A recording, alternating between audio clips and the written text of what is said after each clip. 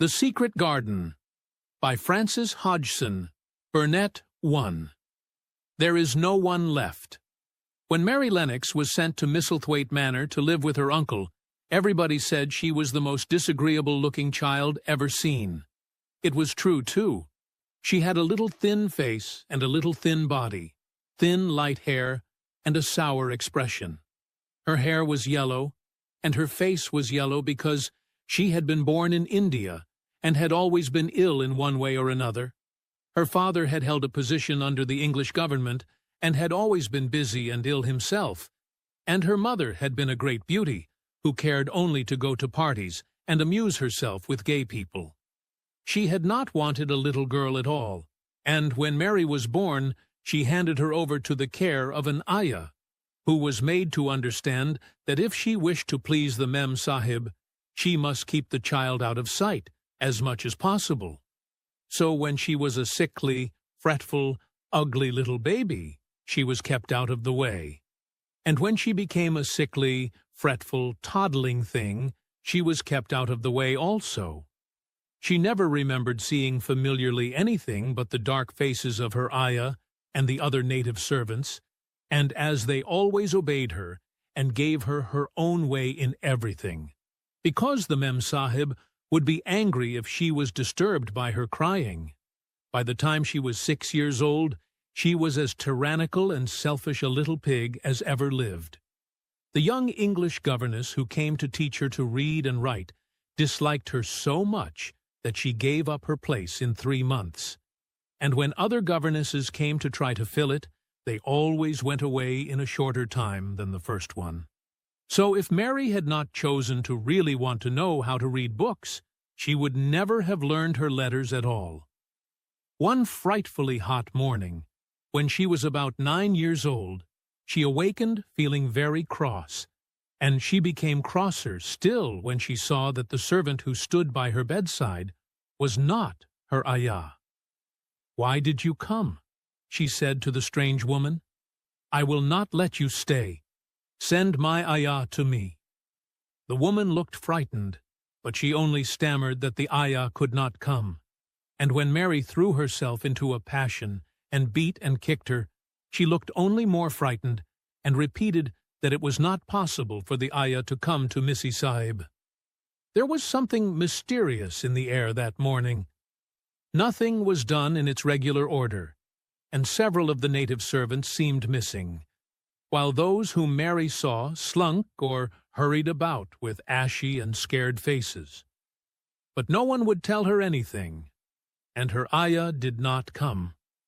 She was actually left alone as the morning went on, and at last she wandered out into the garden and began to play by herself under a tree near the veranda. She pretended that she was making a flower bed, and she stuck big scarlet hibiscus blossoms into little heaps of earth, all the time growing more and more angry and muttering to herself the things she would say and the names she would call Sadie when she returned. "Pig! Pig! Daughter of pigs!" she said, because to call a native a pig is the worst insult of all. She was grinding her teeth and saying this over and over again when she heard her mother come out on the veranda with someone. She was with a fair young man, and they stood talking together in low, strange voices. Mary knew the fair young man who looked like a boy. She had heard that he was a very young officer who had just come from England. The child stared at him, but she stared most at her mother. She always did this when she had a chance to see her, because the Mem Sahib, Mary used to call her that oftener than anything else, was such a tall, slim, pretty person, and wore such lovely clothes. Her hair was like curly silk, and she had a delicate little nose, which seemed to be disdaining things, and she had large, laughing eyes. All her clothes were thin and floating, and Mary said they were full of lace. They looked fuller of lace than ever this morning, but her eyes were not laughing at all. They were large and scared, and lifted imploringly to the fair boy officer's face. "Is it so very bad?" "Oh, is it?" Mary heard her say. "Awfully," the young man answered in a trembling voice. "Awfully, Mrs. Lennox. You ought to have gone to the hills 2 weeks ago." The Memsahib wrung her hands. "Oh, I know I ought," she cried. "I only stayed to go to that silly dinner party. What a fool I was."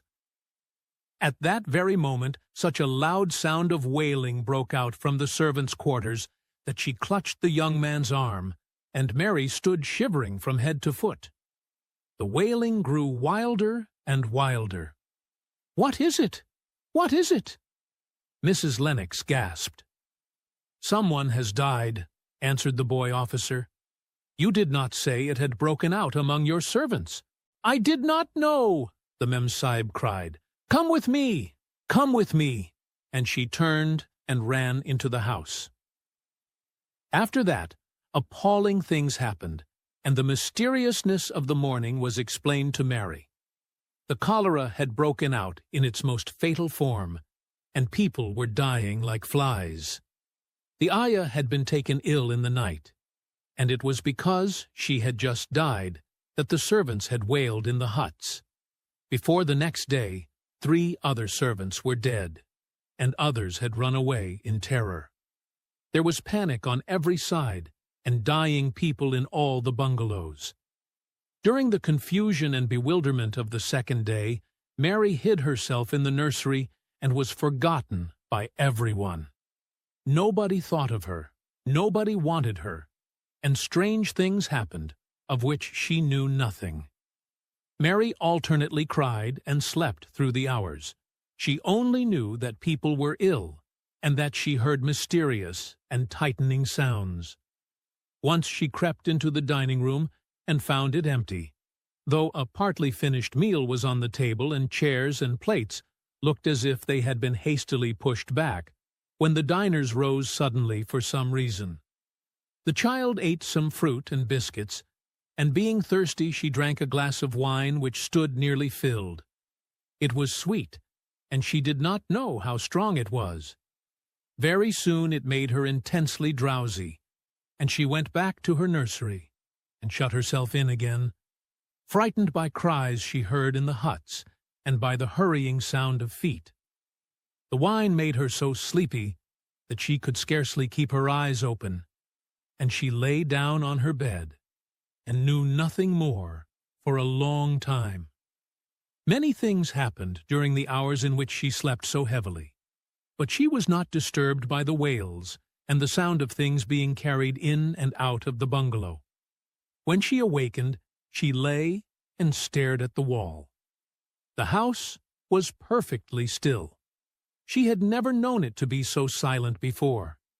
She heard neither voices nor footsteps, and wondered if everybody had got well of the cholera and all the trouble was over.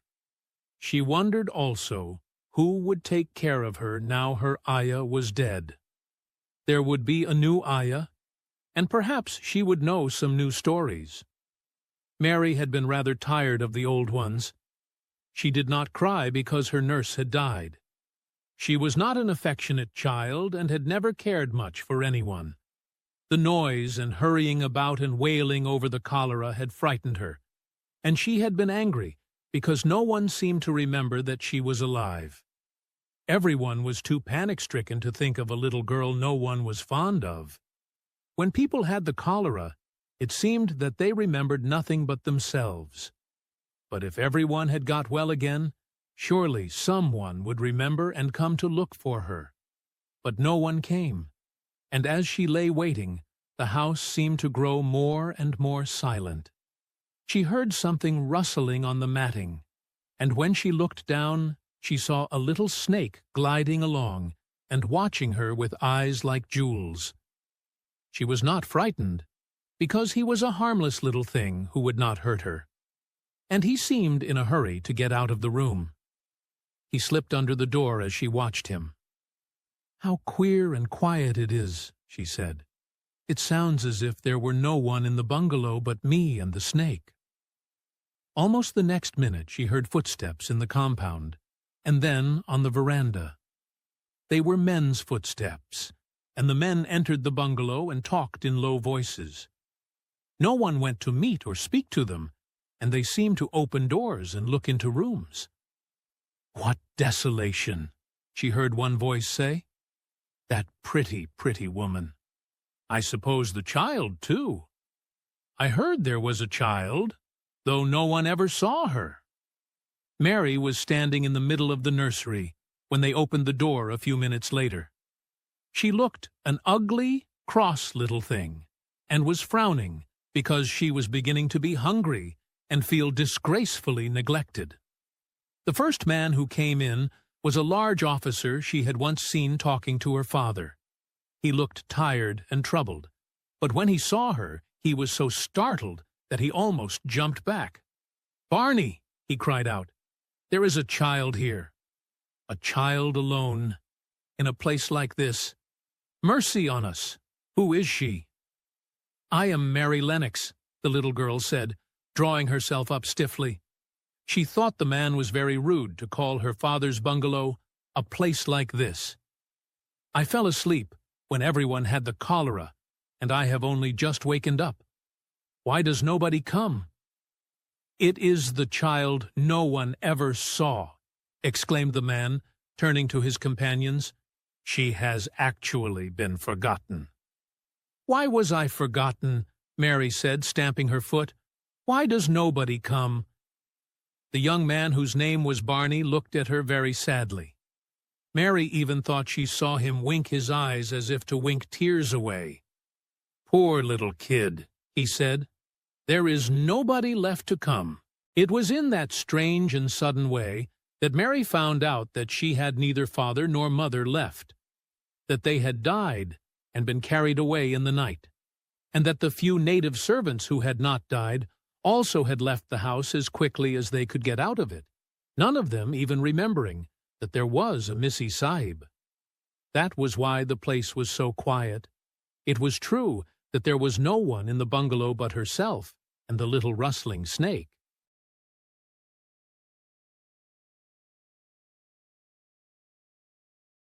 Second, Mistress Mary. Quite contrary. Mary had liked to look at her mother from a distance, and she had thought her very pretty, but as she knew very little of her, she could scarcely have been expected to love her or to miss her very much when she was gone. She did not miss her at all, in fact, and as she was a self-absorbed child, she gave her entire thought to herself, as she had always done. If she had been older, she would no doubt have been very anxious at being left alone in the world, but she was very young, and as she had always been taken care of, she supposed she always would be. What she thought was that she would like to know if she was going to nice people, who would be polite to her and give her her own way as her ayah and the other native servants had done. She knew that she was not going to stay at the English clergyman's house where she was taken at first. She did not want to stay. The English clergyman was poor, and he had 5 children nearly all the same age, and they wore shabby clothes and were always quarreling and snatching toys from each other. Mary hated their untidy bungalow, and was so disagreeable to them that after the first day or two nobody would play with her. By the second day they had given her a nickname which made her furious. It was Basil who thought of it first. Basil was a little boy, with impudent blue eyes and a turned-up nose, and Mary hated him. She was playing by herself under a tree, just as she had been playing the day the cholera broke out. She was making heaps of earth and paths for a garden, and Basil came and stood near to watch her. Presently he got rather interested and suddenly made a suggestion. "Why don't you put a heap of stones there and pretend it is a rockery?" he said. "There in the middle," and he leaned over her to point. "Go away," cried Mary. "I don't want boys. Go away." For a moment Basil looked angry, and then he began to tease. He was always teasing his sisters. He danced round and round her, and made faces, and sang and laughed. "Mistress Mary, quite contrary. How does your garden grow?"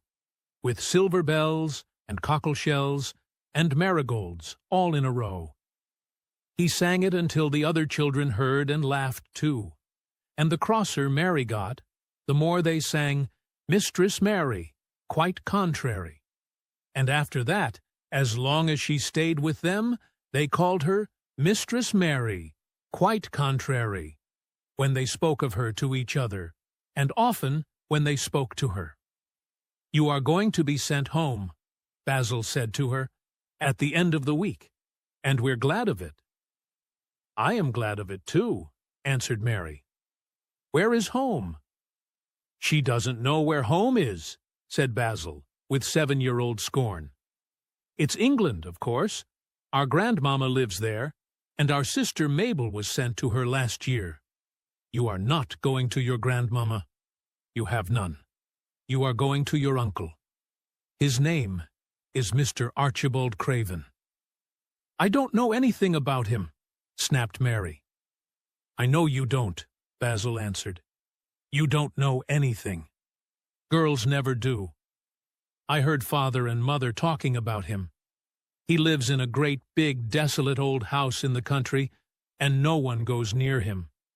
He's so cross he won't let them, and they wouldn't come if he would let them.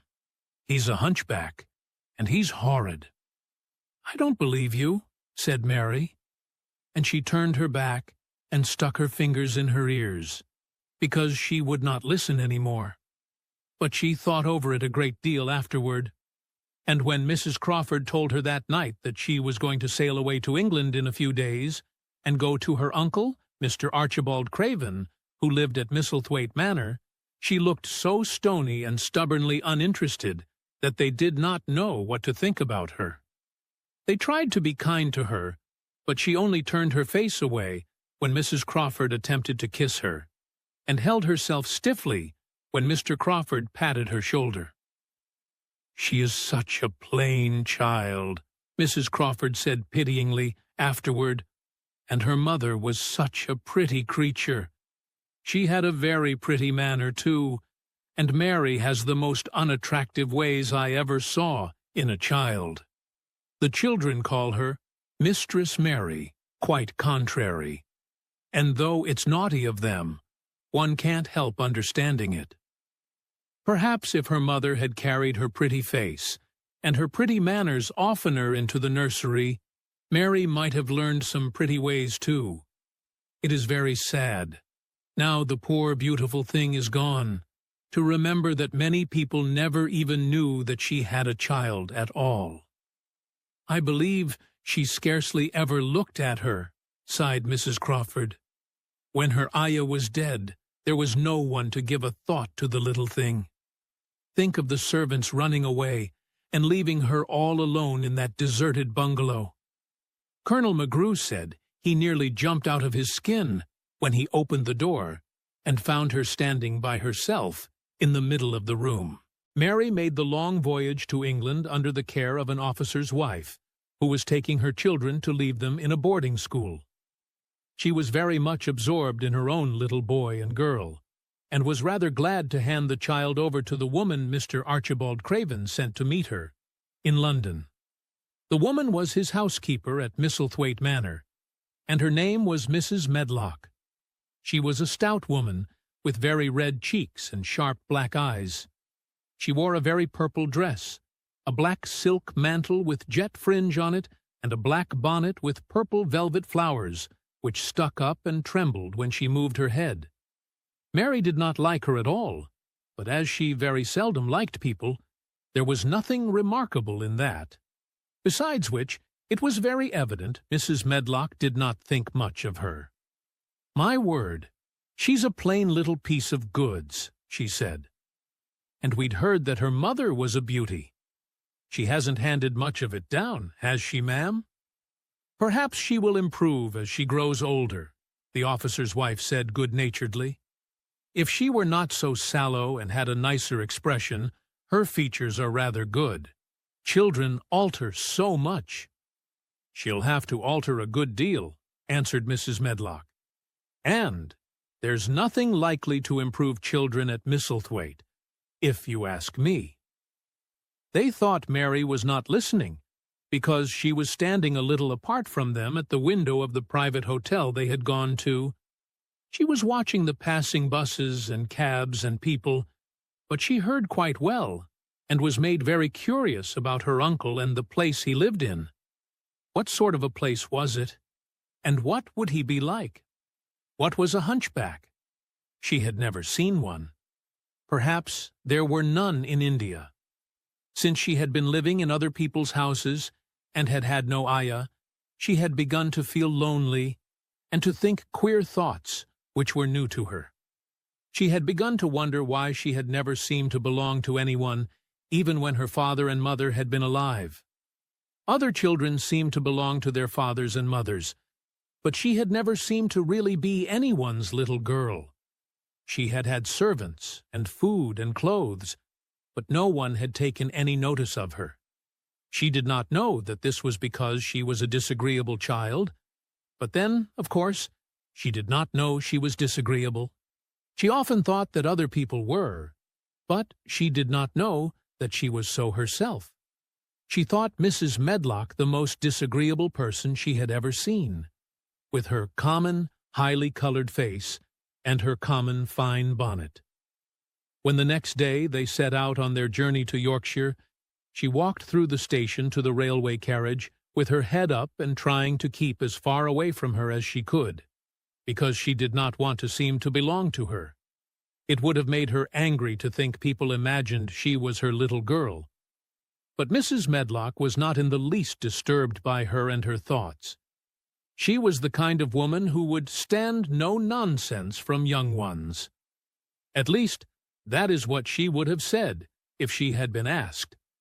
She had not wanted to go to London just when her sister Maria's daughter was going to be married, but she had a comfortable, well-paid place as housekeeper at Misselthwaite Manor, and the only way in which she could keep it was to do at once what Mr. Archibald Craven told her to do.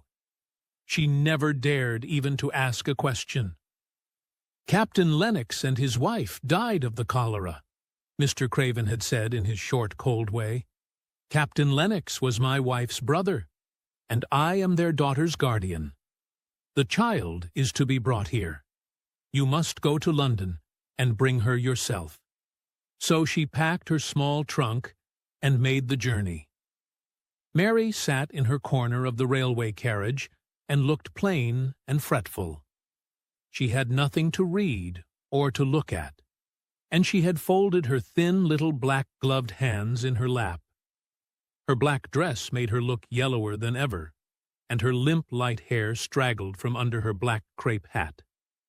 A more marred-looking young one I never saw in my life, Mrs. Medlock thought.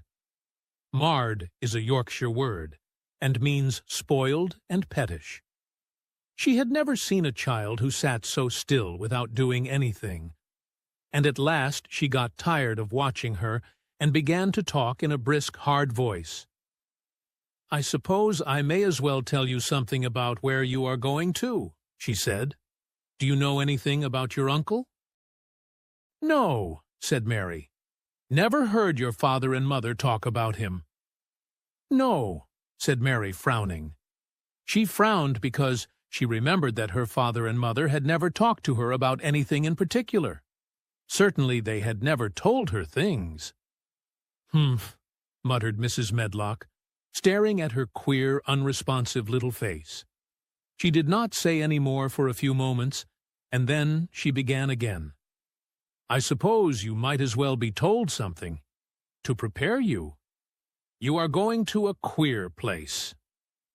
Mary said nothing at all, and Mrs. Medlock looked rather discomfited by her apparent indifference, but, after taking a breath, she went on. "Not but that it's a grand big place in a gloomy way, and Mr. Craven's proud of it in his way. And that's gloomy enough, too. The house is 600 years old, and it's on the edge of the moor, and there's near 100 rooms in it, though most of them's shut up and locked. And there's pictures, and fine old furniture, and things that's been there for ages, and there's a big park round it, and gardens and trees with branches trailing to the ground. Some of them." She paused and took another breath. But there's nothing else, she ended suddenly. Mary had begun to listen in spite of herself. It all sounded so unlike India, and anything new rather attracted her. But she did not intend to look as if she were interested. That was one of her unhappy, disagreeable ways. So she sat still. "Well," said Mrs. Medlock, "what do you think of it?" "Nothing," she answered. "I know nothing about such places." That made Mrs. Medlock laugh, a short sort of laugh. "Eh," she said, "but you are like an old woman. Don't you care?" "It doesn't matter," said Mary, "whether I care or not." "You are right enough there," said Mrs. Medlock. "It doesn't. What you're to be kept at Misselthwaite Manor for, I don't know, unless because it's the easiest way. He's not going to trouble himself about you, that's sure and certain. He never troubles himself about no one." She stopped herself as if she had just remembered something in time. "He's got a crooked back," she said. "That set him wrong. He was a sour young man, and got no good of all his money and big place till he was married." Mary's eyes turned toward her in spite of her intention not to seem to care. She had never thought of the hunchback's being married, and she was a trifle surprised. Mrs. Medlock saw this, and as she was a talkative woman, she continued with more interest. This was one way of passing some of the time, at any rate. She was a sweet, pretty thing, and he'd have walked the world over to get her a blade of grass she wanted. Nobody thought she'd marry him, but she did, and people said she married him for his money. But she didn't. She didn't, positively. When she died, Mary gave a little involuntary jump. "Oh, did she die?" she exclaimed, quite without meaning to.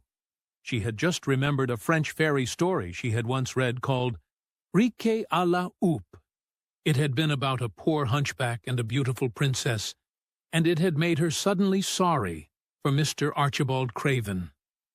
"Yes, she died," Mrs. Medlock answered, "and it made him queerer than ever. He cares about nobody. He won't see people. Most of the time he goes away, and when he is at Misselthwaite, he shuts himself up in the West Wing and won't let anyone but Pitcher see him. Pitcher's an old fellow, but he took care of him when he was a child, and he knows his ways." It sounded like something in a book, and it did not make Mary feel cheerful. A house with 100 rooms, nearly all shut up and with their doors locked. A house on the edge of a moor, whatsoever a moor was, sounded dreary. A man with a crooked back who shut himself up also. She stared out of the window with her lips pinched together, and it seemed quite natural that the rain should have begun to pour down in gray, slanting lines and splash and stream down the window panes. If the pretty wife had been alive, she might have made things cheerful by being something like her own mother, and by running in and out and going to parties, as she had done in frocks full of lace. But she was not there any more. "You needn't expect to see him, because 10 to 1 you won't," said Mrs. Medlock. "And you mustn't expect that there will be people to talk to you. You'll have to play about and look after yourself. You'll be told what rooms you can go into and what rooms you're to keep out of. There's gardens enough. But when you're in the house, don't go wandering and poking about. Mr. Craven won't have it." "I shall not want to go poking about," said sour little Mary. And just as suddenly as she had begun to be rather sorry for Mr. Archibald Craven, she began to cease to be sorry, and to think he was unpleasant enough to deserve all that had happened to him. And she turned her face toward the streaming panes of the window of the railway carriage and gazed out at the gray rainstorm which looked as if it would go on for ever and ever. She watched it so long and steadily that the grayness grew heavier and heavier before her eyes, and she fell asleep. 3. Across the moor.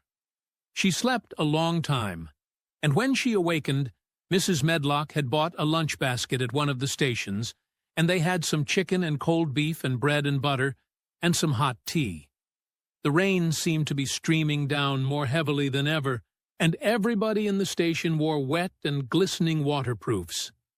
The guard lighted the lamps in the carriage, and Mrs. Medlock cheered up very much over her tea and chicken and beef. She ate a great deal, and afterward fell asleep herself. And Mary sat and stared at her, and watched her fine bonnet slip on one side until she herself fell asleep once more in the corner of the carriage, lulled by the splashing of the rain against the windows. It was quite dark when she awakened again.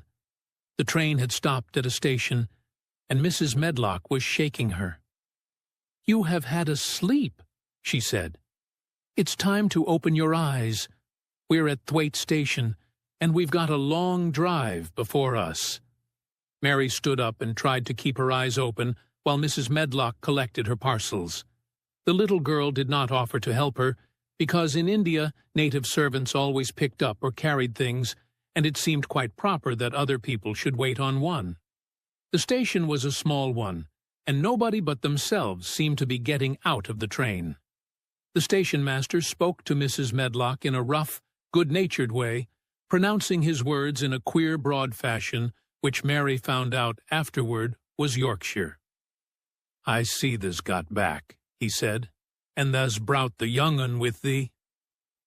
"Aye, that's her," answered Mrs. Medlock, speaking with a Yorkshire accent herself, and jerking her head over her shoulder toward Mary. "How's thy missus?" "Well enow. The carriage is waitin' outside for thee."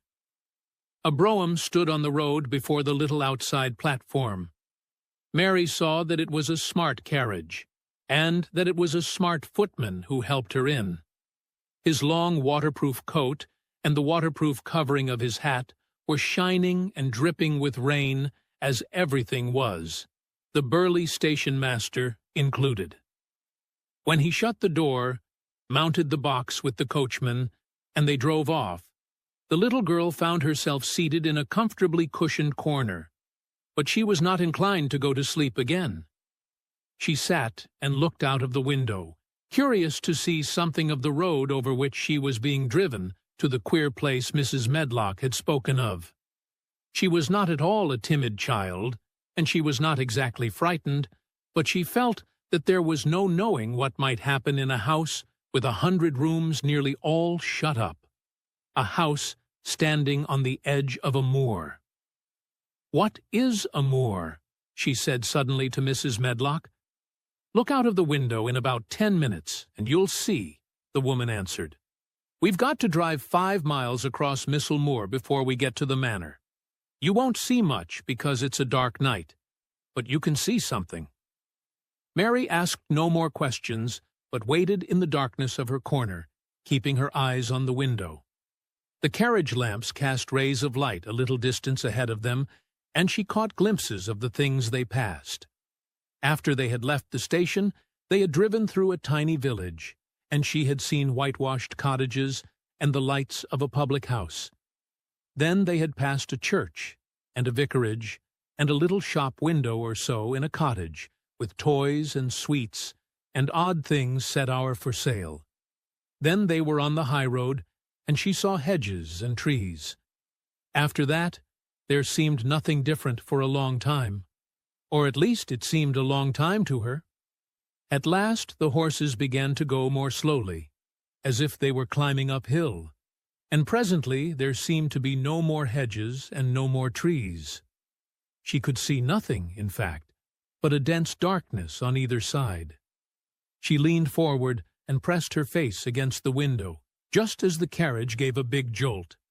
"Hey, we're on the moor now, sure enough," said Mrs. Medlock.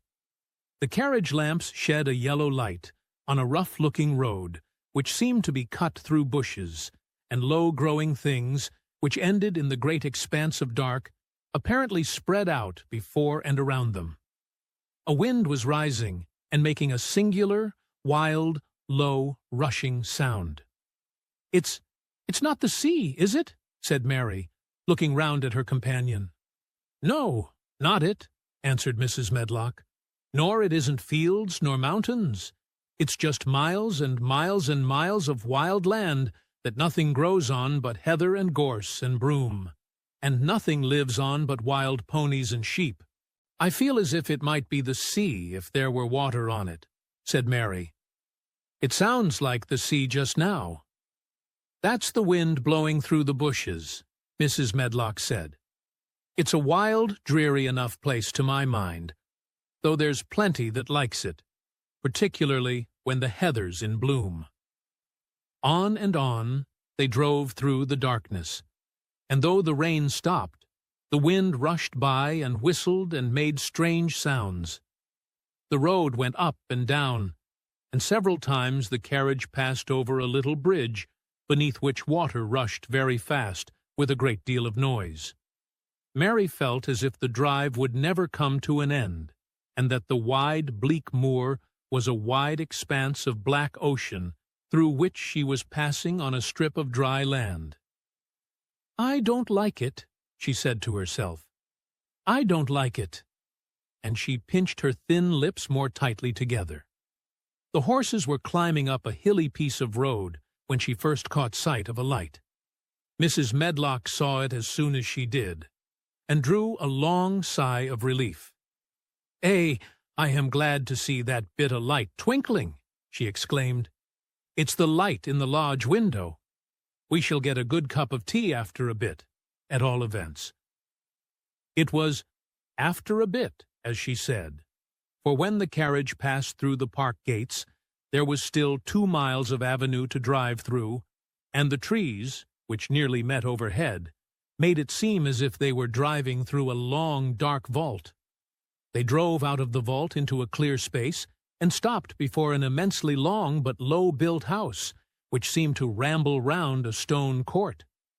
At first Mary thought that there were no lights at all in the windows, but as she got out of the carriage, she saw that one room in a corner upstairs showed a dull glow. The entrance door was a huge one, made of massive, curiously shaped panels of oak, studded with big iron nails, and bound with great iron bars. It opened into an enormous hall, which was so dimly lighted that the faces in the portraits on the walls and the figures in the suits of armor made Mary feel that she did not want to look at them. As she stood on the stone floor, she looked a very small, odd little black figure, and she felt as small and lost and odd as she looked. A neat, thin old man stood near the manservant who opened the door for them. "You are to take her to her room," he said in a husky voice. "He doesn't want to see her. He's going to London in the morning." "Very well, Mr. Pitcher," Mrs. Medlock answered. "So long as I know what's expected of me, I can manage." "What's expected of you, Mrs. Medlock," Mr. Pitcher said, "is that you make sure that he's not disturbed and that he doesn't see what he doesn't want to see." And then Mary Lennox was led up a broad staircase, and down a long corridor, and up a short flight of steps, and through another corridor and another, until a door opened in a wall, and she found herself in a room with a fire in it, and a supper on a table. Mrs. Medlock said unceremoniously, "Well, here you are. This room and the next are where you'll live, and you must keep to them. Don't you forget that." It was in this way Mistress Mary arrived at Misselthwaite Manor, and she had perhaps never felt quite so contrary in all her life.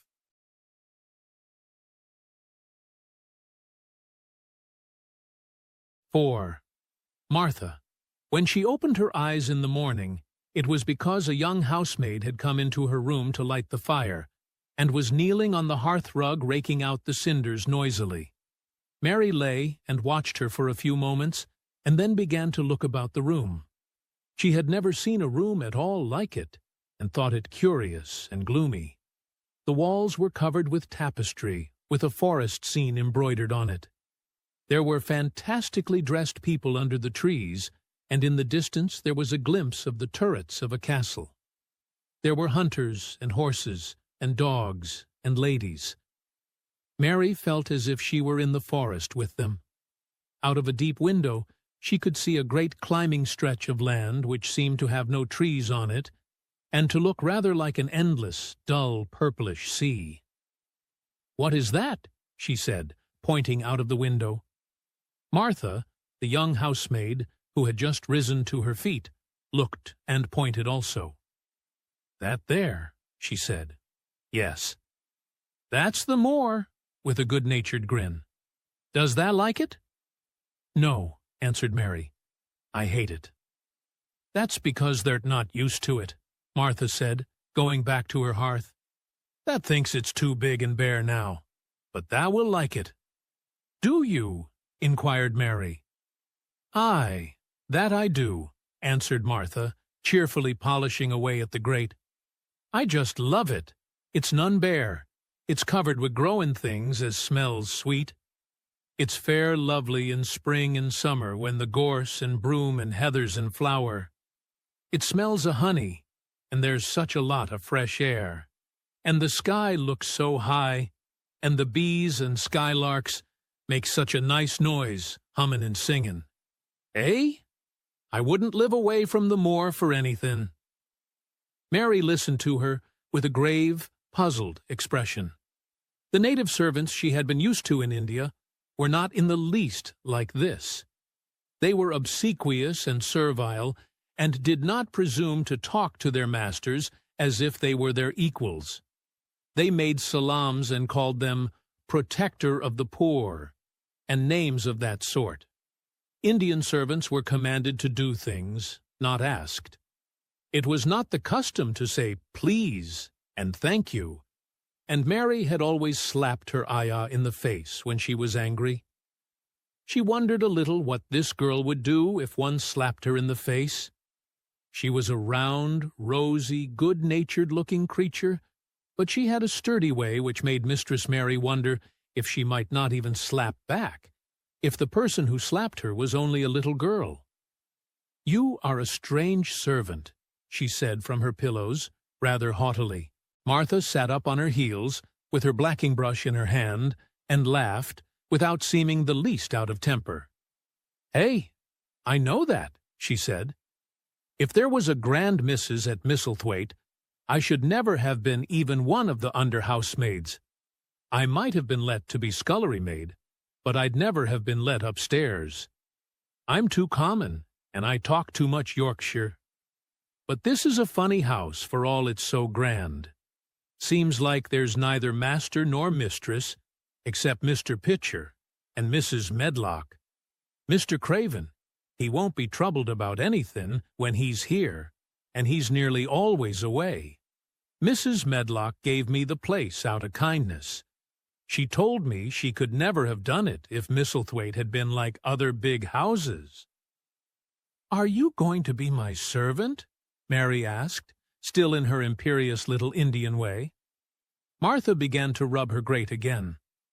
"I'm Mrs. Medlock's servant," she said stoutly. "And she's Mr. Craven's. But I'm to do the housemaid's work up here and wait on you a bit. But you won't need much waiting on." "Who is going to dress me?" demanded Mary. Martha sat up on her heels again and stared. She spoke in broad Yorkshire in her amazement. "Canna that dress thysen?" she said. "What do you mean?"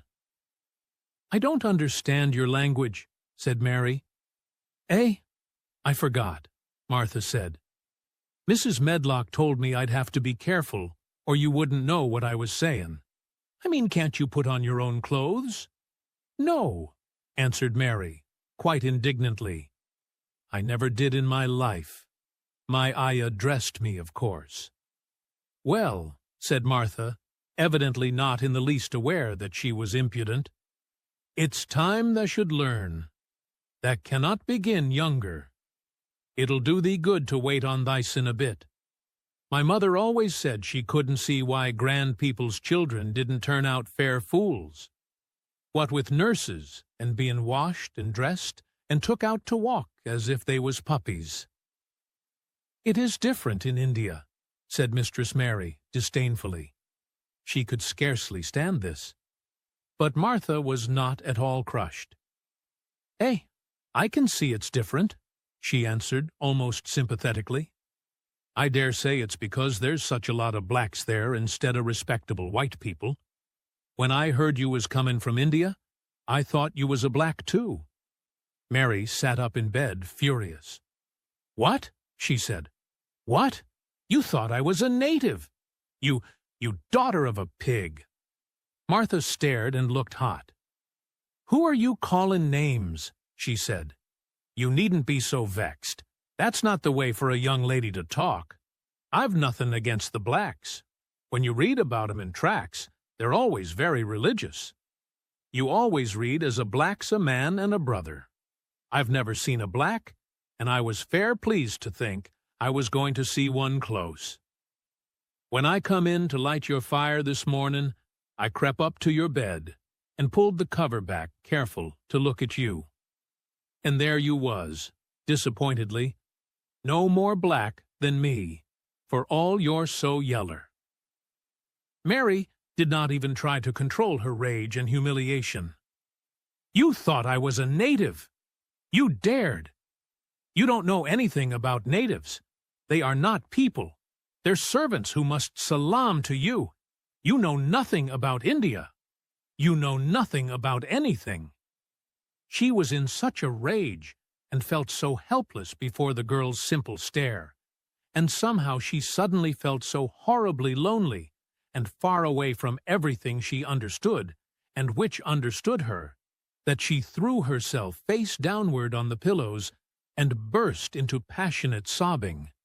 She sobbed so unrestrainedly that good-natured Yorkshire Martha was a little frightened, and quite sorry for her. She went to the bed and bent over her. "Hey, you mustn't cry like that there," she begged. "You mustn't for sure. I didn't know you'd be vexed. I don't know anything about anything, just like you said. I beg your pardon, miss. Do stop cryin'." There was something comforting and really friendly in her queer Yorkshire speech and sturdy way which had a good effect on Mary. She gradually ceased crying and became quiet. Martha looked relieved. "It's time for thee to get up now," she said. "Mrs. Medlock said I was to carry their breakfast and tea and dinner into the room next to this. It's been made into a nursery for thee.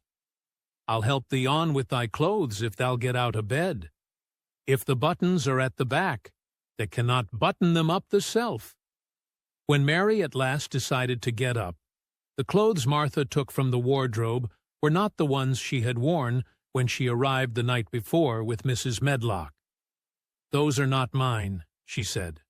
"Mine are black." She looked the thick white wool coat and dress over, and added with cool approval, "Those are nicer than mine." "These are the ones thou must put on," Martha answered. "Mr. Craven ordered Mrs. Medlock to get 'em in London. He said, 'I won't have a child dressed in black wanderin' about like a lost soul,' he said. 'It'd make the place sadder than it is, put color on her.' Mother, she said she knew what he meant. Mother always knows what a body means. She doesn't hold with black hersel." "I hate black things," said Mary. The dressing process was one which taught them both something.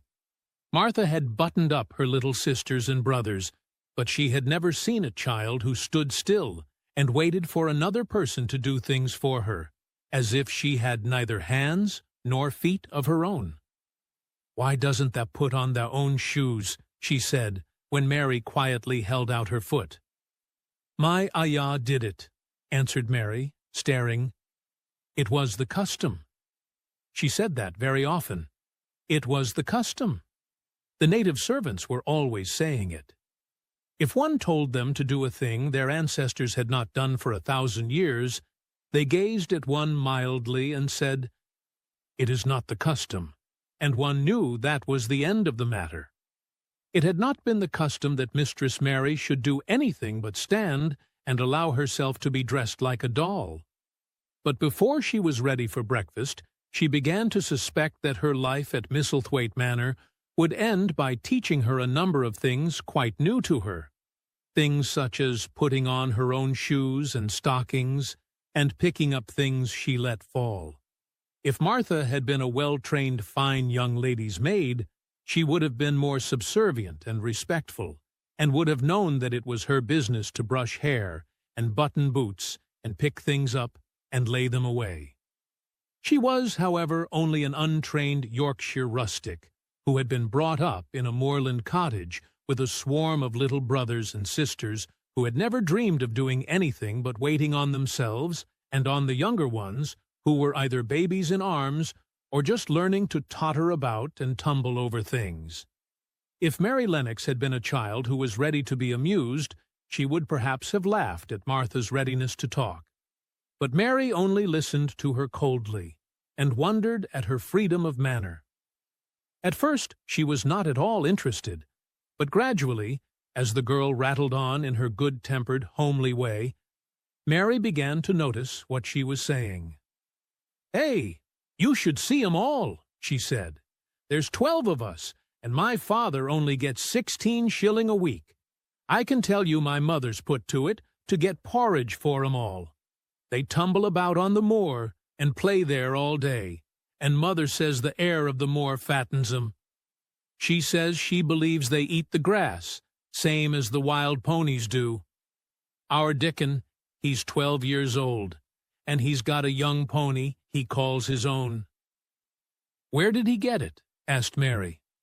"He found it on the moor with its mother when it was a little one, and he began to make friends with it, and give it bits of bread and pluck young grass for it. And it got to like him, so it follows him about, and it lets him get on its back. Dickon's a kind lad, and animals likes him." Mary had never possessed an animal pet of her own, and had always thought she should like one. So she began to feel a slight interest in Dickon, and as she had never before been interested in anyone but herself, it was the dawning of a healthy sentiment. When she went into the room which had been made into a nursery for her, she found that it was rather like the one she had slept in. It was not a child's room, but a grown-up person's room, with gloomy old pictures on the walls and heavy old oak chairs. A table in the center was set with a good substantial breakfast, but she had always had a very small appetite, and she looked with something more than indifference at the first plate Martha set before her. "I don't want it," she said. "That doesn't want thy porridge," Martha exclaimed incredulously. "No." "That doesn't know how good it is. Put a bit of treacle on it, or a bit of sugar." "I don't want it," repeated Mary. "Eh," said Martha, "I can't abide to see good victuals go to waste. If our children was at this table, they'd clean it bare in 5 minutes." "Why?" said Mary coldly. "Why?" echoed Martha. "Because they scarce ever had their stomachs full in their lives. They're as hungry as young hawks and foxes." "I don't know what it is to be hungry," said Mary, with the indifference of ignorance. Martha looked indignant. "Well, it would do thee good to try it. I can see that plain enough," she said outspokenly. "I've no patience with folk as sits and just stares at good bread and meat. My word!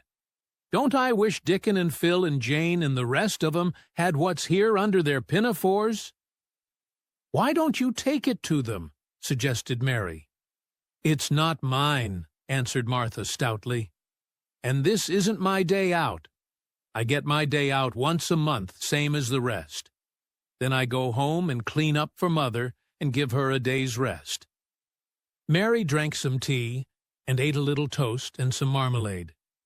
"You wrap up warm and run out and play you," said Martha. "It'll do you good and give you some stomach for your meat." Mary went to the window. There were gardens and paths and big trees, but everything looked dull and wintry. "Out? Why should I go out on a day like this?" "Well, if that doesn't go out, they'll have to stay in. And what has that got to do?" Mary glanced about her. There was nothing to do. When Mrs. Medlock had prepared the nursery, she had not thought of amusement. Perhaps it would be better to go and see what the gardens were like. "Who will go with me?" she inquired. Martha stared.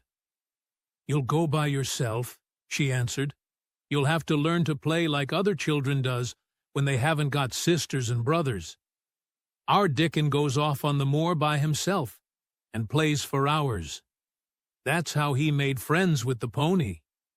He's got sheep on the moor that knows him, and birds as comes and eats out of his hand. However little there is to eat, he always saves a bit of his bread to coax his pets." It was really this mention of Dickon which made Mary decide to go out, though she was not aware of it. There would be birds outside, though there would not be ponies or sheep. They would be different from the birds in India, and it might amuse her to look at them. Martha found her coat and hat for her and a pair of stout little boots, and she showed her way downstairs. "If that goes round that way, they'll come to the gardens," she said, pointing to a gate in a wall of shrubbery. "There's lots of flowers in summer-time, but there's nothing bloomin' now." She seemed to hesitate a second before she added, "One of the gardens is locked up. No one has been in it for 10 years. "Why?" asked Mary in spite of herself. Here was another locked door added to the 100 in the strange house. Mr. Craven had it shut when his wife died so sudden. He won't let no one go inside. It was her garden. He locked the door and dug a hole and buried the key. There's Mrs. Medlock's bell ringing. I must run." After she was gone, Mary turned down the walk which led to the door in the shrubbery. She could not help thinking about the garden which no one had been into for 10 years. She wondered what it would look like, and whether there were any flowers still alive in it. When she had passed through the shrubbery gate, she found herself in great gardens with wide lawns and winding walks with clipped borders. There were trees and flower beds and evergreens clipped into strange shapes, and a large pool with an old gray fountain in its midst. But the flower beds were bare and wintry, and the fountain was not playing. This was not the garden which was shut up. How could a garden be shut up? You could always walk into a garden. She was just thinking this when she saw that at the end of the path she was following there seemed to be a long wall with ivy growing over it. She was not familiar enough with England to know that she was coming upon the kitchen gardens where the vegetables and fruit were growing. She went toward the wall and found that there was a green door in the ivy, and that it stood open. This was not the closed garden, evidently, and she could go into it. She went through the door and found that it was a garden with walls all round it, and that it was only one of several walled gardens which seemed to open into one another. She saw another open green door, revealing bushes and pathways between beds containing winter vegetables. Fruit trees were trained flat against the wall, and over some of the beds there were glass frames. The place was bare and ugly enough, Mary thought, as she stood and stared about her. It might be nicer in summer when things were green, but there was nothing pretty about it now. Presently, an old man with a spade over his shoulder walked through the door leading from the second garden. He looked startled when he saw Mary, and then touched his cap. He had a surly old face and did not seem at all pleased to see her. But then she was displeased with his garden and wore her quite contrary expression, and certainly did not seem at all pleased to see him. "What is this place?" she asked. "One of the kitchen gardens," he answered. "What is that?" said Mary, pointing through the other green door. "Another of 'em," shortly. "There's another on t'other side of the wall, and there's the orchard t'other side of that." "Can I go in them?" asked Mary. "If that likes. But there's nowt to see." Mary made no response. She went down the path and through the second green door. There she found more walls and winter vegetables and glass frames, but in the second wall there was another green door, and it was not open. Perhaps it led into the garden which no one had seen for 10 years.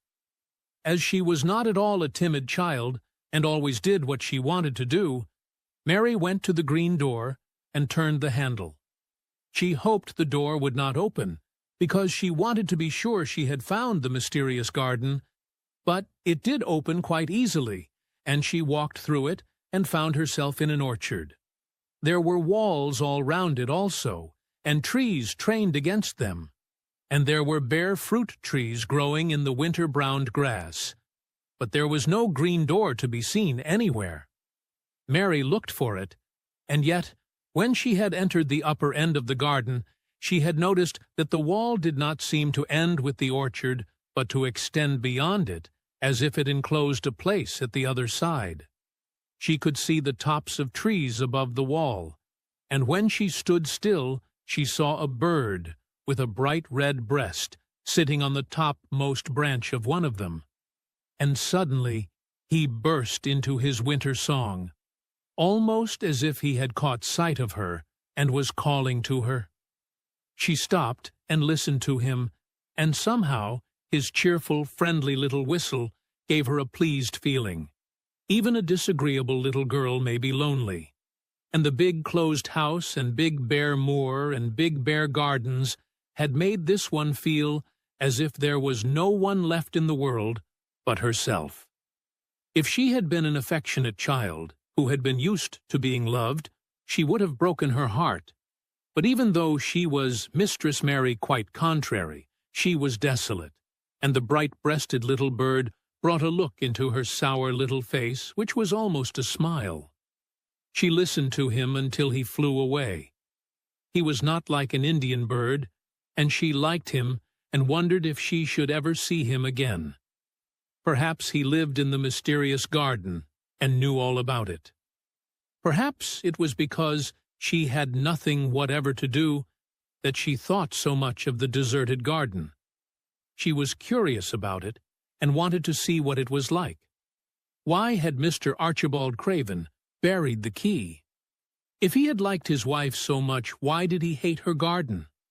She wondered if she should ever see him, but she knew that if she did, she should not like him, and he would not like her, and that she should only stand and stare at him and say nothing, though she should be wanting dreadfully to ask him why he had done such a queer thing. People never like me, and I never like people, she thought, and I never can talk as the Crawford children could. They were always talking and laughing and making noises. She thought of the robin, and of the way he seemed to sing his song at her. And as she remembered the tree-top he perched on, she stopped rather suddenly on the path. I believe that tree was in the secret garden. I feel sure it was, she said. There was a wall round the place, and there was no door. She walked back into the first kitchen garden she had entered, and found the old man digging there. She went and stood beside him, and watched him a few moments in her cold little way. He took no notice of her, and so at last she spoke to him. I have been into the other gardens, she said. There was nothing to prevent thee, he answered crustily. I went into the orchard. There was no dog at the door to bite thee, he answered. There was no door there into the other garden, said Mary. What garden?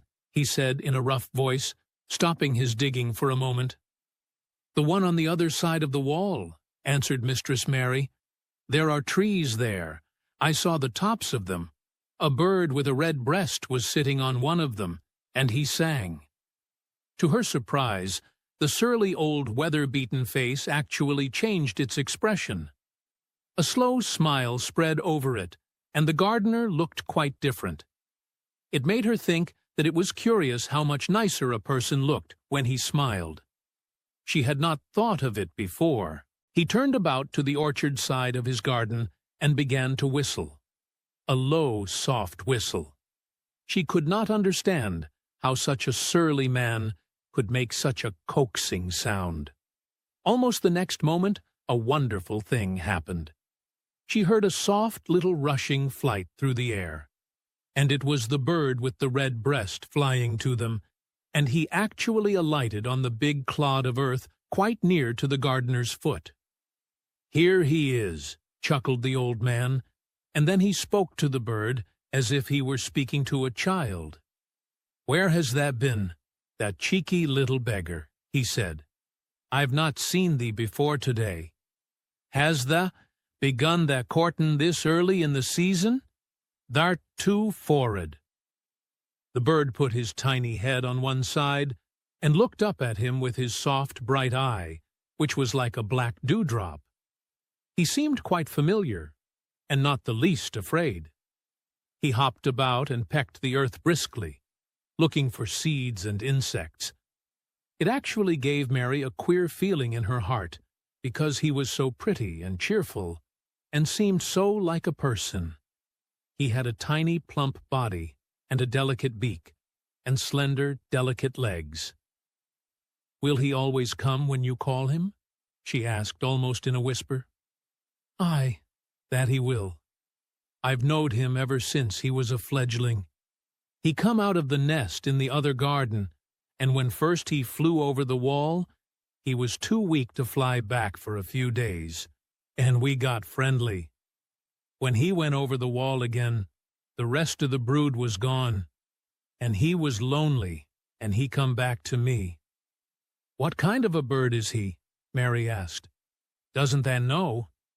He's a robin redbreast, and they're the friendliest, curiousest birds alive. They're almost as friendly as dogs, if you know how to get on with them.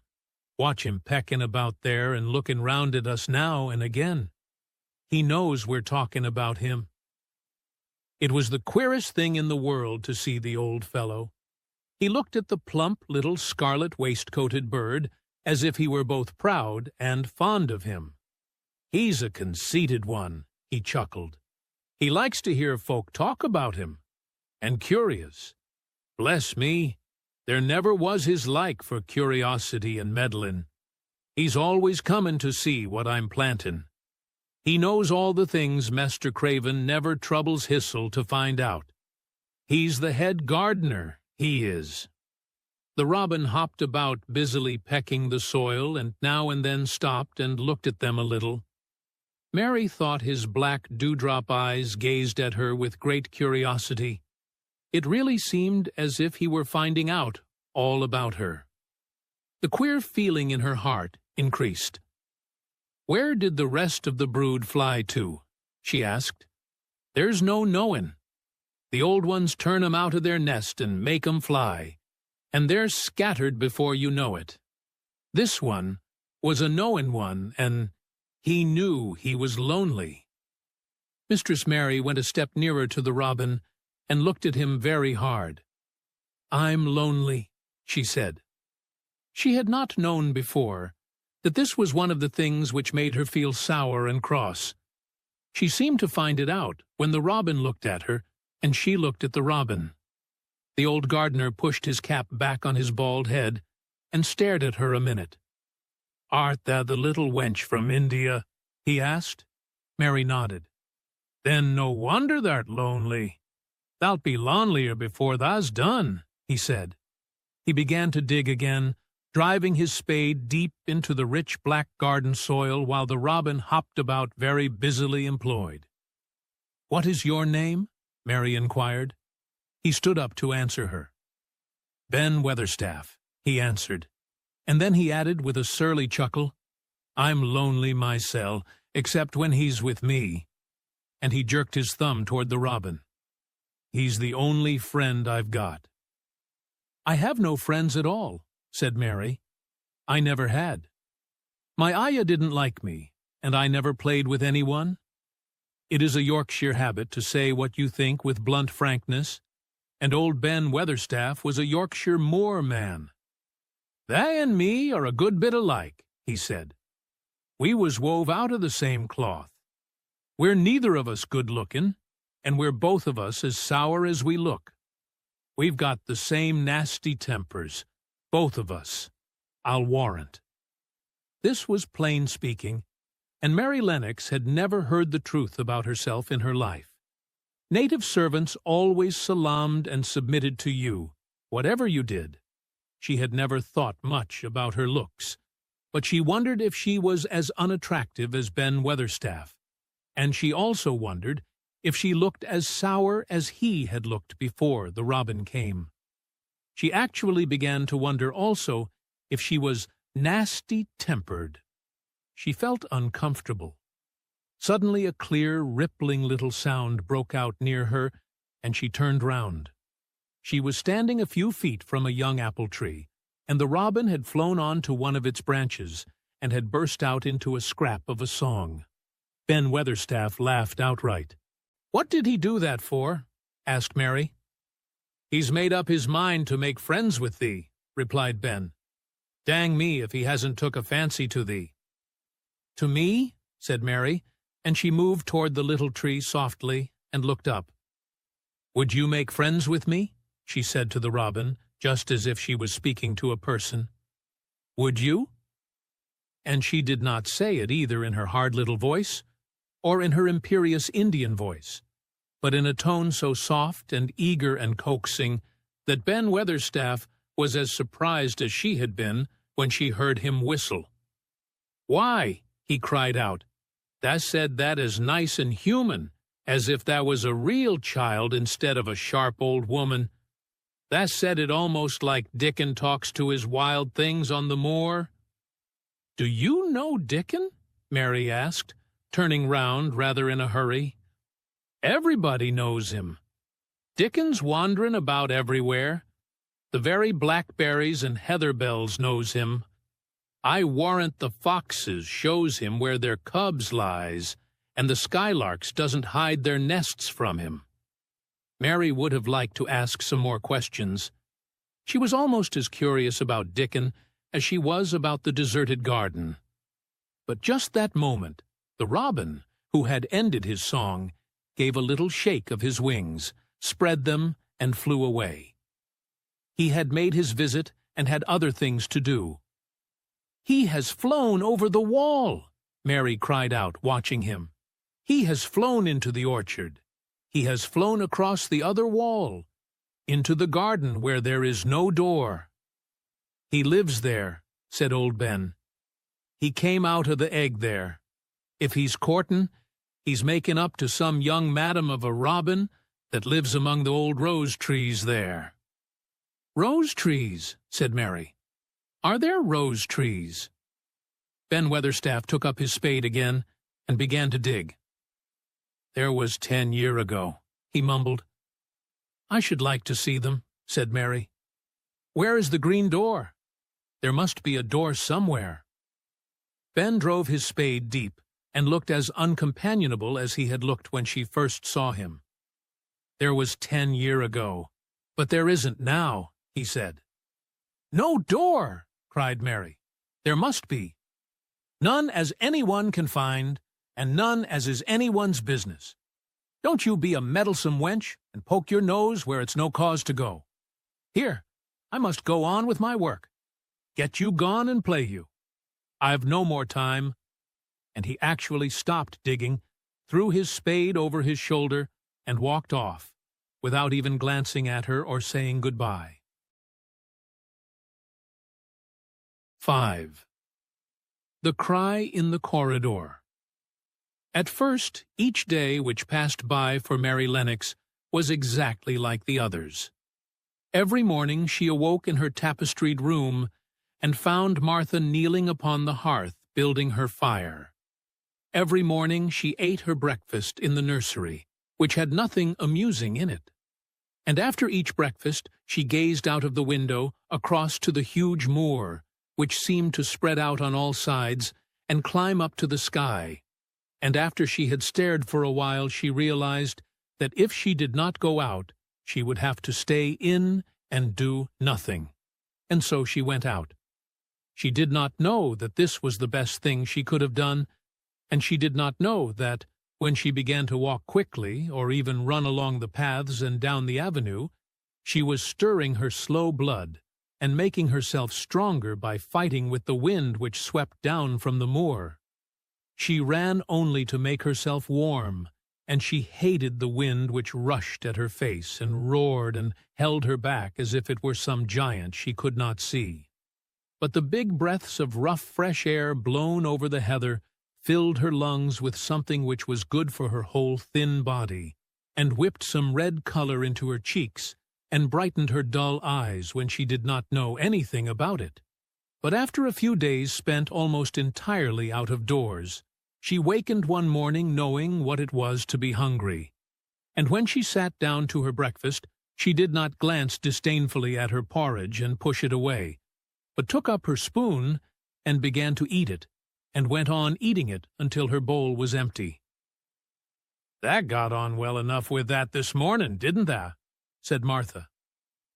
"It tastes nice today," said Mary, feeling a little surprised herself. "It's the air of the moor that's given thee stomach for thy victuals," answered Martha. "It's lucky for thee that thou's got victuals as well as appetite. There's been 12 in our cottage as had the stomach and nothing to put in it. You go on playing you out of doors every day, and you'll get some flesh on your bones, and you won't be so yeller." "I don't play," said Mary. "I have nothing to play with." "Nothing to play with!" exclaimed Martha. "Our children plays with sticks and stones. They just runs about and shouts, and looks at things." Mary did not shout, but she looked at things. There was nothing else to do. She walked round and round the gardens, and wandered about the paths in the park. Sometimes she looked for Ben Weatherstaff, but though several times she saw him at work, he was too busy to look at her, or was too surly. Once, when she was walking toward him, he picked up his spade, and turned away, as if he did it on purpose. One place she went to oftener than to any other.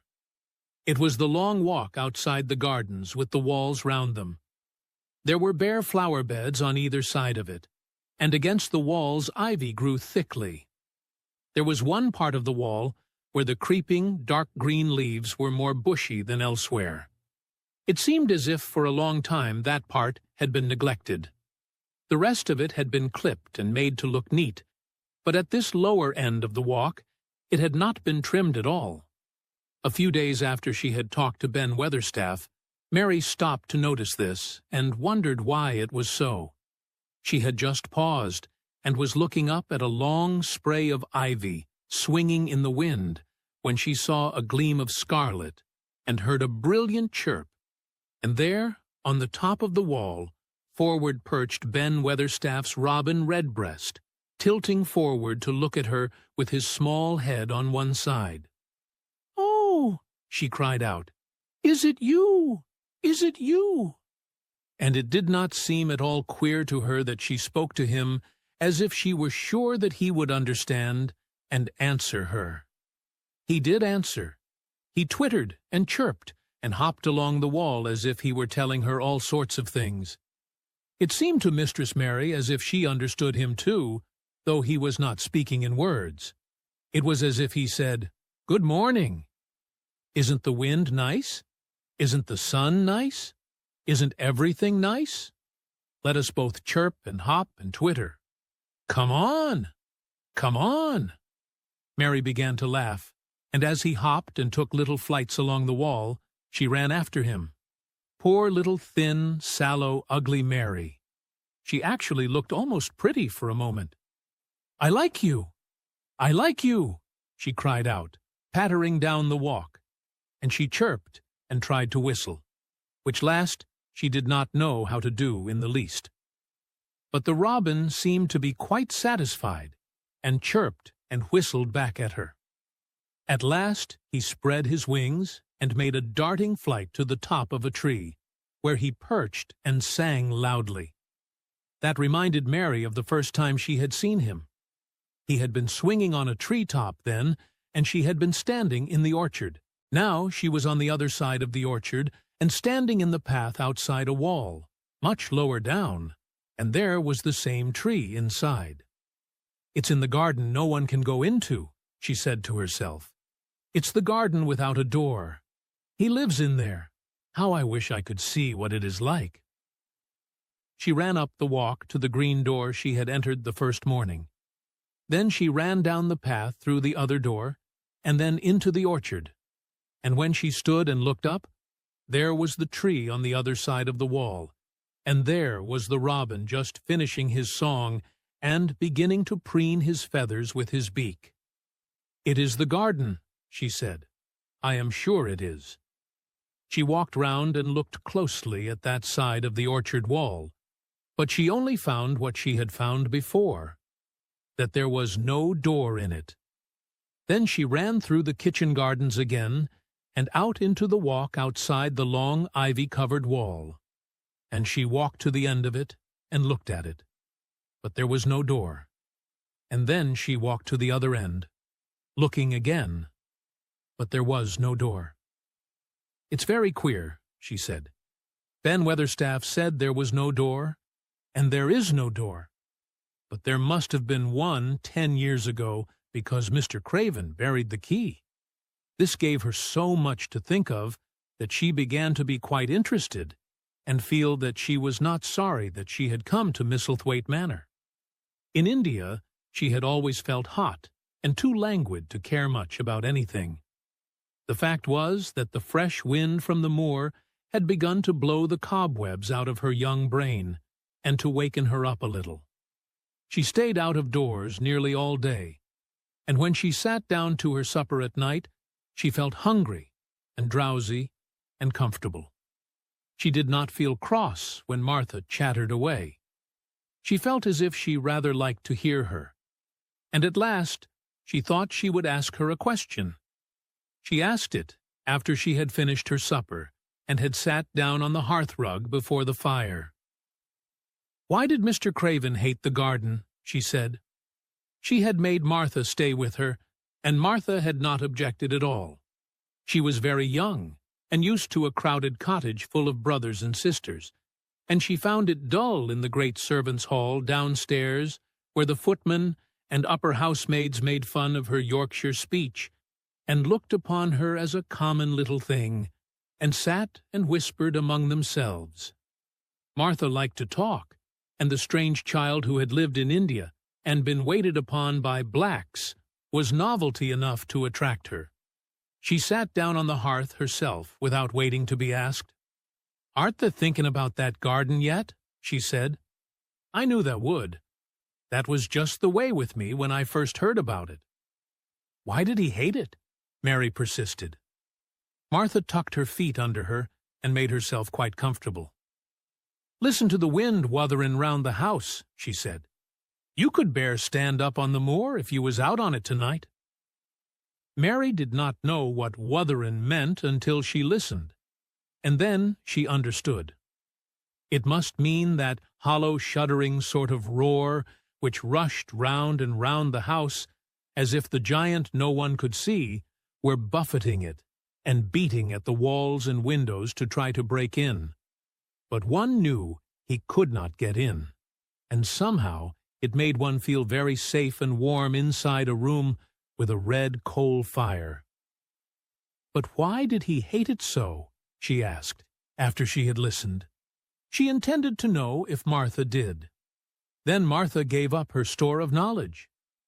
"Mind," she said, "Mrs. Medlock said it's not to be talked about. There's lots of things in this place that's not to be talked over. That's Mr. Craven's orders. His troubles are none servant's business, he says. But for the garden, he wouldn't be like he is. It was Mrs. Craven's garden that she had made when first they were married, and she just loved it. And they used to tend the flowers themselves. And none of the gardeners was ever let to go in. Him and her used to go in and shut the door and stay there hours and hours, readin' and talkin'. And she was just a bit of a girl, and there was an old tree with a branch bent like a seat on it, and she made roses grow over it, and she used to sit there. But one day when she was sittin' there, the branch broke, and she fell on the ground and was hurt so bad that next day she died. The doctors thought he'd go out of his mind and die too. That's why he hates it. No one's never gone in since, and he won't let anyone talk about it." Mary did not ask any more questions. She looked at the red fire and listened to the wind wutherin'. It seemed to be wutherin' louder than ever. At that moment, a very good thing was happening to her. 4 good things had happened to her, in fact, since she came to Misselthwaite Manor. She had felt as if she had understood a robin, and that he had understood her. She had run in the wind until her blood had grown warm. She had been healthily hungry for the first time in her life, and she had found out what it was to be sorry for someone. But as she was listening to the wind, she began to listen to something else. She did not know what it was, because at first she could scarcely distinguish it from the wind itself. It was a curious sound. It seemed almost as if a child were crying somewhere. Sometimes the wind sounded rather like a child crying, but presently Mistress Mary felt quite sure this sound was inside the house, not outside it. It was far away, but it was inside. She turned round and looked at Martha. "Do you hear anyone crying?" she said. Martha suddenly looked confused. "No," she answered. "It's the wind. Sometimes it sounds like as if someone was lost on the moor and wailin'. It's got all sorts of sounds." "But listen," said Mary. "It's in the house, down one of those long corridors." And at that very moment, a door must have been opened somewhere downstairs, for a great rushing draught blew along the passage, and the door of the room they sat in was blown open with a crash, and as they both jumped to their feet, the light was blown out, and the crying sound was swept down the far corridor so that it was to be heard more plainly than ever. "There," said Mary. "I told you so. It is someone crying, and it isn't a grown-up person."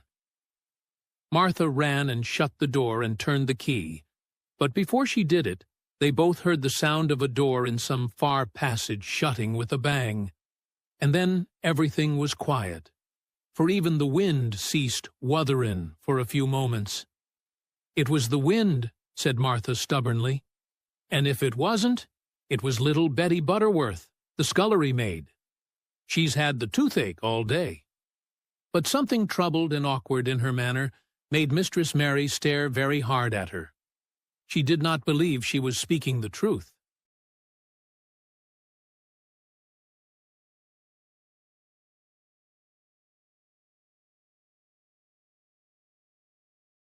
"6.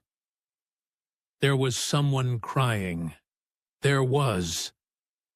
The next day the rain poured down in torrents again, and when Mary looked out of her window, the moor was almost hidden by grey mist and cloud. There could be no going out today. "What do you do in your cottage when it rains like this?" she asked Martha. "Try to keep from under each other's feet mostly," Martha answered. "Eh? There does seem a lot of us, then. Mother's a good-tempered woman, but she gets fair moithered. The biggest ones goes out in the cow-shed and plays there.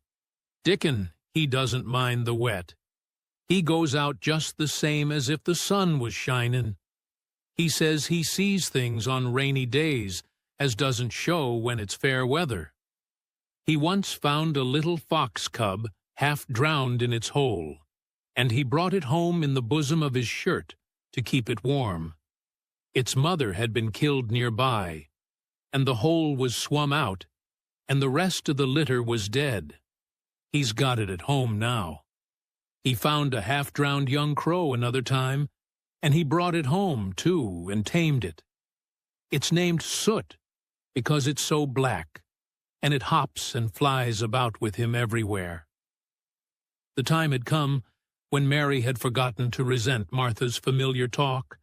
She had even begun to find it interesting and to be sorry when she stopped or went away.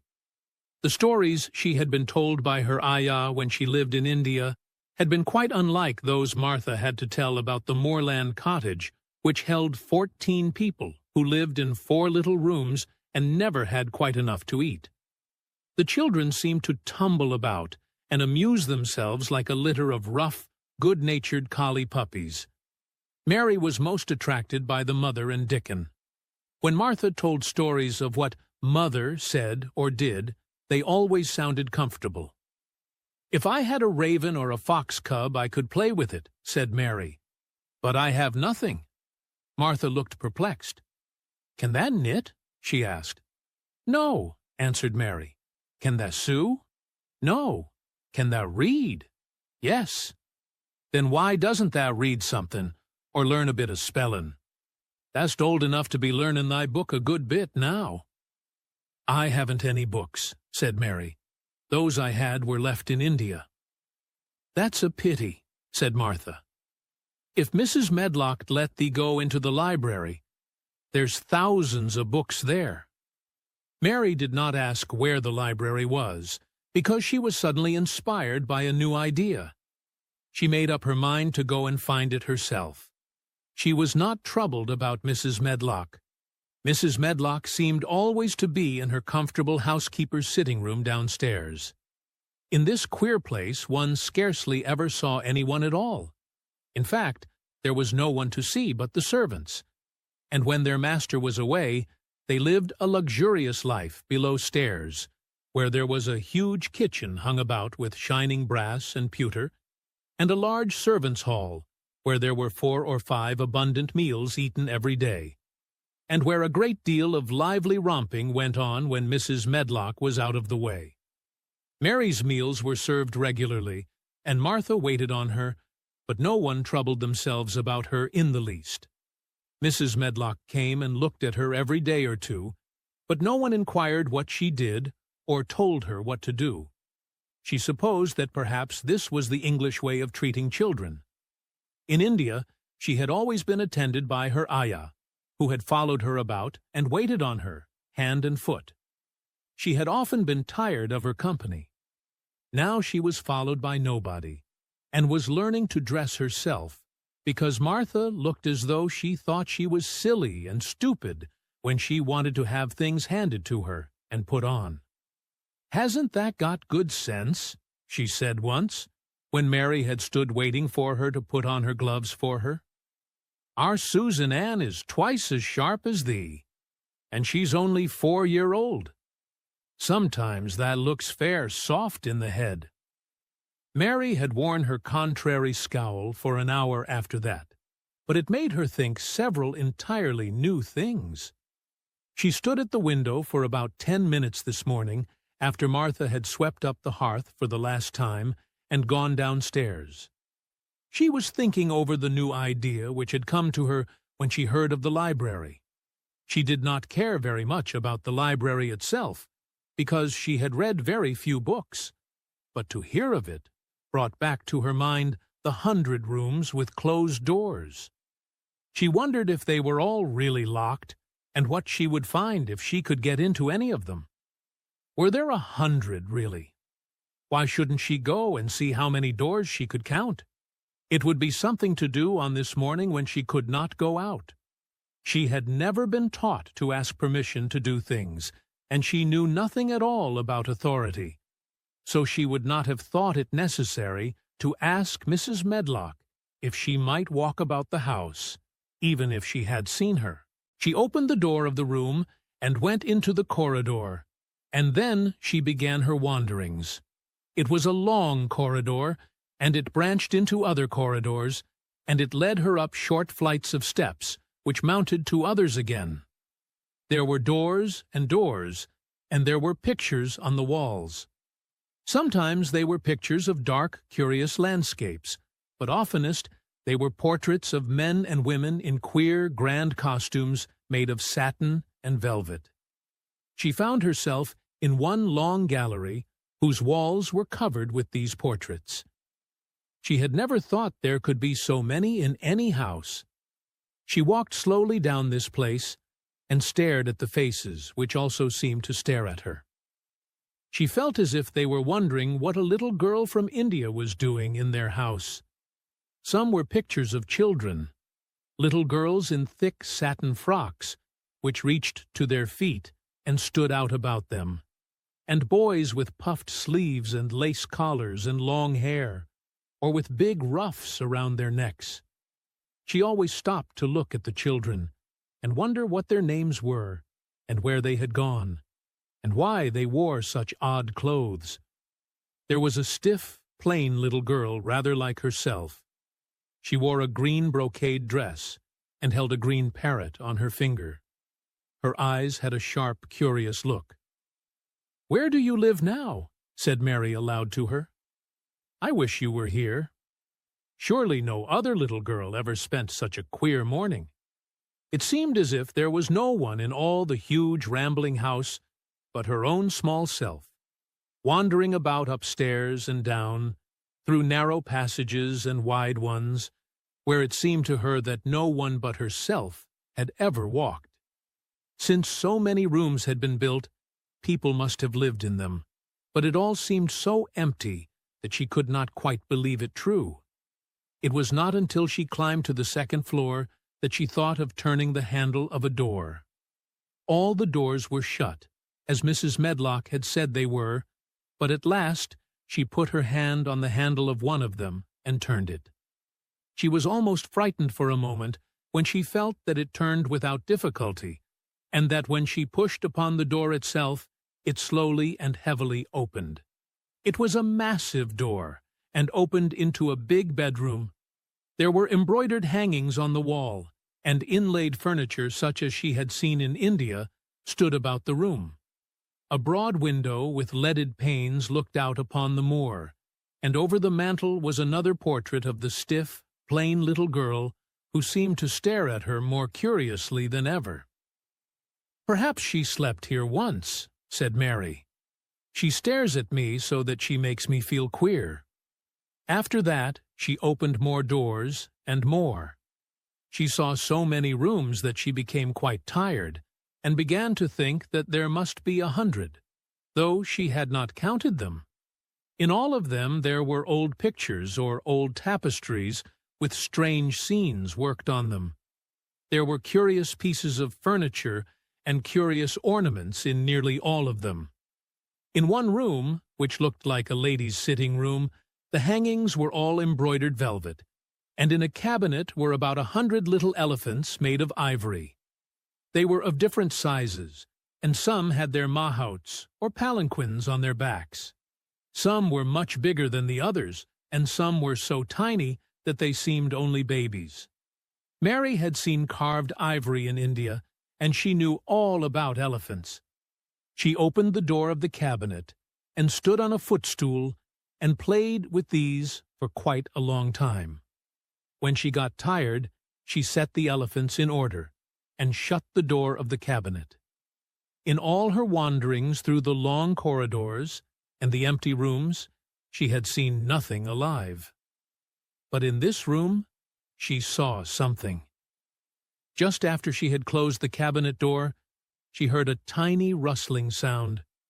It made her jump and look around at the sofa by the fireplace, from which it seemed to come. In the corner of the sofa there was a cushion, and in the velvet which covered it there was a hole, and out of the hole peeped a tiny head, with a pair of tightened eyes in it. Mary crept softly across the room to look. The bright eyes belonged to a little gray mouse, and the mouse had eaten a hole into the cushion and made a comfortable nest there. 6 baby mice were cuddled up asleep near her. If there was no one else alive in the 100 rooms, there were 7 mice who did not look lonely at all. "If they wouldn't be so frightened, I would take them back with me," said Mary. She had wandered about long enough to feel too tired to wander any farther, and she turned back. 2 or 3 times she lost her way by turning down the wrong corridor, and was obliged to ramble up and down until she found the right one. But at last she reached her own floor again, though she was some distance from her own room and did not know exactly where she was. "I believe I have taken a wrong turning again," she said, standing still at what seemed the end of a short passage with tapestry on the wall. "I don't know which way to go. How still everything is." It was while she was standing here, and just after she had said this, that the stillness was broken by a sound. It was another cry, but not quite like the one she had heard last night. It was only a short one, a fretful, childish whine muffled by passing through walls. "It's nearer than it was," said Mary, her heart beating rather faster. "And it is crying." She put her hand accidentally upon the tapestry near her, and then sprang back, feeling quite startled. The tapestry was the covering of a door which fell open and showed her that there was another part of the corridor behind it, and Mrs. Medlock was coming up it with her bunch of keys in her hand and a very cross look on her face. "What are you doing here?" she said, and she took Mary by the arm and pulled her away. "What did I tell you?" "I turned round the wrong corner," explained Mary. "I didn't know which way to go, and I heard someone crying." She quite hated Mrs. Medlock at the moment, but she hated her more the next. "You didn't hear anything of the sort," said the housekeeper. "You come along back to your own nursery, or I'll box your ears." And she took her by the arm, and half pushed, half pulled her up one passage and down another, until she pushed her in at the door of her own room. "Now," she said, "you stay where you're told to stay, or you'll find yourself locked up. The master had better get you a governess, same as he said he would. You're one that needs someone to look sharp after you. I've got enough to do." She went out of the room and slammed the door after her, and Mary went and sat on the hearth rug, pale with rage. She did not cry, but ground her teeth. "There was someone crying. There was, she said to herself. She had heard it twice now, and sometime she would find out. She had found out a great deal this morning. She felt as if she had been on a long journey, and at any rate she had had something to amuse her all the time, and she had played with the ivory elephants, and had seen the gray mouse and its babies in their nest in the velvet cushion. 7. The Key to the Garden. 2 days after this, when Mary opened her eyes, she sat upright in bed immediately, and called to Martha. "Look at the moor! Look at the moor!" The rainstorm had ended, and the gray mist and clouds had been swept away in the night by the wind. The wind itself had ceased, and a brilliant, deep blue sky arched high over the moorland. Never had Mary dreamed of a sky so blue. In India, skies were hot and blazing. This was of a deep, cool blue, which almost seemed to sparkle like the waters of some lovely bottomless lake, and here and there, high in the arched blueness, floated small clouds of snow-white fleece. The far-reaching world of the moor itself looked softly blue instead of gloomy purple-black or awful dreary gray. "Aye," said Martha with a cheerful grin. "The storm's over for a bit. It does like this at this time of the year. It goes off in a night like it was pretendin' it had never been here, and never meant to come again. That's because the springtime's on its way. It's a long way off yet, but it's comin'." "I thought perhaps it always rained or looked dark in England," Mary said. "Eh? No," said Martha, sitting up on her heels among her black lead brushes. "Nowt o' the sort." "What does that mean?" asked Mary seriously. In India the natives spoke different dialects, which only a few people understood, so she was not surprised when Martha used words she did not know. Martha laughed, as she had done the first morning. "There now," she said, "I've talked broad Yorkshire again like Mrs. Medlock said I mustn't. Nowt o' the sort means nothing of the sort, slowly and carefully. But it takes so long to say it. Yorkshire's the sunniest place on earth when it is sunny. I told thee that like the moor after a bit. Just you wait till you see the gold-colored gorse blossoms, and the blossoms of the broom, and the heather flowerin', all purple bells, and hundreds of butterflies flutterin', and bees hummin', and skylarks soarin' up and singin'. You'll want to get out on it as sunrise and live out on it all day like Dickon does." "Could I ever get there?" asked Mary wistfully, looking through her window at the far-off blue. It was so new and big and wonderful, and such a heavenly color. "I don't know," answered Martha. "There's never used that legs since that was born, it seems to me. That couldn't walk 5 miles. It's 5 miles to our cottage." "I should like to see your cottage." Martha stared at her a moment curiously before she took up her polishing brush and began to rub the grate again. She was thinking that the small plain face did not look quite as sour at this moment as it had done the first morning she saw it. It looked just a trifle like little Susan Ann's when she wanted something very much. "I'll ask my mother about it," she said. "She's one of them that nearly always sees a way to do things. It's my day out today, and I'm going home. Eh? I am glad. Mrs. Medlock thinks a lot of Mother. Perhaps she could talk to her." "I like your mother," said Mary. "I should think that did," agreed Martha, polishing away. "I've never seen her," said Mary. "No, there hasn't," replied Martha. She sat up on her heels again and rubbed the end of her nose with the back of her hand, as if puzzled for a moment, but she ended quite positively. "Well, she's that sensible and hard-working and good-natured and clean that no one could help liking her, whether they'd seen her or not. When I'm going home to her on my day out, I just jump for joy when I'm crossing the moor." "I like Dickon," added Mary, "and I've never seen him." "Well," said Martha stoutly, "I've told thee that the very birds likes him, and the rabbits, and wild sheep and ponies, and the foxes themselves. I wonder," staring at her reflectively, "what Dickon would think of thee." "He wouldn't like me," said Mary, in her stiff, cold little way. "No one does." Martha looked reflective again. "How does that like thysel?" she inquired, really quite as if she were curious to know. Mary hesitated a moment and thought it over. "Not at all, really," she answered. "But I never thought of that before." Martha grinned a little as if at some homely recollection.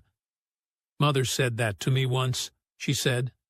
"She was at her wash-tub, and I was in a bad temper and talking ill of folk, and she turns round on me and says, 'That young vixen, there that stands, saying that doesn't like this one, and that doesn't like that one. How does that like thysel?' It made me laugh, and it brought me to my senses in a minute." She went away in high spirits as soon as she had given Mary her breakfast. She was going to walk 5 miles across the moor to the cottage, and she was going to help her mother with the washing, and do the week's baking, and enjoy herself thoroughly. Mary felt lonelier than ever when she knew she was no longer in the house.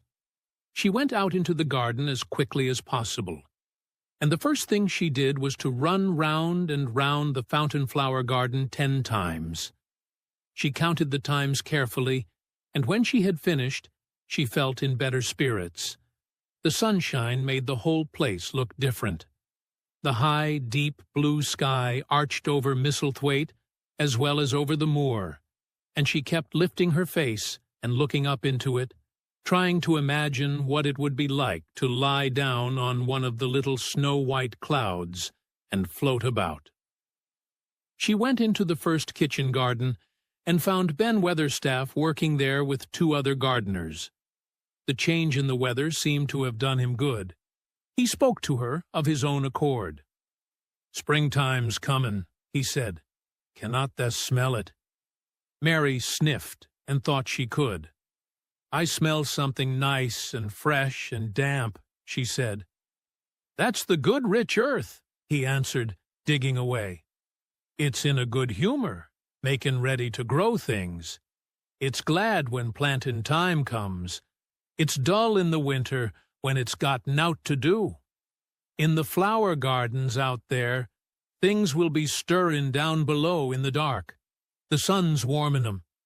You'll see bits of green spikes sticking out of the black earth after a bit." "What will they be?" asked Mary. "Crocuses and snowdrops and daffydowndillies. Has that never seen them?" Everything is hot and wet and green after the rains in India," said Mary, "and I think things grow up in a night." "These won't grow up in a night," said Weatherstaff. "They'll have to wait for 'em. They'll poke up a bit higher here and push out a spike more there and uncurl a leaf this day and another that. You watch 'em." "I am going to," answered Mary. Very soon she heard the soft rustling flight of wings again, and she knew at once that the robin had come again.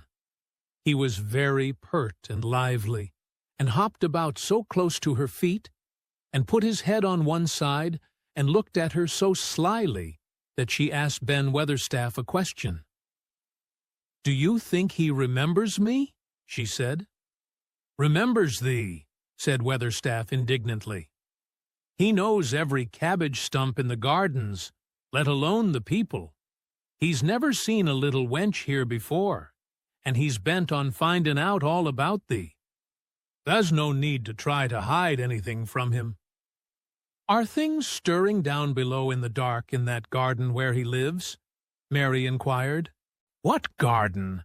grunted Weatherstaff, becoming surly again. "The one where the old rose trees are." She could not help asking, because she wanted so much to know. "Are all the flowers dead, or do some of them come again in the summer? Are there ever any roses?" "Ask him," said Ben Weatherstaff, hunching his shoulders toward the robin. "He's the only one as knows. No one else has seen inside it for 10 years. 10 years was a long time, Mary thought. She had been born 10 years ago. She walked away, slowly thinking. She had begun to like the garden, just as she had begun to like the robin and Dickon and Martha's mother. She was beginning to like Martha, too.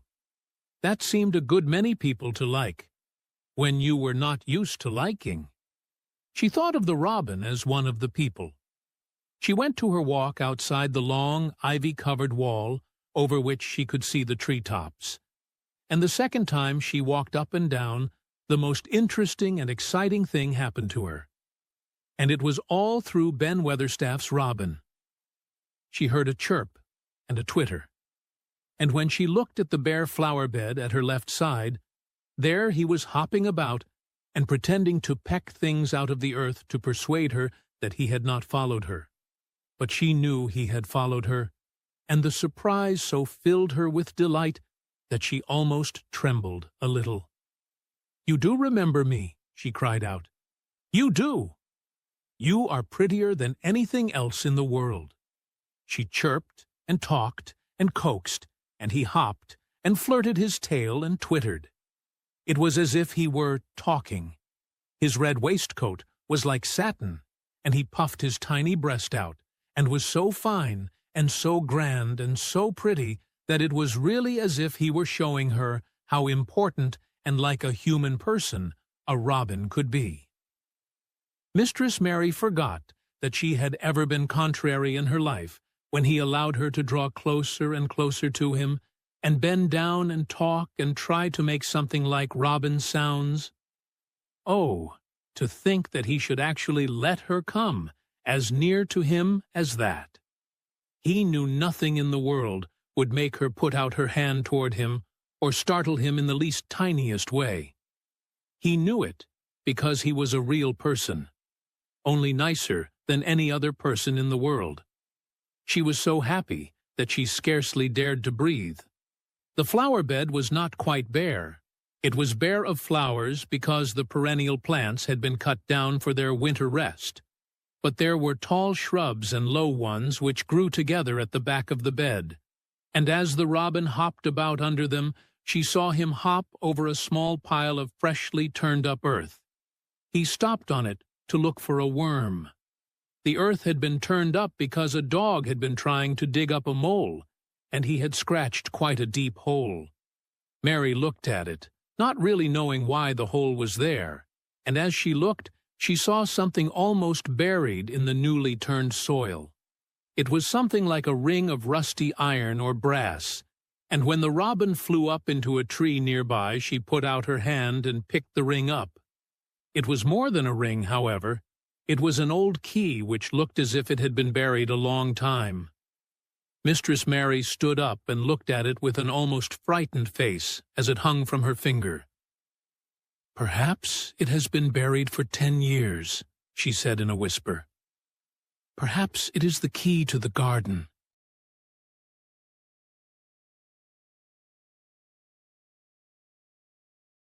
(8) The Robin Who Showed the Way. She looked at the key quite a long time. She turned it over and thought about it. As I have said before, she was not a child who had been trained to ask permission or consult her elders about things. All she thought about the key was that if it was the key to the closed garden, and she could find out where the door was, she could perhaps open it and see what was inside the walls, and what had happened to the old rose trees. It was because it had been shut up so long that she wanted to see it. It seemed as if it must be different from other places, and that something strange must have happened to it during 10 years. Besides that, if she liked it, she could go into it every day and shut the door behind her, and she could make up some play of her own and play it quite alone, because nobody would ever know where she was, but would think the door was still locked and the key buried in the earth. The thought of that pleased her very much. Living, as it were, all by herself in a house with 100 mysteriously closed rooms, and having nothing whatever to do to amuse herself, had set her inactive brain to working and was actually awakening her imagination. There is no doubt that the fresh, strong, pure air from the moor had a great deal to do with it. Just as it had given her an appetite, and fighting with the wind had stirred her blood, so the same things had stirred her mind. In India, she had always been too hot and languid and weak to care much about anything, but in this place she was beginning to care, and to want to do new things. Already she felt less contrary, though she did not know why. She put the key in her pocket and walked up and down her walk. No one but herself ever seemed to come there, so she could walk slowly and look at the wall, or, rather, at the ivy growing on it. The ivy was the baffling thing. Howsoever carefully she looked, she could see nothing but thickly growing, glossy, dark green leaves. She was very much disappointed. Something of her contrariness came back to her as she paced the walk and looked over it at the tree-tops inside. It seemed so silly, she said to herself, to be near it and not be able to get in. She took the key in her pocket when she went back to the house, and she made up her mind that she would always carry it with her when she went out, so that if she ever should find the hidden door, she would be ready. Mrs. Medlock had allowed Martha to sleep all night at the cottage, but she was back at her work in the morning with cheeks redder than ever and in the best of spirits. "I got up at 4 o'clock, she said. "Eh? It was pretty on the moor with the birds getting up and the rabbits scampering about and the sun rising. I didn't walk all the way. A man gave me a ride in his cart, and I did enjoy myself." She was full of stories of the delights of her day out.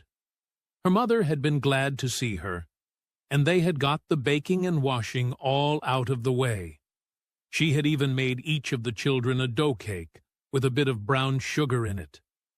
"I had 'em all piping hot when they came in from playin' on the moor, and the cottage all smelt of nice, clean hot bacon, and there was a good fire, and they just shouted for joy. Our Dickon, he said our cottage was good enough for a king." In the evening, they had all sat round the fire, and Martha and her mother had sewed patches on torn clothes and mended stockings, and Martha had told them about the little girl who had come from India, and who had been waited on all her life by what Martha called blacks, until she didn't know how to put on her own stockings. "Eh, they did like to hear about you," said Martha. "They wanted to know all about the blacks and about the ship you came in. I couldn't tell 'em enough." Mary reflected a little. "I'll tell you a great deal more before your next day out," she said, "so that you will have more to talk about. I dare say they would like to hear about riding on elephants and camels, and about the officers going to hunt tigers."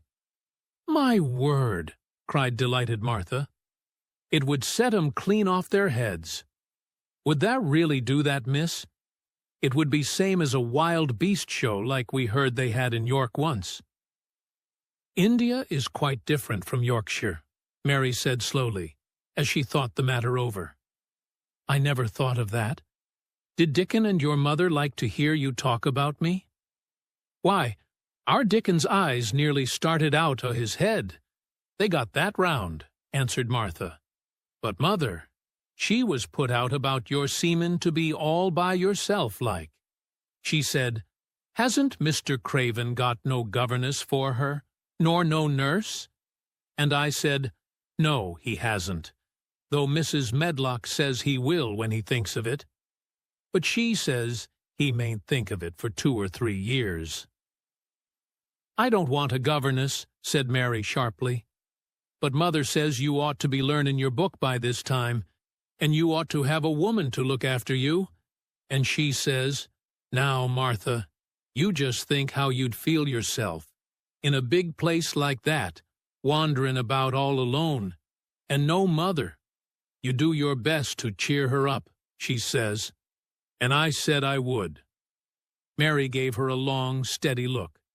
"You do cheer me up," she said. "I like to hear you talk." Presently Martha went out of the room and came back with something held in her hands under her apron.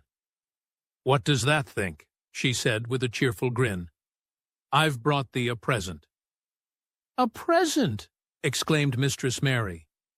How could a cottage full of 14 hungry people give anyone a present? "A man was driving across the moor peddlin'," Martha explained, "and he stopped his cart at our door. He had pots and pans and odds and ends, but mother had no money to buy anything. Just as he was going away, our Elizabeth Ellen called out, 'Mother, he's got skipping ropes with red and blue handles.' And mother, she calls out quite sudden, 'Here, stop, mister, how much are they?' And he says, 'Tuppence.'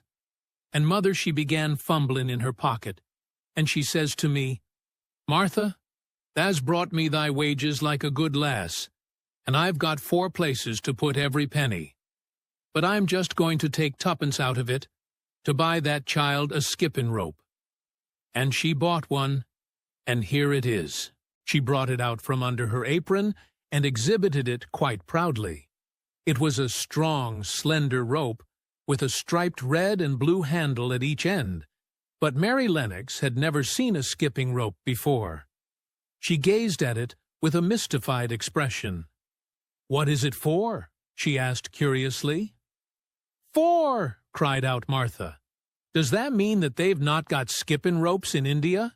For all they've got elephants and tigers and camels? No wonder most of 'em's black. This is what it's for. Just watch me."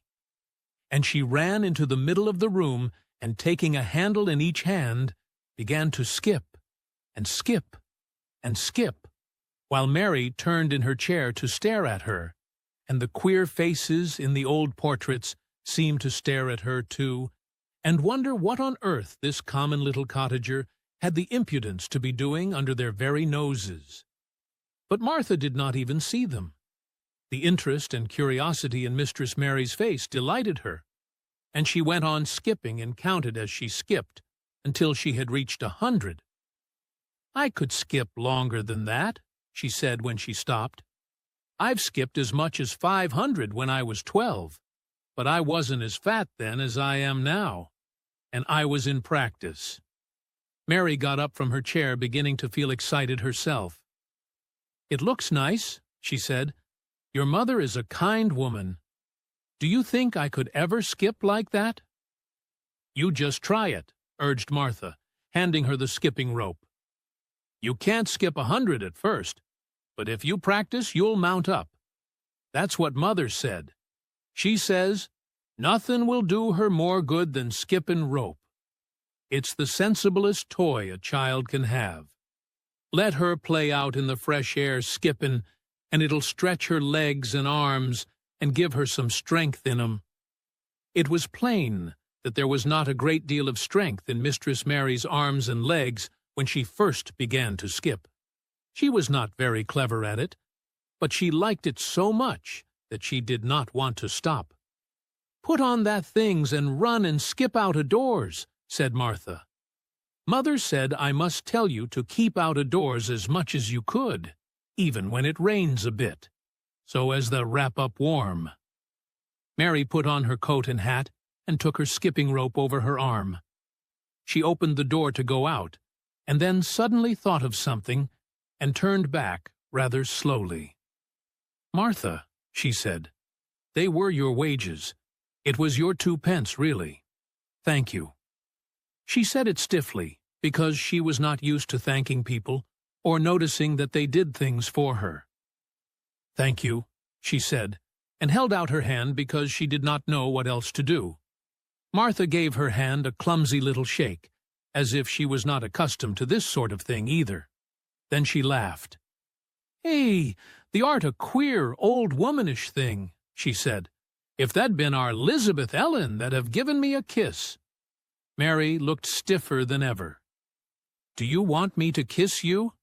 Martha laughed again. "Nay, not me," she answered. "If that was different, perhaps they'd want to thysel. But tha isn't. Run off outside and play with thy rope." Mistress Mary felt a little awkward as she went out of the room. Yorkshire people seemed strange, and Martha was always rather a puzzle to her.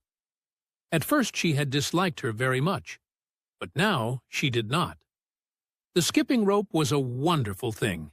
She counted and skipped and counted, until her cheeks were quite red, and she was more interested than she had ever been since she was born.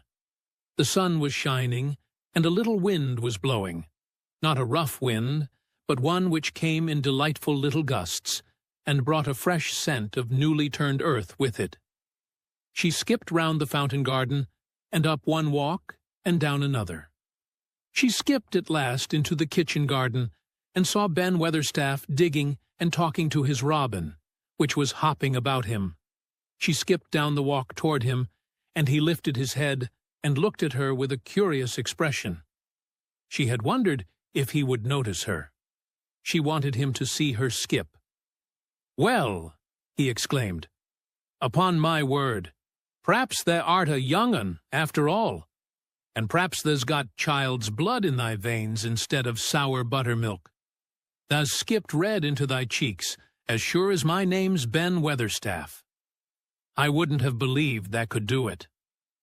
"I never skipped before," Mary said. "I'm just beginning. I can only go up to 20.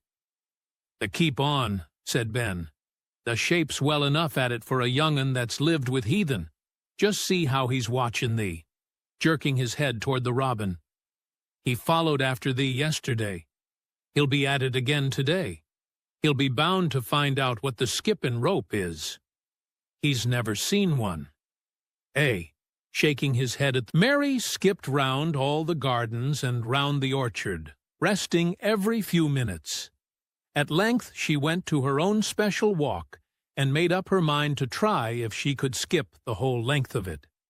It was a good long skip, and she began slowly, but before she had gone halfway down the path she was so hot and breathless that she was obliged to stop.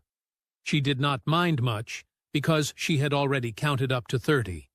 She stopped with a little laugh of pleasure, and there, lo and behold, was the robin swaying on a long branch of ivy. He had followed her, and he greeted her with a chirp. As Mary had skipped toward him, she felt something heavy in her pocket strike against her at each jump, and when she saw the robin she laughed again. "You showed me where the key was yesterday," she said. "You ought to show me the door today, but I don't believe you know."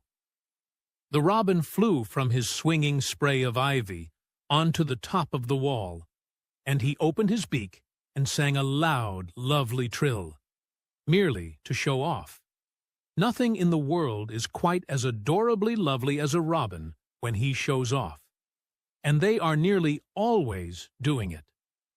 Mary Lennox had heard a great deal about magic in her ayah's stories, and she always said that what happened almost at that moment was magic. One of the nice little gusts of wind rushed down the walk, and it was a stronger one than the rest. It was strong enough to wave the branches of the trees, and it was more than strong enough to sway the trailing sprays of untrimmed ivy hanging from the wall.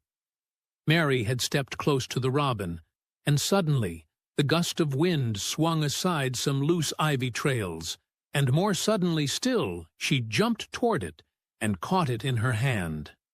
This she did because she had seen something under it, a round knob which had been covered by the leaves hanging over it. It was the knob of a door. She put her hands under the leaves and began to pull and push them aside. Thick as the ivy hung, it nearly all was a loose and swinging curtain, though some had crept over wood and iron. Mary's heart began to thump, and her hands to shake a little in her delight and excitement. The robin kept singing and twittering away, and tilting his head on one side, as if he were as excited as she was. What was this under her hands, which was square, and made of iron, and which her fingers found a hole in? It was the lock of the door which had been closed 10 years, and she put her hand in her pocket, drew out the key, and found it fitted the keyhole. She put the key in and turned it. It took 2 hands to do it, but it did turn. And then she took a long breath and looked behind her up the long walk to see if anyone was coming. No one was coming. No one ever did come, it seemed. And she took another long breath, because she could not help it. And she held back the swinging curtain of ivy and pushed back the door, which opened slowly, slowly. Then she slipped through it and shut it behind her, and stood with her back against it, looking about her, and breathing quite fast with excitement and wonder and delight. She was standing inside the secret garden. 9. The strangest house. Anyone ever lived in it was the sweetest, most mysterious-looking place anyone could imagine. The high walls which shut it in were covered with the leafless stems of climbing roses, which were so thick that they were matted together. Mary Lennox knew they were roses because she had seen a great many roses in India. All the ground was covered with grass of a wintry brown, and out of it grew clumps of bushes, which were surely rose bushes if they were alive. There were numbers of standard roses which had so spread their branches that they were like little trees. There were other trees in the garden, and one of the things which made the place look strangest and loveliest was that climbing roses had run all over them and swung down long tendrils which made light swaying curtains. And here and there they had caught at each other, or at a far-reaching branch, and had crept from one tree to another, and made lovely bridges of themselves. There were neither leaves nor roses on them now, and Mary did not know whether they were dead or alive, but their thin gray or brown branches and sprays looked like a sort of hazy mantle spreading over everything, walls and trees, and even brown grass, where they had fallen from their fastenings and run along the ground. It was this hazy tangle from tree to tree which made it all look so mysterious. Mary had thought it must be different from other gardens, which had not been left all by themselves so long, and indeed it was different from any other place she had ever seen in her life. "How still it is," she whispered. "How still." Then she waited a moment and listened at the stillness. The robin, who had flown to his treetop, was still as all the rest. He did not even flutter his wings. He sat without stirring and looked at Mary. "No wonder it is still," she whispered again. "I am the first person who has spoken in here for 10 years. She moved away from the door, stepping as softly as if she were afraid of awakening someone. She was glad that there was grass under her feet, and that her steps made no sounds. She walked under one of the fairy-like gray arches between the trees, and looked up at the sprays and tendrils which formed them. "I wonder if they are all quite dead," she said. "Is it all a quite dead garden? I wish it wasn't." If she had been Ben Weatherstaff, she could have told whether the wood was alive by looking at it, but she could only see that there were only gray or brown sprays and branches, and none showed any signs of even a tiny leaf bud anywhere. But she was inside the wonderful garden, and she could come through the door under the ivy any time, and she felt as if she had found a world all her own. The sun was shining inside the 4 walls, and the high arch of blue sky over this particular piece of Misselthwaite seemed even more brilliant and soft than it was over the moor. The robin flew down from his treetop and hopped about, or flew after her from one bush to another. He chirped a good deal and had a very busy air, as if he were showing her things. Everything was strange and silent, and she seemed to be hundreds of miles away from anyone, but somehow she did not feel lonely at all. All that troubled her was her wish that she knew whether all the roses were dead, or if perhaps some of them had lived, and might put out leaves and buds as the weather got warmer. She did not want it to be a quite dead garden. If it were a quite alive garden, how wonderful it would be, and what thousands of roses would grow on every side. Her skipping rope had hung over her arm when she came in, and after she had walked about for a while, she thought she would skip round the whole garden, stopping when she wanted to look at things. There seemed to have been grass paths here and there, and in 1 or 2 corners there were alcoves of evergreen with stone seats, or tall moss-covered flower urns in them. As she came near the second of these alcoves, she stopped skipping. There had once been a flower bed in it, and she thought she saw something sticking out of the black earth. Some sharp little pale green points. She remembered what Ben Weatherstaff had said, and she knelt down to look at them. Yes, they are tiny growing things, and they might be crocuses, or snowdrops, or daffodils, she whispered. She bent very close to them and sniffed the fresh scent of the damp earth. She liked it very much. "Perhaps there are some other ones coming up in other places," she said. "I will go all over the garden and look." She did not skip, but walked. She went slowly and kept her eyes on the ground. She looked in the old border beds and among the grass, and after she had gone round, trying to miss nothing, she had found ever so many more sharp, pale green points, and she had become quite excited again. "It isn't a quite dead garden," she cried out softly to herself. "Even if the roses are dead, there are other things alive." She did not know anything about gardening, but the grass seemed so thick in some of the places where the green points were pushing their way through that she thought they did not seem to have room enough to grow. She searched about until she found a rather sharp piece of wood, and knelt down and dug and weeded out the weeds and grass until she made nice little clear places around them. "Now they look as if they could breathe," she said, after she had finished with the first ones. "I am going to do ever so many more. I'll do all I can see. If I haven't time today, I can come tomorrow."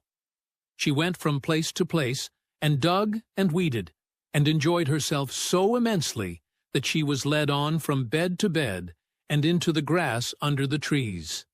The exercise made her so warm that she first threw her coat off and then her hat. and without knowing it, she was smiling down onto the grass and the pale green points all the time. The robin was tremendously busy. He was very much pleased to see gardening begun on his own estate. He had often wondered at Ben Weatherstaff.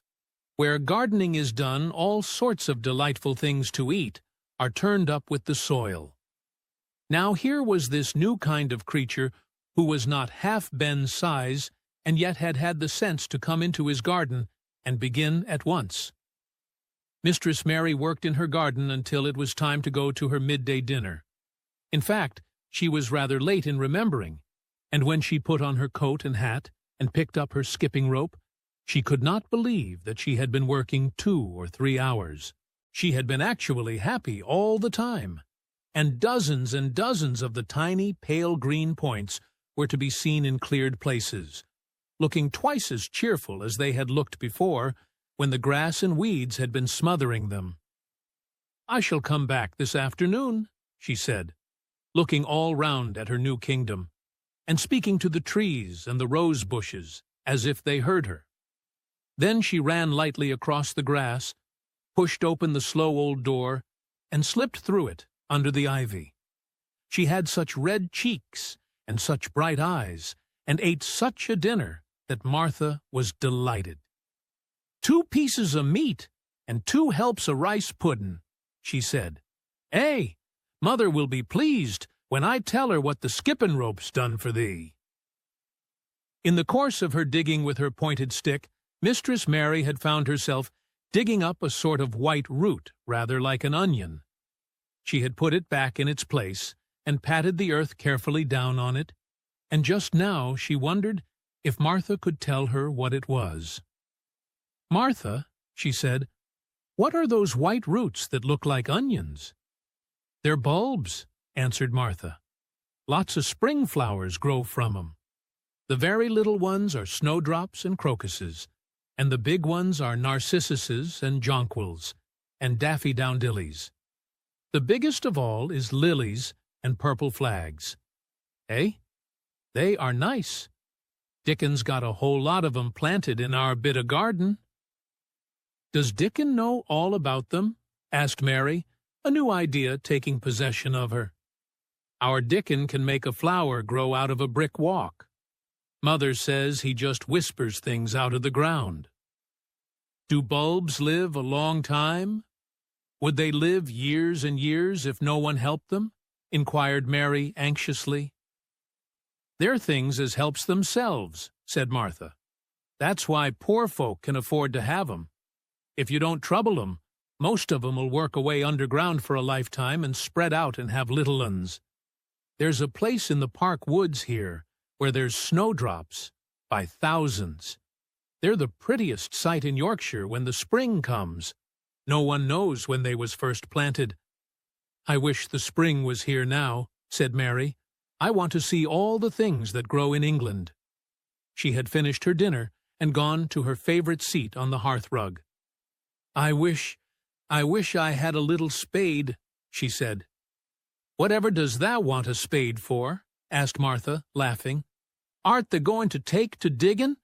I must tell Mother that, too." Mary looked at the fire and pondered a little. She must be careful if she meant to keep her secret kingdom. She wasn't doing any harm, but if Mr. Craven found out about the open door, he would be fearfully angry and get a new key and lock it up forevermore. She really could not bear that. "This is such a big, lonely place," she said slowly, as if she were turning matters over in her mind.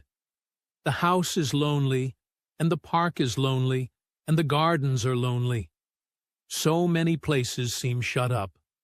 I never did many things in India, but there were more people to look at, natives and soldiers marching by, and sometimes bands playing, and my ayah told me stories. There is no one to talk to here except you and Ben Weatherstaff. And you have to do your work, and Ben Weatherstaff won't speak to me often. I thought if I had a little spade, I could dig somewhere as he does, and I might make a little garden if he would give me some seeds." Martha's face quite lighted up. "There now," she exclaimed. "If that wasn't one of the things Mother said. She says, 'There's such a lot of room in that big place. Why don't they give her a bit for herself? Even if she doesn't plant nothing but parsley and radishes, she'd dig and rake away and be right down happy over it.' Them was the very words she said." "Were they?" said Mary. "How many things she knows, doesn't she?" Said Martha. "It's like she says, a woman as brings up 12 children learns something besides her ABC. Children's as good as 'rithmetic to set you findin' out things." "How much would a spade cost, a little one?" Mary asked. "Well," was Martha's reflective answer, "at Thwaite village there's a shop or so, and I saw little garden sets with a spade and a rake and a fork all tied together for 2 shillings. And they was stout enough to work with, too." "I've got more than that in my purse," said Mary. "Mrs. Morrison gave me 5 shillings, and Mrs. Medlock gave me some money from Mr. Craven." "Did he remember thee that much?" exclaimed Martha. "Mrs. Medlock said I was to have 1 shilling a week to spend. She gives me one every Saturday. I didn't know what to spend it on." "My word, that's riches," said Martha. "That can buy anything in the world that wants. The rent of our cottage is only 1 and 3 pence, and it's like pulling eye teeth to get it. Now, I've just thought of something," putting her hands on her hips. "What?" said Mary eagerly. "In the shop at Thwaite they sell packages of flower seeds for 1 penny each. And our Dickon he knows which is the prettiest ones and how to make 'em grow. He walks over to Thwaite many a day just for the fun of it. Does tha know how to print letters?" Suddenly, "I know how to write," Mary answered. Martha shook her head. "Our Dickon can only read printin'. If that could print, we could write a letter to him and ask him to go and buy the garden tools and the seeds at the same time." "Oh, you're a good girl," Mary cried. "You are, really. I didn't know you were so nice. I know I can print letters if I try. Let's ask Mrs. Medlock for a pen and ink and some paper." "I've got some of my own," said Martha. "I bought 'em so I could print a bit of a letter to Mother of a Sunday. I'll go and get it." She ran out of the room, and Mary stood by the fire and twisted her thin little hands together with sheer pleasure. "If I have a spade," she whispered, "I can make the earth nice and soft and dig up weeds. If I have seeds and can make flowers grow, the garden won't be dead at all. It will come alive."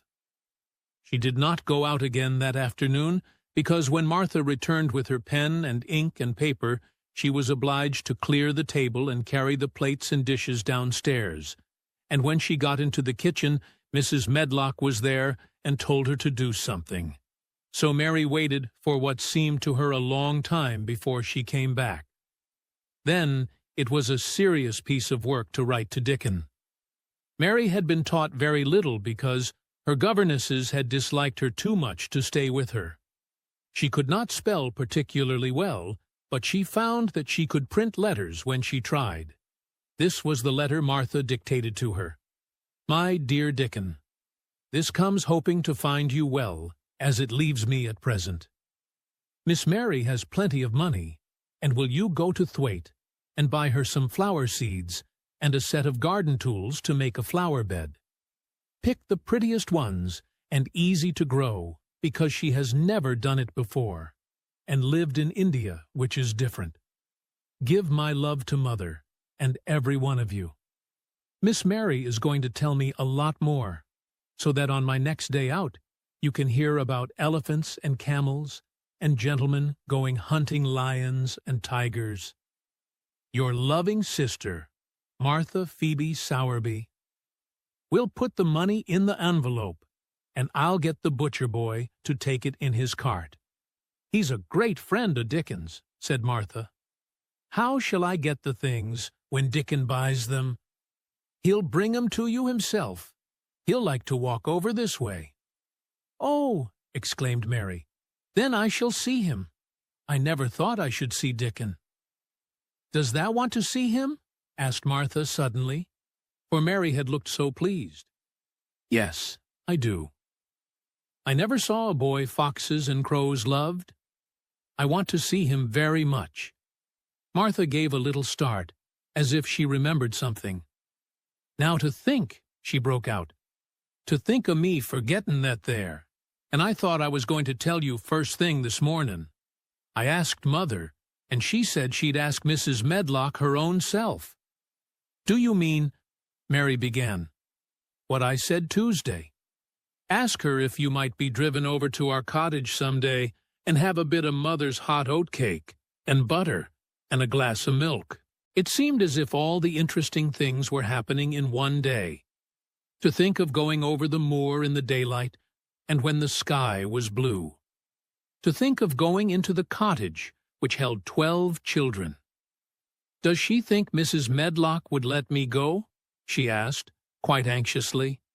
"Aye, she thinks she would.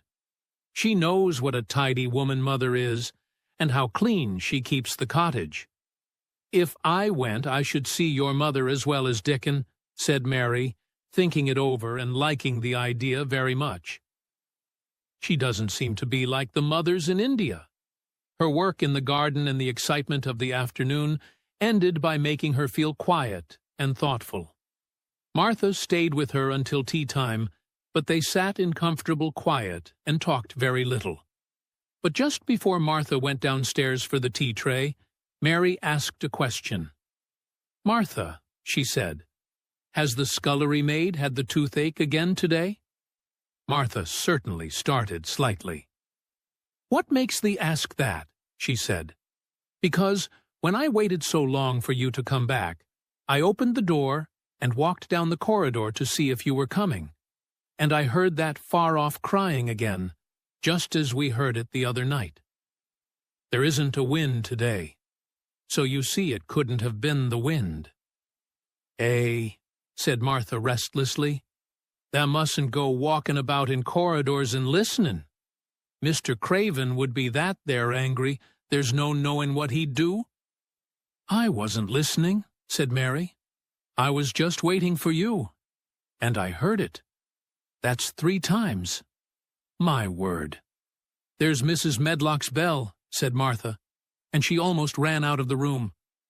"It's the strangest house anyone ever lived in," said Mary drowsily, as she dropped her head on the cushioned seat of the armchair near her. Fresh air and digging and skipping rope had made her feel so comfortably tired that she fell asleep. 10. Dickon. The sun shone down for nearly a week on the secret garden. The secret garden was what Mary called it when she was thinking of it. She liked the name, and she liked still more the feeling that when its beautiful old walls shut her in, no one knew where she was.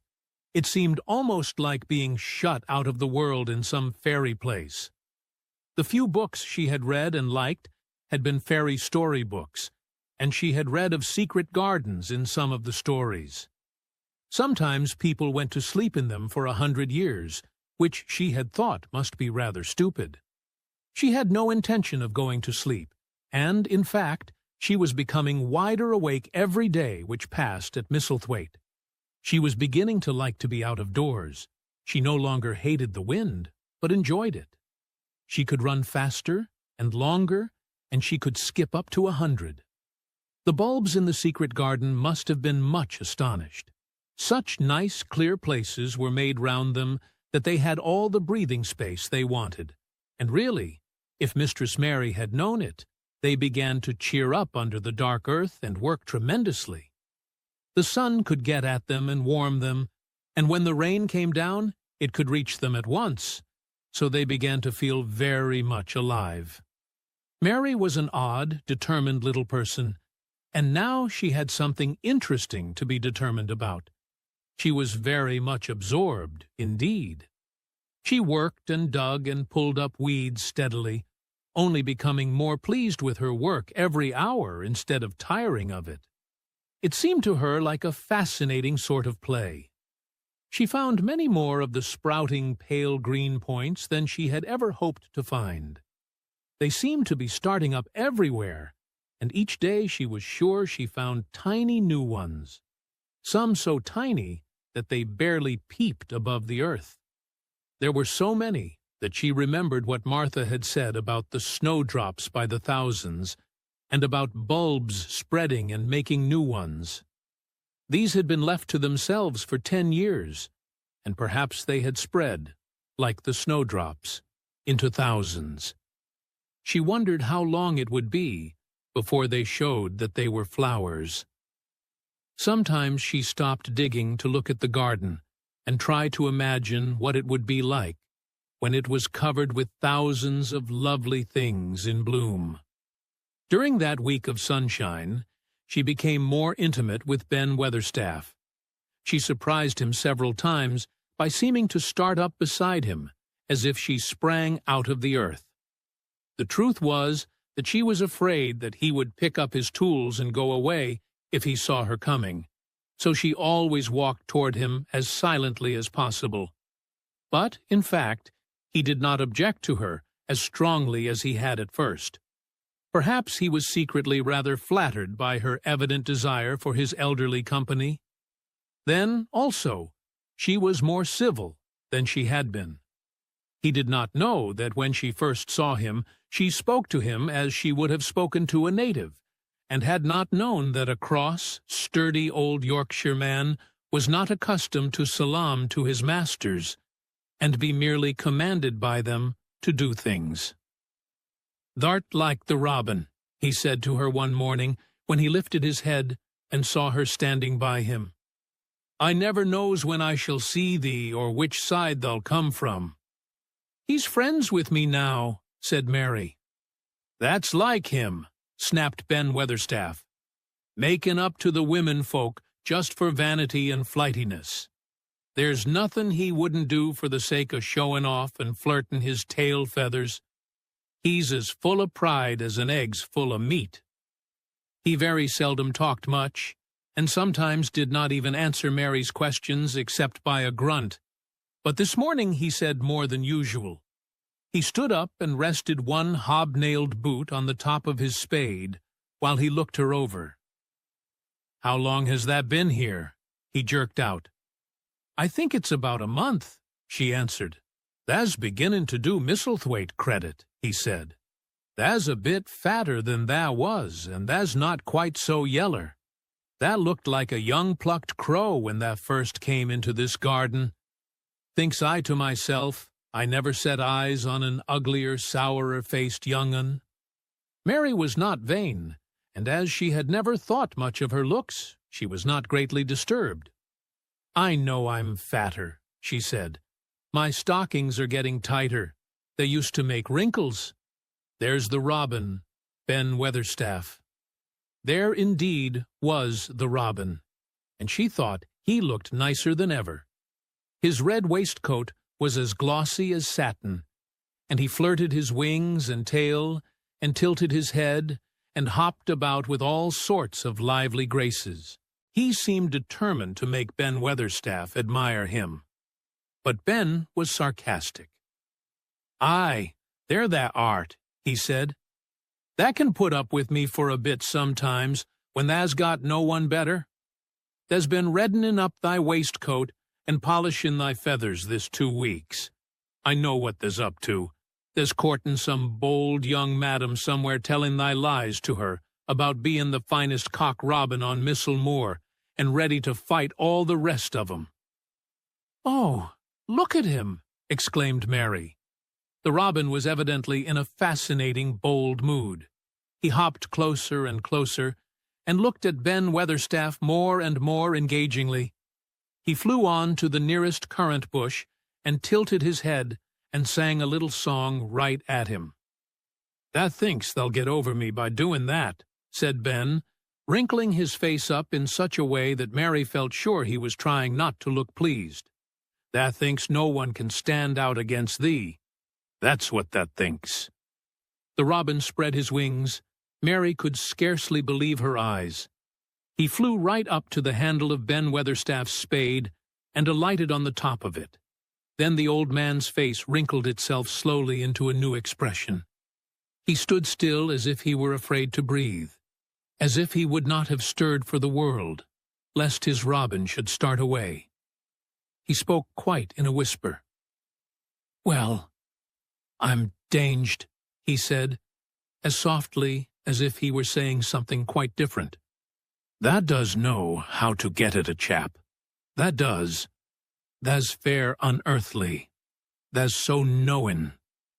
And he stood, without stirring, almost without drawing his breath, until the robin gave another flirt to his wings and flew away. Then he stood looking at the handle of the spade, as if there might be magic in it. And then he began to dig again, and said nothing for several minutes. But because he kept breaking into a slow grin now and then, Mary was not afraid to talk to him. "Have you a garden of your own?" she asked. "Number I'm bachelor and lodge with Martin at the gate?" "If you had one," said Mary, "what would you plant?" "Cabbages and taters and onions." "But if you wanted to make a flower garden," persisted Mary, "what would you plant?" "Bulbs and sweet-smelling things, but mostly roses." Mary's face lighted up. "Do you like roses?" she said. Ben Weatherstaff rooted up a weed and threw it aside before he answered. "Well, yes, I do. I was learned that by a young lady I was gardener to. She had a lot in a place she was fond of, and she loved 'em like they was children, or robins. I've seen her bend over and kiss 'em." He dragged out another weed and scowled at it. "That were as much as 10 years ago." "Where is she now?" asked Mary, much interested. "Heaven," he answered, and drove his spade deep into the soil. "According to what parson says." "What happened to the roses?" Mary asked again, more interested than ever. "They was left to themselves."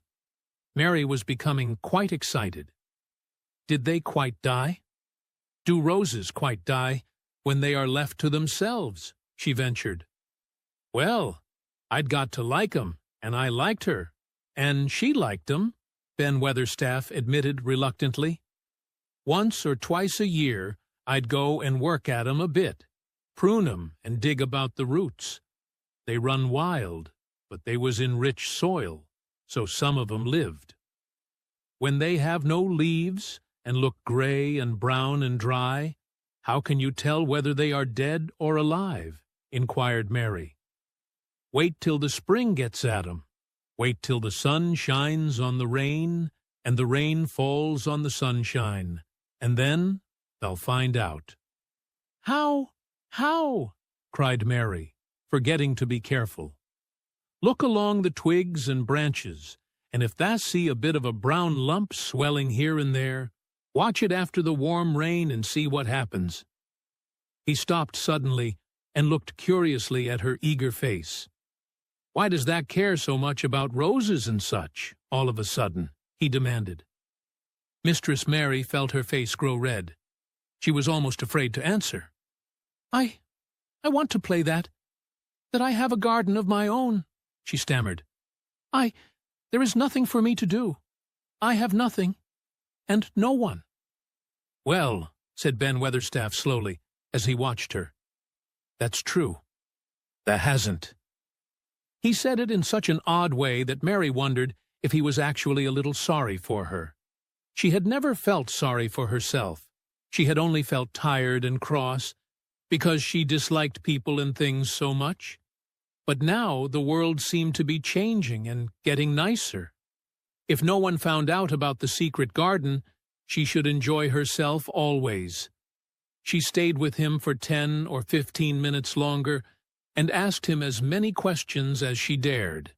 He answered every one of them in his queer grunting way, and he did not seem really cross, and did not pick up his spade and leave her. He said something about roses, just as she was going away, and it reminded her of the ones he had said he had been fond of. "Do you go and see those other roses now?" she asked. "Not been this year. My rheumatics has made me too stiff in the joints." He said it in his grumbling voice, and then, quite suddenly, he seemed to get angry with her, though she did not see why he should. "Now look here," he said sharply. "Don't tha ask so many questions. Th'art the worst wench for asking questions I've ever come across. Get thee gone and play thee. I've done talking for today." And he said it so crossly that she knew there was not the least use in staying another minute. She went skipping slowly down the outside walk, thinking him over and saying to herself that, queer as it was, here was another person whom she liked, in spite of his crossness. She liked old Ben Weatherstaff. Yes, she did like him. She always wanted to try to make him talk to her. Also, she began to believe that he knew everything in the world about flowers. There was a laurel-hedged walk which curved round the secret garden and ended at a gate which opened into a wood in the park. She thought she would slip round this walk and look into the wood and see if there were any rabbits hopping about. She enjoyed the skipping very much, and when she reached the little gate, she opened it and went through because she heard a low, peculiar whistling sound and wanted to find out what it was. It was a very strange thing indeed. She quite caught her breath as she stopped to look at it. A boy was sitting under a tree, with his back against it, playing on a rough wooden pipe. He was a funny-looking boy, about 12. He looked very clean, and his nose turned up, and his cheeks were as red as poppies, and never had Mistress Mary seen such round and such blue eyes in any boy's face. And on the trunk of the tree he leaned against, a brown squirrel was clinging and watching him, and from behind a bush nearby, a cock pheasant was delicately stretching his neck to peep out, and quite near him were 2 rabbits sitting up and sniffing with tremulous noses, and actually it appeared as if they were all drawing near to watch him and listen to the strange, low little call his pipe seemed to make.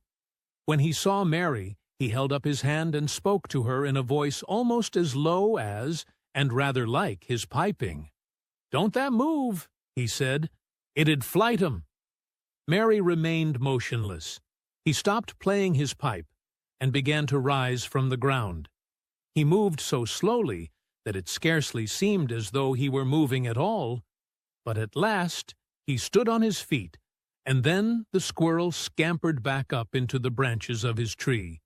The pheasant withdrew his head, and the rabbits dropped on all fours and began to hop away, though not at all as if they were frightened. "I'm Dickon," the boy said. "I know th'art Miss Mary." Then Mary realized that somehow she had known at first that he was Dickon. Who else could have been charming rabbits and pheasants as the natives charm snakes in India? He had a wide, red, curving mouth, and his smile spread all over his face. "I got up slow," he explained, "because if that makes a quick move, it startles 'em. A body has to move gentle and speak low when wild things is about." He did not speak to her as if they had never seen each other before, but as if he knew her quite well. Mary knew nothing about boys, and she spoke to him a little stiffly because she felt rather shy. "Did you get Martha's letter?" she asked. He nodded his curly, rust-colored head. "That's why I come." He stooped to pick up something which had been lying on the ground beside him when he piped. "I've got the garden tools. There's a little spade and rake and a fork and hoe. They are good uns. There's a trowel, too, and the woman in the shop threw in a packet of white poppy and one of blue larkspur when I bought the other seeds." "Will you show the seeds to me?" Mary said. She wished she could talk, as he did. His speech was so quick and easy. It sounded as if he liked her, and was not the least afraid she would not like him, though he was only a common Moor boy, in patched clothes, and with a funny face, and a rough, rusty red head. As she came closer to him, she noticed that there was a clean, fresh scent of heather, and grass and leaves about him, almost as if he were made of them. She liked it very much, and when she looked into his funny face with the red cheeks and round blue eyes, she forgot that she had felt shy. "Let us sit down on this log and look at them," she said.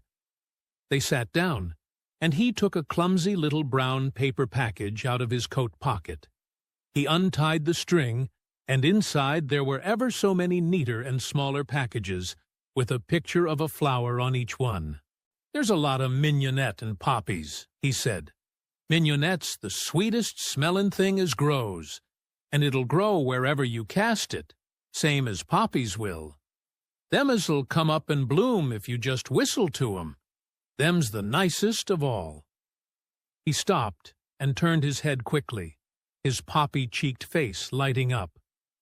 "Where's that robin as is callin' us?" he said.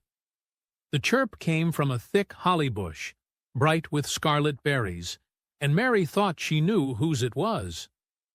"Is it really calling us?" she asked. "Aye," said Dickon, as if it was the most natural thing in the world. "He's callin' someone he's friends with. That's same as sayin', 'Here I am. Look at me. I wants a bit of a chat.' There he is in the bush. Whose is he?" "He's Ben Weatherstaff's, but I think he knows me a little," answered Mary. "Aye, he knows thee," said Dickon in his low voice again. "And he likes thee. He's took thee on. He'll tell me all about thee in a minute." He moved quite close to the bush with the slow movement Mary had noticed before, and then he made a sound almost like the robin's own twitter. The robin listened a few seconds, intently, and then answered quite as if he were replying to a question. "Aye, he's a friend of yours," chuckled Dickon. "Do you think he is?" cried Mary eagerly. She did so want to know. "Do you think he really likes me?" "He wouldn't come near thee if he didn't," answered Dickon. "Birds is rare choosers, and a robin can flout a body worse than a man. See, he's making up to thee now. Cannot thou see a chap? He's sayin'." And it really seemed as if it must be true. He so sidled and twittered and tilted as he hopped on his bush. "Do you understand everything birds say?" said Mary. Dickon's grin spread until he seemed all wide, red, curving mouth, and he rubbed his rough head. "I think I do, and they think I do," he said. "I've lived on the moor with 'em so long. I've watched 'em break shell and come out and fledge, and learn to fly and begin to sing, till I think I'm one of 'em. Sometimes I think p'raps I'm a bird, or a fox, or a rabbit, or a squirrel, or even a beetle, and I don't know it." He laughed, and came back to the log, and began to talk about the flower seeds again. He told her what they looked like when they were flowers. He told her how to plant them, and watch them, and feed and water them. "See here," he said suddenly, turning round to look at her. "I'll plant them for thee myself. Where is that garden?" Mary's thin hands clutched each other as they lay on her lap. She did not know what to say, so for a whole minute she said nothing.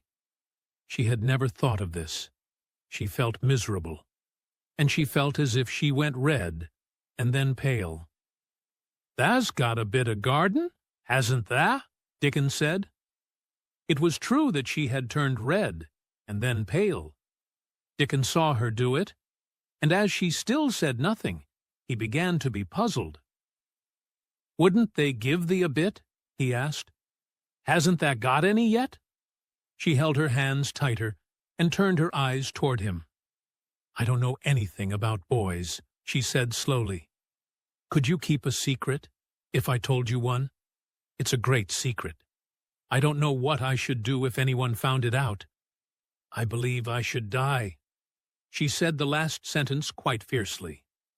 Dickon looked more puzzled than ever, and even rubbed his hand over his rough head again, but he answered quite good-humoredly. "I'm keepin' secrets all the time," he said. If I couldn't keep secrets from the other lads, secrets about foxes' cubs, and birds' nests, and wild things' holes, there'd be naught safe on the moor. I can keep secrets."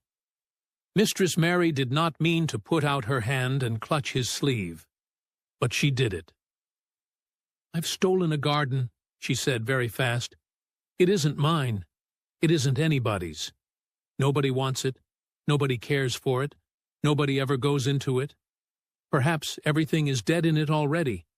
I don't know." She began to feel hot, and as contrary as she had ever felt in her life. "I don't care. I don't care. Nobody has any right to take it from me when I care about it, and they don't. They're letting it die, all shut in by itself," she ended passionately, and she threw her arms over her face and burst out crying, "Poor little Mistress Mary." Dickon's curious blue eyes grew rounder and rounder. "Eh, ha-ha," he said, drawing his exclamation out slowly, and the way he did it meant both wonder and sympathy. "I've nothing to do," said Mary. "Nothing belongs to me. I found it myself, and I got into it myself. I was only just like the robin, and they wouldn't take it from the robin." "Where is it?" asked Dickon in a dropped voice. Mistress Mary got up from the log at once. She knew she felt contrary again, and obstinate, and she did not care at all. She was imperious and Indian, and at the same time hot and sorrowful. "Come with me and I'll show you," she said. She led him round the laurel path and to the walk where the ivy grew so thickly. Dickon followed her with a queer, almost pitying look on his face. He felt as if he were being led to look at some strange bird's nest and must move softly. When she stepped to the wall and lifted the hanging ivy, he started. There was a door, and Mary pushed it slowly open, and they passed in together. And then Mary stood and waved her hand round defiantly. "It's this," she said. "It's a secret garden, and I'm the only one in the world who wants it to be alive." Dickon looked round and round about it, and round again. "Hey," he almost whispered, "it is a queer, pretty place. It's like as if a body was in a dream."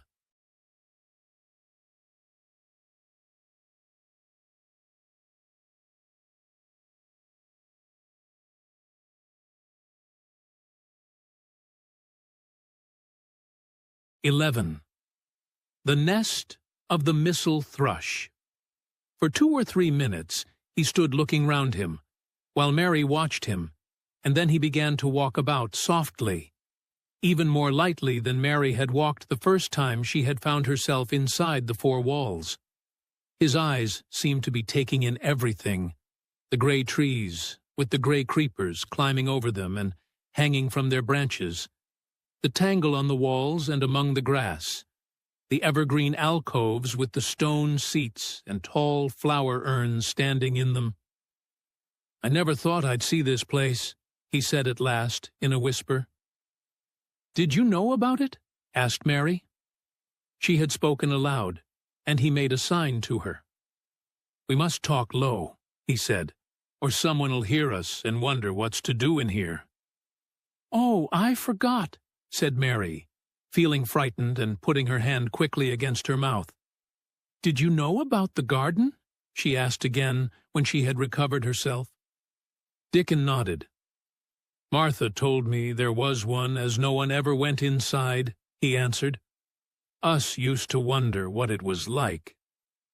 He stopped and looked round at the lovely grey tangle about him, and his round eyes looked queerly happy. "Eh, the nests'll be here come springtime," he said. "It'd be the safest nestin' place in England. No one never comin' near and tangles of trees and roses to build in. I wonder all the birds on the moor don't build here." Mistress Mary put her hand on his arm again without knowing it. "Will there be roses?" she whispered. "Can you tell? I thought perhaps they were all dead." "Eh, no, not them, not all of 'em," he answered. "Look here." He stepped over to the nearest tree, an old one with grey lichen all over its bark, but upholding a curtain of tangled sprays and branches. He took a thick knife out of his pocket and opened one of its blades. "There's lots of dead wood as ought to be cut out," he said. "And there's a lot of old wood, but it made some new last year. This here's a new bit." And he touched a shoot, which looked brownish-green instead of hard, dry gray. Mary touched it herself in an eager, reverent way. "That one," she said. "Is that one quite alive, quite?" Dickon curved his wide, smiling mouth. "It's as wick as you or me," he said, and Mary remembered that Martha had told her that wick meant alive or lively. "I'm glad it's wick," she cried out in her whisper. "I want them all to be wick. Let us go round the garden and count how many wick ones there are." She quite panted with eagerness, and Dickon was as eager as she was. They went from tree to tree and from bush to bush. Dickon carried his knife in his hand and showed her things which she thought wonderful. "They've run wild," he said, "but the strongest ones has fair thrived on it. The delicatest ones has died out, but the others has growed and spread, till they's a wonder. See here." And he pulled down a thick, gray, dry-looking branch. "A body might think this was dead wood, but I don't believe it is. Down to the root. I'll cut it low down and see." He knelt, and with his knife cut the lifeless-looking branch through, not far above the earth. "There," he said exultantly. "I told thee so. There's green in that wood yet. Look at it." Mary was down on her knees before he spoke, gazing with all her might. "When it looks a bit greenish and juicy like that, it's wick," he explained. "When the inside is dry and breaks easy, like this here piece I've cut off, it's done for. There's a big root here as all this live wood sprung out of, and if the old wood's cut off and it's dug round and took care of, there'll be—" He stopped and lifted his face to look up at the climbing and hanging sprays above him. "There'll be a fountain of roses here this summer." They went from bush to bush, and from tree to tree. He was very strong and clever with his knife, and knew how to cut the dry and dead wood away, and could tell when an unpromising bough or twig had still green life in it. In the course of half an hour, Mary thought she could tell too, and when he cut through a lifeless-looking branch, she would cry out joyfully under her breath when she caught sight of the least shade of moist green. The spade and hoe and fork were very useful. He showed her how to use the fork while he dug about roots with the spade and stirred the earth and let the air in. They were working industriously round one of the biggest standard roses when he caught sight of something which made him utter an exclamation of surprise. "Why!" he cried, pointing to the grass a few feet away. "Who did that there?" It was one of Mary's own little clearings round the pale green points. "I did it," said Mary. "Why, I thought that didn't know nothing about gardening," he exclaimed. "I don't," she answered. "But they were so little, and the grass was so thick and strong, and they looked as if they had no room to breathe. So I made a place for them. I don't even know what they are." Dickon went and knelt down by them, smiling his wide smile. "Thou was right," he said. "A gardener couldn't have told thee better. They'll grow now like Jack's beanstalk. They're crocuses and snowdrops, and these here is narcissuses," turning to another patch. "And here's daffy-down-dillies. Eh? They will be a sight." He ran from one clearing to another. "Tha has done a lot of work for such a little wench," he said, looking her over. "I'm growing fatter," said Mary, "and I'm growing stronger. I used always to be tired. When I dig, I'm not tired at all. I like to smell the earth when it's turned up." "It's rare good for thee," he said, nodding his head wisely. There's naught as nice as the smell of good clean earth, except the smell of fresh growin' things when the rain falls on 'em. I get out on the moor many a day when it's rainin', and I lie under a bush and listen to the soft swish o' drops on the heatherin'. I just sniff and sniff. My nose end fair quivers like a rabbit's, Mother says. "Do you never catch cold?" inquired Mary, gazing at him wonderingly. She had never seen such a funny boy, or such a nice one.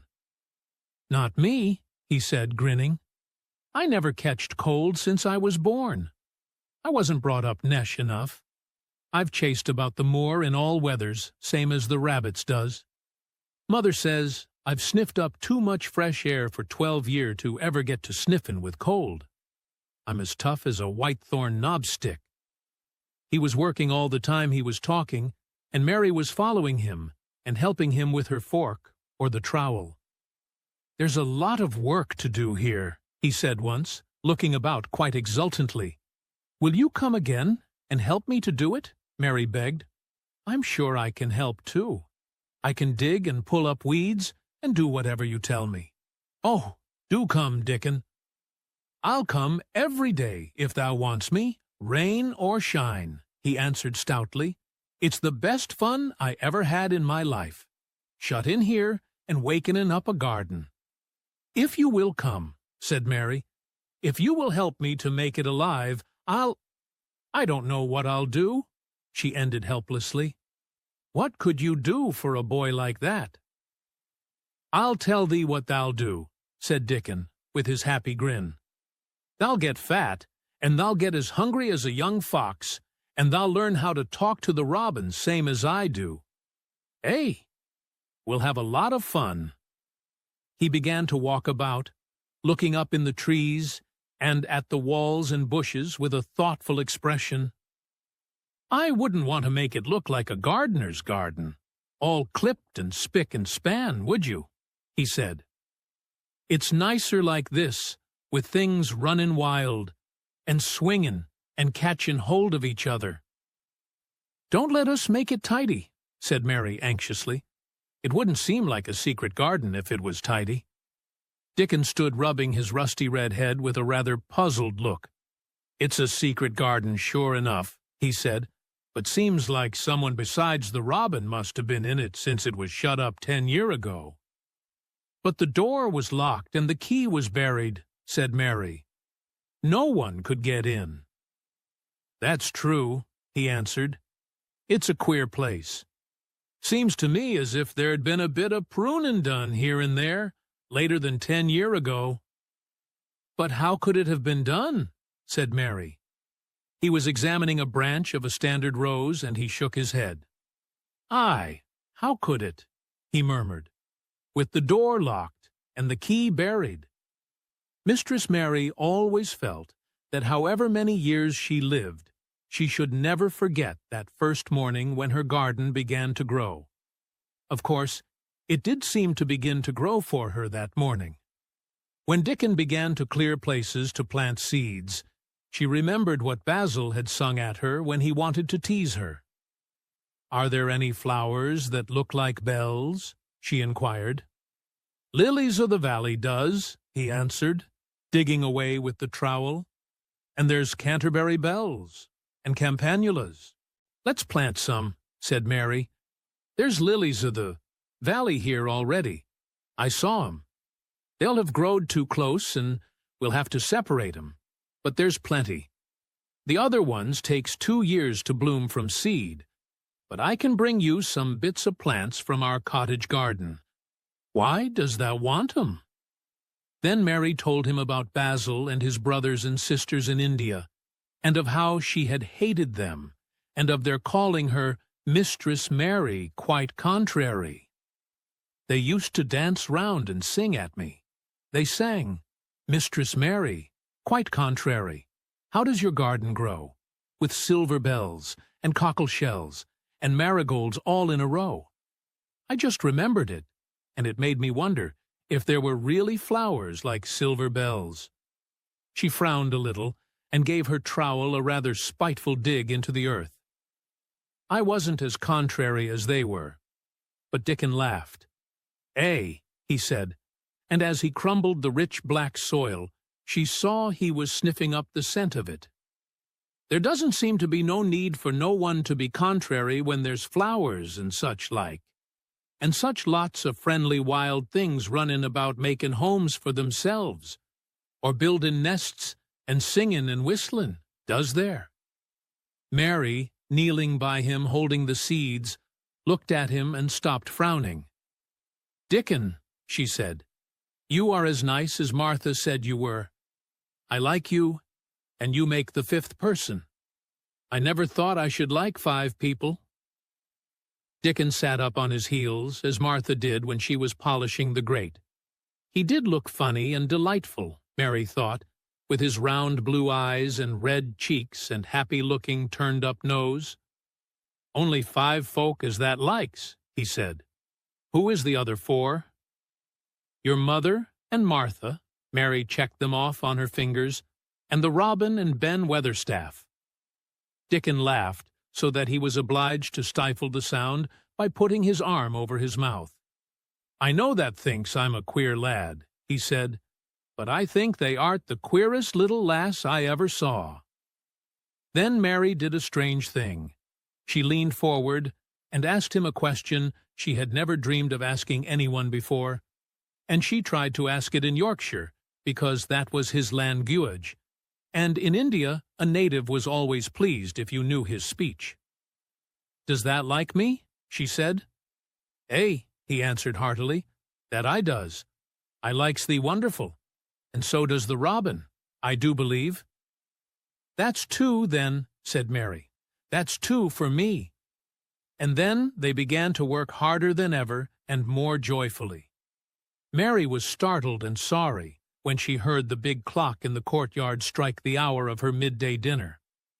"I shall have to go," she said mournfully. "And you will have to go too, won't you?" Dickon grinned. "My dinner's easy to carry about with me," he said. "Mother always lets me put a bit of something in my pocket." He picked up his coat from the grass and brought out of a pocket a lumpy little bundle, tied up in a quite clean, coarse, blue and white handkerchief. It held 2 thick pieces of bread, with a slice of something laid between them. "It's oftenest naught but bread," he said, "but I've got a fine slice of fat bacon with it today." Mary thought it looked a queer dinner, but he seemed ready to enjoy it. "Run on and get thy victuals," he said. "I'll be done with mine first. I'll get some more work done before I start back home." He sat down with his back against a tree. "I'll call the robin up," he said, "and give him the rind of the bacon to peck at. They likes a bit of fat, wonderful." Mary could scarcely bear to leave him. Suddenly, it seemed as if he might be a sort of wood fairy, who might be gone when she came into the garden again. He seemed too good to be true. She went slowly halfway to the door in the wall, and then she stopped and went back. "Whatever happens, you never would tell?" she said. His poppy-colored cheeks were distended with his first big bite of bread and bacon, but he managed to smile encouragingly. "If that was a missel thrush, and showed me where thy nest was, does thou think I'd tell anyone?" "Not me," he said. "Thou art as safe as a missel thrush." And she was quite sure she was. 12th. "Might I have a bit of earth?" Mary ran so fast that she was rather out of breath when she reached her room. Her hair was ruffled on her forehead, and her cheeks were bright pink. Her dinner was waiting on the table, and Martha was waiting near it. "Thou's a bit late," she said. "Where has thou been?" "I've seen Dickon," said Mary. "I've seen Dickon." "I knew he'd come," said Martha exultantly. "How does thou like him?" I think he's beautiful," said Mary in a determined voice. Martha looked rather taken aback, but she looked pleased too. "Well," she said, "he's the best lad as ever was born, but us never thought he was handsome. His nose turns up too much." "I like it to turn up," said Mary. And his eyes is so round, said Martha, a trifle doubtful, though they're a nice color. I like them round, said Mary, and they are exactly the color of the sky over the moor. Martha beamed with satisfaction. Mother says he made 'em that color with always looking up at the birds and the clouds. But he has got a big mouth, hasn't he now?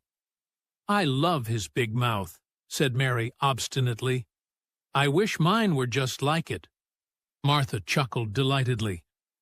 It'd look rare and funny in thy bit of a face, she said. But I knowed it would be that way when thou saw him.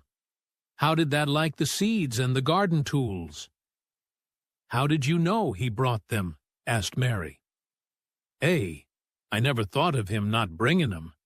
He'd be sure to bring 'em if they was in Yorkshire. He's such a trusty lad. Mary was afraid that she might begin to ask difficult questions, but she did not. She was very much interested in the seeds and gardening tools, and there was only one moment when Mary was frightened. This was when she began to ask where the flowers were to be planted. Who did thou ask about it? She inquired. I haven't asked anybody yet, said Mary, hesitating. Well, I wouldn't ask the head gardener. He's too grand, Mr. Roach is. I've never seen him, said Mary. I've only seen undergardeners and Ben Weatherstaff. If I was you, I'd ask Ben Weatherstaff, advised Martha. He's not half as bad as he looks, for all he's so crabbed. Mr. Craven lets him do what he likes, because he was here when Mrs. Craven was alive, and he used to make her laugh. She liked him. Perhaps he'd find you a corner somewhere out of the way. If it was out of the way and no one wanted it, no one could mind my having it, could they? Mary said anxiously. There wouldn't be no reason, answered Martha. You wouldn't do no harm. Mary ate her dinner as quickly as she could, and when she rose from the table she was going to run to her room to put on her hat again. But Martha stopped her. I've got something to tell you, she said. I thought I'd let you eat your dinner first. Mr. Craven came back this morning, and I think he wants to see you. Mary turned quite pale. Oh, she said. Why? Why? He didn't want to see me when I came. I heard Pitcher say he didn't. Well, explained Martha, Mrs. Medlock says it's because of Mother. She was walking to Thwaite Village and she met him. She'd never spoke to him before, but Mrs. Craven had been to our cottage 2 or 3 times. He'd forgot. But Mother hadn't, and she made bold to stop him. I don't know what she said to him about you, but she said something as put him in the mind to see you before he goes away again tomorrow. Oh, cried Mary, is he going away tomorrow? I am so glad. He's going for a long time. He mayn't come back till autumn or winter. He's going to travel in foreign places. He's always doing it. Oh, I'm so glad, said Mary thankfully. If he did not come back until winter, or even autumn, there would be time to watch the secret garden come alive. Even if he found out then and took it away from her, she would have had that much at least. When do you think he will want to see? She did not finish the sentence, because the door opened, and Mrs. Medlock walked in. She had on her best black dress and cap, and her collar was fastened with a large brooch with a picture of a man's face on it. It was a colored photograph of Mr. Medlock, who had died years ago, and she always wore it when she was dressed up. She looked nervous and excited. Your hair's rough, she said quickly. Go and brush it. Martha, help her to slip on her best dress. Mr. Craven sent me to bring her to him in his study. All the pink left Mary's cheeks. Her heart began to thump, and she felt herself changing into a stiff, plain, silent child again. She did not even answer Mrs. Medlock, but turned and walked into her bedroom, followed by Martha. She said nothing while her dress was changed and her hair brushed, and after she was quite tidy, she followed Mrs. Medlock down the corridors in silence. What was there for her to say? She was obliged to go and see Mr. Craven, and he would not like her, and she would not like him. She knew what he would think of her. She was taken to a part of the house she had not been into before. At last, Mrs. Medlock knocked at a door, and when someone said, "Come in," they entered the room together. A man was sitting in an armchair before the fire, and Mrs. Medlock spoke to him. "This is Miss Mary, sir," she said. "You can go and leave her here. I will ring for you when I want you to take her away," said Mr. Craven. When she went out and closed the door, Mary could only stand waiting, a plain little thing, twisting her thin hands together. She could see that the man in the chair was not so much a hunchback as a man with high, rather crooked shoulders, and he had black hair streaked with white. He turned his head over his high shoulders and spoke to her. "Come here," he said. Mary went to him. He was not ugly. His face would have been handsome if it had not been so miserable. He looked as if the sight of her worried and fretted him, and as if he did not know what in the world to do with her. "Are you well?" he asked. "Yes," answered Mary. "Do they take good care of you?" "Yes." He rubbed his forehead fretfully as he looked her over. "You are very thin," he said. "I am getting fatter," Mary answered in what she knew was her stiffest way. What an unhappy face he had!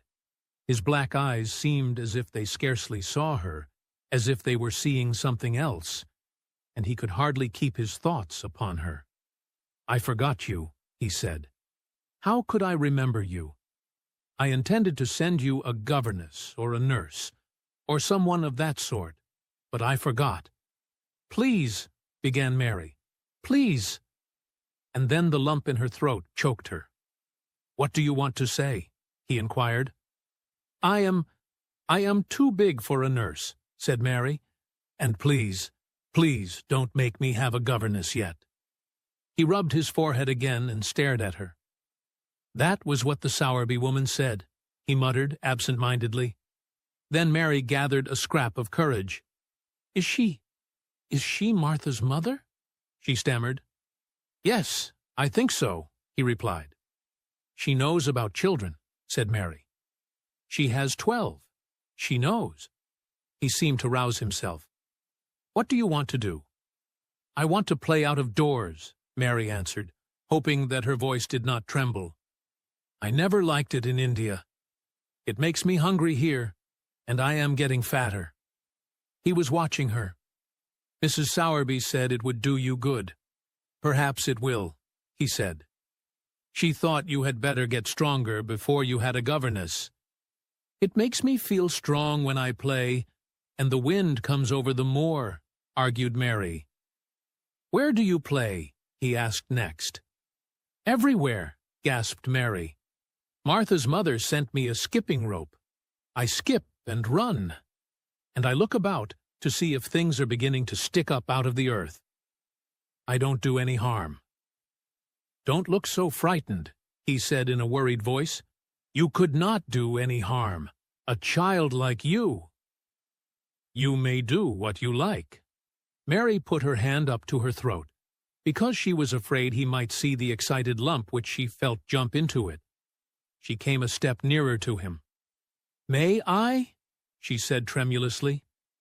Her anxious little face seemed to worry him more than ever. "Don't look so frightened," he exclaimed. "Of course you may.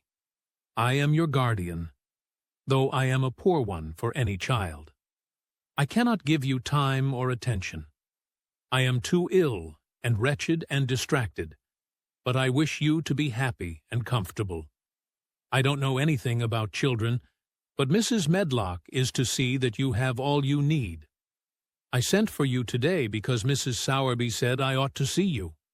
Her daughter had talked about you. She thought you needed fresh air and freedom, and running about." "She knows all about children," Mary said again in spite of herself. "She ought to," said Mr. Craven. "I thought her rather bold to stop me on the moor, but she said Mrs. Craven had been kind to her." It seemed hard for him to speak his dead wife's name. "She is a respectable woman. Now I have seen you, I think she said sensible things. Play out of doors as much as you like. It's a big place, and you may go where you like, and amuse yourself as you like. Is there anything you want?" As if a sudden thought had struck him. "Do you want toys? Books? Dolls?"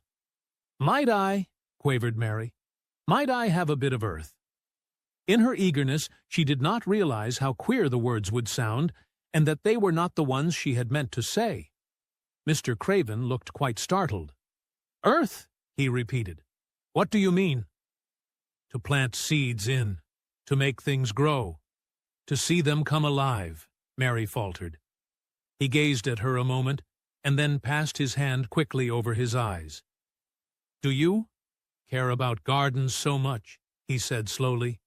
"I didn't know about them in India," said Mary. "I was always ill and tired, and it was too hot. I sometimes made little beds in the sand and stuck flowers in them. But here it is different." Mr. Craven got up and began to walk slowly across the room. "A bit of earth," he said to himself, and Mary thought that somehow she must have reminded him of something. When he stopped and spoke to her, his dark eyes looked almost soft and kind. "You can have as much earth as you want," he said. "You remind me of someone else who loved the earth and things that grow. When you see a bit of earth you want, with something like a smile, take it, child, and make it come alive." "May I take it from anywhere, if it's not wanted?" "Anywhere," he answered. "There. You must go now. I am tired." He touched the bell to call Mrs. Medlock. "Goodbye. I shall be away all summer." Mrs. Medlock came so quickly that Mary thought she must have been waiting in the corridor. "Mrs. Medlock," Mr. Craven said to her, "now I have seen the child, I understand what Mrs. Sowerby meant. She must be less delicate before she begins lessons. Give her simple, healthy food.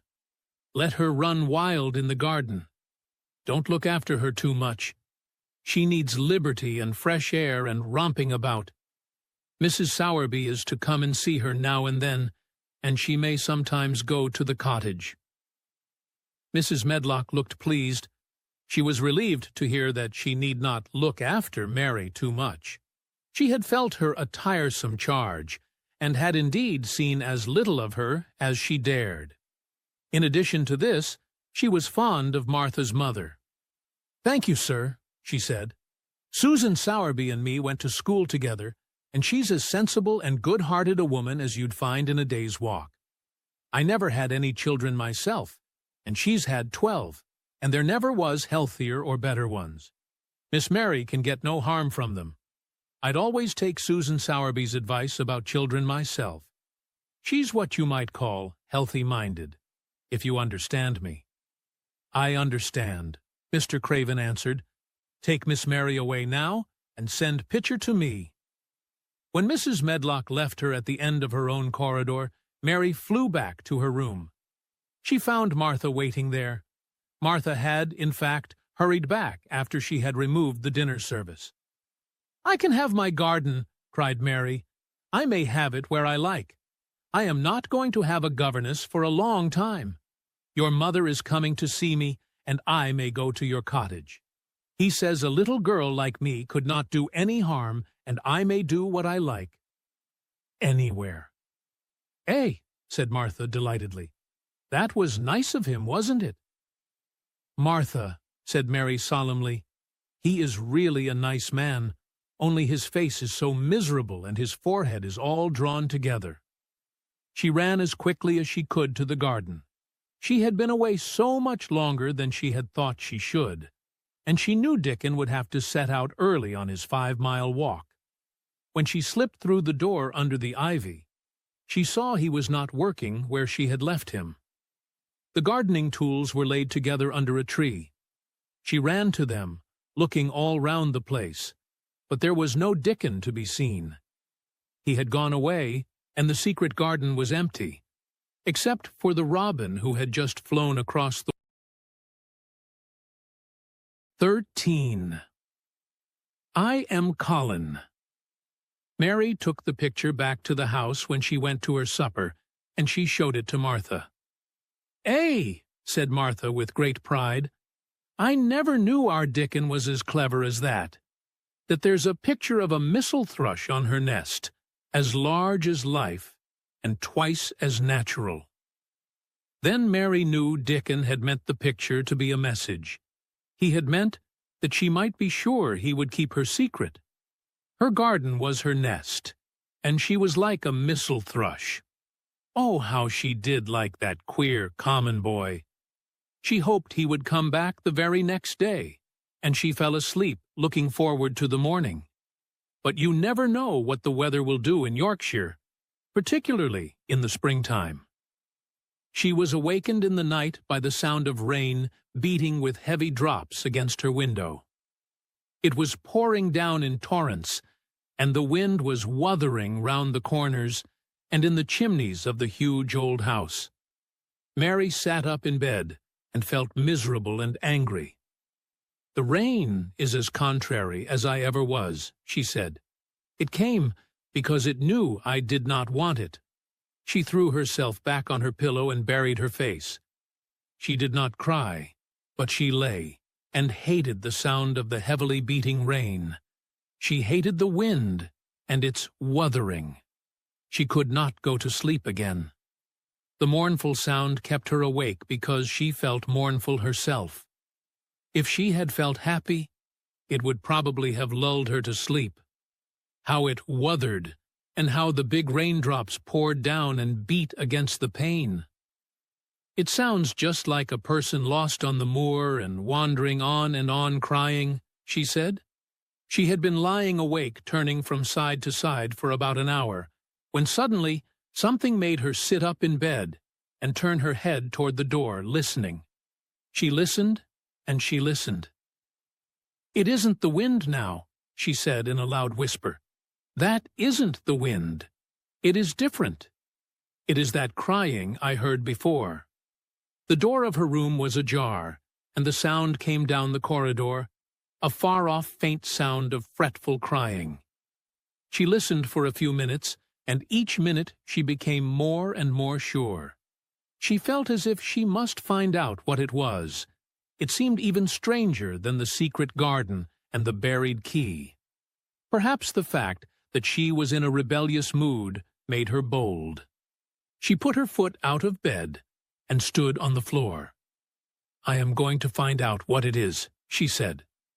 "Everybody is in bed, and I don't care about Mrs. Medlock. I don't care." There was a candle by her bedside, and she took it up and went softly out of the room. The corridor looked very long and dark, but she was too excited to mind that.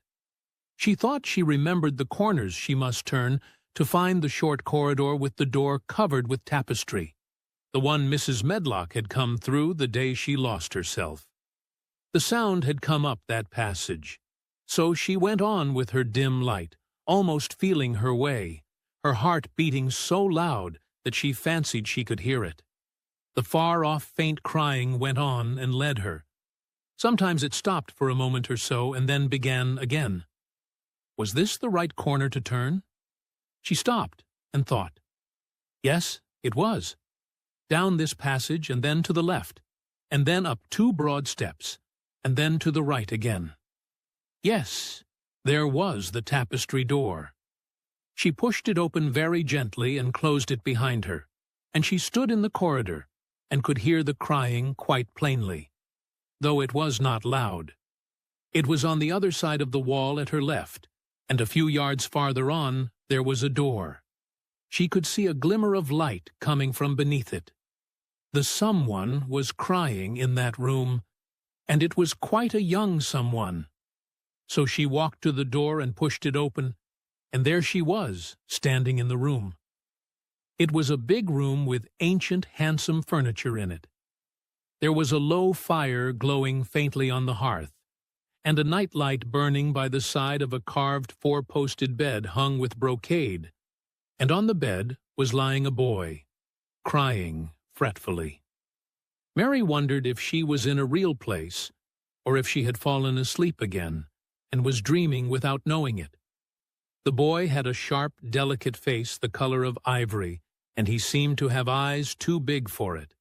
He had also a lot of hair which tumbled over his forehead in heavy locks and made his thin face seem smaller. He looked like a boy who had been ill, but he was crying more as if he were tired and cross than as if he were in pain. Mary stood near the door with her candle in her hand, holding her breath. Then she crept across the room, and, as she drew nearer, the light attracted the boy's attention, and he turned his head on his pillow and stared at her, his gray eyes opening so wide that they seemed immense. "Who are you?" he said at last, in a half-frightened whisper. "Are you a ghost?" "No, I am not," Mary answered, her own whisper sounding half-frightened. "Are you one?" He stared and stared and stared. Mary could not help noticing what strange eyes he had. They were agate gray, and they looked too big for his face because they had black lashes all round them. "No," he replied after waiting a moment or so. "I am Colin." "Who is Colin?" she faltered. "I am Colin Craven. Who are you?" "I am Mary Lennox. Mr. Craven is my uncle." "He is my father," said the boy. "Your father?" gasped Mary. "No one ever told me he had a boy. Why didn't they?"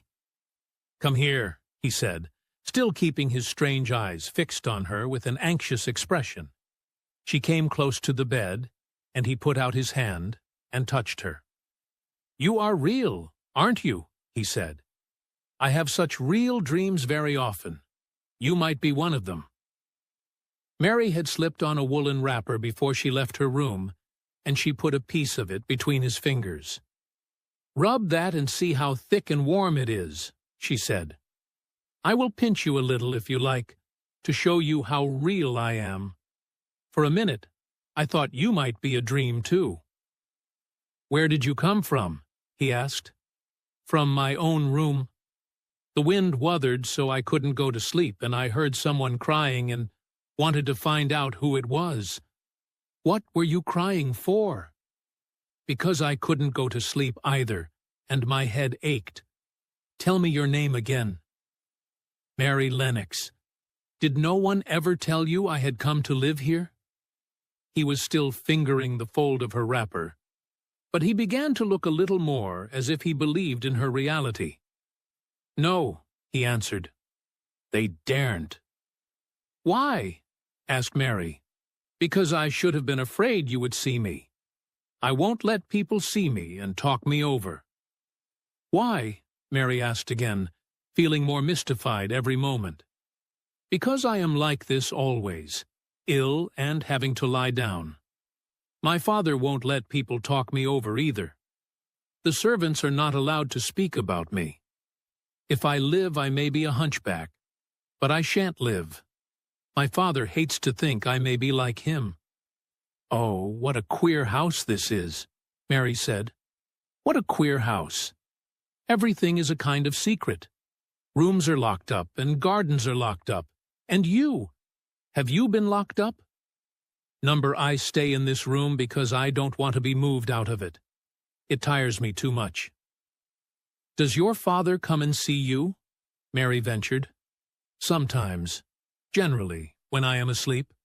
He doesn't want to see me." "Why?" Mary could not help asking again. A sort of angry shadow passed over the boy's face. "My mother died when I was born, and it makes him wretched to look at me. He thinks I don't know, but I've heard people talking. He almost hates me." "He hates the garden because she died," said Mary, half speaking to herself. "What garden?" the boy asked. "Oh, just a garden she used to like," Mary stammered. "Have you been here always?" "Nearly always. Sometimes I have been taken to places at the seaside, but I won't stay because people stare at me. I used to wear an iron thing to keep my back straight, but a grand doctor came from London to see me and said it was stupid. He told them to take it off and keep me out in the fresh air. I hate fresh air, and I don't want to go out." "I didn't when first I came here," said Mary. "Why do you keep looking at me like that?" "Because of the dreams that are so real," he answered rather fretfully. "Sometimes when I open my eyes I don't believe I'm awake." "We're both awake," said Mary. She glanced round the room with its high ceiling and shadowy corners and dim firelight. "It looks quite like a dream. And it's the middle of the night, and everybody in the house is asleep. Everybody but us. We are wide awake." "I don't want it to be a dream," the boy said restlessly. Mary thought of something all at once. "If you don't like people to see you," she began, "do you want me to go away?" He still held the fold of her wrapper, and he gave it a little pull. "No," he said. "I should be sure you were a dream if you went. If you are real, sit down on that big footstool and talk. I want to hear about you." Mary put down her candle on the table near the bed and sat down on the cushioned stool. She did not want to go away at all.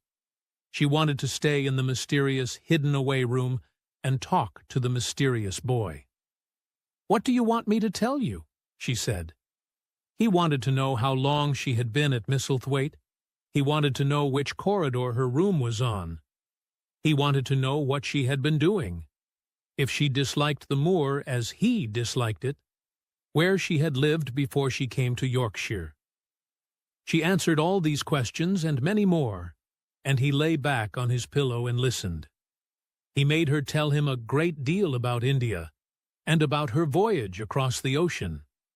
She found out that because he had been an invalid, he had not learned things as other children had. One of his nurses had taught him to read when he was quite little, and he was always reading and looking at pictures in splendid books. Though his father rarely saw him when he was awake, he was given all sorts of wonderful things to amuse himself with. He never seemed to have been amused, however. He could have anything he asked for, and was never made to do anything he did not like to do. "Everyone is obliged to do what pleases me," he said indifferently. "It makes me ill to be angry. No one believes I shall live to grow up." He said it as if he was so accustomed to the idea that it had ceased to matter to him at all. He seemed to like the sound of Mary's voice. As she went on talking, he listened in a drowsy, interested way. Once or twice she wondered if he were not gradually falling into a doze. But at last he asked a question which opened up a new subject. "How old are you?" he asked. "I am 10, answered Mary, forgetting herself for the moment, "and so are you." "How do you know that?" he demanded in a surprised voice. "Because when you were born, the garden door was locked, and the key was buried, and it has been locked for 10 years. Colin half sat up, turning toward her, leaning on his elbows. "What garden door was locked?" "Who did it? Where was the key buried?" he exclaimed as if he were suddenly very much interested. It was the garden Mr. Craven hates," said Mary nervously. "He locked the door. No one knew where he buried the key." "What sort of a garden is it?" Colin persisted eagerly.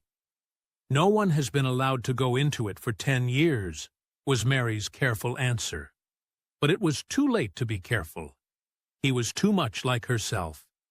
He, too, had had nothing to think about, and the idea of a hidden garden attracted him as it had attracted her. He asked question after question. Where was it? Had she never looked for the door? Had she never asked the gardeners? "They won't talk about it," said Mary. "I think they have been told not to answer questions." "I would make them," said Colin. "Could you?" Mary faltered, beginning to feel frightened.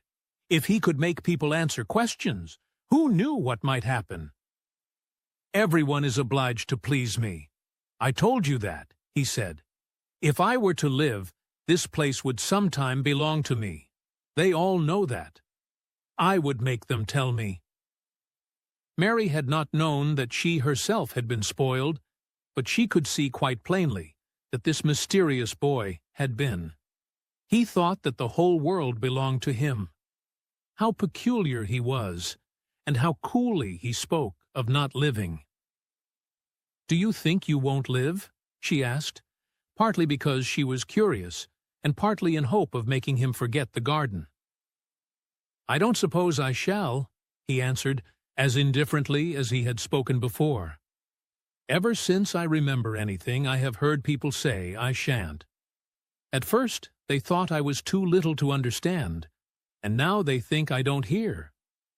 But I do. You see, she panted, if no one knows but ourselves, if there was a door hidden somewhere under the ivy, if there was, and we could find it, and if we could slip through it together and shut it behind us, and no one knew anyone was inside, and we called it our garden and pretended that we were missel thrushes, and it was our nest, and if we played there almost every day, and dug and planted seeds and made it all come alive—" "Is it dead?" he interrupted her. "It soon will be if no one cares for it," she went on. "The bulbs will live, but the roses—" He stopped her again, as excited as she was herself. "What are bulbs?" he put in quickly. "They are daffodils and lilies and snowdrops. They are working in the earth now, pushing up pale green points, because the spring is coming." "Is the spring coming?" he said. "What is it like?" "You don't see it in rooms, if you are ill. It is the sun shining on the rain, and the rain falling on the sunshine, and things pushing up and working under the earth," said Mary. "If the garden was a secret, and we could get into it, we could watch the things grow bigger every day, and see how many roses are alive. Don't you? See? Oh, don't you see how much nicer it would be if it was a secret?" He dropped back on his pillow and lay there with an odd expression on his face. "I never had a secret," he said, "except that one about not living to grow up. They don't know I know that, so it is a sort of secret. But I like this kind better." "If you won't make them take you to the garden," pleaded Mary, "perhaps, I feel almost sure I can find out how to get in sometime.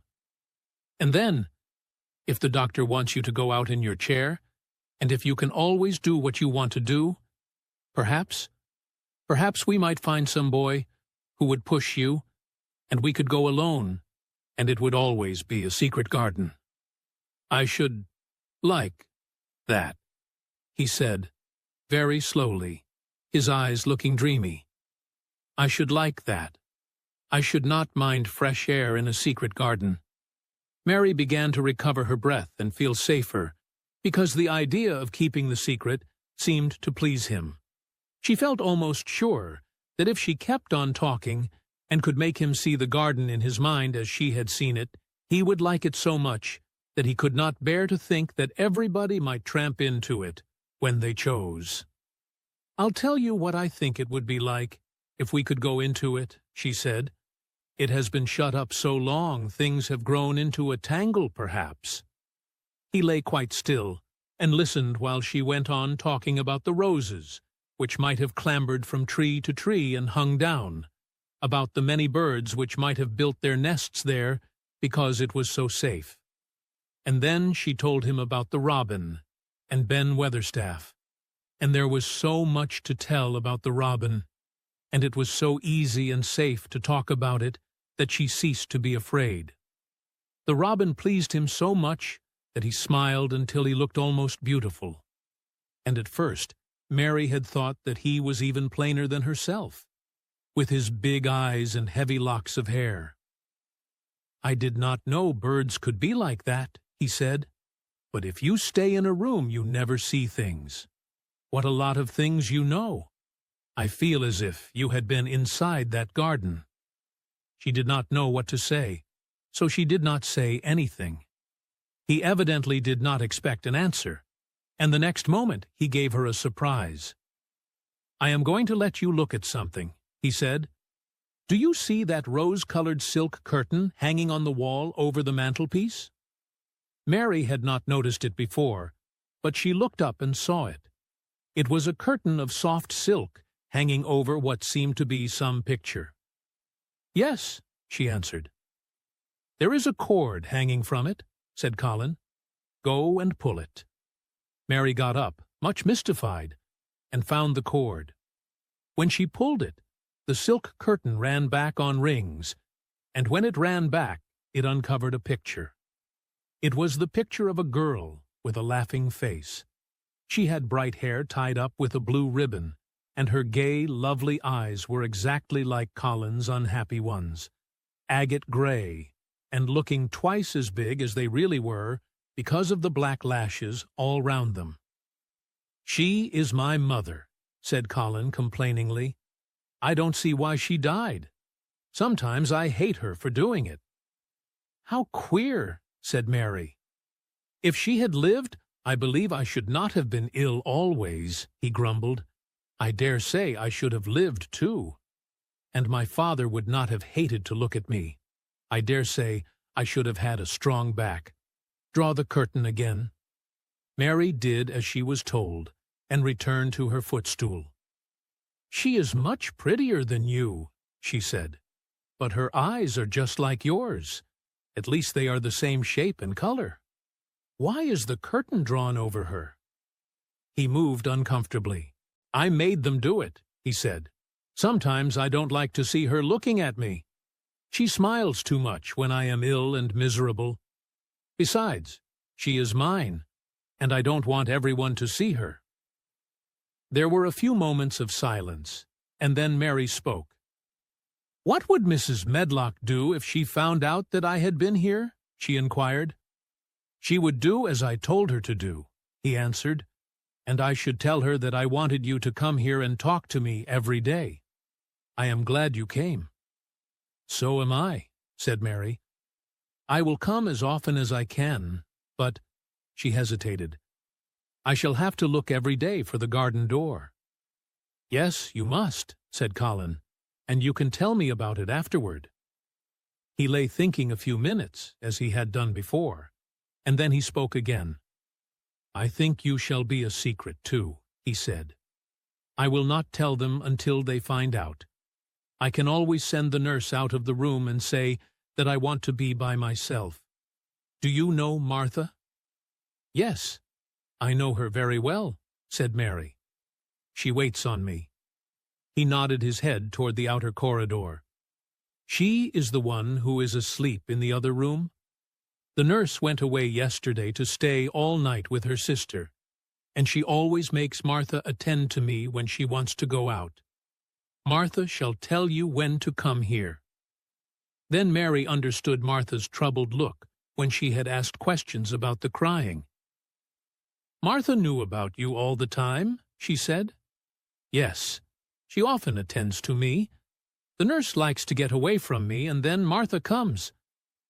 "I have been here a long time," said Mary. "Shall I go away now?" Your eyes look sleepy." "I wish I could go to sleep before you leave me," he said rather shyly. "Shut your eyes," said Mary, drawing her footstool closer, "and I will do what my ayah used to do in India. I will pat your hand and stroke it and sing something quite low." "I should like that, perhaps," he said drowsily. Somehow she was sorry for him and did not want him to lie awake, so she leaned against the bed and began to stroke and pat his hand and sing a very low little chanting song in Hindustani. "That is nice," he said, more drowsily still, and she went on chanting and stroking, but when she looked at him again, his black lashes were lying close against his cheeks, for his eyes were shut, and he was fast asleep. So she got up softly, took her candle, and crept away without making a sound. 14. A Young Rajah. The moor was hidden in mist when the morning came, and the rain had not stopped pouring down. There could be no going out of doors. Martha was so busy that Mary had no opportunity of talking to her, but in the afternoon she asked her to come and sit with her in the nursery. She came bringing the stocking she was always knitting when she was doing nothing else. "What's the matter with thee?" she asked as soon as they sat down. "That looks as if they'd something to say." "I have found out what the crying was," said Mary. Martha let her knitting drop on her knee and gazed at her with startled eyes. "That hasn't," she exclaimed. "Never." "I heard it in the night," Mary went on, "and I got up and went to see where it came from. It was Colin. I found him." Martha's face became red with fright. "Hey, Miss Mary," she said, half crying. "That shouldn't have done it. That shouldn't. Thou'll get me in trouble. I never told thee nothing about him, but thou'll get me in trouble. I shall lose my place, and what'll Mother do?" "You won't lose your place," said Mary. "He was glad I came. We talked and talked, and he said he was glad I came." "Was he?" cried Martha. "Art thou sure? That doesn't know what he's like when anything vexes him. He's a big lad to cry like a baby, but when he's in a passion, he'll fair scream just to frighten us. He knows us daren't call our souls our own." "He wasn't vexed," said Mary. "I asked him if I should go away, and he made me stay. He asked me questions, and I sat on a big footstool and talked to him about India and about the robin and gardens. He wouldn't let me go. He let me see his mother's picture. Before I left him, I sang him to sleep." Martha fairly gasped with amazement. "I can scarcely believe thee," she protested. "It's as if they'd walked straight into a lion's den. If he'd been like he is, most times he'd have throwed himself into one of his tantrums and roused the house. He won't let strangers look at him." "He let me look at him. I looked at him all the time, and he looked at me." "We stared," said Mary. "I don't know what to do," cried agitated Martha. "If Mrs. Medlock finds out, she'll think I broke orders and told thee, and I shall be packed back to Mother." "He is not going to tell Mrs. Medlock anything about it yet. It's to be a sort of secret just at first," said Mary firmly, "and he says everybody is obliged to do as he pleases." "Aye, that's true enough, the bad lad," sighed Martha, wiping her forehead with her apron. "He says Mrs. Medlock must, and he wants me to come and talk to him every day, and you are to tell me when he wants me." "Me," said Martha. "I shall lose my place. I shall for sure." "You can't if you are doing what he wants you to do, and everybody is ordered to obey him," Mary argued. "Does that mean to say," cried Martha with wide-open eyes, "that he was nice to thee?" "I think he almost liked me," Mary answered. "Then that must have bewitched him," decided Martha, drawing a long breath. "Do you mean magic?" inquired Mary. "I've heard about magic in India, but I can't make it. I just went into his room, and I was so surprised to see him, I stood and stared. And then he turned round and stared at me. And he thought I was a ghost or a dream, and I thought perhaps he was. And it was so queer being there alone together in the middle of the night and not knowing about each other. And we began to ask each other questions. And when I asked him if I must go away, he said I must not." "The world's coming to an end," gasped Martha. "What is the matter with him?" asked Mary. "Nobody knows for sure and certain," said Martha. "Mr. Craven went off his head, like when he was born. The doctors thought he'd have to be put in asylum. It was because Mrs. Craven died, like I told you. He wouldn't set eyes on the baby. He just raved and said it'd be another hunchback like him, and it'd better die." "Is Colin a hunchback?" Mary asked. "He didn't look like one." "He isn't yet," said Martha, "but he began all wrong. Mother said that there was enough trouble and raging in the house to set any child wrong. They was afraid his back was weak, and they've always been taking care of it, keeping him lying down and not letting him walk. Once they made him wear a brace, but he fretted so he was downright ill. Then a big doctor came to see him and made them take it off. He talked to the other doctor quite rough, in a polite way. He said there'd been too much medicine and too much letting him have his own way. "I think he's a very spoiled boy," said Mary. "He's the worst young nowt as ever was," said Martha. "I won't say as he hasn't been ill a good bit. He's had coughs and colds that's nearly killed him 2 or 3 times. Once he had rheumatic fever, and once he had typhoid. Eh? Mrs. Medlock did get a fright then. He'd been out of his head, and she was talking to the nurse, thinking he didn't know nothing. And she said, 'He'll die this time, sure enough, and best thing for him and for everybody.' And she looked at him, and there he was with his big eyes open, staring at her as sensible as she was herself. She didn't know what happened, but he just stared at her and says, 'You give me some water and stop talking.'"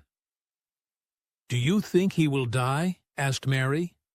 "Mother says there's no reason why any child should live that gets no fresh air and doesn't do nothing but lie on his back and read picture books and take medicine.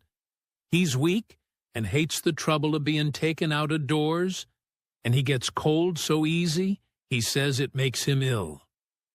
Mary sat and looked at the fire. "I wonder," she said slowly, "if it would not do him good to go out into a garden and watch things growing. It did me good." "One of the worst fits he ever had," said Martha, "was one time they took him out where the roses is by the fountain. He'd been reading in a paper about people getting something he called rose cold, and he began to sneeze, and said he'd got it. And then a new gardener, as didn't know the rules, passed by, and looked at him curious. He threw himself into a passion, and he said he'd looked at him because he was going to be a hunchback. He cried himself into a fever, and was ill all night. If he ever gets angry at me, I'll never go and see him again," said Mary. "He'll have thee if he wants thee," said Martha. "Thou may as well know that at the start." Very soon afterward, a bell rang, and she rolled up her knitting. "I dare say the nurse wants me to stay with him a bit," she said. "I hope he's in a good temper." She was out of the room about 10 minutes, and then she came back with a puzzled expression. "Well, that has bewitched him," she said.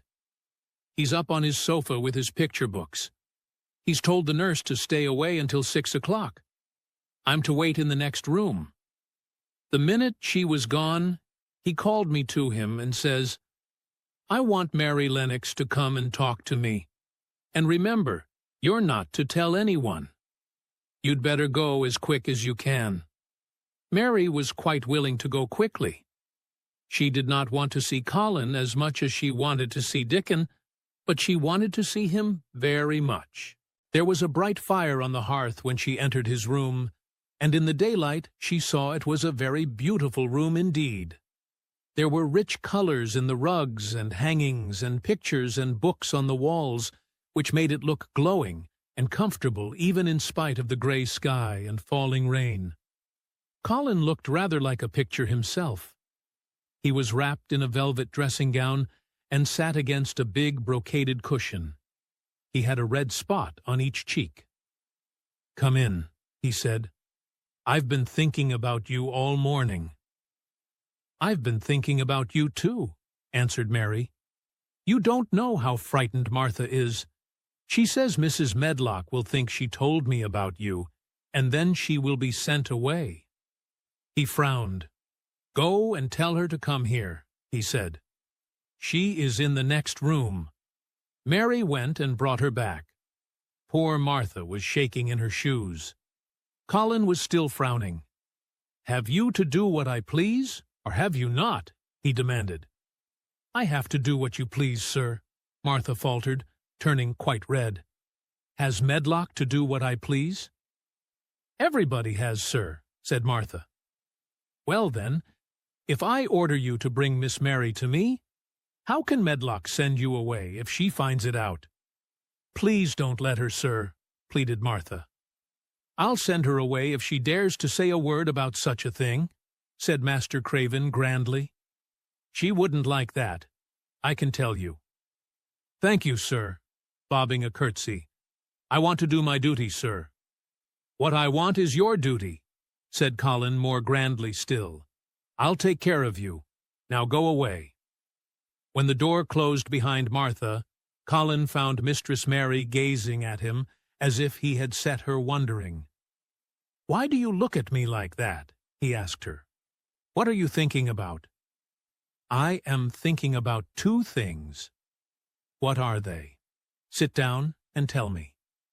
"This is the first one," said Mary, seating herself on the big stool. "Once in India I saw a boy who was a Rajah. He had rubies and emeralds and diamonds stuck all over him. He spoke to his people just as you spoke to Martha. Everybody had to do everything he told them, in a minute. I think they would have been killed if they hadn't." "I shall make you tell me about Rajahs presently," he said, "but first tell me what the second thing was." "I was thinking," said Mary, "how different you are from Dickon." "Who is Dickon?" he said. "What a queer name." She might as well tell him. She thought she could talk about Dickon without mentioning the secret garden. She had liked to hear Martha talk about him. Besides, she longed to talk about him. It would seem to bring him nearer. "He is Martha's brother. He is 12 years old," she explained. "He is not like anyone else in the world. He can charm foxes and squirrels and birds just as the natives in India charm snakes.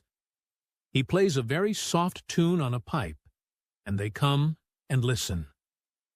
There were some big books on a table at his side, and he dragged one suddenly toward him. "There is a picture of a snake charmer in this," he exclaimed. "Come and look at it." The book was a beautiful one with superb colored illustrations, and he turned to one of them. "Can he do that?" he asked eagerly. "He played on his pipe and they listened," Mary explained. "But he doesn't call it magic. He says it's because he lives on the moor so much, and he knows their ways. He says he feels sometimes as if he was a bird, or a rabbit himself. He likes them so. I think he asked the robin questions. It seemed as if they talked to each other in soft chirps." Colin lay back on his cushion, and his eyes grew larger and larger, and the spots on his cheeks burned. "Tell me some more about him," he said. "He knows all about eggs and nests," Mary went on, "and he knows where foxes and badgers and otters live. He keeps them secret so that other boys won't find their holes and frighten them. He knows about everything that grows or lives on the moor." "Does he like the moor?" said Colin. "How can he when it's such a great, bare, dreary place?" "It's the most beautiful place," protested Mary. "Thousands of lovely things grow on it, and there are thousands of little creatures, all busy building nests and making holes and burrows and chippering or singing or squeaking to each other. They are so busy and having such fun under the earth or in the trees or heather. It's their world." "How do you know all that?" said Colin, turning on his elbow to look at her. "I have never been there once, really," said Mary, suddenly remembering. "I only drove over it in the dark. I thought it was hideous. Martha told me about it first, and then Dickon. When Dickon talks about it, you feel as if you saw things and heard them, and as if you were standing in the heather with the sun shining and the gorse smelling like honey, and all full of bees and butterflies." "You never see anything if you are ill," said Colin restlessly. He looked like a person listening to a new sound in the distance and wondering what it was. "You can't if you stay in a room," said Mary. "I couldn't go on the moor," he said in a resentful tone. Mary was silent for a minute, and then she said something bold. "You might, sometime." He moved as if he were startled. "Go on the moor." "How could I? I am going to die." "How do you know?" said Mary unsympathetically. She didn't like the way he had of talking about dying. She did not feel very sympathetic. She felt rather as if he almost boasted about it. "Oh, I've heard it ever since I remember," he answered crossly. "They are always whispering about it, and thinking I don't notice. They wish I would, too." Mistress Mary felt quite contrary. She pinched her lips together. "If they wished I would," she said, "I wouldn't." "Who wishes you would?"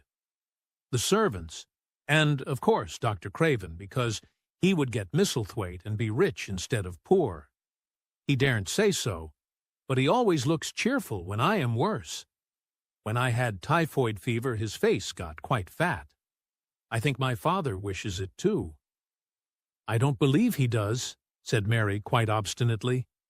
That made Colin turn and look at her again. "Don't you?" he said. And then he lay back on his cushion and was still, as if he were thinking.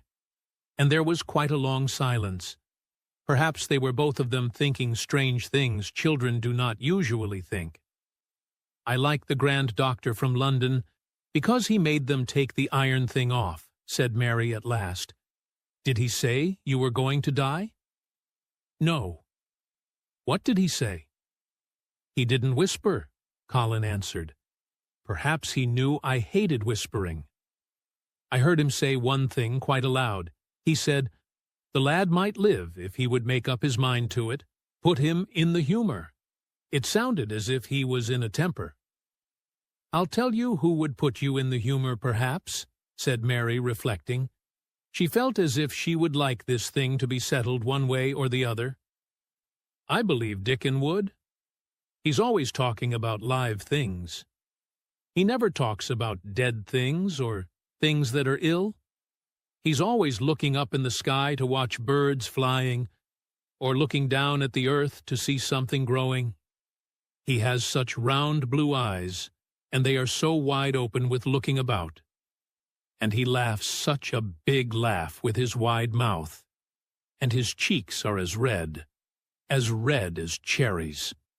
She pulled her stool nearer to the sofa, and her expression quite changed at the remembrance of the wide curving mouth and wide open eyes.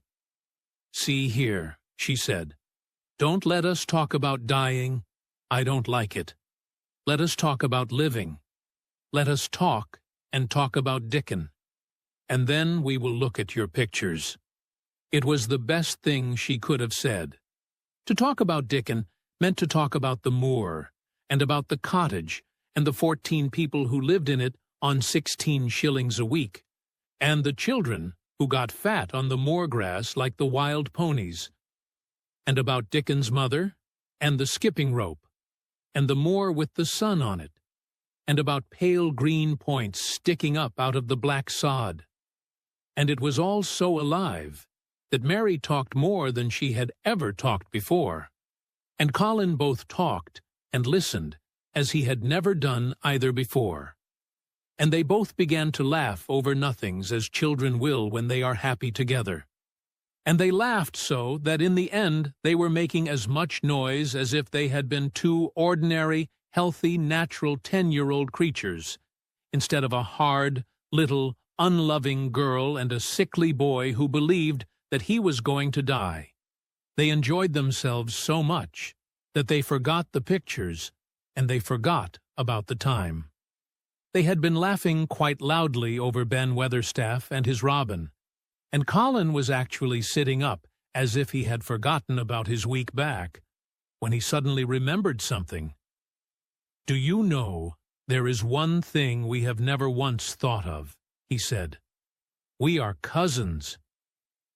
It seemed so queer that they had talked so much, and never remembered this simple thing, that they laughed more than ever, because they had got into the humor to laugh at anything.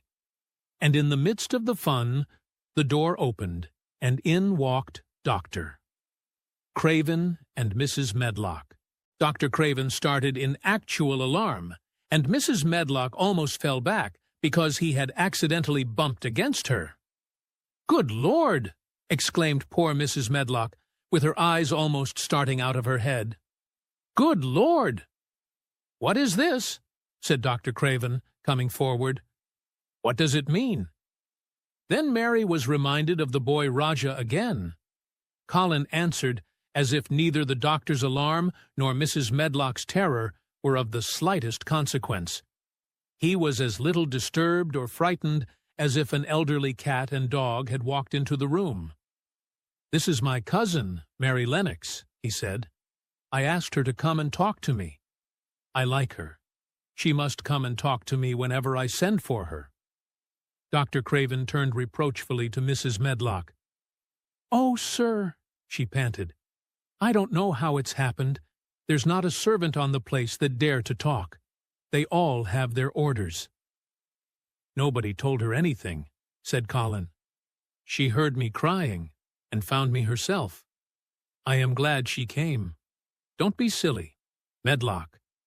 Mary saw that Dr. Craven did not look pleased, but it was quite plain that he dare not oppose his patient. He sat down by Colin and felt his pulse. "I am afraid there has been too much excitement. Excitement is not good for you, my boy," he said. "I should be excited if she kept away," answered Colin, his eyes beginning to look dangerously sparkling. "I am better. She makes me better. The nurse must bring up her tea with mine. We will have tea together." Mrs. Medlock and Dr. Craven looked at each other in a troubled way, but there was evidently nothing to be done. "He does look rather better, sir," ventured Mrs. Medlock. "But," thinking the matter over, "he looked better this morning before she came into the room. She came into the room last night. She stayed with me a long time. She sang a Hindustani song to me, and it made me go to sleep," said Colin. "I was better when I wakened up. I wanted my breakfast. I want my tea now. Tell nurse, Medlock." Dr. Craven did not stay very long.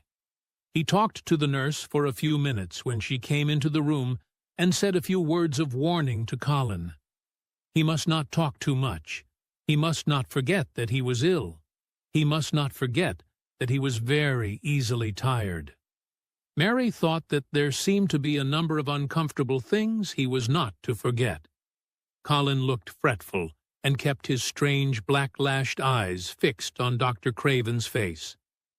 "I want to forget it," he said at last. "She makes me forget it. That is why I want her." Dr. Craven did not look happy when he left the room. He gave a puzzled glance at the little girl sitting on the large stool. She had become a stiff, silent child again as soon as he entered, and he could not see what the attraction was. The boy actually did look brighter, however, and he sighed rather heavily as he went down the corridor. "They are always wanting me to eat things when I don't want to," said Colin, as the nurse brought in the tea and put it on the table by the sofa. "Now, if you'll eat, I will. Those muffins look so nice and hot. Tell me about Rajah's."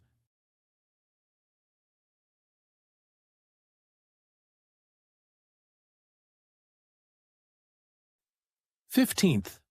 Nest building." After another week of rain, the high arch of blue sky appeared again, and the sun which poured down was quite hot. Though there had been no chance to see either the secret garden or Dickon, Mistress Mary had enjoyed herself very much. The week had not seemed long. She had spent hours of every day with Colin in his room, talking about Rajah's or gardens or Dickon and the cottage on the moor. They had looked at the splendid books and pictures, and sometimes Mary had read things to Colin, and sometimes he had read a little to her.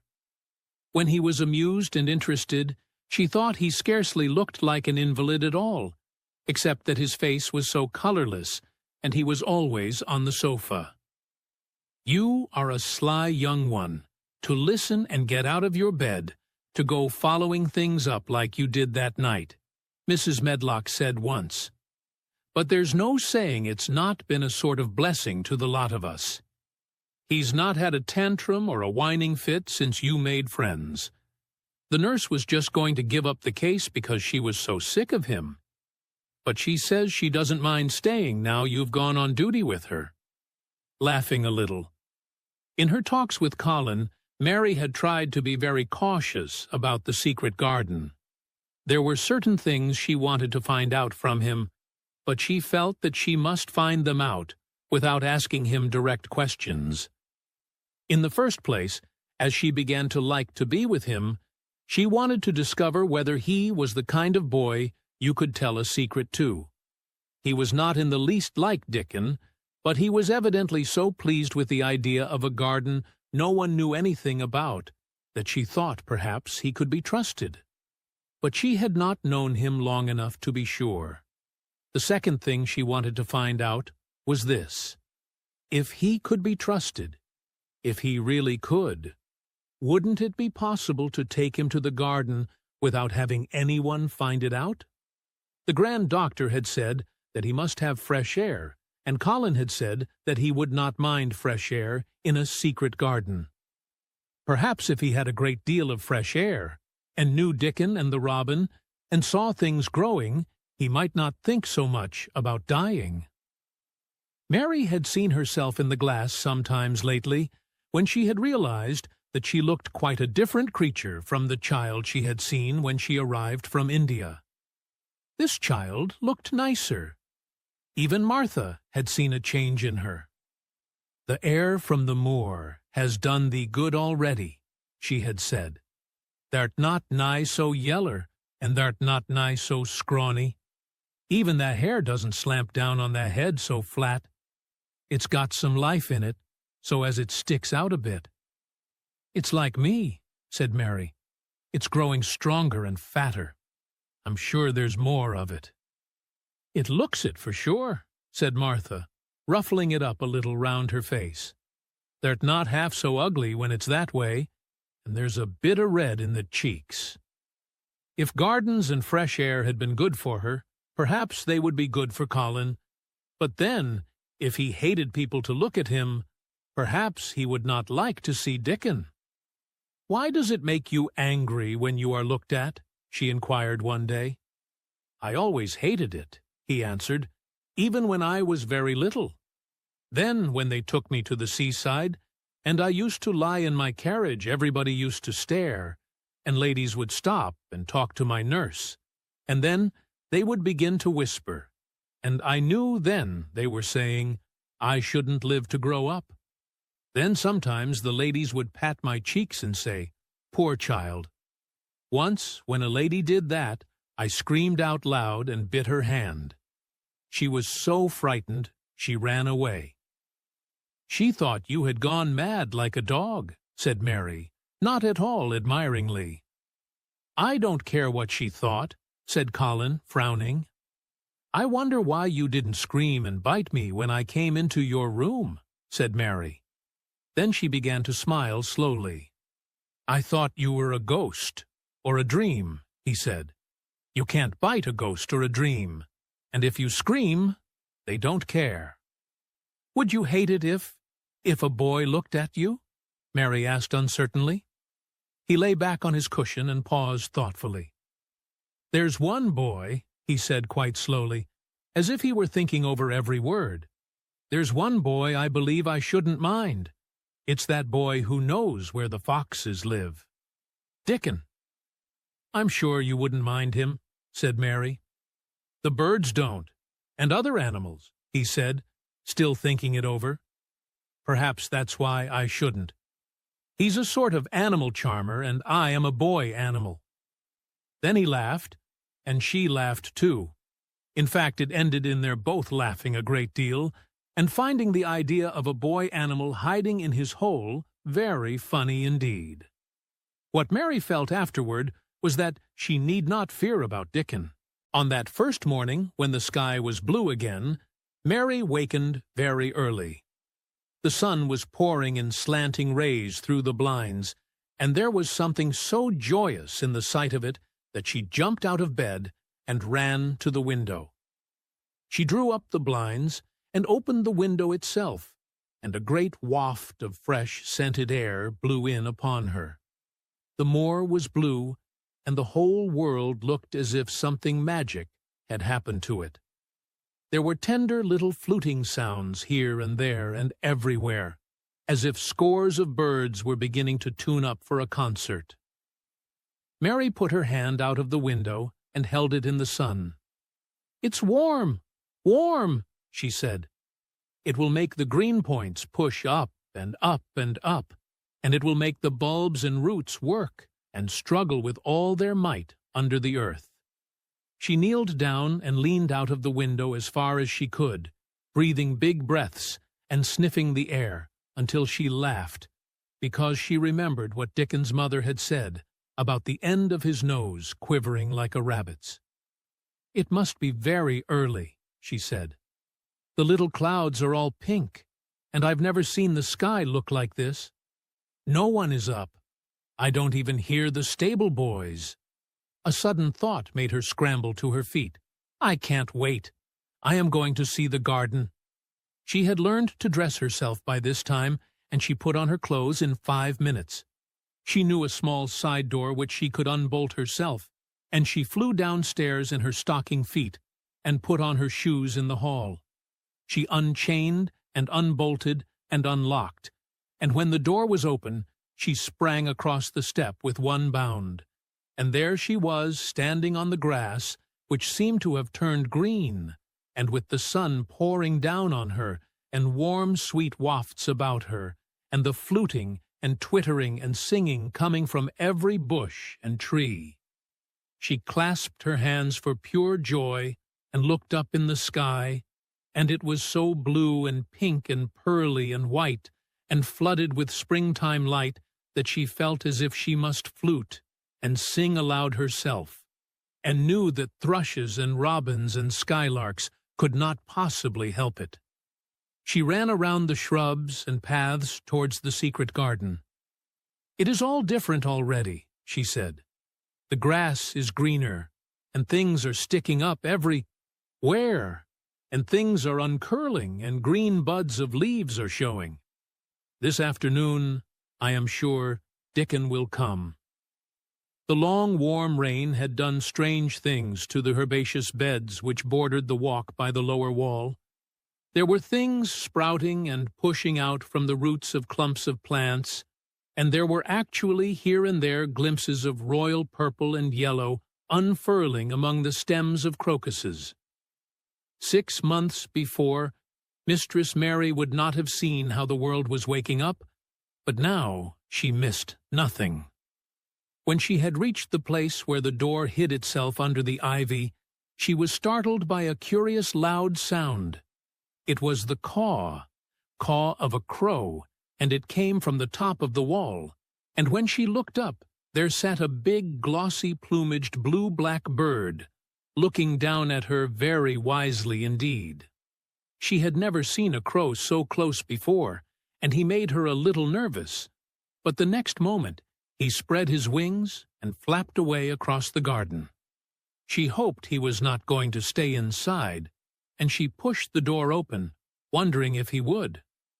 When she got fairly into the garden, she saw that he probably did intend to stay, because he had alighted on a dwarf apple tree, and under the apple tree was lying a little reddish animal with a bushy tail, and both of them were watching the stooping body and rust-red head of Dickon, who was kneeling on the grass working hard. Mary flew across the grass to him. "Oh, Dickon! Dickon!" she cried out. "How could you get here so early? How could you? The sun has only just got up." He got up himself, laughing and glowing, and tousled, his eyes like a bit of the sky. "Eh," he said, "I was up long before him. How could I have stayed abed? The world's all fair begun again this mornin'. It has. And it's workin', and hummin', and scratchin', and pipin', and nest-buildin', and breathin' out scents, till you've got to be out on it, 'stead o' lyin' on your back. When the sun did jump up, the moor went mad for joy, and I was in the midst of the heather, and I run like mad myself, shoutin' and singin'. And I come straight here. I couldn't have stayed away. Why, the garden was lyin' here waitin'." Mary put her hands on her chest, panting, as if she had been running herself. "Oh, Dickon, Dickon," she said. "I'm so happy I can scarcely breathe."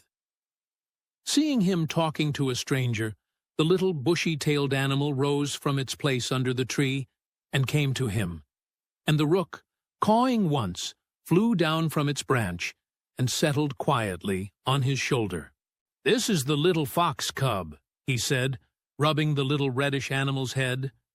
"It's named Captain, and this here's Soot. Soot he flew across the moor with me, and Captain, he run same as if the hounds had been after him. They both felt same as I did." Neither of the creatures looked as if he were the least afraid of Mary. When Dickon began to walk about, Soot stayed on his shoulder, and Captain trotted quietly close to his side. "See here," said Dickon. "See how these is pushed up, and these, and look at these here." He threw himself upon his knees, and Mary went down beside him. They had come upon a whole clump of crocuses, burst into purple and orange and gold. Mary bent her face down and kissed them. "You never kiss a person in that way," she said when she lifted her head. "Flowers are so different." He looked puzzled, but smiled. "Eh," he said, "I've kissed Mother many a time that way when I come in from the moor after a day's roamin', and she stood there at the door in the sun, lookin' so glad and comfortable." They ran from one part of the garden to another, and found so many wonders that they were obliged to remind themselves that they must whisper or speak low. He showed her swelling leaf buds on rose branches which had seemed dead. He showed her 10,000 new green points pushing through the mold. They put their eager young noses close to the earth and sniffed its warmed springtime breathing. They dug and pulled and laughed low with rapture, until Mistress Mary's hair was as tumbled as Dickon's, and her cheeks were almost as poppy red as his. There was every joy on earth in the secret garden that morning, and in the midst of them came a delight more delightful than all, because it was more wonderful.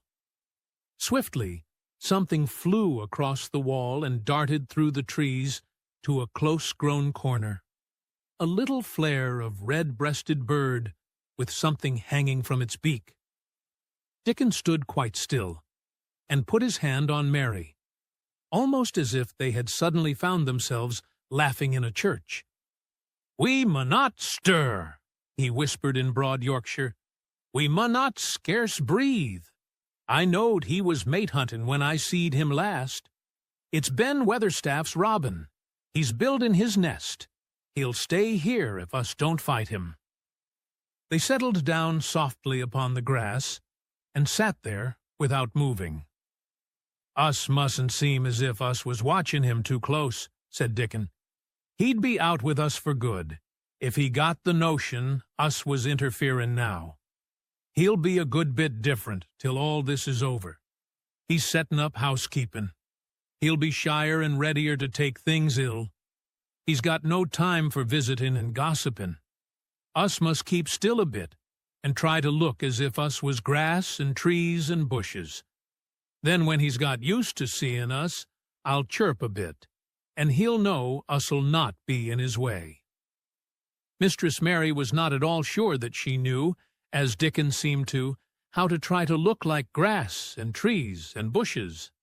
But he had said the queer thing as if it were the simplest and most natural thing in the world, and she felt it must be quite easy to him, and indeed she watched him for a few minutes carefully, wondering if it was possible for him to quietly turn green and put out branches and leaves.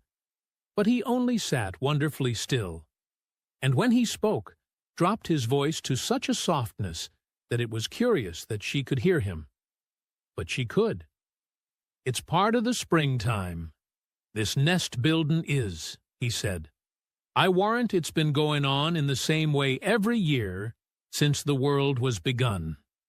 They've got their way of thinkin' and doin' things, and a body had better not meddle.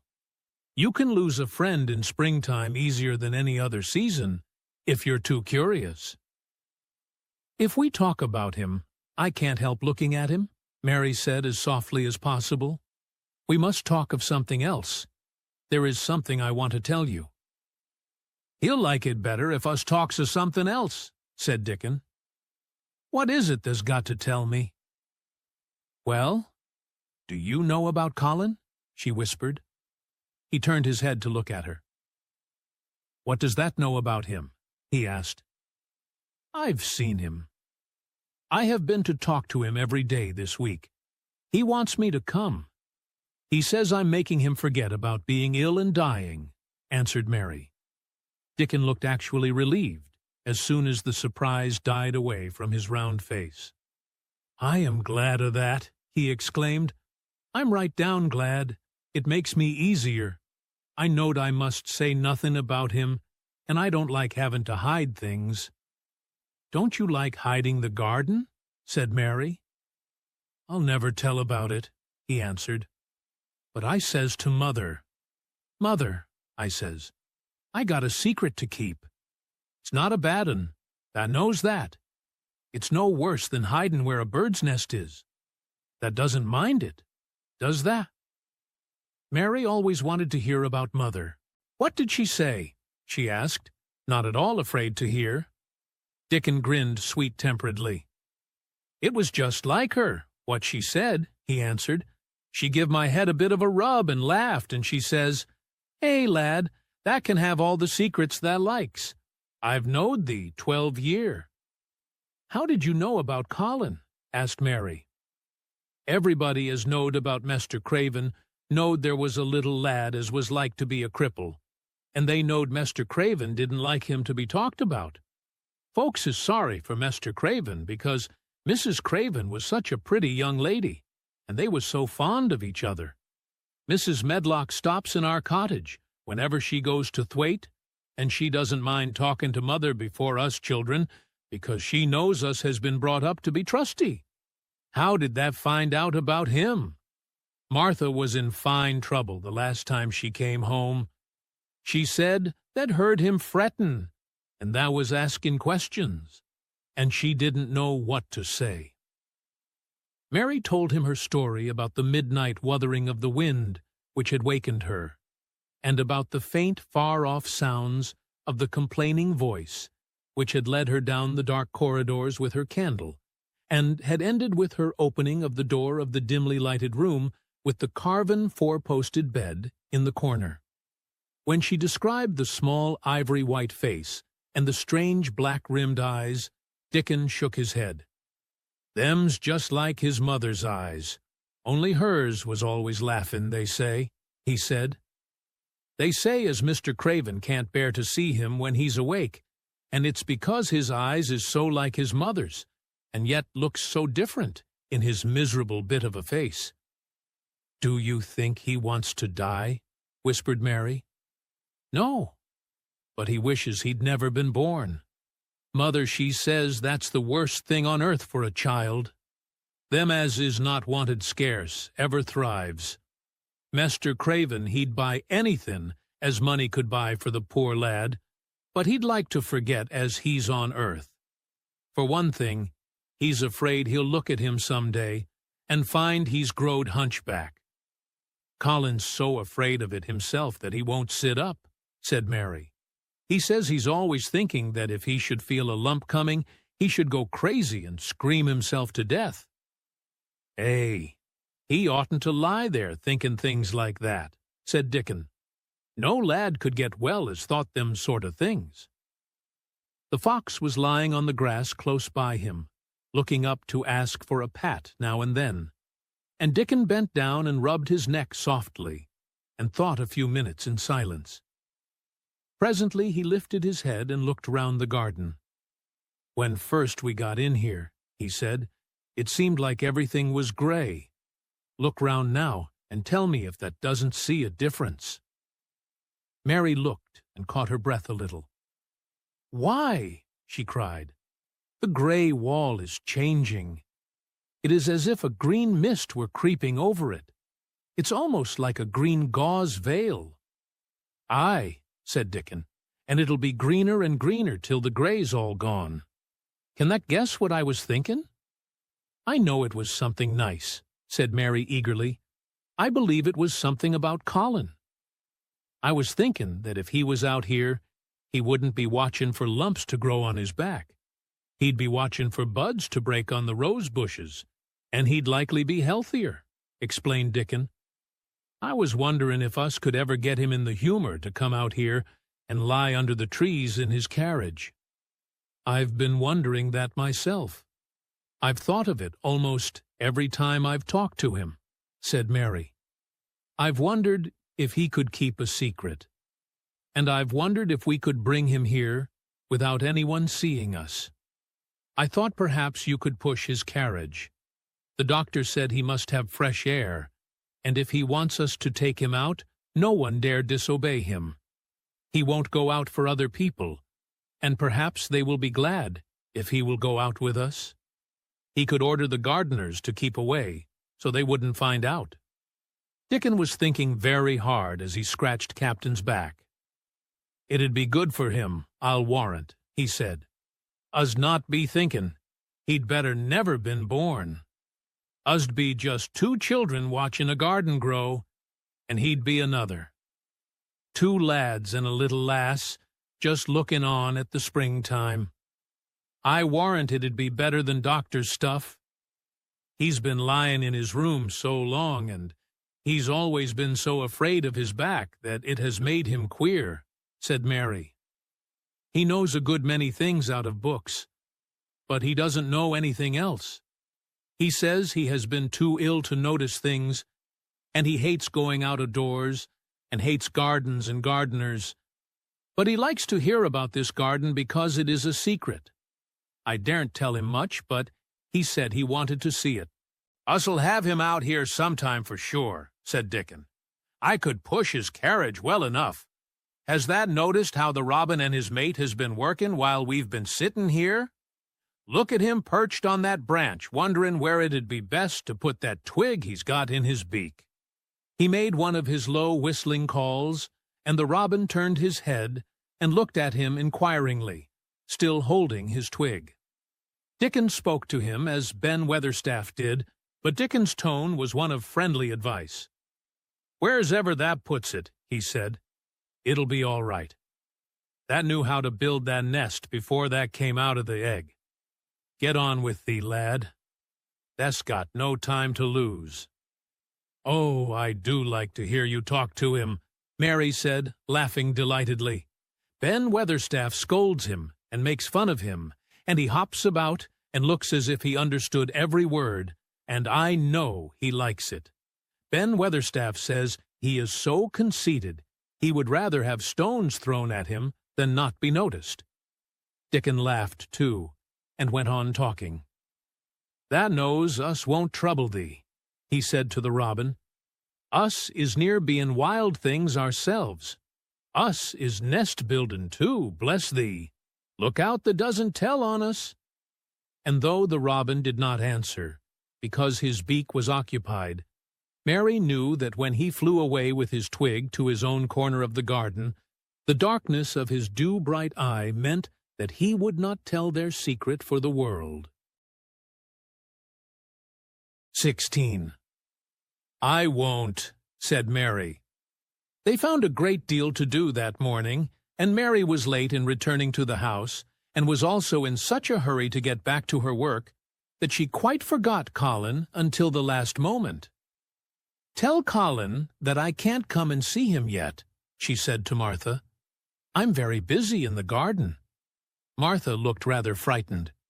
"Eh, Miss Mary," she said, "it may put him all out of humor when I tell him that."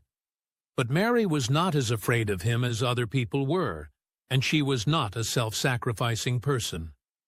"I can't stay," she answered. "Dickon's waiting for me." And she ran away. The afternoon was even lovelier and busier than the morning had been. Already nearly all the weeds were cleared out of the garden, and most of the roses and trees had been pruned or dug about. Dickon had brought a spade of his own, and he had taught Mary to use all her tools, so that by this time it was plain that though the lovely wild place was not likely to become a gardener's garden, it would be a wilderness of growing things before the springtime was over. "There'll be apple blossoms and cherry blossoms overhead," Dickon said, working away with all his might. "And there'll be peach and plum trees in bloom against the walls, and the grass'll be a carpet of flowers." The little fox and the rook were as happy and busy as they were, and the robin and his mate flew backward and forward like tiny streaks of lightning. Sometimes the rook flapped his black wings and soared away over the tree-tops in the park. Each time he came back and perched near Dickon and cawed several times as if he were relating his adventures, and Dickon talked to him just as he had talked to the robin.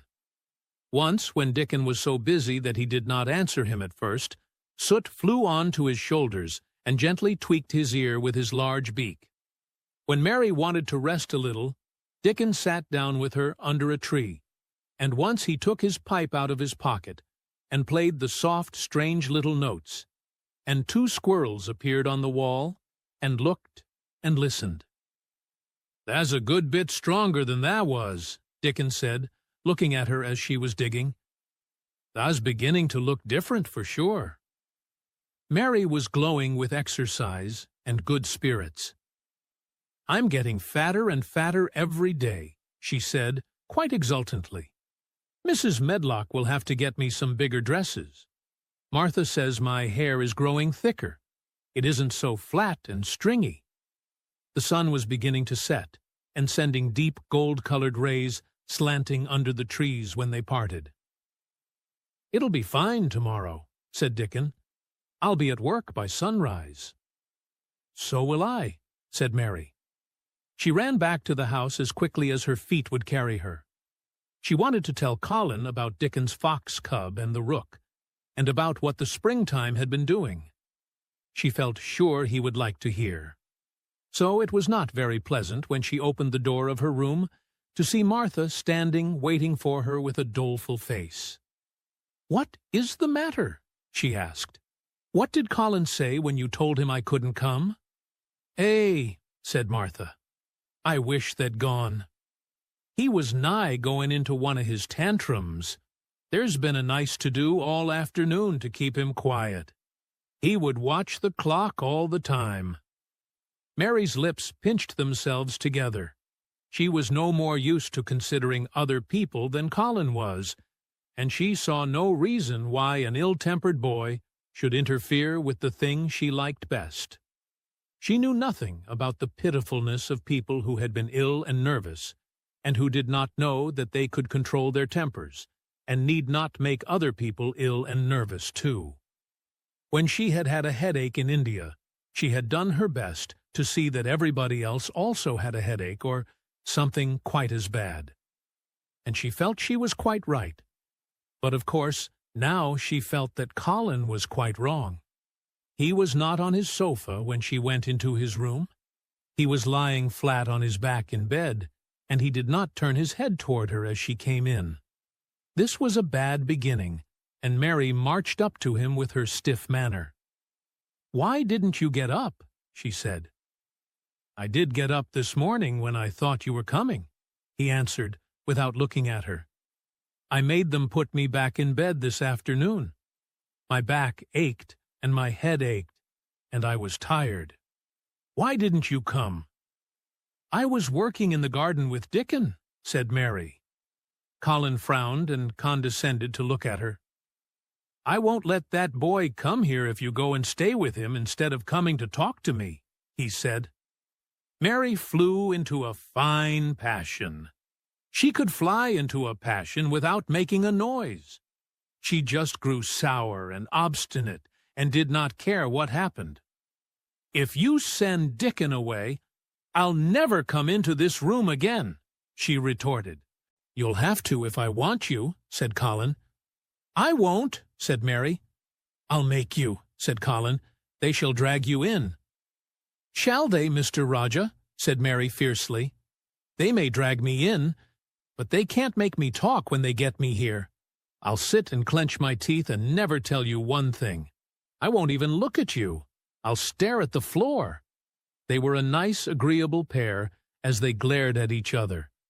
If they had been two little street boys, they would have sprung at each other and had a rough and tumble fight. As it was, they did the next thing to it. "You are a selfish thing," cried Colin. "What are you?" said Mary. "Selfish people always say that. Anyone is selfish who doesn't do what they want. You're more selfish than I am. You're the most selfish boy I ever saw." "I'm not," snapped Colin. "I'm not as selfish as your fine Dickon is.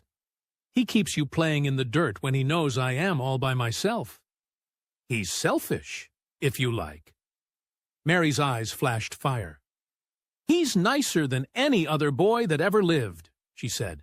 He's like an angel." It might sound rather silly to say that, but she did not care. "A nice angel," Colin sneered ferociously. "He's a common cottage boy off the moor." "He's better than a common Rajah," retorted Mary. "He's 1,000 times better." Because she was the stronger of the two, she was beginning to get the better of him. The truth was that he had never had a fight with anyone like himself in his life, and, upon the whole, it was rather good for him, though neither he nor Mary knew anything about that. He turned his head on his pillow and shut his eyes, and a big tear was squeezed out and ran down his cheek. He was beginning to feel pathetic and sorry for himself, not for anyone else. "I'm not as selfish as you, because I'm always ill, and I'm sure there is a lump coming on my back," he said, "and I am going to die besides." "You're not," contradicted Mary unsympathetically. He opened his eyes quite wide with indignation. He had never heard such a thing said before. He was at once furious and slightly pleased, if a person could be both at one time. "I'm not," he cried. "I am. You know I am. Everybody says so." "I don't believe it," said Mary sourly. "You just say that to make people sorry. I believe you're proud of it. I don't believe it. If you were a nice boy, it might be true, but you're too nasty." In spite of his invalid back, Colin sat up in bed in quite a healthy rage. "Get out of the room!" he shouted, and he caught hold of his pillow and threw it at her. He was not strong enough to throw it far, and it only fell at her feet, but Mary's face looked as pinched as a nutcracker. "I'm going," she said, "and I won't come back." She walked to the door, and when she reached it, she turned round and spoke again. "I was going to tell you all sorts of nice things," she said. "Dickon brought his fox and his rook, and I was going to tell you all about them. Now I won't tell you a single thing." She marched out of the door and closed it behind her, and there, to her great astonishment, she found the trained nurse standing as if she had been listening, and, more amazing still, she was laughing. She was a big, handsome young woman who ought not to have been a trained nurse at all, as she could not bear invalids, and she was always making excuses to leave Colin to Martha, or anyone else who would take her place. Mary had never liked her, and she simply stood and gazed up at her as she stood giggling into her handkerchief. "What are you laughing at?" she asked her. "At you two young ones," said the nurse. "It's the best thing that could happen to the sickly, pampered thing, to have someone to stand up to him that's as spoiled as himself." And she laughed into her handkerchief again. "If he'd had a young vixen of a sister to fight with, it would have been the saving of him." "Is he going to die?" "I don't know, and I don't care," said the nurse. "Hysterics and temper are half what ails him." "What are hysterics?" asked Mary. "You'll find out if you work him into a tantrum after this. But, at any rate, You've given him something to have hysterics about, and I'm glad of it." Mary went back to her room not feeling at all as she had felt when she had come in from the garden. She was cross and disappointed, but not at all sorry for Colin. She had looked forward to telling him a great many things, and she had meant to try to make up her mind whether it would be safe to trust him with the great secret. She had been beginning to think it would be, but now she had changed her mind entirely. She would never tell him, and he could stay in his room and never get any fresh air and die if he liked. It would serve him right. She felt so sour and unrelenting that for a few minutes she almost forego about Dickon, and the green veil creeping over the world, and the soft wind blowing down from the moor. Martha was waiting for her, and the trouble in her face had been temporarily replaced by interest and curiosity. There was a wooden box on the table, and its cover had been removed and revealed that it was full of neat packages. "Mr. Craven sent it to you," said Martha. "It looks as if it had picture books in it." Mary remembered what he had asked her the day she had gone to his room. "Do you want anything? Dolls, toys, books?" She opened the package, wondering if he had sent a doll, and also wondering what she should do with it if he had. But he had not sent one. There were several beautiful books, such as Colin had, and 2 of them were about gardens and were full of pictures. There were 2 or 3 games, and there was a beautiful little writing case with a gold monogram on it, and a gold pen and inkstand. Everything was so nice that her pleasure began to crowd her anger out of her mind. She had not expected him to remember her at all, and her hard little heart grew quite warm. "I can write better than I can print," she said, "and the first thing I shall write with that pen will be a letter to tell him I am much obliged." If she had been friends with Colin, she would have run to show him her presents at once, and they would have looked at the pictures and read some of the gardening books, and perhaps tried playing the games. And he would have enjoyed himself so much he would never once have thought he was going to die, or have put his hand on his spine to see if there was a lump coming. He had a way of doing that which she could not bear. It gave her an uncomfortable, frightened feeling, because he always looked so frightened himself. He said that if he felt even quite a little lump some day, he should know his hunch had begun to grow. Something he had heard Mrs. Medlock whispering to the nurse had given him the idea, and he had thought over it in secret, until it was quite firmly fixed in his mind. Mrs. Medlock had said his father's back had begun to show its crookedness in that way when he was a child. He had never told anyone but Mary that most of his tantrums, as they called them, grew out of his hysterical hidden fear. Mary had been sorry for him when he had told her. "He always began to think about it when he was cross or tired," she said to herself, "and he has been cross today. Perhaps he has been thinking about it all afternoon." She stood still, looking down at the carpet and thinking. "I said I would never go back again." She hesitated, knitting her brows. "But perhaps, just perhaps, I will go and see, if he wants me, in the morning. Perhaps he'll try to throw his pillow at me again, but I think I'll go." 17. A tantrum. She had got up very early in the morning and had worked hard in the garden, and she was tired and sleepy. So as soon as Martha had brought her supper, and she had eaten it, she was glad to go to bed. As she laid her head on the pillow, she murmured to herself, "I'll go out before breakfast and work with Dickon. And then afterward, I believe, I'll go to see him." She thought it was the middle of the night when she was awakened by such dreadful sounds that she jumped out of bed in an instant. What was it? What was it? The next minute, she felt quite sure she knew. Doors were opened and shut, and there were hurrying feet in the corridors, and someone was crying and screaming at the same time, screaming and crying in a horrible way. "It's Colin," she said. "He's having one of those tantrums the nurse called hysterics. How awful it sounds."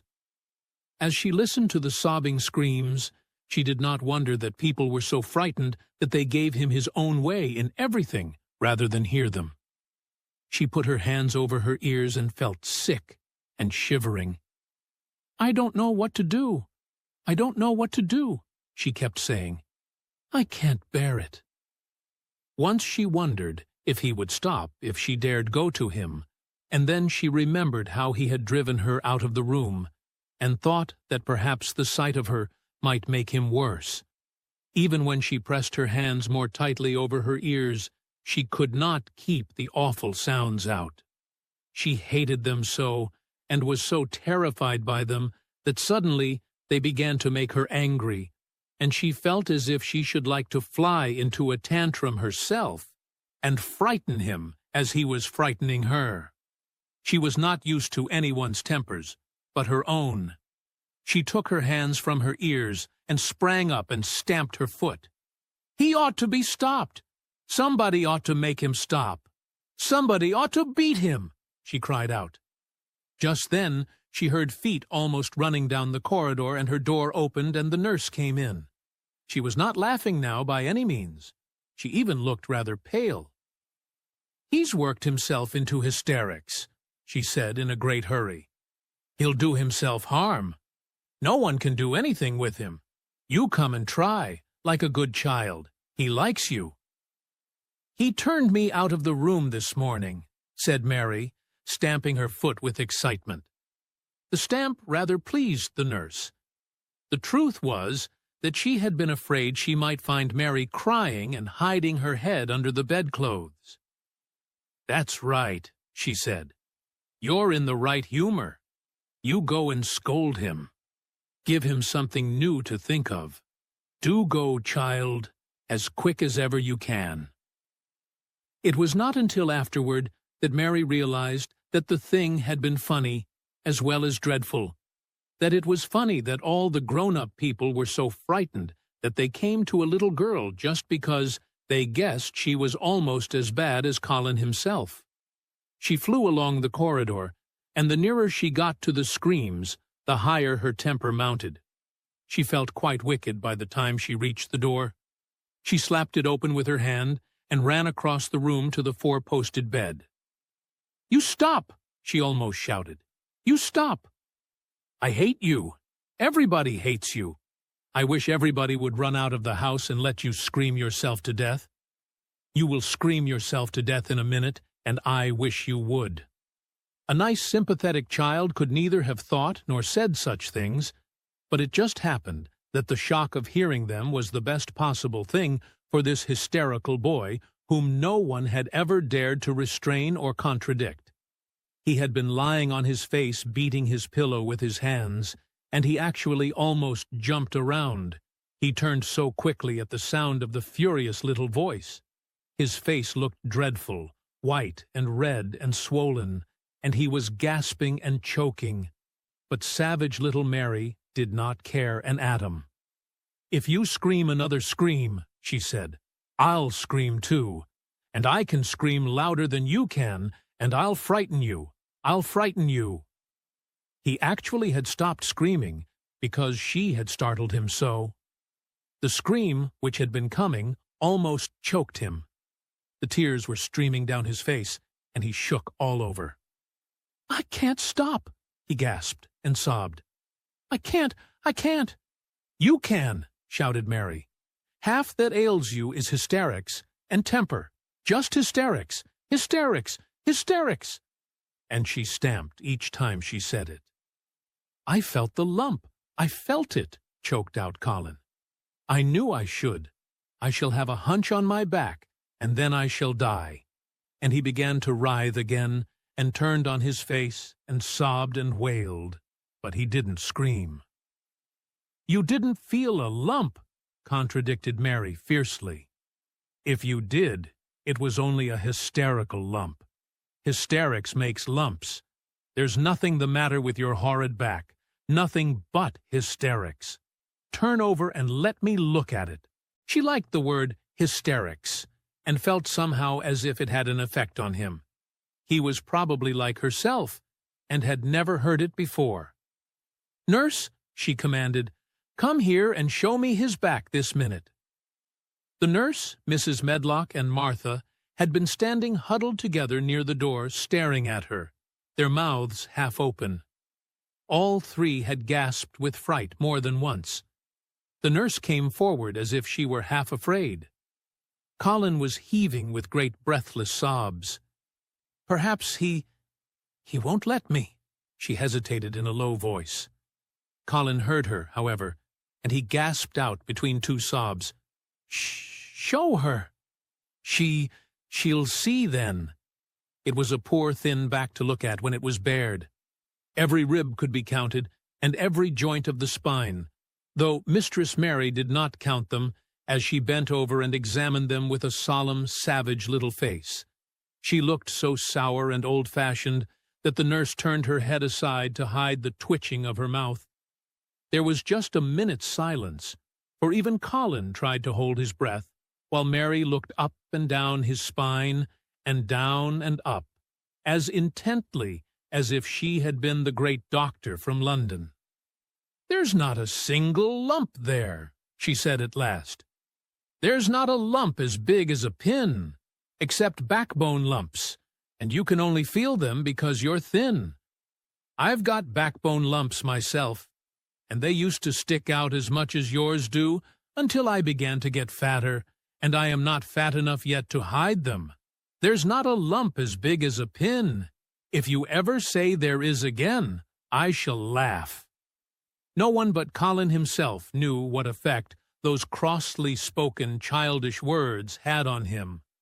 If he had ever had anyone to talk to about his secret terrors, if he had ever dared to let himself ask questions, if he had had childish companions and had not lain on his back in the huge closed house, breathing an atmosphere heavy with the fears of people who were most of them ignorant and tired of him, he would have found out that most of his fright and illness was created by himself. But he had lain and thought of himself and his aches and weariness for hours and days and months and years. And now that an angry, unsympathetic little girl insisted obstinately that he was not as ill as he thought he was, he actually felt as if she might be speaking the truth. "I didn't know," ventured the nurse, "that he thought he had a lump on his spine. His back is weak, because he won't try to sit up. I could have told him there was no lump there." Colin gulped, and turned his face a little to look at her. "Could you?" he said pathetically. "Yes, sir." "There," said Mary, and she gulped too. Colin turned on his face again, and but for his long-drawn broken breaths, which were the dying down of his storm of sobbing, he lay still for a minute, though great tears streamed down his face and wet the pillow. Actually, the tears meant that a curious great relief had come to him. Presently he turned and looked at the nurse again, and strangely enough, he was not like a Rajah at all as he spoke to her. "Do you think I could live to grow up?" he said. The nurse was neither clever nor soft-hearted, but she could repeat some of the London doctor's words. "You probably will if you will do what you are told to do, and not give way to your temper, and stay out a great deal in the fresh air." Colin's tantrum had passed, and he was weak and worn out with crying, and this perhaps made him feel gentle. He put out his hand a little toward Mary, and I am glad to say that, her own tantrum having passed, she was softened too and met him halfway with her hand, so that it was a sort of making up. I'll go out with you, Mary," he said. "I shan't hate fresh air if we can find." He remembered just in time to stop himself from saying, "if we can find the secret garden," and he ended, "I shall like to go out with you if Dickon will come and push my chair. I do so want to see Dickon and the fox and the crow." The nurse remade the tumbled bed, and shook and straightened the pillows. Then she made Colin a cup of beef tea and gave a cup to Mary, who really was very glad to get it after her excitement. Mrs. Medlock and Martha gladly slipped away, and after everything was neat and calm and in order, the nurse looked as if she would very gladly slip away also. She was a healthy young woman who resented being robbed of her sleep, and she yawned quite openly as she looked at Mary, who had pushed her big footstool close to the four-posted bed and was holding Colin's hand. "You must go back and get your sleep out," she said. "He'll drop off after a while, if he's not too upset. Then I'll lie down myself in the next room." "Would you like me to sing you that song I learned from my ayah?" Mary whispered to Colin. His hand pulled hers gently, and he turned his tired eyes on her appealingly. "Oh, yes," he answered. "It's such a soft song. I shall go to sleep in a minute." "I will put him to sleep," Mary said to the yawning nurse. "You can go, if you like." "Well," said the nurse, with an attempt at reluctance, "if he doesn't go to sleep in half an hour, you must call me." "Very well," answered Mary. The nurse was out of the room in a minute, and as soon as she was gone, Colin pulled Mary's hand again. "I almost told," he said, "but I stopped myself in time. I won't talk, and I'll go to sleep. But you said you had a whole lot of nice things to tell me. Have you? Do you think you have found out anything at all about the way into the secret garden?" Mary looked at his poor little tired face and swollen eyes, and her heart relented. "Yes," she answered, "I think I have. And if you will go to sleep, I will tell you tomorrow." His hand quite trembled. "Oh, Mary," he said. "Oh, Mary.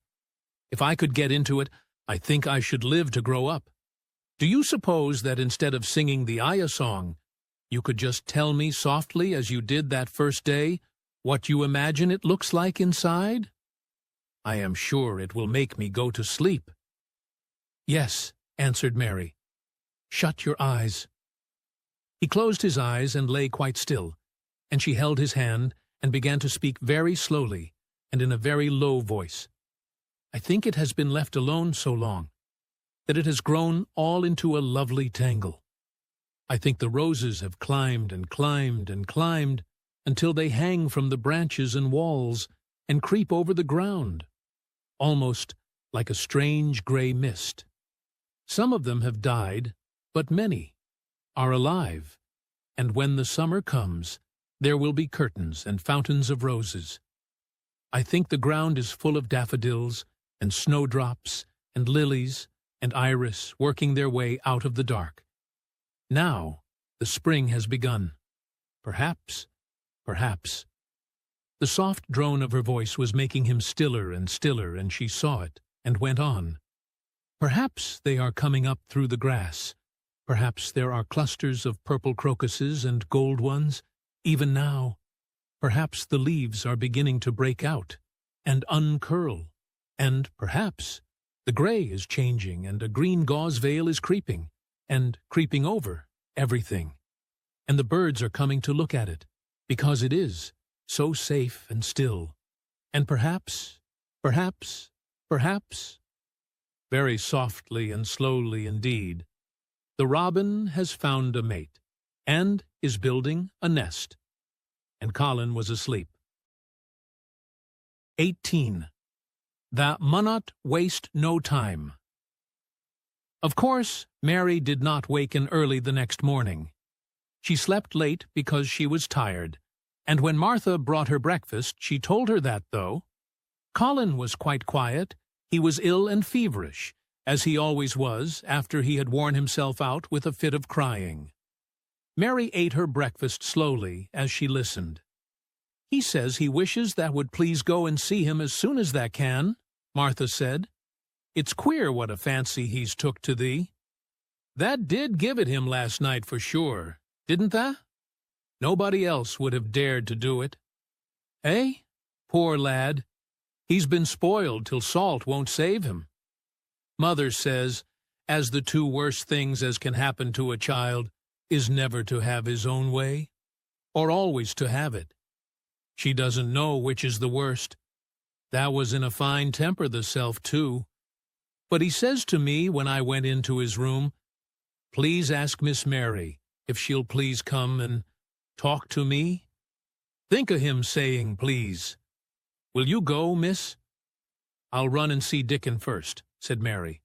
"No, I'll go and see Colin first and tell him. I know what I'll tell him." With a sudden inspiration. She had her hat on when she appeared in Colin's room, and for a second he looked disappointed. He was in bed. His face was pitifully white, and there were dark circles round his eyes. "I'm glad you came," he said. "My head aches, and I ache all over because I'm so tired. Are you going somewhere?" Mary went and leaned against his bed. "I won't be long," she said. "I'm going to Dickon, but I'll come back. Colin, it's something about the garden." His whole face brightened, and a little color came into it. "Oh, is it?" he cried out. "I dreamed about it all night.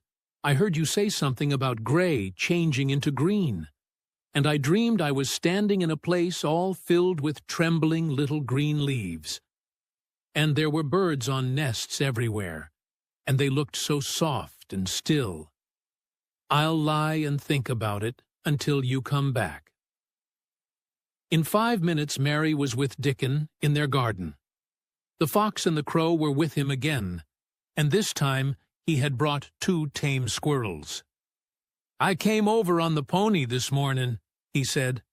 "He is a good little chap. Jump is. I brought these 2 in my pockets.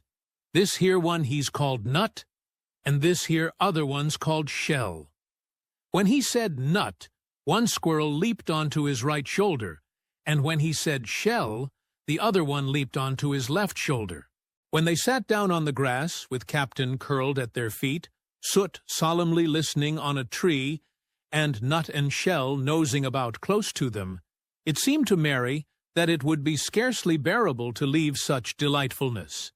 But when she began to tell her story, somehow the look in Dickon's funny face gradually changed her mind.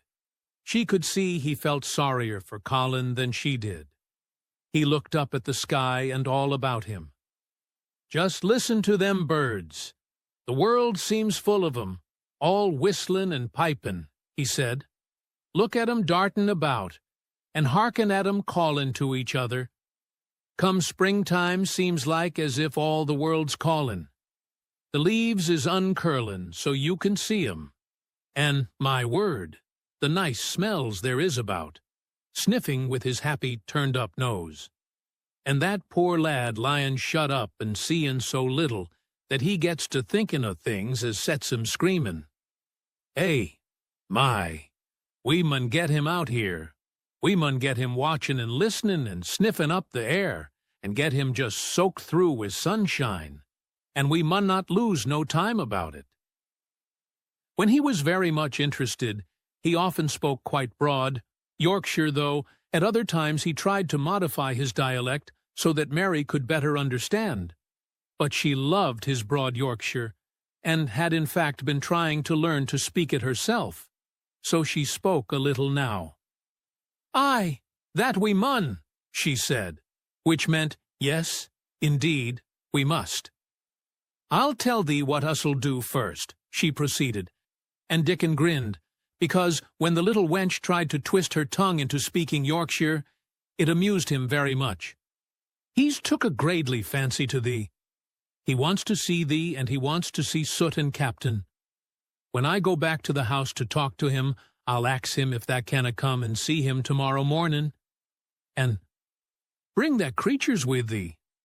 And then, in a bit, when there's more leaves out, and happen a bud or 2, we'll get him to come out, and thou shall push him in his chair, and we'll bring him here and show him everything."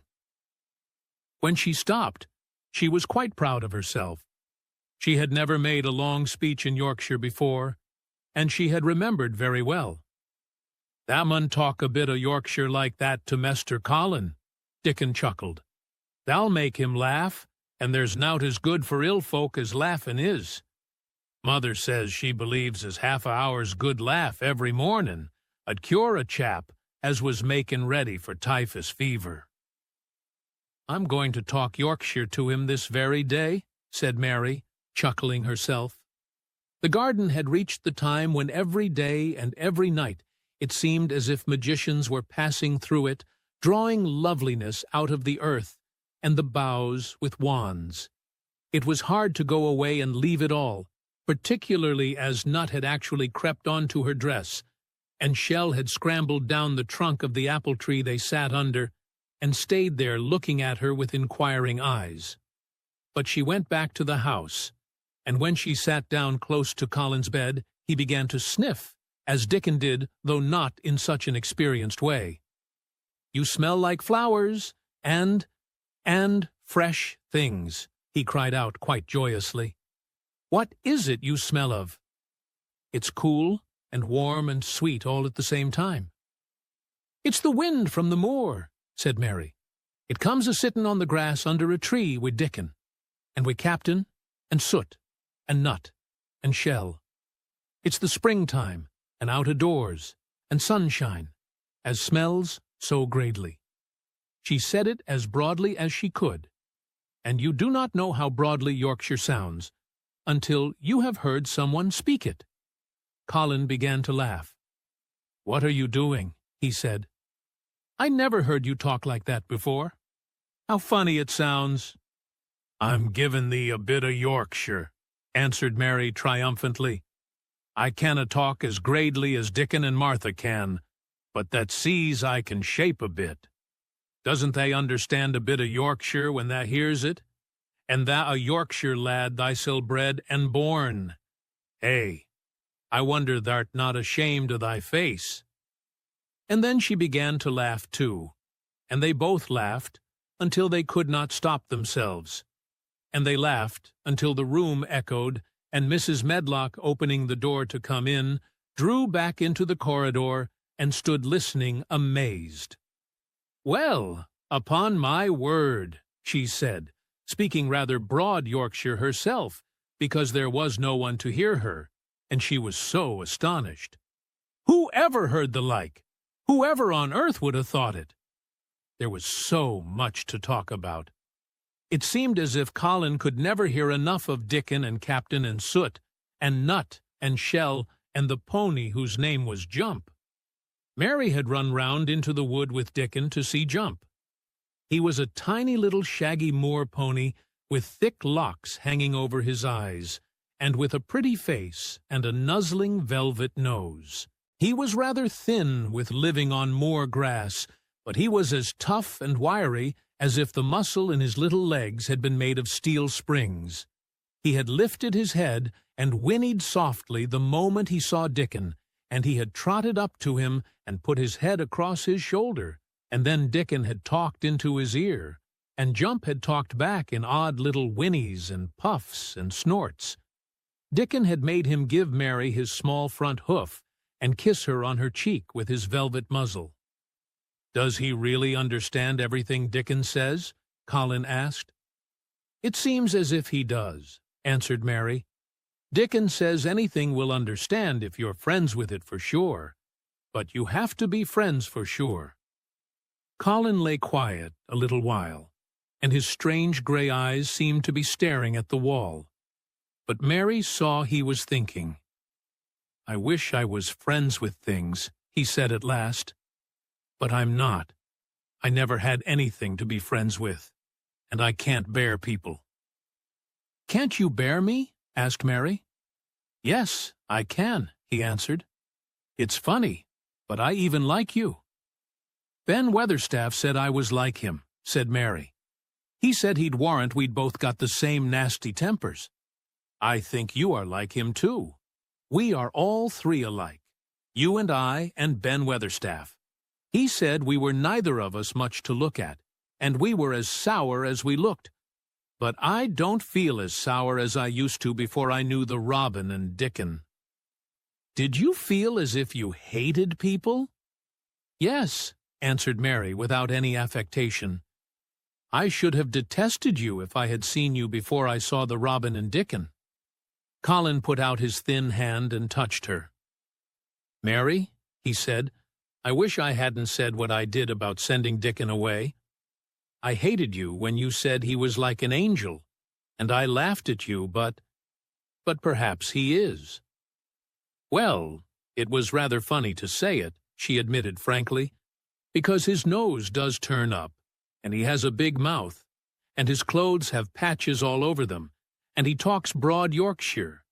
But if an angel did come to Yorkshire and live on the moor, if there was a Yorkshire angel, I believe he'd understand the green things and know how to make them grow, and he would know how to talk to the wild creatures as Dickon does, and they'd know he was friends for sure." "I shouldn't mind Dickon looking at me," said Colin. "I want to see him." "I'm glad you said that," answered Mary, because...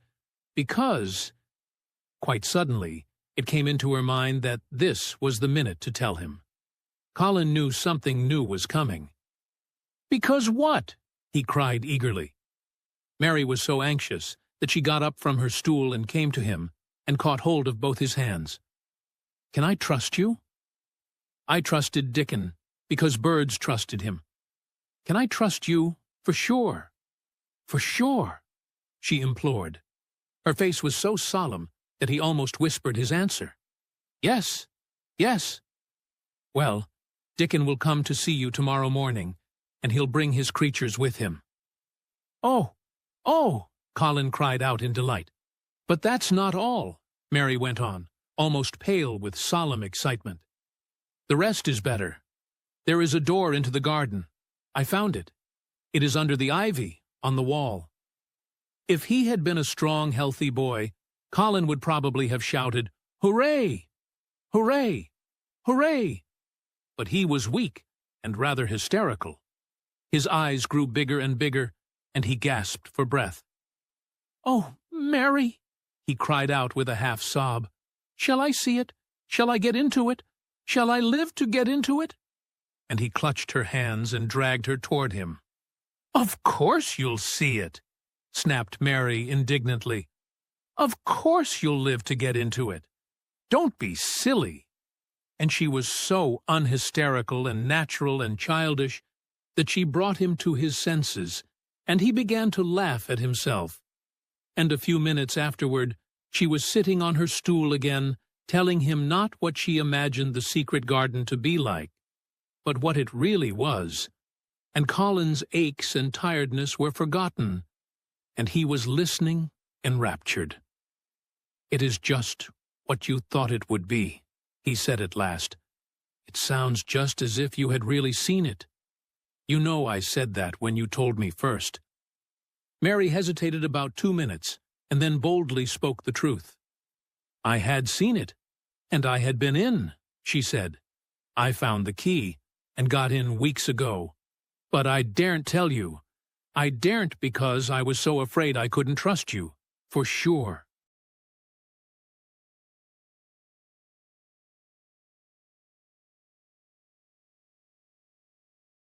"19. It has come." Of course Dr. Craven had been sent for the morning after Colin had had his tantrum. He was always sent for at once when such a thing occurred, and he always found, when he arrived, a white shaken boy lying on his bed, sulky and still so hysterical that he was ready to break into fresh sobbing at the least word. In fact, Dr. Craven dreaded and detested the difficulties of these visits. On this occasion, he was away from Misselthwaite Manor until afternoon. "How is he?" he asked Mrs. Medlock rather irritably when he arrived. "He will break a blood vessel in one of those fits some day. The boy is half insane with hysteria and self-indulgence." "Well, sir," answered Mrs. Medlock, "you'll scarcely believe your eyes when you see him. That plain, sour-faced child that's almost as bad as himself has just bewitched him. How she's done it, there's no telling. The Lord knows she's nothing to look at, and you scarcely ever hear her speak. but she did what none of us dare do. She just flew at him like a little cat last night and stamped her feet and ordered him to stop screaming. And somehow she startled him so that he actually did stop. And this afternoon, well, just come up and see, sir. It's past crediting. The scene which Dr. Craven beheld when he entered his patient's room was indeed rather astonishing to him. As Mrs. Medlock opened the door, he heard laughing and chattering. Colin was on his sofa in his dressing gown, and he was sitting up quite straight, looking at a picture in one of the garden books, and talking to the plain child, who at that moment could scarcely be called plain at all, because her face was so glowing with enjoyment. "Those long spires of blue ones. We'll have a lot of those," Colin was announcing. "They're called delphiniums." "Dickon says they're larkspurs made big and grand," cried Mistress Mary. "There are clumps there already." Then they saw Dr. Craven and stopped. Mary became quite still, and Colin looked fretful. "I am sorry to hear you were ill last night, my boy." "Doctor," Craven said a trifle nervously. He was rather a nervous man. "I'm better now, much better," Colin answered, rather like a Rajah. "I'm going out in my chair in a day or two if it is fine. I want some fresh air." Dr. Craven sat down by him and felt his pulse and looked at him curiously. "It must be a very fine day," he said, "and you must be very careful not to tire yourself." "Fresh air won't tire me," said the young Rajah. As there had been occasions when this same young gentleman had shrieked aloud with rage, and had insisted that fresh air would give him cold and kill him, it is not to be wondered at that his doctor felt somewhat startled. "I thought you did not like fresh air," he said. "I don't when I am by myself," replied the Rajah. "But my cousin is going out with me." "And the nurse, of course?" suggested Dr. Craven. "No, I will not have the nurse," so magnificently that Mary could not help remembering how the young native prince had looked with his diamonds and emeralds and pearls stuck all over him, and the great rubies on the small dark hand he had waved to command his servants to approach with salams and receive his orders. "My cousin knows how to take care of me. I am always better when she is with me. She made me better last night. A very strong boy, I know, will push my carriage." Dr. Craven felt rather alarmed. If this tiresome, hysterical boy should chance to get well, he himself would lose all chance of inheriting Misselthwaite. But he was not an unscrupulous man, though he was a weak one, and he did not intend to let him run into actual danger. "He must be a strong boy and a steady boy," he said, "and I must know something about him. Who is he? What is his name?" "It's Dickon," Mary spoke up suddenly. She felt somehow that everybody who knew the moor must know Dickon, and she was right too. She saw that in a moment, Doctor.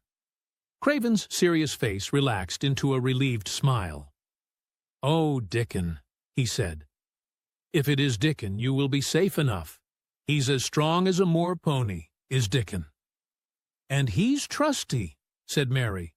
"He's the trustiest lad in Yorkshire." She had been talking Yorkshire to Colin, and she forgot herself. "Did Dickon teach you that?" asked Dr. Craven, laughing outright. "I'm learning it as if it was French," said Mary, rather coldly. "It's like a native dialect in India. Very clever people try to learn them. I like it, and so does Colin." "Well, well," he said. "If it amuses you, perhaps it won't do you any harm. Did you take your bromide last night, Colin?" "No," Colin answered. "I wouldn't take it at first, and after Mary made me quiet, she talked me to sleep, in a low voice, about the spring creeping into a garden." "That sounds soothing," said Dr. Craven, more perplexed than ever, and glancing sideways at Mistress Mary sitting on her stool and looking down silently at the carpet. "You are evidently better, but you must remember—" "I don't want to remember," interrupted the Rajah, appearing again. "When I lie by myself and remember, I begin to have pains everywhere, and I think of things that make me begin to scream because I hate them so. If there was a doctor anywhere who could make you forget you were ill, instead of remembering it, I would have him brought here." And he waved a thin hand, which ought really to have been covered with royal signet rings made of rubies. "It is because my cousin makes me forget that she makes me better." Dr. Craven had never made such a short stay after a tantrum. Usually he was obliged to remain a very long time and do a great many things. This afternoon he did not give any medicine or leave any new orders, and he was spared any disagreeable scenes. When he went downstairs, he looked very thoughtful, and when he talked to Mrs. Medlock in the library, she felt that he was a much puzzled man. "Well, sir," she ventured, "could you have believed it?" "It is certainly a new state of affairs," said the doctor, "and there's no denying it is better than the old one." "I believe Susan Sowerby's right. I do that," said Mrs. Medlock. "I stopped in her cottage on my way to Thwaite yesterday and had a bit of talk with her. And she says to me, 'Well, Sarah Ann, she mayn't be a good child, and she mayn't be a pretty one, but she's a child, and children needs children. We went to school together, Susan Sowerby and me.'" "She's the best sick nurse I know," said Dr. Craven. "When I find her in a cottage, I know the chances are that I shall save my patient." Mrs. Medlock smiled. She was fond of Susan Sowerby. "She's got a way with her, has Susan," she went on quite volubly. "I've been thinking all morning of one thing she said yesterday. She says, 'Once when I was givin' the children a bit of a preach, after they'd been fightin', I says to 'em all, when I was at school my geography told as the world was shaped like a orange, and I found out before I was 10 that the whole orange doesn't belong to nobody. No one owns more than his bit of a quarter, and there's times it seems like there's not enow quarters to go round.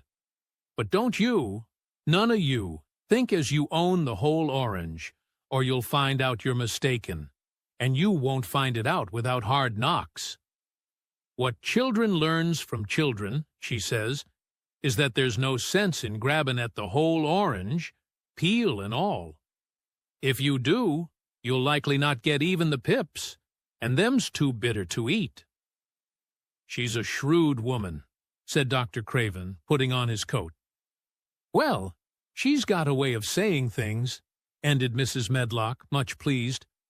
"Sometimes I've said to her, 'Susan, if you was a different woman and didn't talk such broad Yorkshire, I've seen the times when I should have said, you was clever.'" That night Colin slept without once awakening, and when he opened his eyes in the morning, he lay still and smiled without knowing it. Smiled because he felt so curiously comfortable. It was actually nice to be awake, and he turned over and stretched his limbs luxuriously. He felt as if tight strings which had held him had loosened themselves and let him go. He did not know that Dr. Craven would have said that his nerves had relaxed and rested themselves. Instead of lying and staring at the wall and wishing he had not awakened, his mind was full of the plans he and Mary had made yesterday, of pictures of the garden and of Dickon and his wild creatures. It was so nice to have things to think about. And he had not been awake more than 10 minutes when he heard feet running along the corridor, and Mary was at the door. The next minute she was in the room and had run across to his bed, bringing with her a waft of fresh air full of the scent of the morning. "You've been out! You've been out! There's that nice smell of leaves!" he cried. She had been running, and her hair was loose and blown, and she was bright with the air, and pink-cheeked, though he could not see it. "It's so beautiful," she said, a little breathless with her speed. "You never saw anything so beautiful. It has come. I thought it had come that other morning, but it was only coming. It is here now. It has come, the spring. Dickon says so." "Has it?" cried Colin, and though he really knew nothing about it, he felt his heart beat. He actually sat up in bed. "Open the window," he added, laughing half with joyful excitement and half at his own fancy. "Perhaps we may hear golden trumpets." And though he laughed, Mary was at the window in a moment, and in a moment more it was opened wide, and freshness and softness and scents and birds' songs were pouring through. "That's fresh air," she said. "Lie on your back and draw in long breaths of it. That's what Dickon does when he's lying on the moor. He says he feels it in his veins, and it makes him strong, and he feels as if he could live forever and ever. Breathe it and breathe it." She was only repeating what Dickon had told her, but she caught Colin's fancy. "Forever and ever. Does it make him feel like that?" he said, and he did as she told him, drawing in long, deep breaths over and over again until he felt that something quite new and delightful was happening to him. Mary was at his bedside again. "Things are crowding up out of the earth," she ran on in a hurry, "and there are flowers uncurling and buds on everything, and the green veil has covered nearly all the gray, and the birds are in such a hurry about their nests, for fear they may be too late, that some of them are even fighting for places in the secret garden. And the rose bushes look as wick can be, and there are primroses in the lanes and woods, and the seeds we planted are up, and Dickon has brought the fox and the crow and the squirrels and a newborn lamb." And then she paused for breath. The newborn lamb Dickon had found 3 days before lying by its dead mother among the gorse bushes on the moor. It was not the first motherless lamb he had found, and he knew what to do with it.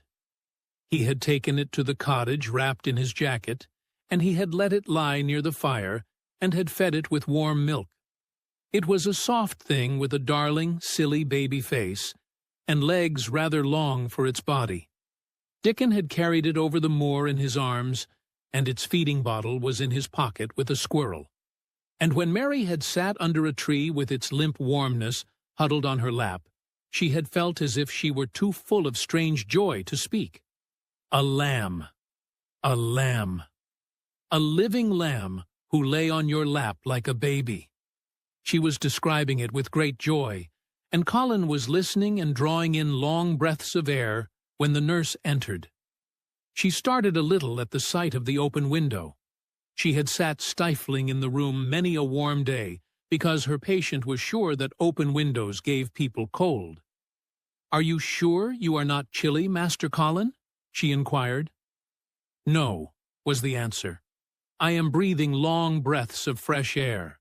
It makes you strong. I am going to get up to the sofa for breakfast. My cousin will have breakfast with me." The nurse went away, concealing a smile, to give the order for 2 breakfasts. She found the servants' hall a more amusing place than the invalid's chamber, and just now everybody wanted to hear the news from upstairs. There was a great deal of joking about the unpopular young recluse, who, as the cook said, had found his master, and good for him. The servants' hall had been very tired of the tantrums, and the butler, who was a man with a family, had more than once expressed his opinion that the invalid would be all the better for a good hiding. When Colin was on his sofa, and the breakfast for 2 was put upon the table, he made an announcement to the nurse in his most Raja-like manner. "A boy, and a fox, and a crow, and 2 squirrels, and a newborn lamb are coming to see me this morning. I want them brought upstairs as soon as they come," he said. "You are not to begin playing with the animals in the servants' hall and keep them there. I want them here." The nurse gave a slight gasp and tried to conceal it with a cough. "Yes, sir," she answered. "I'll tell you what you can do," added Colin, waving his hand. "You can tell Martha to bring them here. The boy is Martha's brother. His name is Dickon, and he is an animal charmer." "I hope the animals won't bite, Master Colin," said the nurse. "I told you he was a charmer," said Colin austerely. "Charmers' animals never bite." "There are snake charmers in India," said Mary, "and they can put their snakes' heads in their mouths." "Goodness!" shuddered the nurse. They ate their breakfast with the morning air pouring in upon them. Colin's breakfast was a very good one, and Mary watched him with serious interest. "You will begin to get fatter just as I did," she said. "I never wanted my breakfast when I was in India, and now I always want it." "I wanted mine this morning," said Colin. "Perhaps it was the fresh air. When do you think Dickon will come?" He was not long in coming. In about 10 minutes, Mary held up her hand. "Listen," she said. "Did you hear a caw?" Colin listened and heard it, the oddest sound in the world to hear inside a house, a hoarse caw-caw. "Yes," he answered. "That's soot," said Mary. "Listen again. Do you hear a bleat, a tiny one?" "Oh, yes," cried Colin, quite flushing. "That's the newborn lamb," said Mary. "He's coming." Dickon's moorland boots were thick and clumsy, and though he tried to walk quietly, they made a clumping sound as he walked through the long corridors. Mary and Colin heard him marching, until he passed through the tapestry door onto the soft carpet of Colin's own passage. "If you please, sir," announced Martha, opening the door. "If you please, sir, here's Dickon and his creatures." Dickon came in smiling his nicest wide smile. The newborn lamb was in his arms, and the little red fox trotted by his side. Nut sat on his left shoulder, and Soot on his right, and Shell's head and paws peeped out of his coat pocket. Colin slowly sat up and stared, as he had stared when he first saw Mary. But this was a stare of wonder and delight. The truth was that in spite of all he had heard, he had not in the least understood what this boy would be like, and that his fox and his crow and his squirrels and his lamb were so near to him and his friendliness that they seemed almost to be part of himself. Colin had never talked to a boy in his life, and he was so overwhelmed by his own pleasure and curiosity that he did not even think of speaking.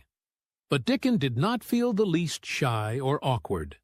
He had not felt embarrassed because the crow had not known his language and had only stared and had not spoken to him the first time they met.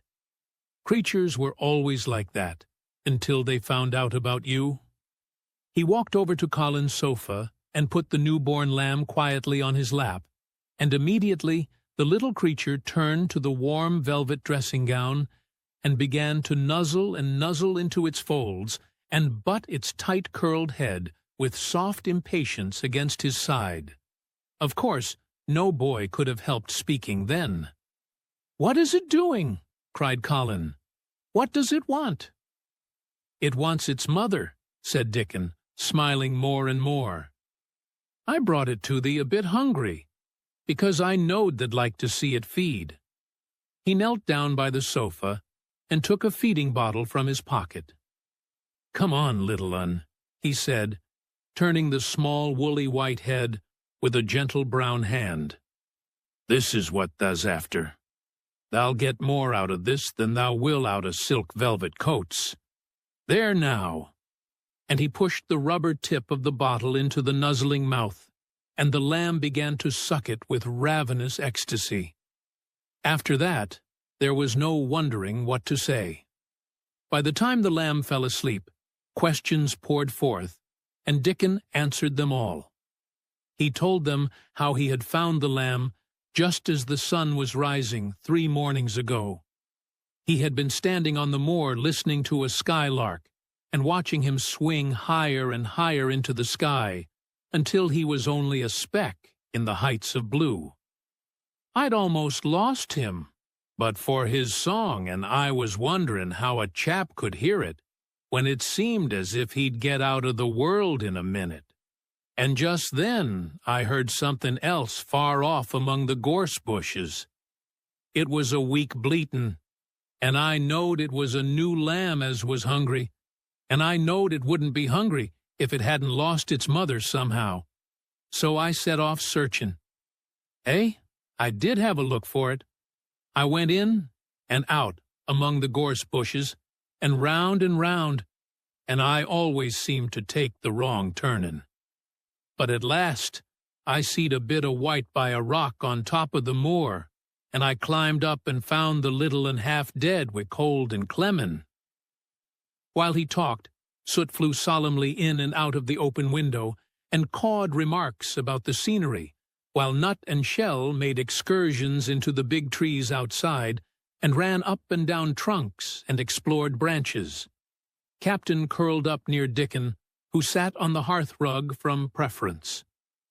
They looked at the pictures in the gardening books, and Dickon knew all the flowers by their country names, and knew exactly which ones were already growing in the secret garden. "I couldna say that their name," he said, pointing to one under which was written Aquilegia.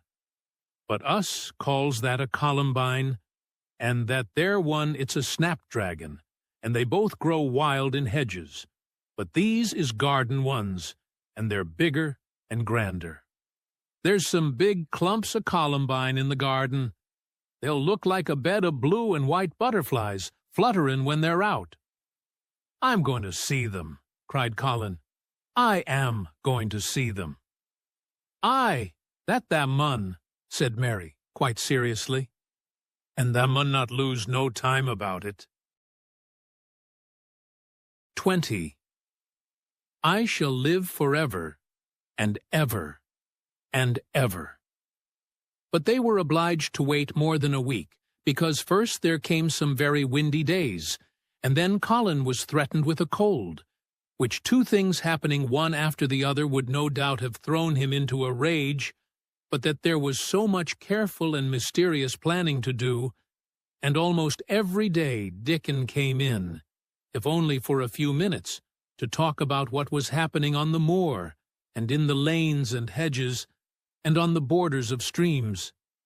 The things he had to tell about otters and badgers and water rats' houses, not to mention birds' nests and field mice and their burrows, were enough to make you almost tremble with excitement when you heard all the intimate details from an animal charmer, and realized with what thrilling eagerness and anxiety the whole busy underworld was working. "They're same as us," said Dickon, "only they have to build their homes every year. And it keeps 'em so busy, they fair scuffle to get 'em done." The most absorbing thing, however, was the preparations to be made before Colin could be transported with sufficient secrecy to the garden. No one must see the chair carriage and Dickon and Mary after they turned a certain corner of the shrubbery and entered upon the walk outside the ivied walls. As each day passed, Colin had become more and more fixed in his feeling that the mystery surrounding the garden was one of its greatest charms. Nothing must spoil that. No one must ever suspect that they had a secret.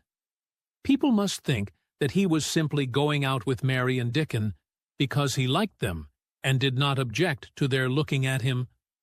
They had long and quite delightful talks about their route. They would go up this path and down that one, and cross the other, and go round among the fountain flower beds, as if they were looking at the bedding-out plants the head gardener, Mr. Roach, had been having arranged. That would seem such a rational thing to do that no one would think it at all mysterious. They would turn into the shrubbery walks and lose themselves until they came to the long walls. It was almost as serious and elaborately thought out as the plans of march made by great generals in time of war. Rumors of the new and curious things which were occurring in the invalids' apartments had of course filtered through the servants' hall into the stable yards and out among the gardeners, But notwithstanding this, Mr. Roach was startled one day when he received orders from Master Colin's room to the effect that he must report himself in the apartment no outsider had ever seen, as the invalid himself desired to speak to him. "Well, well," he said to himself as he hurriedly changed his coat. "What's to do now? His Royal Highness, that wasn't to be looked at, calling up a man he's never set eyes on." Mr. Roach was not without curiosity. He had never caught even a glimpse of the boy, and had heard a dozen exaggerated stories about his uncanny looks and ways, and his insane tempers. The thing he had heard oftenest was that he might die at any moment, and there had been numerous fanciful descriptions of a humped back and helpless limbs, given by people who had never seen him. "Things are changing in this house, Mr. Roach," said Mrs. Medlock, as she led him up the back staircase to the corridor onto which opened the hitherto mysterious chamber. "Let's hope they're changing for the better, Mrs. Medlock," he answered. "They couldn't well change for the worse," she continued. "And queer as it all is, there's them as finds their duties made a lot easier to stand up under. Don't you be surprised, Mr. Roach, if you find yourself in the middle of a menagerie and Martha Sowerby's Dickon more at home than you or me could ever be." There really was a sort of magic about Dickon, as Mary always privately believed. When Mr. Roach heard his name, he smiled quite leniently. "He'd be at home in Buckingham Palace, or at the bottom of a coal mine," he said. "And yet it's not impudence either. He's just fine, is that lad." It was perhaps well he had been prepared, or he might have been startled. When the bedroom door was opened, a large crow, which seemed quite at home perched on the high back of a carven chair, announced the entrance of a visitor by saying, "Caw, caw," quite loudly. In spite of Mrs. Medlock's warning, Mr. Roach only just escaped being sufficiently undignified to jump backward. The young Rajah was neither in bed nor on his sofa. He was sitting in an armchair, and a young lamb was standing by him shaking its tail in feeding lamb fashion as Dickon knelt, giving it milk from its bottle. A squirrel was perched on Dickon's bent back, attentively nibbling a nut. The little girl from India was sitting on a big footstool looking on. "Here is Mr. Roach, Master Colin," said Mrs. Medlock. The young Rajah turned and looked his servitor over.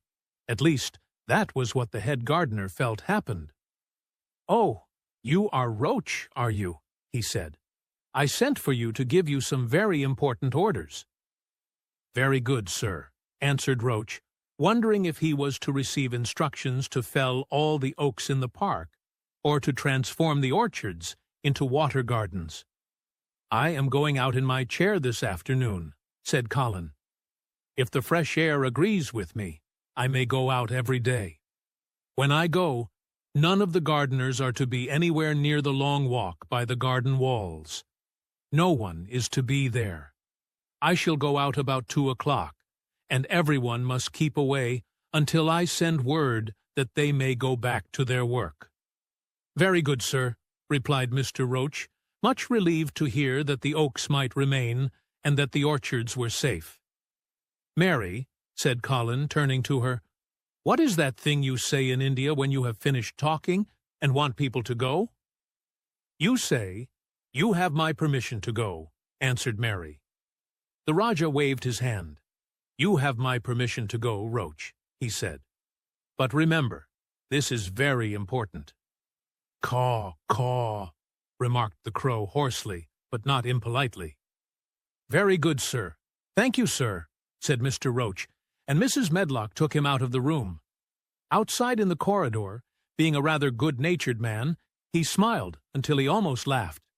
"My word," he said, "he's got a fine lordly way with him, hasn't he? You'd think he was a whole royal family rolled into one, prince consort and all." "Eh?" protested Mrs. Medlock. "We've had to let him trample all over every one of us ever since he had feet, and he thinks that's what folks was born for." Perhaps he'll grow out of it, if he lives, suggested Mr. Roach.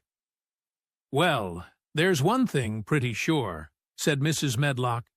If he does live, and that Indian child stays here, I'll warrant she teaches him that the whole orange does not belong to him, as Susan Sowerby says, and he'll be likely to find out the size of his own quarter. Inside the room, Colin was leaning back on his cushions. It's all safe now, he said, and this afternoon I shall see it. This afternoon I shall be in it. Dickon went back to the garden with his creatures, and Mary stayed with Colin. She did not think he looked tired, but he was very quiet before their lunch came, and he was quiet while they were eating it. She wondered why, and asked him about it. "What big eyes you've got, Colin," she said. "When you are thinking, they get as big as saucers. What are you thinking about now?" "I can't help thinking about what it will look like," he answered. "The garden?" asked Mary. "The springtime," he said. "I was thinking that I've really never seen it before.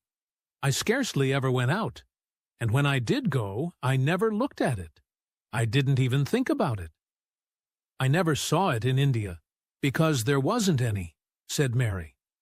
Shut in and morbid as his life had been, Colin had more imagination than she had, and at least he had spent a good deal of time looking at wonderful books and pictures.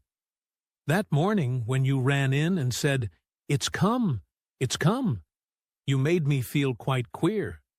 It sounded as if things were coming with a great procession and big bursts and wafts of music. I've a picture like it in one of my books. Crowds of lovely people and children with garlands and branches with blossoms on them, everyone laughing and dancing and crowding and playing on pipes. That was why I said, "Perhaps we shall hear golden trumpets," and told you to throw open the window. "How funny," said Mary. "That's really just what it feels like. And if all the flowers and leaves and green things and birds and wild creatures danced past at once, what a crowd it would be. I'm sure they'd dance and sing and flute, and that would be the wafts of music." They both laughed, but it was not because the idea was laughable, but because they both so liked it. A little later, the nurse made Colin ready. She noticed that instead of lying like a log while his clothes were put on, he sat up and made some efforts to help himself, and he talked and laughed with Mary all the time. "This is one of his good days, sir," she said to Dr. Craven, who dropped in to inspect him. "He's in such good spirits that it makes him stronger." "I'll call in again later in the afternoon, after he has come in," said Dr. Craven. "I must see how the going out agrees with him. I wish," in a very low voice, "that he would let you go with him." "I'd rather give up the case this moment, sir, than even stay here while it's suggested," answered the nurse, with sudden firmness. "I hadn't really decided to suggest it," said the doctor, with his slight nervousness. "We'll try the experiment. Dickon's a lad I'd trust with a newborn child." The strongest footman in the house carried Colin downstairs and put him in his wheeled chair near which Dickon waited outside. After the manservant had arranged his rugs and cushions, the Rajah waved his hand to him and to the nurse. "You have my permission to go," he said, and they both disappeared quickly, and it must be confessed, giggled when they were safely inside the house. Dickon began to push the wheeled chair slowly and steadily. Mistress Mary walked beside it, and Colin leaned back and lifted his face to the sky. The arch of it looked very high, and the small snowy clouds seemed like white birds floating on outspread wings below its crystal blueness. The wind swept in soft, big breaths down from the moor, and was strange with a wild, clear, scented sweetness.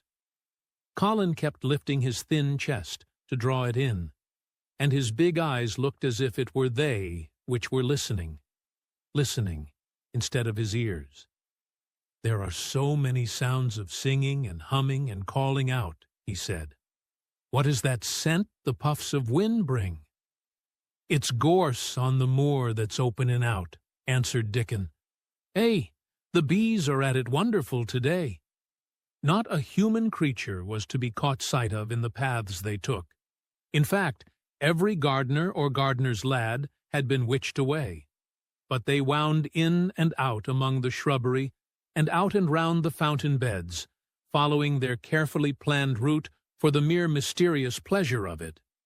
But when at last they turned into the long walk by the ivied walls, the excited sense of an approaching thrill made them, for some curious reason they could not have explained, begin to speak in whispers. "This is it," breathed Mary. "This is where I used to walk up and down and wonder and wonder." "Is it?" cried Colin, and his eyes began to search the ivy with eager curiousness. "But I can see nothing," he whispered. "There is no door." "That's what I thought," said Mary. Then there was a lovely, breathless silence, and the chair wheeled on. "That is the garden where Ben Weatherstaff works," said Mary. "Is it?" said Colin. A few yards more, and Mary whispered again. "This is where the robin flew over the wall," she said. "Is it?" cried Colin. "Oh, I wish he'd come again." "And that," said Mary with solemn delight, pointing under a big lilac bush, "is where he perched on the little heap of earth, and showed me the key."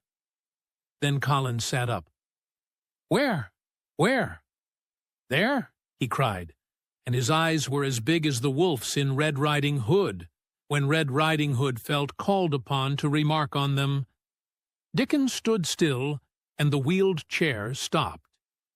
"And this," said Mary, stepping onto the bed close to the ivy, "is where I went to talk to him when he chirped at me from the top of the wall. And this is the ivy the wind blew back." And she took hold of the hanging green curtain.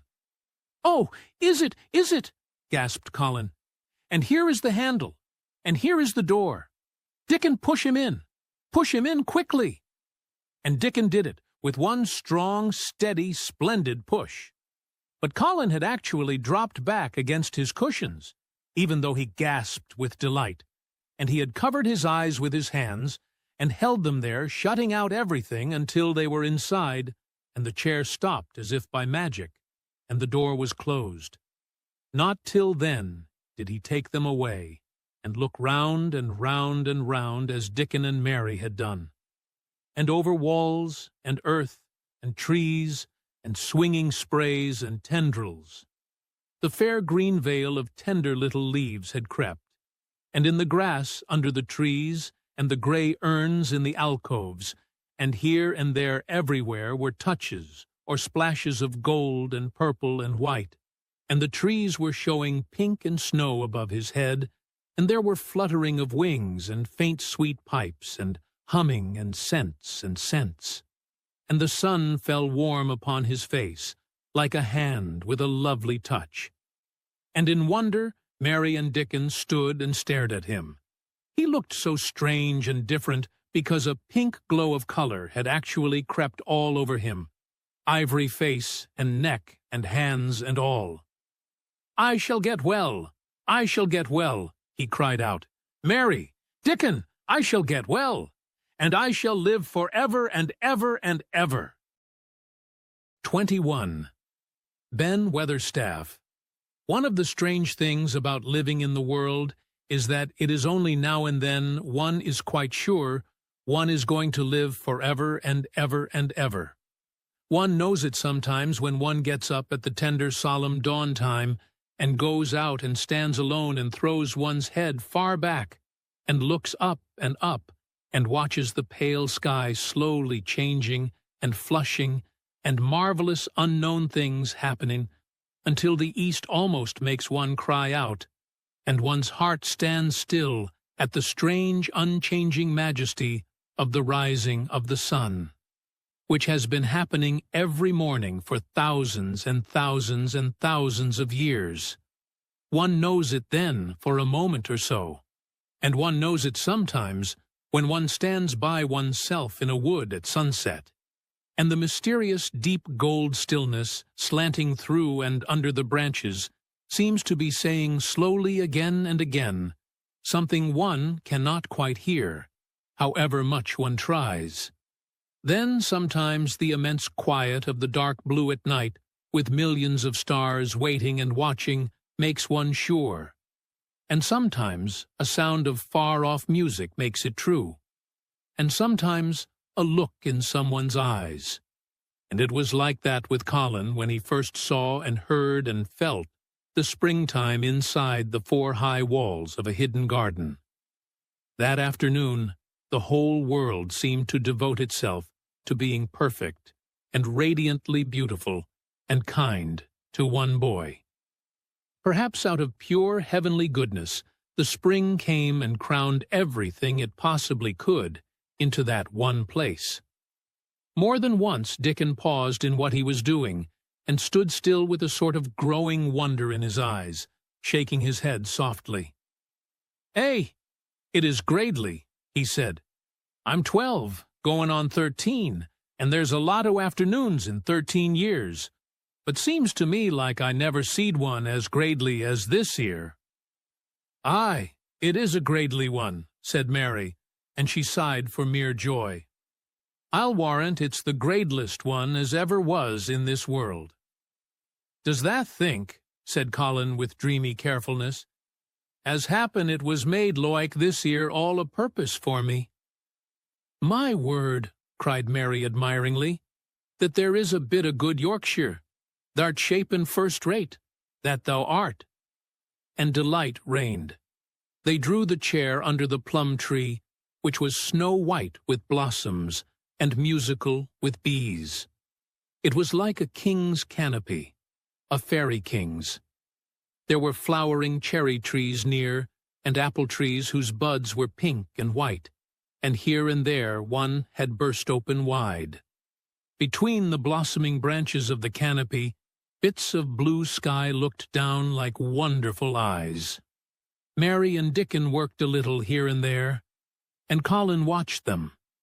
They brought him things to look at, buds which were opening, buds which were tight-closed, bits of twig whose leaves were just showing green, the feather of a woodpecker which had dropped on the grass, the empty shell of some bird early hatched.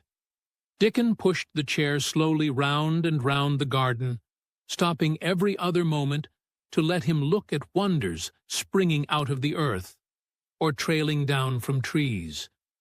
It was like being taken in state round the country of a magic king and queen, and shown all the mysterious riches it contained. "I wonder if we shall see the robin," said Colin. "They'll see him often enow after a bit," answered Dickon. "When the eggs hatches out the little chap, he'll be kept so busy it'll make his head swim. They'll see him flying backward and for'ard, carrying worms nigh as big as himself, and that much noise going on in the nest when he gets there, as fair flusters him so as he scarce knows which big mouth to drop the first piece in, and gaping beaks and squawks on every side. Mother says, as when she sees the work a robin has to keep them gaping beaks filled, she feels like she was a lady with nothing to do. She says she's seen the little chaps when it seemed like the sweat must be dropping off 'em, though folk can't see it." This made them giggle so delightedly that they were obliged to cover their mouths with their hands, remembering that they must not be heard. Colin had been instructed as to the law of whispers and low voices several days before. He liked the mysteriousness of it, and did his best, but in the midst of excited enjoyment, it is rather difficult never to laugh above a whisper. Every moment of the afternoon was full of new things, and every hour the sunshine grew more golden. The wheeled chair had been drawn back under the canopy, and Dickon had sat down on the grass and had just drawn out his pipe when Colin saw something he had not had time to notice before. "That's a very old tree over there, isn't it?" he said. Dickon looked across the grass at the tree, and Mary looked, and there was a brief moment of stillness. "Yes," answered Dickon, after it, and his low voice had a very gentle sound. Mary gazed at the tree and thought. The branches are quite gray, and there's not a single leaf anywhere, Colin went on. It's quite dead, isn't it? Aye, admitted Dickon. But them roses as has climbed all over it will near hide every bit of the dead wood when they're full of leaves and flowers. It won't look dead then. It'll be the prettiest of all. Mary still gazed at the tree and thought. It looks as if a big branch had been broken off, said Colin. I wonder how it was done. It's been done many a year, answered Dickon. Eh, with a sudden relieved start, and laying his hand on Colin. Look at that robin. There he is. He's been foraging for his mate. Colin was almost too late, but he just caught sight of him, the flash of red-breasted bird with something in his beak. He darted through the greenness and into the close-grown corner, and was out of sight. Colin leaned back on his cushion again, laughing a little. He's taking her tea to her. Perhaps it's 5 o'clock. I think I'd like some tea myself. And so they were safe. It was magic which sent the robin, said Mary secretly to Dickon afterward. I know it was magic. For both she and Dickon had been afraid Colin might ask something about the tree whose branch had broken off 10 years ago, and they had talked it over together, and Dickon had stood and rubbed his head in a troubled way. We mun look as if it wasn't no different from the other trees, he had said. We couldn't never tell him how it broke, poor lad. If he says anything about it, we mun try to look cheerful. Aye, that we mun, had answered Mary, but she had not felt as if she looked cheerful when she gazed at the tree. She wondered and wondered in those few moments if there was any reality in that other thing Dickon had said. He had gone on rubbing his rust-red hair in a puzzled way, but a nice comforted look had begun to grow in his blue eyes. Mrs. Craven was a very lovely young lady, he had gone on rather hesitatingly. And mother, she thinks maybe she's about Misselthwaite, many a time looking after Mr. Colin, same as all mothers do when they're took out of the world. They have to come back, tha sees. Happen she's been in the garden, and happen it was her set us to work, and told us to bring him here. Mary had thought he meant something about magic. She was a great believer in magic. Secretly, she quite believed that Dickon worked magic, of course good magic, on everything near him. And that was why people liked him so much, and wild creatures knew he was their friend. She wondered, indeed, if it were not possible that his gift had brought the robin just at the right moment when Colin asked that dangerous question. She felt that his magic was working all the afternoon and making Colin look like an entirely different boy. It did not seem possible that he could be the crazy creature who had screamed and beaten and bitten his pillow. Even his ivory whiteness seemed to change. The faint glow of color which had shone on his face and neck and hands when he first got inside the garden really never quite died away. He looked as if he were made of flesh instead of ivory or wax. They saw the robin carry food to his mate 2 or 3 times, and it was so suggestive of afternoon tea that Colin felt they must have some. Go and make one of the men servants bring some in a basket to the rhododendron walk, he said, and then you and Dickon can bring it here. It was an agreeable idea, easily carried out, and when the white cloth was spread upon the grass, with hot tea and buttered toast and crumpets, a delightfully hungry meal was eaten, and several birds on domestic errands paused to inquire what was going on and were led into investigating crumbs with great activity. Nut and shell whisked up trees with pieces of cake, and Soot took the entire half of a buttered crumpet into a corner, and pecked at and examined and turned it over, and made hoarse remarks about it, until he decided to swallow it all joyfully in one gulp. The afternoon was dragging towards its mellow hour. The sun was deepening the gold of its lances, the bees were going home, and the birds were flying past less often. Dickon and Mary were sitting on the grass. The tea basket was repacked, ready to be taken back to the house, and Colin was lying against his cushions, with his heavy locks pushed back from his forehead, and his face looking quite a natural color. "I don't want this afternoon to go," he said, "but I shall come back tomorrow, and the day after, and the day after, and the day after." "You'll get plenty of fresh air, won't you?" said Mary. "I'm going to get nothing else," he answered. "I've seen the spring now, and I'm going to see the summer. I'm going to see everything grow here. I'm going to grow here myself." "That thou will," said Dickon. "Us'll have thee walking about here, and digging same as other folk afore long." Colin flushed tremendously. "Walk," he said. "Dig. Shall I?" Dickon's glance at him was delicately cautious. Neither he nor Mary had ever asked if anything was the matter with his legs.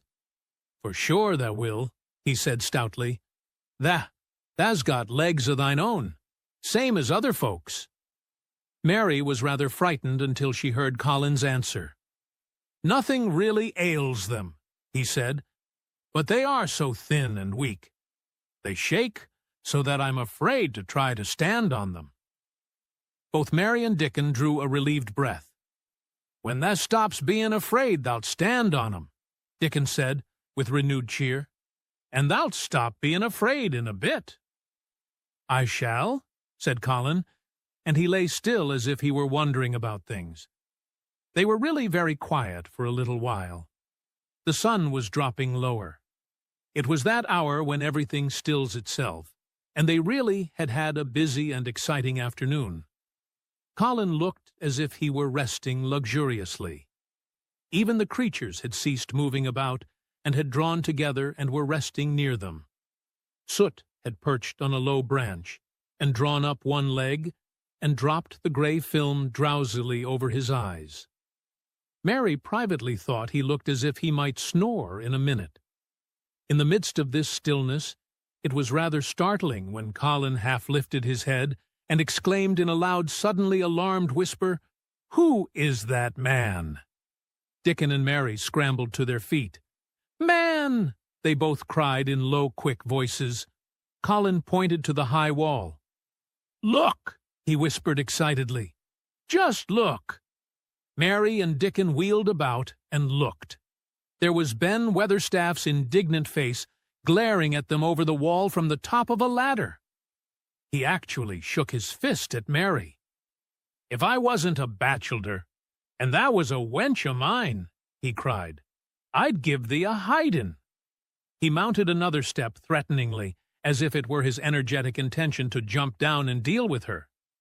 But as she came toward him, he evidently thought better of it, and stood on the top step of his ladder, shaking his fist down at her. "I never thought much o' thee," he harangued. "I couldna abide thee the first time I set eyes on thee. A scrawny, buttermilk-faced young besom, Alice asking questions and poking tha nose where it wasna wanted. I never knowed how they got so thick wi' me. If it hadna been for the robin, drat him."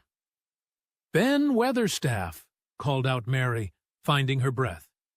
She stood below him and called up to him with a sort of gasp. "Ben Weatherstaff, it was the robin who showed me the way." Then it did seem as if Ben really would scramble down on her side of the wall. He was so outraged. "That young bad un," he called down at her, "layin' that badness on a robin. Not but what he's impident enow for anything. Him showing thee the way. Him, hey, the young nowt." She could see his next words burst out because he was overpowered by curiosity. "However I this world did that get in?" "It was the robin who showed me the way," she protested obstinately.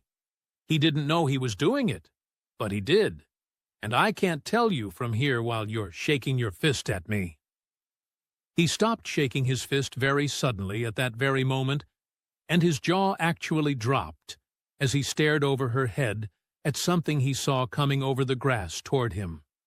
At the first sound of his torrent of words, Colin had been so surprised that he had only sat up and listened, as if he were spellbound. But in the midst of it, he had recovered himself, and beckoned imperiously to Dickon. "Wheel me over there," he commanded. "Wheel me quite close, and stop right in front of him."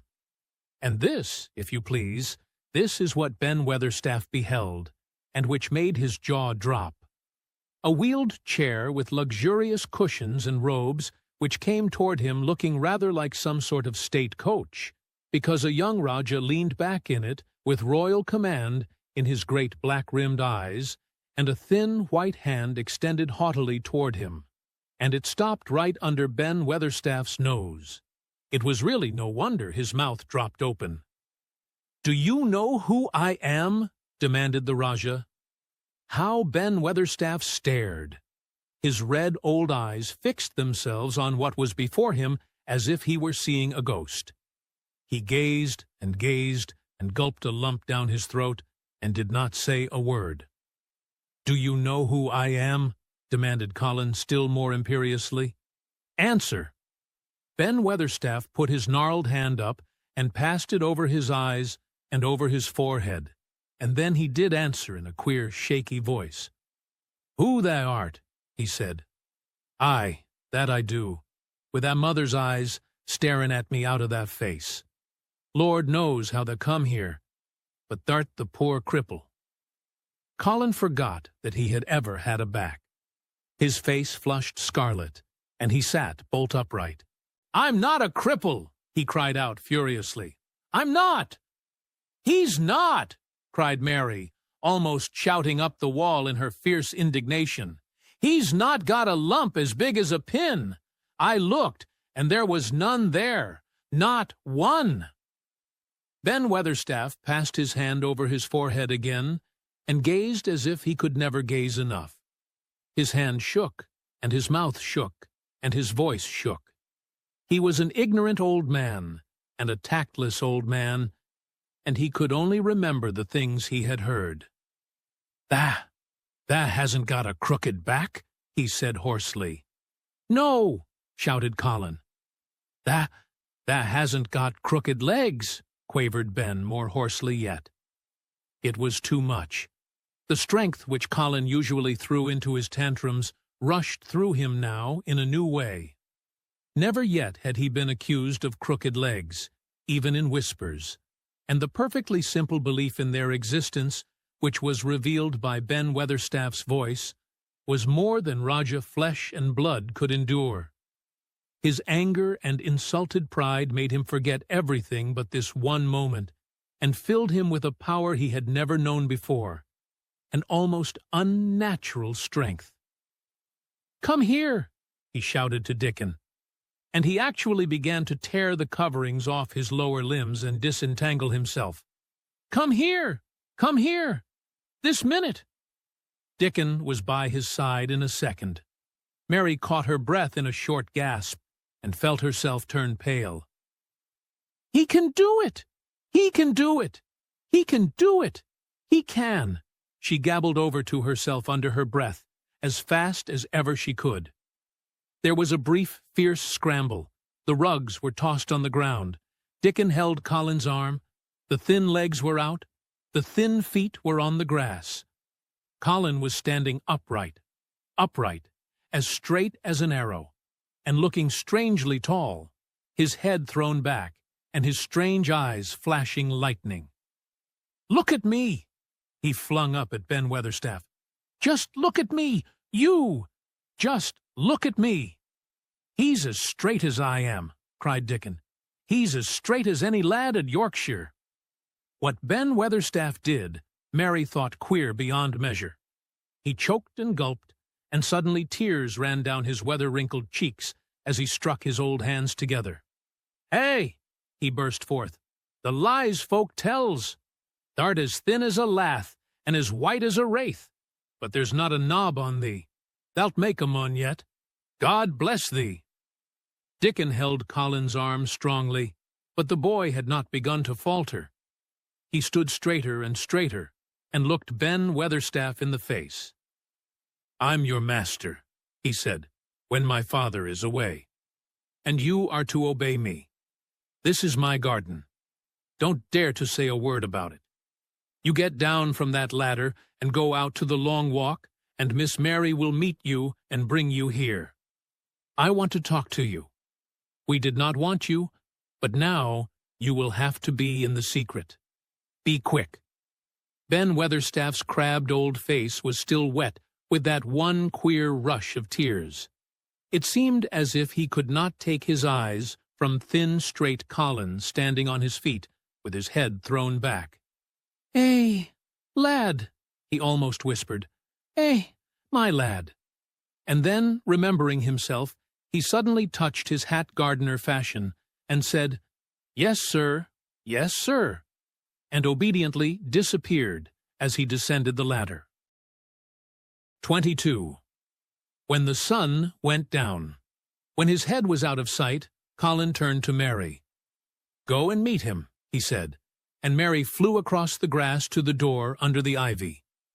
Dickon was watching him with sharp eyes. There were scarlet spots on his cheeks, and he looked amazing. But he showed no signs of falling.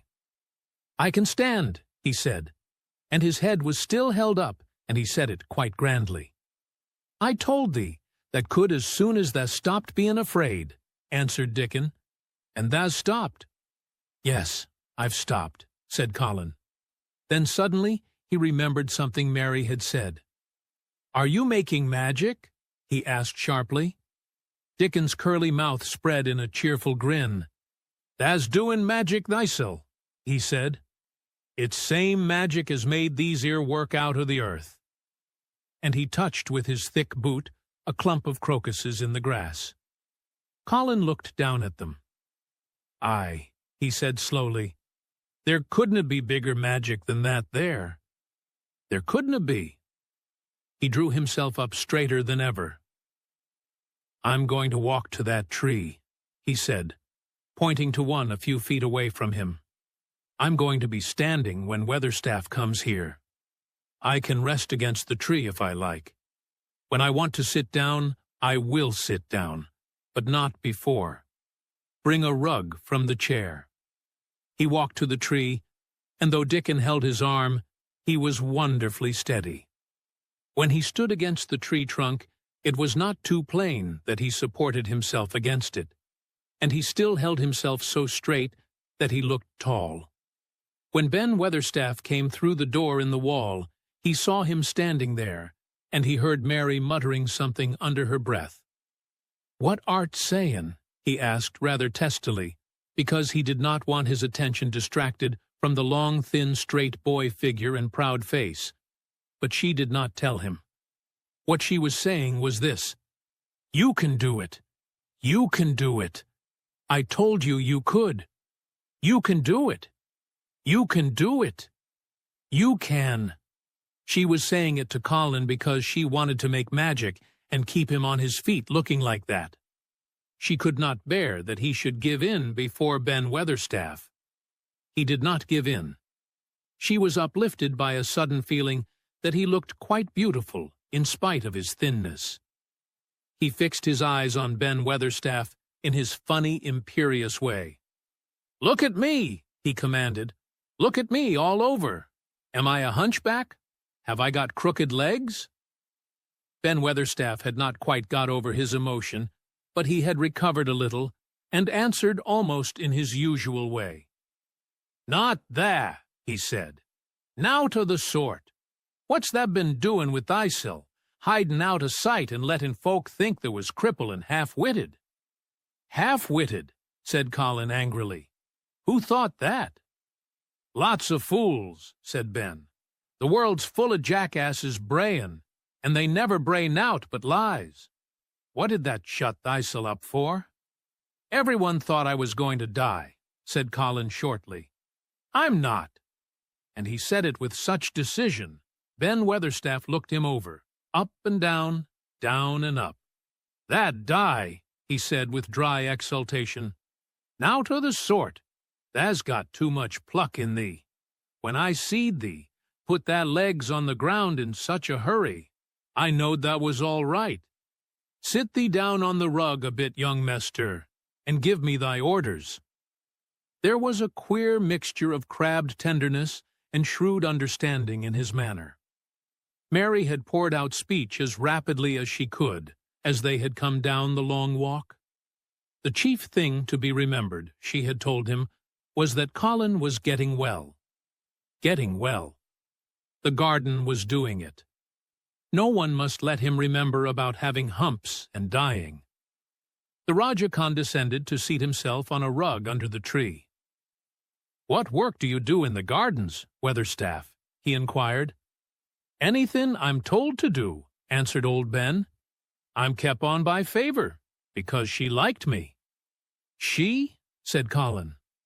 "Thy mother," answered Ben Weatherstaff. "My mother," said Colin, and he looked about him quietly. This was her garden, wasn't it? Aye, it was that, and Ben Weatherstaff looked about him too. She were main fond of it. "It is my garden now. I am fond of it. I shall come here every day," announced Colin, "but it is to be a secret. My orders are that no one is to know that we come here. Dickon and my cousin have worked and made it come alive. I shall send for you sometimes to help, but you must come when no one can see you." Ben Weatherstaff's face twisted itself in a dry old smile. "I've come here before when no one saw me," he said. "What?" exclaimed Colin. "When? The last time I was here," rubbing his chin and looking round, "was about 2 years ago." "But no one has been in it for 10 years," cried Colin. "There was no door." "I'm no one," said old Ben dryly. "And I didn't come through the door. I come over the wall. The rheumatics held me back the last 2 year." "That come and did a bit of pruning," cried Dickon. "I couldn't make out how it had been done." "She was so fond of it. She was," said Ben Weatherstaff slowly. "And she was such a pretty young thing. She says to me once, 'Ben,' says she laughing, 'if ever I'm ill or if I go away, you must take care of my roses.' When she did go away, the orders was no one was ever to come nigh. But I come, with grumpy obstinacy. Over the wall I come, until the rheumatics stopped me. And I did a bit of work once a year. She'd gave her order first." "It wouldn't have been as wick as it is if they hadn't done it," said Dickon. "I did wonder." "I'm glad you did it, Weatherstaff," said Colin. "You'll know how to keep the secret?" "Aye, I'll know, sir," answered Ben. "And it'll be easier for a man with rheumatics to come in at the door." On the grass near the tree, Mary had dropped her trowel. Colin stretched out his hand and took it up.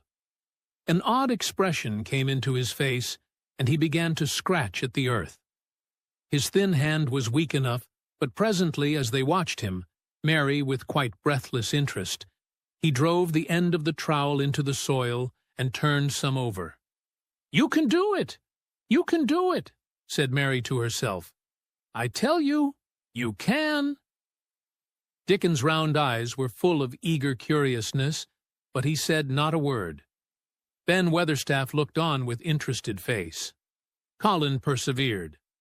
After he had turned a few trowelfuls of soil, he spoke exultantly to Dickon in his best Yorkshire. "Tha's said as that have me walking about here, same as other folk. And tha's said that have me digging. I thought that was just leeing to please me. This is only the first day, and I've walked, and here I am, digging." Ben Weatherstaff's mouth fell open again when he heard him, but he ended by chuckling. "Eh," he said, "that sounds as if they'd got wits enow. Thou'rt a Yorkshire lad, for sure, and thou'rt digging, too. How'd thou like to plant a bit of something? I can get thee a rose in a pot." "Go and get it," said Colin, digging excitedly. "Quick, quick!" It was done quickly enough, indeed. Ben Weatherstaff went his way forgetting rheumatics. Dickon took his spade and dug the hole deeper and wider than a new digger with thin white hands could make it. Mary slipped out to run and bring back a watering can. When Dickon had deepened the hole, Colin went on turning the soft earth over and over. He looked up at the sky, flushed and glowing with the strangely new exercise, slight as it was. "I want to do it before the sun goes quite down," he said. Mary thought that perhaps the sun held back a few minutes just on purpose. Ben Weatherstaff brought the rose in its pot from the greenhouse. He hobbled over the grass as fast as he could. He had begun to be excited, too. He knelt down by the hole and broke the pot from the mold. "Here, lad," he said, handing the plant to Colin. "Set it in the earth, thyself, same as the king does when he goes to a new place." The thin white hands shook a little, and Colin's flush grew deeper as he set the rose in the mold, and held it while old Ben made firm the earth. It was filled in and pressed down and made steady. Mary was leaning forward on her hands and knees. Soot had flown down and marched forward to see what was being done. Nut and Shell chattered about it from a cherry tree. "It's planted," said Colin at last, "and the sun is only slipping over the edge. Help me up, Dickon. I want to be standing when it goes. That's part of the magic." And Dickon helped him, and the magic, or whatever it was, so gave him strength that when the sun did slip over the edge and end the strange, lovely afternoon for them, there he actually stood on his 2 feet, laughing. 23rd. Magic. Dr. Craven had been waiting some time at the house when they returned to it. He had indeed begun to wonder if it might not be wise to send someone out to explore the garden paths. When Colin was brought back to his room, the poor man looked him over seriously. "You should not have stayed so long," he said. "You must not overexert yourself." "I am not tired at all," said Colin. "It has made me well. Tomorrow I am going out in the morning as well as in the afternoon." "I am not sure that I can allow it," answered Dr. Craven. "I am afraid it would not be wise." "It would not be wise to try to stop me," said Colin quite seriously. "I am going." Even Mary had found out that one of Colin's chief peculiarities was that he did not know in the least what a rude little brute he was, with his way of ordering people about. He had lived on a sort of desert island all his life, and as he had been the king of it, he had made his own manners, and had had no one to compare himself with. Mary had indeed been rather like him herself, and since she had been at Misselthwaite, had gradually discovered that her own manners had not been of the kind which is usual or popular. Having made this discovery, she naturally thought it of enough interest to communicate to Colin. So she sat and looked at him curiously for a few minutes after Dr. Craven had gone. She wanted to make him ask her why she was doing it, and of course she did. "What are you looking at me for?" he said. "I'm thinking that I am rather sorry for Dr. Craven." "So am I," said Colin calmly, but not without an air of some satisfaction. "He won't get Misselthwaite at all now. I'm not going to die." "I'm sorry for him because of that, of course," said Mary. "But I was thinking just then that it must have been very horrid to have had to be polite for 10 years to a boy who was always rude. I would never have done it." "Am I rude?" Colin inquired undisturbedly.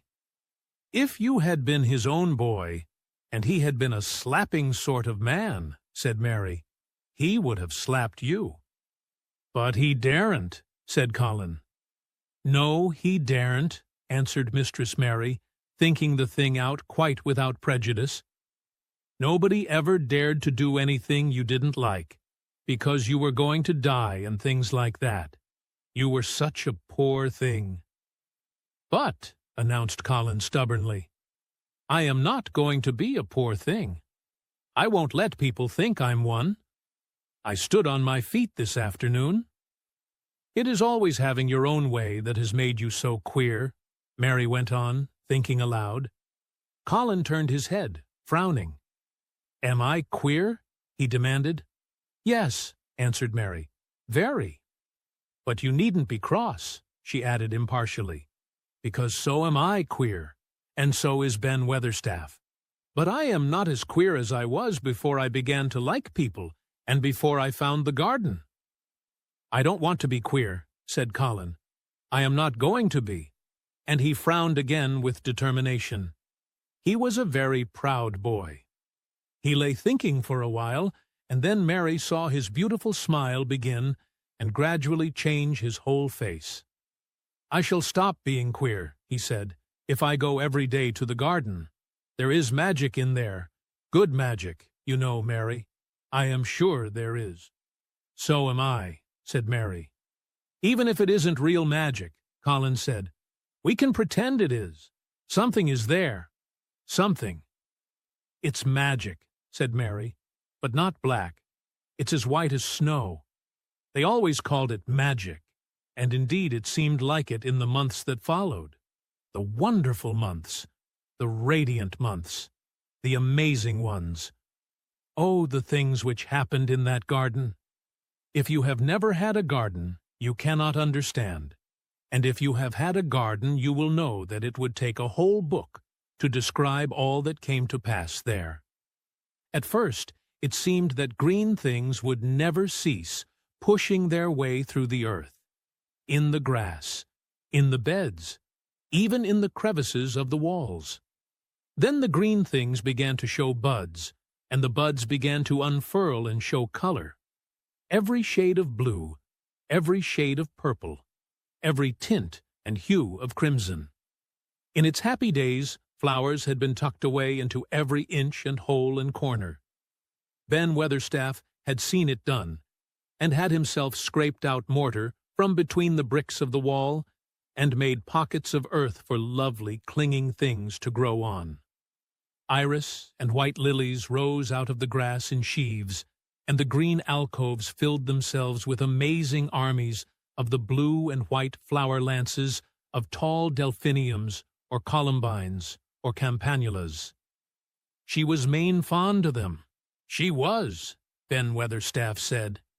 She liked them things as was Alice pointin' up to the blue sky. She used to tell. Not as she was one of them as looked down on the earth. Not her. She just loved it. But she said as the blue sky Alice looked so joyful. The seeds Dickon and Mary had planted grew as if fairies had tended them. Satiny poppies of all tints danced in the breeze by the score, gaily defying flowers which had lived in the garden for years, and which it might be confessed seemed rather to wonder how such new people had got there. And the roses, rising out of the grass, tangled round the sundial, wreathing the tree trunks, and hanging from their branches, climbing up the walls, and spreading over them with long garlands falling in cascades. They came alive day by day, hour by hour. Fair, fresh leaves, and buds, tiny at first, but swelling and working magic until they burst and uncurled into cups of scent, delicately spilling themselves over their brims and filling the garden air. Colin saw it all, watching each change as it took place. Every morning he was brought out, and every hour of each day, when it didn't rain, he spent in the garden. Even gray days pleased him. He would lie on the grass, watching things growing, he said. If you watched long enough, he declared, you could see buds unsheath themselves. Also, you could make the acquaintance of strange, busy insect things running about on various unknown, but evidently serious errands, sometimes carrying tiny scraps of straw or feather or food, or climbing blades of grass as if they were trees from whose tops one could look out to explore the country. A mole throwing up its mound at the end of its burrow and making its way out at last with the long-nailed paws which looked so like elfish hands, had absorbed him one whole morning. Ants' ways, beetles' ways, bees' ways, frogs' ways, birds' ways, plants' ways, gave him a new world to explore, and when Dickon revealed them all, and added foxes' ways, otters' ways, ferrets' ways, squirrels' ways, and trout, and water rats, and badgers' ways, there was no end to the things to talk about and think over. And this was not the half of the magic. The fact that he had really once stood on his feet had set Colin thinking tremendously, and when Mary told him of the spell she had worked, he was excited and approved of it greatly.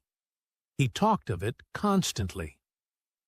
"Of course, there must be lots of magic in the world," he said wisely one day, "but people don't know what it is like or how to make it. Perhaps the beginning is just to say, 'Nice things are going to happen,' until you make them happen. I am going to try and experiment." The next morning, when they went to the secret garden, he sent at once for Ben Weatherstaff. Ben came as quickly as he could, and found the Rajah standing on his feet under a tree, and looking very grand, but also very beautifully smiling. "Good morning, Ben Weatherstaff," he said. "I want you and Dickon and Miss Mary to stand in a row and listen to me because I am going to tell you something very important." "Aye, aye, sir," answered Ben Weatherstaff, touching his forehead. One of the long-concealed charms of Ben Weatherstaff was that in his boyhood he had once run away to sea and had made voyages, so he could reply like a sailor. "I am going to try a scientific experiment," explained the Rajah. "When I grow up, I am going to make great scientific discoveries, and I am going to begin now with this experiment."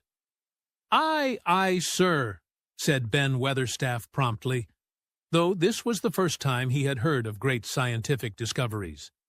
It was the first time Mary had heard of them, either, but even at this stage she had begun to realize that, queer as he was, Colin had read about a great many singular things, and was somehow a very convincing sort of boy. When he held up his head and fixed his strange eyes on you, it seemed as if you believed him almost in spite of yourself, though he was only 10 years old, going on 11. At this moment, he was especially convincing, because he suddenly felt the fascination of actually making a sort of speech, like a grown-up person. "The great scientific discoveries I am going to make," he went on, "will be about magic. Magic is a great thing, and scarcely anyone knows anything about it, except a few people in old books, and Mary a little, because she was born in India, where there are fakirs. I believe Dickon knows some magic, but perhaps he doesn't know he knows it. He charms animals and people. I would never have let him come to see me if he had not been an animal charmer, which is a boy charmer too, because a boy is an animal. I am sure there is magic in everything, only we have not sense enough to get hold of it and make it do things for us, like electricity and horses and steam." This sounded so imposing that Ben Weatherstaff became quite excited and really could not keep still. "Aye, aye, sir," he said, and he began to stand up quite straight. "When Mary found this garden it looked quite dead," the orator proceeded. "Then something began pushing things up out of the soil and making things out of nothing. One day things weren't there, and another they were. I had never watched things before, and it made me feel very curious. Scientific people are always curious, and I am going to be scientific. I keep saying to myself, 'What is it? What is it? It's something. It can't be nothing.' I don't know its name, so I call it magic. I have never seen the sun rise, but Mary and Dickon have, and from what they tell me, I am sure that is magic too. Something pushes it up and draws it. Sometimes, since I've been in the garden, I've looked up through the trees at the sky, and I have had a strange feeling of being happy, as if something were pushing and drawing in my chest and making me breathe fast. Magic is always pushing and drawing and making things out of nothing. Everything is made out of magic, leaves and trees, flowers and birds, badgers and foxes and squirrels and people. So it must be all around us. In this garden, in all the places. The magic in this garden has made me stand up and know I am going to live to be a man. I am going to make the scientific experiment of trying to get some and put it in myself, and make it push and draw me and make me strong. I don't know how to do it, but I think that if you keep thinking about it and calling it, perhaps it will come. Perhaps that is the first baby way to get it. When I was going to try to stand that first time, Mary kept saying to herself as fast as she could, "You can do it! You can do it!" And I did. I had to try myself at the same time, of course, but her magic helped me. And so did Dickens. Every morning and evening, and as often in the daytime as I can remember, I am going to say, "Magic is in me. Magic is making me well. I am going to be as strong as Dickon. As strong as Dickon. And you must all do it too. That is my experiment. Will you help, Ben Weatherstaff?" "Aye, aye, sir," said Ben Weatherstaff. "Aye, aye." "If you keep doing it every day as regularly as soldiers go through drill, we shall see what will happen, and find out if the experiment succeeds. You learn things by saying them over and over and thinking about them until they stay in your mind forever. And I think it will be the same with magic. If you keep calling it to come to you and help you, it will get to be part of you, and it will stay and do things. I once heard an officer in India tell my mother that there were fakirs who said words over and over thousands of times, said Mary.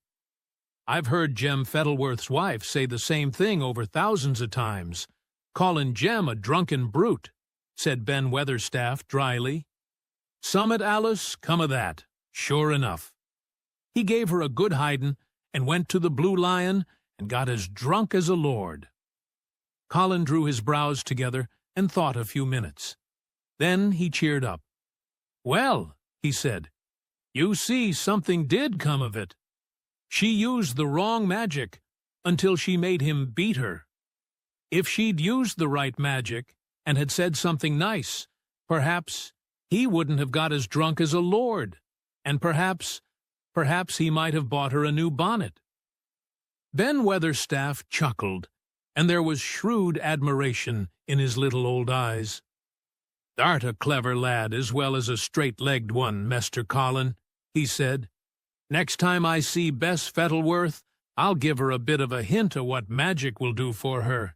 She'd be rare and pleased if the senative experiment worked, and so would Jem.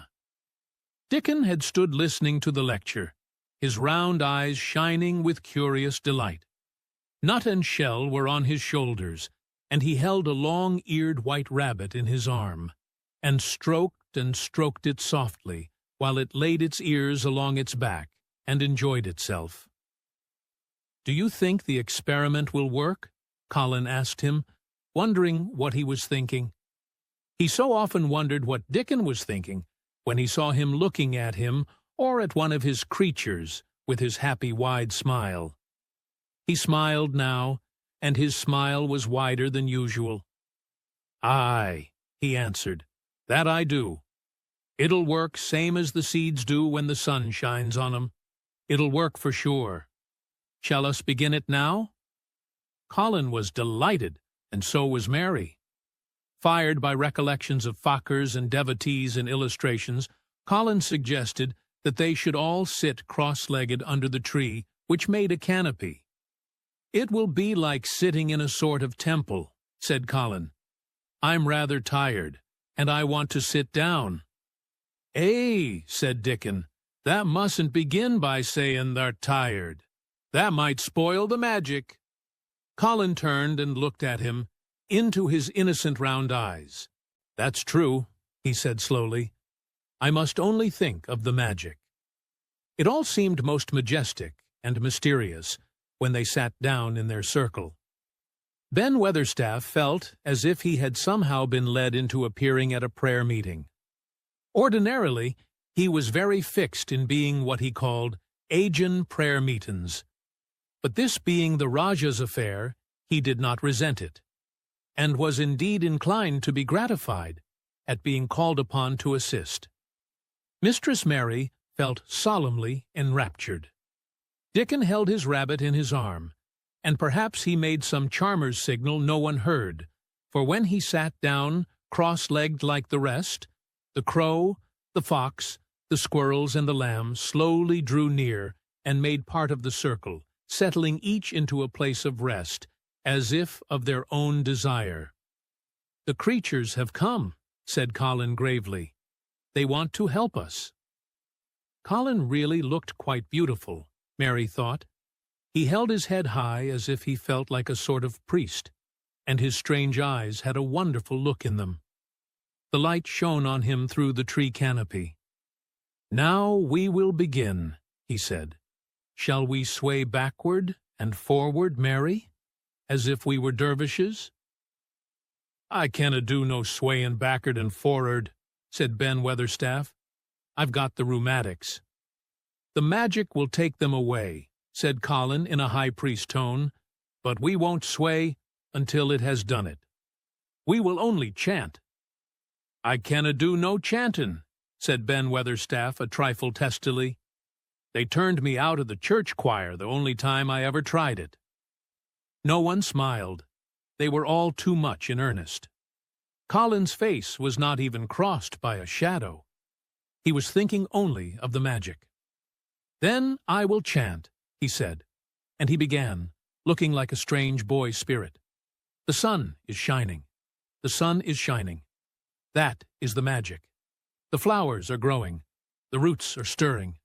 That is the magic. Being alive is the magic. Being strong is the magic. The magic is in me. The magic is in me. It is in me. It is in me. It's in every one of us. It's in Ben Weatherstaff's back. Magic exclamation mark. Magic exclamation mark. Come and help." He said it a great many times, not 1,000 times, but quite a goodly number. Mary listened entranced. She felt as if it were at once queer and beautiful, and she wanted him to go on and on. Ben Weatherstaff began to feel soothed into a sort of dream which was quite agreeable. The humming of the bees in the blossoms mingled with the chanting voice, and drowsily melted into a doze. Dickon sat cross-legged with his rabbit asleep on his arm and a hand resting on the lamb's back. Soot had pushed away a squirrel and huddled close to him on his shoulder. The grey film dropped over his eyes. At last, Colin stopped. "Now I am going to walk round the garden," he announced. Ben Weatherstaff's head had just dropped forward, and he lifted it with a jerk. "You have been asleep," said Colin. "Nowt of the sort," mumbled Ben. "The sermon was good enow, but I'm bound to get out afore the collection." He was not quite awake yet. "You're not in church," said Colin. "Not me," said Ben, straightening himself. "Who said I were? I heard every bit of it. You said the magic was in my back. The doctor calls it rheumatics." The Rajah waved his hand. "That was the wrong magic," he said. "You will get better. You have my permission to go to your work, but come back tomorrow." "I'd like to see thee walk round the garden," grunted Ben.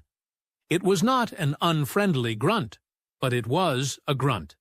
In fact, being a stubborn old party, and not having entire faith in magic, he had made up his mind that if he were sent away, he would climb his ladder and look over the wall so that he might be ready to hobble back if there were any stumbling.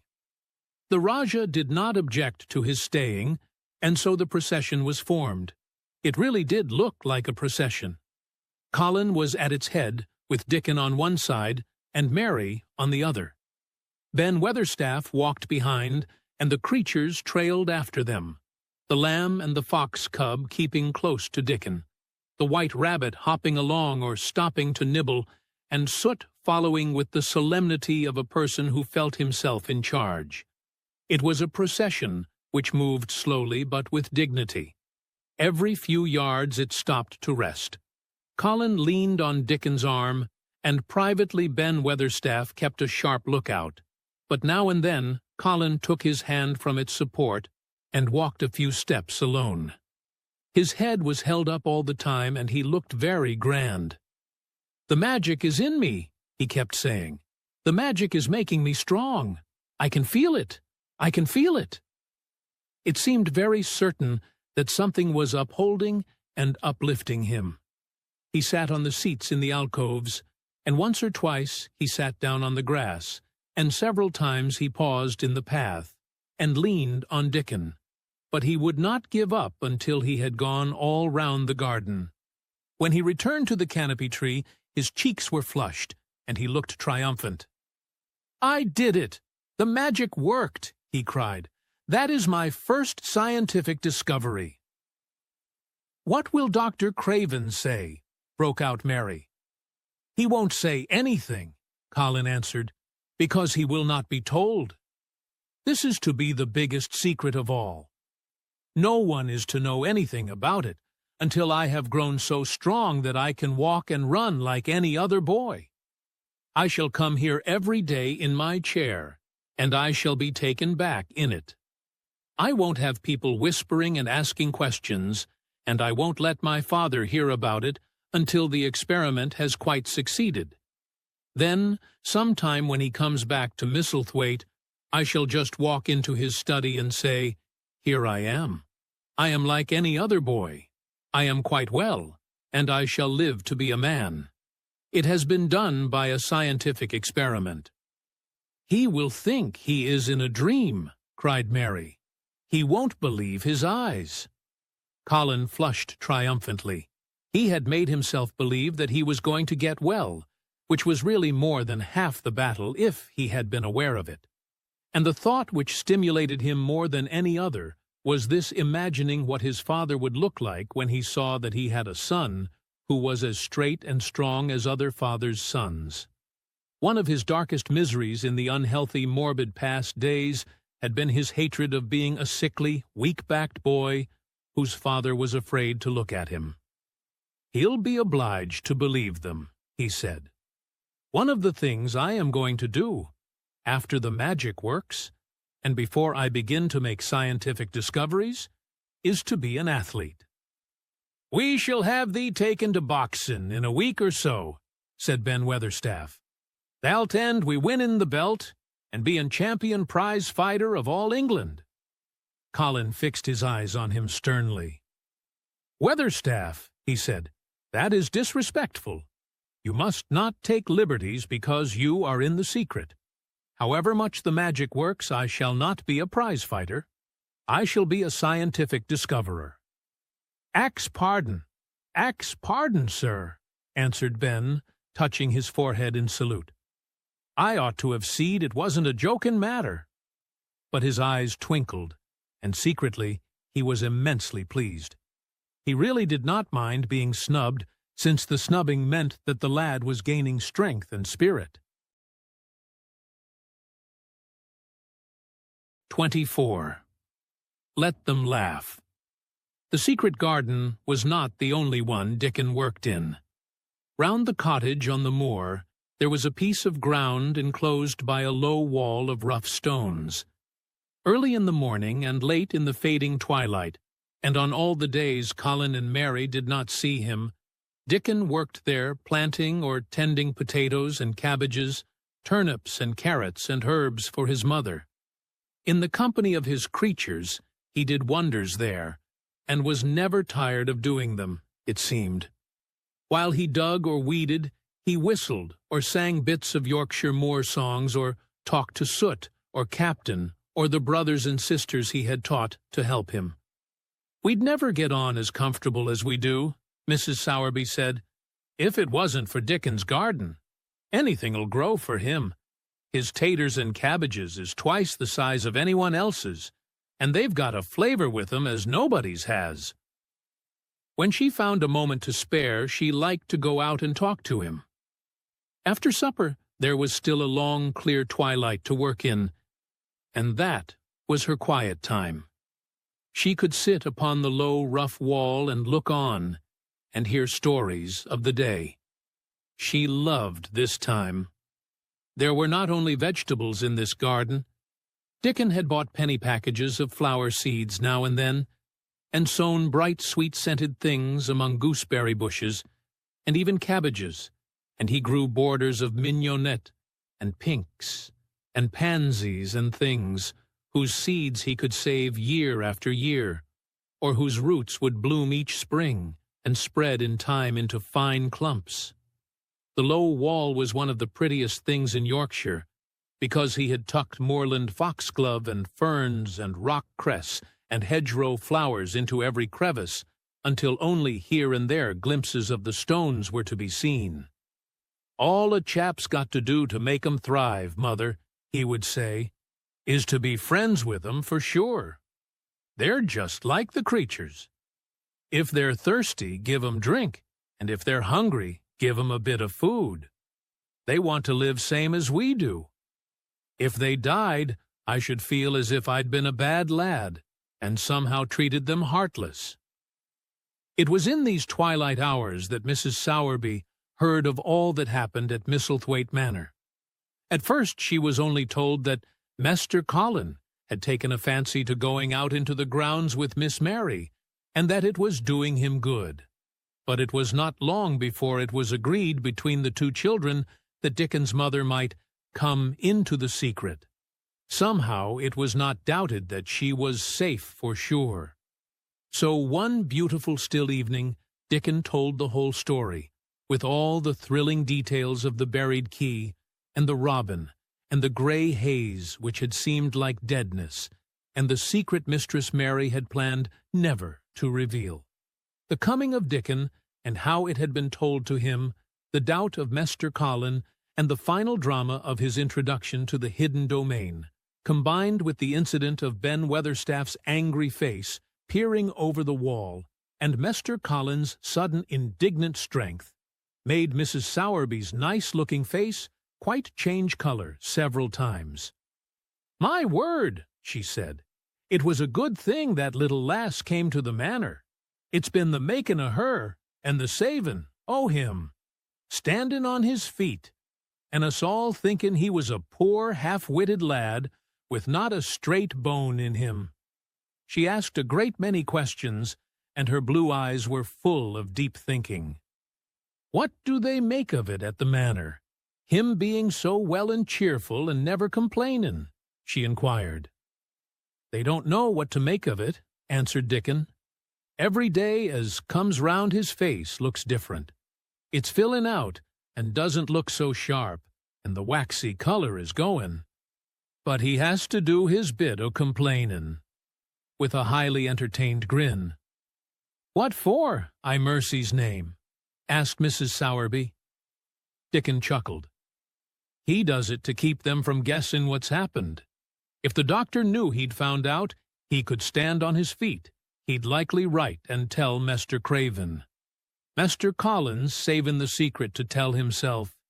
He's going to practice his magic on his legs every day till his father comes back, and then he's going to march into his room and show him he's as straight as other lads. But him and Miss Mary thinks it's best plan to do a bit o' groanin' and frettin' now, and then to throw folk off the scent." Mrs. Sowerby was laughing a low, comfortable laugh long before he had finished his last sentence. "Eh," she said, "that pair's enjoyin' theirselves, I'll warrant. They'll get a good bit o' actin' out of it, and there's nothin' children likes as much as play actin'. Let's hear what they do, Dickon lad." Dickon stopped weeding and sat up on his heels to tell her. His eyes were twinkling with fun. "Master Colin is carried down to his chair every time he goes out," he explained, "and he flies out at John, the footman, for not carrying him careful enough. He makes himself as helpless-looking as he can, and never lifts his head until we're out of sight of the house, and he grunts and frets a good bit when he's being settled into his chair. Him and Miss Mary's both got to enjoyin' it. And when he groans and complains, she'll say, "Poor Colin. Does it hurt you so much? Are you so weak as that, poor Colin?" But the trouble is that sometimes they can scarce keep from burstin' out laughin'. When we get safe into the garden they laugh till they've no breath left to laugh with, and they have to stuff their faces into Mester Colin's cushions to keep the gardeners from hearin', if any of 'em's about. "The more they laugh, the better for 'em," said Mrs. Sowerby, still laughing herself. "Good healthy child laughin's better than pills any day o' the year. That pair'll plump up for sure." "They are plumpin' up," said Dickon. "They're that hungry, they don't know how to get enough to eat without makin' talk. Mester Colin says if he keeps sendin' for more food, they won't believe he's an invalid at all. Miss Mary says she'll let him eat her share, but he says that if she goes hungry, she'll get thin, and they mun both get fat at once." Mrs. Sowerby laughed so heartily at the revelation of this difficulty that she quite rocked backward and forward in her blue cloak, and Dickon laughed with her. "I'll tell thee what, lad," Mrs. Sowerby said when she could speak. "I've thought of a way to help 'em. When thou goes to 'em in the mornin's, thou shalt take a pail of good new milk, and I'll bake 'em a crusty cottage loaf or some buns with currants in 'em, same as you children like. Nothing's so good as fresh milk and bread. Then they could take off the edge of their hunger while they were in their garden, and the fine food they get indoors 'ud polish off the corners." "Eh, mother," said Dickon admiringly, "what a wonder that art! Thou always sees a way out of things. They was quite in a pother yesterday. They didn't see how they was to manage without orderin' up more food. They felt that empty inside. They're two young uns growin' fast, and health's comin' back to both of 'em. Children like that feels like young wolves, and food's flesh and blood to 'em," said Mrs. Sowerby. Then she smiled Dickon's own curving smile. "Eh, but they're enjoyin' theirselves for sure," she said. She was quite right, the comfortable, wonderful mother creature, and she had never been more so than when she said their play-actin' would be their joy. Colin and Mary found it one of their most thrilling sources of entertainment. The idea of protecting themselves from suspicion had been unconsciously suggested to them first by the puzzled nurse, and then by Dr. Craven himself. "Your appetite is improving very much, Master Colin," the nurse had said one day. "You used to eat nothing, and so many things disagreed with you." "Nothing disagrees with me now," replied Colin, and then seeing the nurse looking at him curiously, he suddenly remembered that perhaps he ought not to appear too well just yet. "At least things don't so often disagree with me. It's the fresh air." "Perhaps it is," said the nurse, still looking at him with a mystified expression. "But I must talk to Dr. Craven about it." "How she stared at you," said Mary when she went away, "as if she thought there must be something to find out." "I won't have her finding out things," said Colin. "No one must begin to find out yet." When Dr. Craven came that morning, he seemed puzzled also. He asked a number of questions, to Colin's great annoyance. "You stay out in the garden a great deal," he suggested. "Where do you go?" Colin put on his favorite air of dignified indifference to opinion. "I will not let anyone know where I go," he answered. "I go to a place I like. Everyone has orders to keep out of the way. I won't be watched and stared at. You know that. You seem to be out all day, but I do not think it has done you harm. I do not think so. The nurse says that you eat much more than you have ever done before."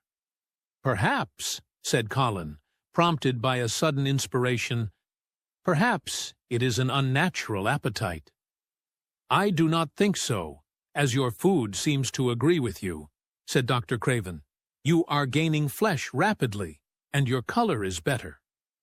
Perhaps I am bloated and feverish, said Colin, assuming a discouraging air of gloom. People who are not going to live are often different. Dr. Craven shook his head.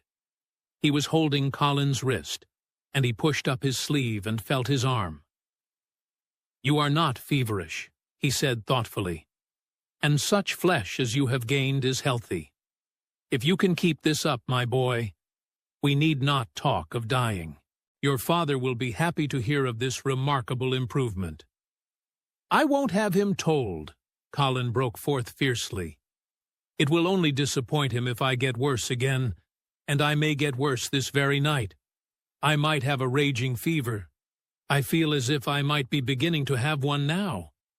I won't have letters written to my father. I won't. You are making me angry, and you know that is bad for me. I feel hot already. I hate being written about, and being talked over as much as I hate being stared at. Hush, my boy, Dr. Craven soothed him. Nothing shall be written without your permission. You are too sensitive about things. You must not undo the good which has been done. He said no more about writing to Mr. Craven, and when he saw the nurse he privately warned her that such a possibility must not be mentioned to the patient. The boy is extraordinarily better, he said. His advance seems almost abnormal. But of course he is doing now of his own free will what we could not make him do before. Still, he excites himself very easily, and nothing must be said to irritate him. Mary and Colin were much alarmed, and talked together anxiously. From this time dated their plan of play-actin. I may be obliged to have a tantrum, said Colin regretfully. I don't want to have one, and I'm not miserable enough now to work myself into a big one. Perhaps I couldn't have one at all. That lump doesn't come in my throat now, and I keep thinking of nice things instead of horrible ones. But if they talk about writing to my father, I shall have to do something. He made up his mind to eat less, but unfortunately it was not possible to carry out this brilliant idea when he wakened each morning with an amazing appetite, and the table near his sofa was set with a breakfast of homemade bread and fresh butter, snow-white eggs, raspberry jam, and clotted cream. Mary always breakfasted with him, and when they found themselves at the table, particularly if there were delicate slices of sizzling ham sending forth tempting odors from under a hot silver cover, they would look into each other's eyes in desperation. I think we shall have to eat it all this morning, Mary, Colin always ended by saying. We can send away some of the lunch and a great deal of the dinner. But they never found they could send away anything, and the highly polished condition of the empty plates returned to the pantry awakened much comment. I do wish, Colin would say also, I do wish the slices of ham were thicker, and one muffin each is not enough for anyone. It's enough for a person who is going to die, answered Mary, when first she heard this, but it's not enough for a person who is going to live. I sometimes feel as if I could eat 3 when those nice fresh heather and gorse smells from the moor come pouring in at the open window. The morning that Dickon, after they had been enjoying themselves in the garden for about 2 hours, went behind a big rose bush and brought forth 2 tin pails, and revealed that one was full of rich new milk with cream on the top of it, and that the other held cottage-made currant buns folded in a clean blue and white napkin. Buns so carefully tucked in that they were still hot. There was a riot of surprised joyfulness. What a wonderful thing for Mrs. Sowerby to think of! What a kind, clever woman she must be! How good the buns were, and what delicious fresh milk! Magic is in her, just as it is in Dickon, said Colin. It makes her think of ways to do things. Nice things. She is a magic person. Tell her we are grateful, Dickon. Extremely grateful. He was given to using rather grown-up phrases at times. He enjoyed them, He liked this so much that he improved upon it. Tell her she has been most bounteous, and our gratitude is extreme. And then, forgetting his grandeur, he fell to and stuffed himself with buns, and drank milk out of the pail in copious draughts, in the manner of any hungry little boy who had been taking unusual exercise and breathing in moorland air, and whose breakfast was more than 2 hours behind him. This was the beginning of many agreeable incidents of the same kind. They actually awoke to the fact that as Mrs. Sowerby had 14 people to provide food for, she might not have enough to satisfy 2 extra appetites every day. So they asked her to let them send some of their shillings to buy things. Dickon made the stimulating discovery that in the wood in the park outside the garden where Mary had first found him, piping to the wild creatures, there was a deep little hollow where you could build a sort of tiny oven with stones and roast potatoes and eggs in it. Roasted eggs were a previously unknown luxury, and very hot potatoes with salt and fresh butter in them were fit for a woodland king, besides being deliciously satisfying. You could buy both potatoes and eggs and eat as many as you liked without feeling as if you were taking food out of the mouths of 14 people. Every beautiful morning, the magic was worked by the mystic circle under the plum tree, which provided a canopy of thickening green leaves after its brief blossom time was ended. After the ceremony, Colin always took his walking exercise, and throughout the day he exercised his newly found power at intervals. Each day he grew stronger and could walk more steadily and cover more ground. And each day his belief in the magic grew stronger, as well it might. He tried one experiment after another as he felt himself gaining strength, and it was Dickon who showed him the best things of all. "Yesterday," he said one morning after an absence, "I went to Thwaite for Mother, and near the Blue Cow Inn I seed Bob Haworth. He's the strongest chap on the moor. He's the champion wrestler, and he can jump higher than any other chap and throw the hammer farther. He's gone all the way to Scotland for the sports some years. He's knowed me ever since I was a little un, and he's a friendly sort, and I axed him some questions. The gentry calls him a athlete, and I thought of thee, Master Colin, and I says, 'How did that make that muscle stick out that way, Bob? Did that do anything extra to make thyself so strong?' And he says, 'Well, yes, lad, I did. A strong man in a show that came to Thwaite once showed me how to exercise my arms and legs and every muscle in my body.' And I says, 'Could a delicate chap make himself stronger with 'em, Bob?' And he laughed and says, 'Art thou the delicate chap?' And I says, 'No, but I knows a young gentleman that's gettin' well of a long illness, and I wish I knowed some of them tricks to tell him about.' I didn't say no names, and he didn't ask none. He's friendly, same as I said, and he stood up and showed me good-natured like, and I imitated what he did till I knowed it by heart." Colin had been listening excitedly. "Can you show me?" he cried. "Will you?" "Aye, to be sure," Dickon answered, getting up. "But he says thou mun do 'em gentle at first, and be careful not to tire thyself. Rest in between times, and take deep breaths, and don't overdo." "I'll be careful," said Colin. "Show me. Show me. Dickon, you are the most magic boy in the world." Dickon stood up on the grass and slowly went through a carefully practical but simple series of muscle exercises. Colin watched them with widening eyes. He could do a few while he was sitting down. Presently he did a few gently, while he stood upon his already steadied feet. Mary began to do them also. Soot, who was watching the performance, became much disturbed and left his branch and hopped about restlessly because he could not do them too. From that time the exercises were part of the day's duties as much as the magic was. It became possible for both Colin and Mary to do more of them each time they tried, and such appetites were the results that, but for the basket, Dickon put down behind the bush each morning when he arrived, they would have been lost. But the little oven in the hollow and Mrs. Sowerby's bounties were so satisfying that Mrs. Medlock and the nurse and Dr. Craven became mystified again. You can trifle with your breakfast and seem to disdain your dinner if you are full to the brim with roasted eggs and potatoes and richly frothed new milk and oat cakes and buns and heather honey and clotted cream. "They are eating next to nothing," said the nurse.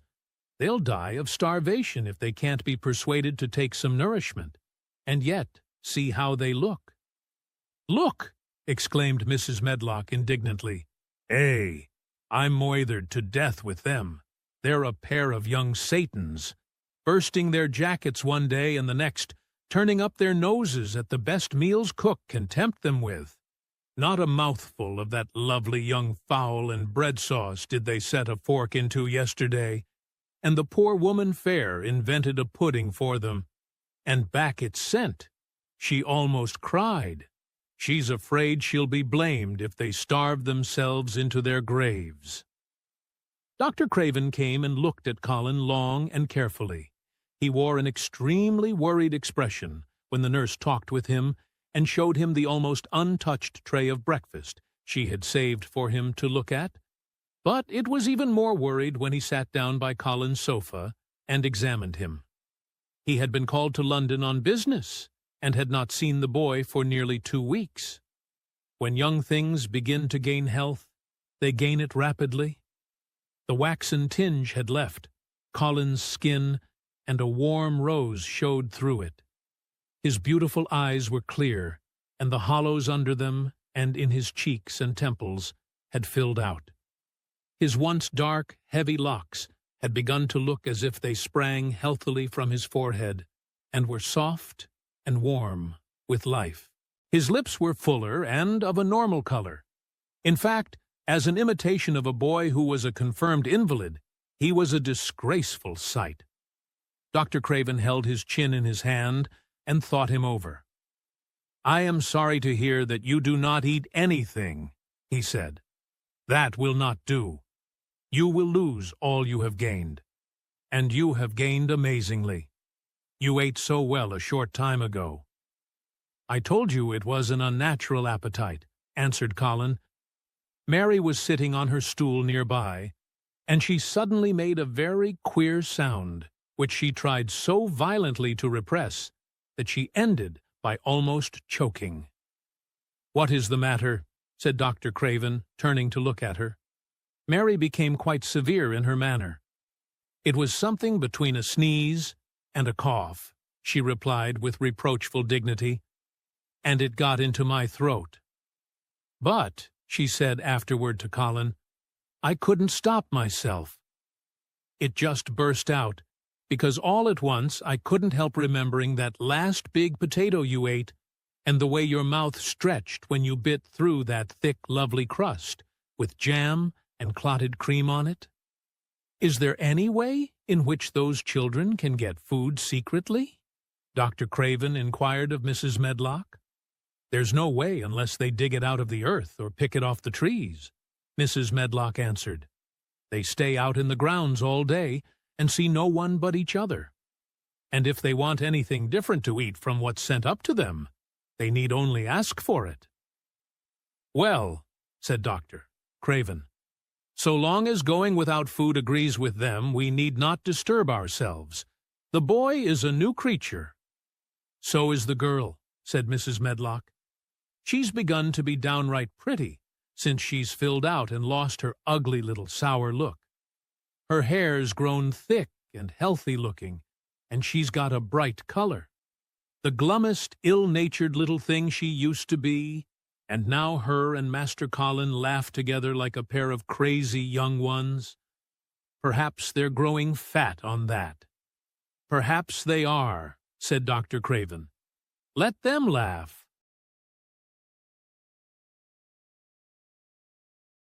25. The Curtain.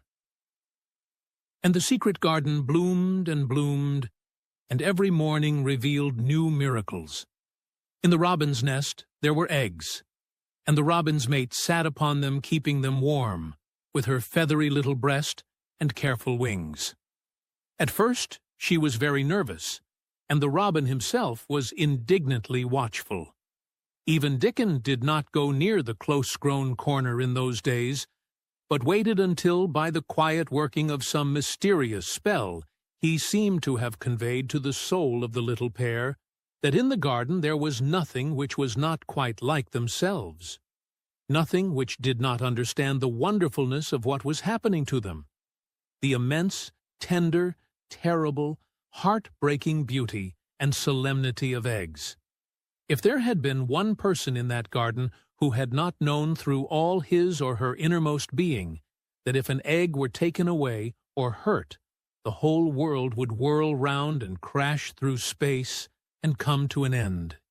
If there had been even one who did not feel it and act accordingly, there could have been no happiness even in that golden springtime air. But they all knew it and felt it, and the robin and his mate knew they knew it. At first, the robin watched Mary and Colin with sharp anxiety. For some mysterious reason, he knew he need not watch Dickon. The first moment he set his dew-bright black eye on Dickon, he knew he was not a stranger, but a sort of robin without beak or feathers. He could speak robin, which is a quite distinct language not to be mistaken for any other. To speak robin to a robin is like speaking French to a Frenchman. Dickon always spoke it to the robin himself, so the queer gibberish he used when he spoke to humans did not matter in the least. The robin thought he spoke this gibberish to them because they were not intelligent enough to understand feathered speech. His movements also were robin.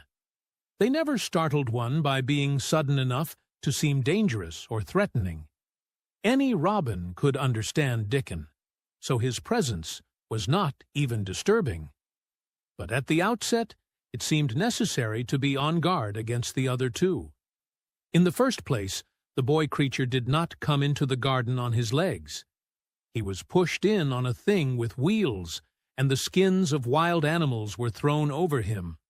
That in itself was doubtful.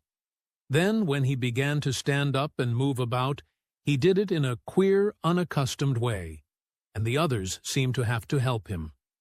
The robin used to secrete himself in a bush, and watch this anxiously, his head tilted first on one side and then on the other.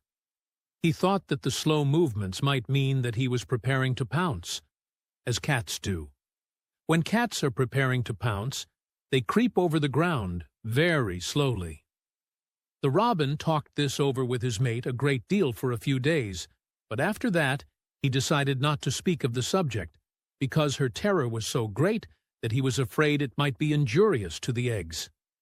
When the boy began to walk by himself, and even to move more quickly, it was an immense relief.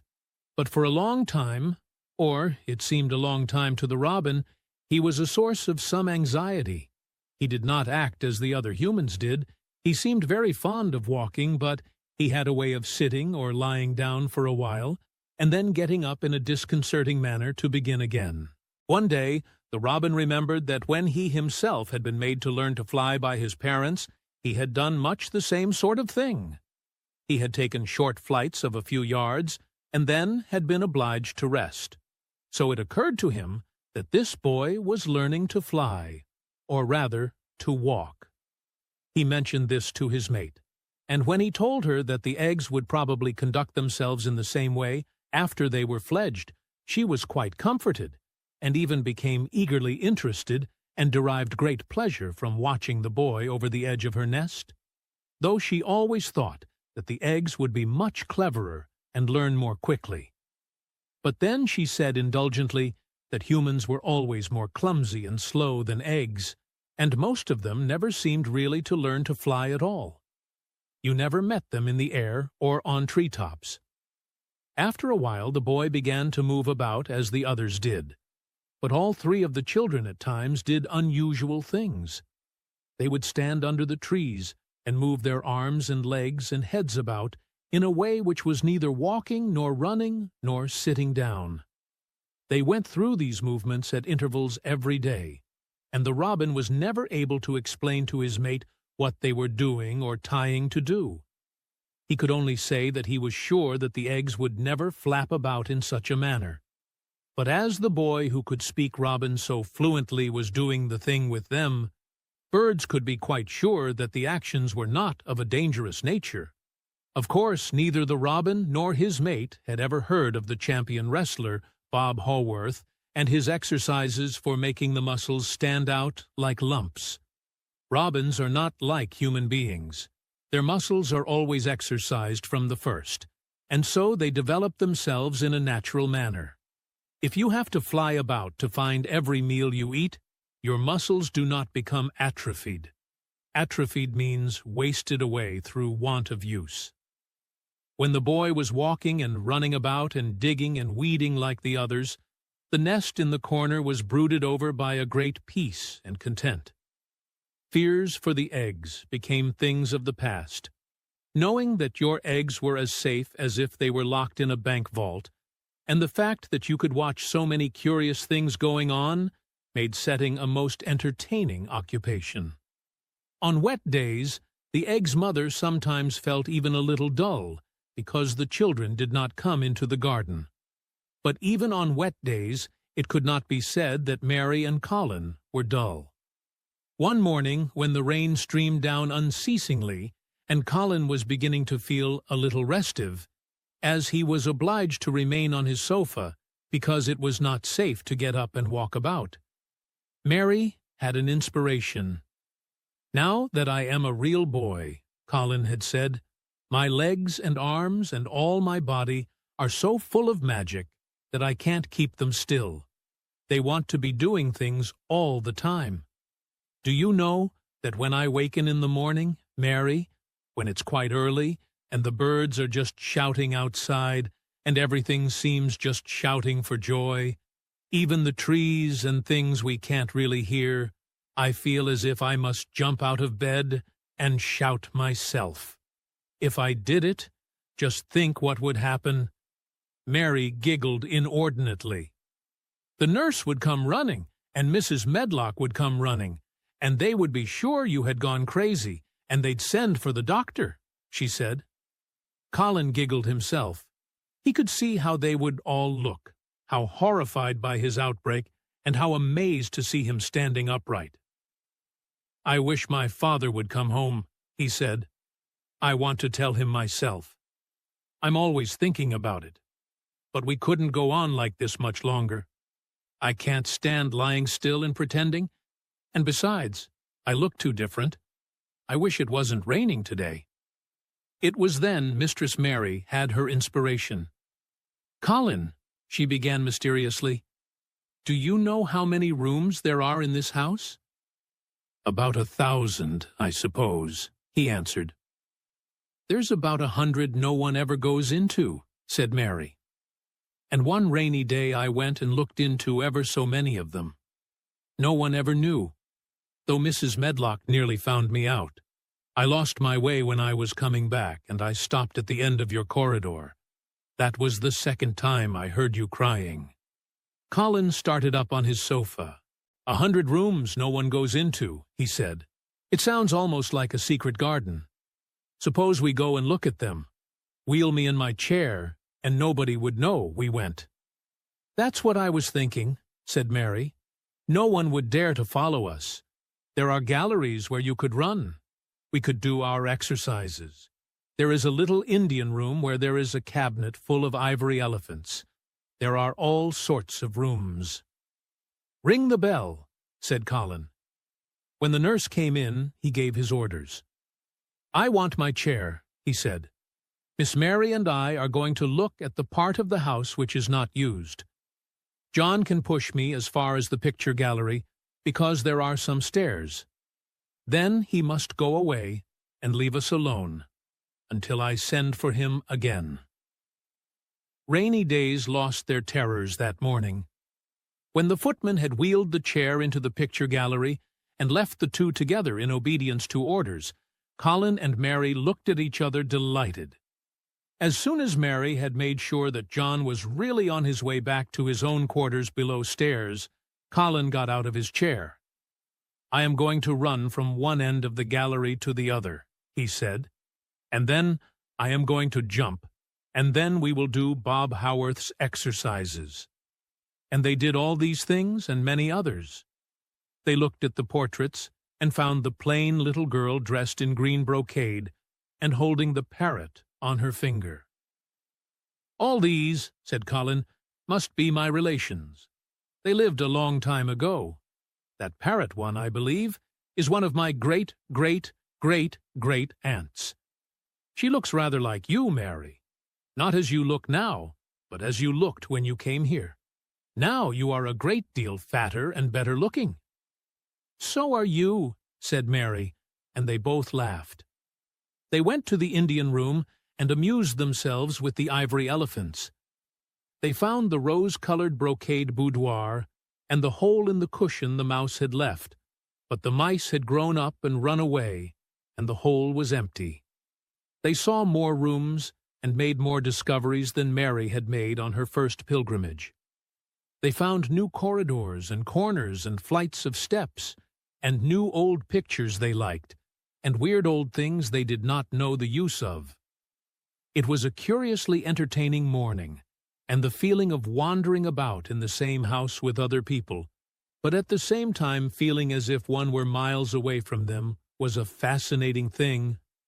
"I'm glad we came," Colin said. "I never knew I lived in such a big, queer old place. I like it. We will ramble about every rainy day. We shall always be finding new queer corners and things." That morning they had found among other things such good appetites that when they returned to Colin's room, it was not possible to send the luncheon away untouched. When the nurse carried the tray downstairs, she slapped it down on the kitchen dresser so that Mrs. Loomis, the cook, could see the highly polished dishes and plates. "Look at that," she said. "This is a house of mystery, and those two children are the greatest mysteries in it." "If they keep that up every day," said the strong young footman John, "there'd be small wonder that he weighs twice as much today as he did a month ago. I should have to give up my place in time for fear of doing my muscles an injury." That afternoon, Mary noticed that something new had happened in Colin's room. She had noticed it the day before, but had said nothing because she thought the change might have been made by chance. She said nothing today, but she sat and looked fixedly at the picture over the mantel. She could look at it because the curtain had been drawn aside. That was the change she noticed. "I know what you want me to tell you," said Colin, after she had stared a few minutes. "I always know when you want me to tell you something. You are wondering why the curtain is drawn back. I am going to keep it like that." "Why?" asked Mary. "Because it doesn't make me angry any more to see her laughing. I wakened when it was bright moonlight 2 nights ago, and felt as if the magic was filling the room and making everything so splendid that I couldn't lie still. I got up and looked out of the window.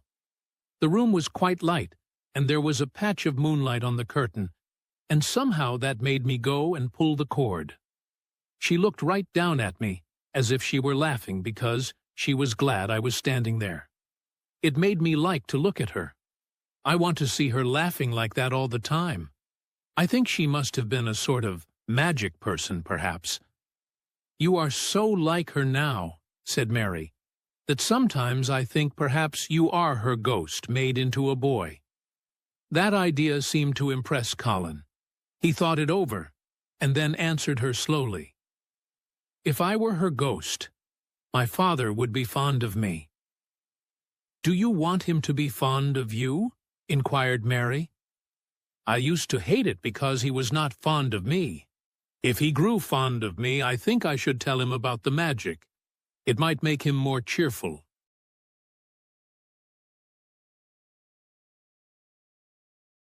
26. Its mother.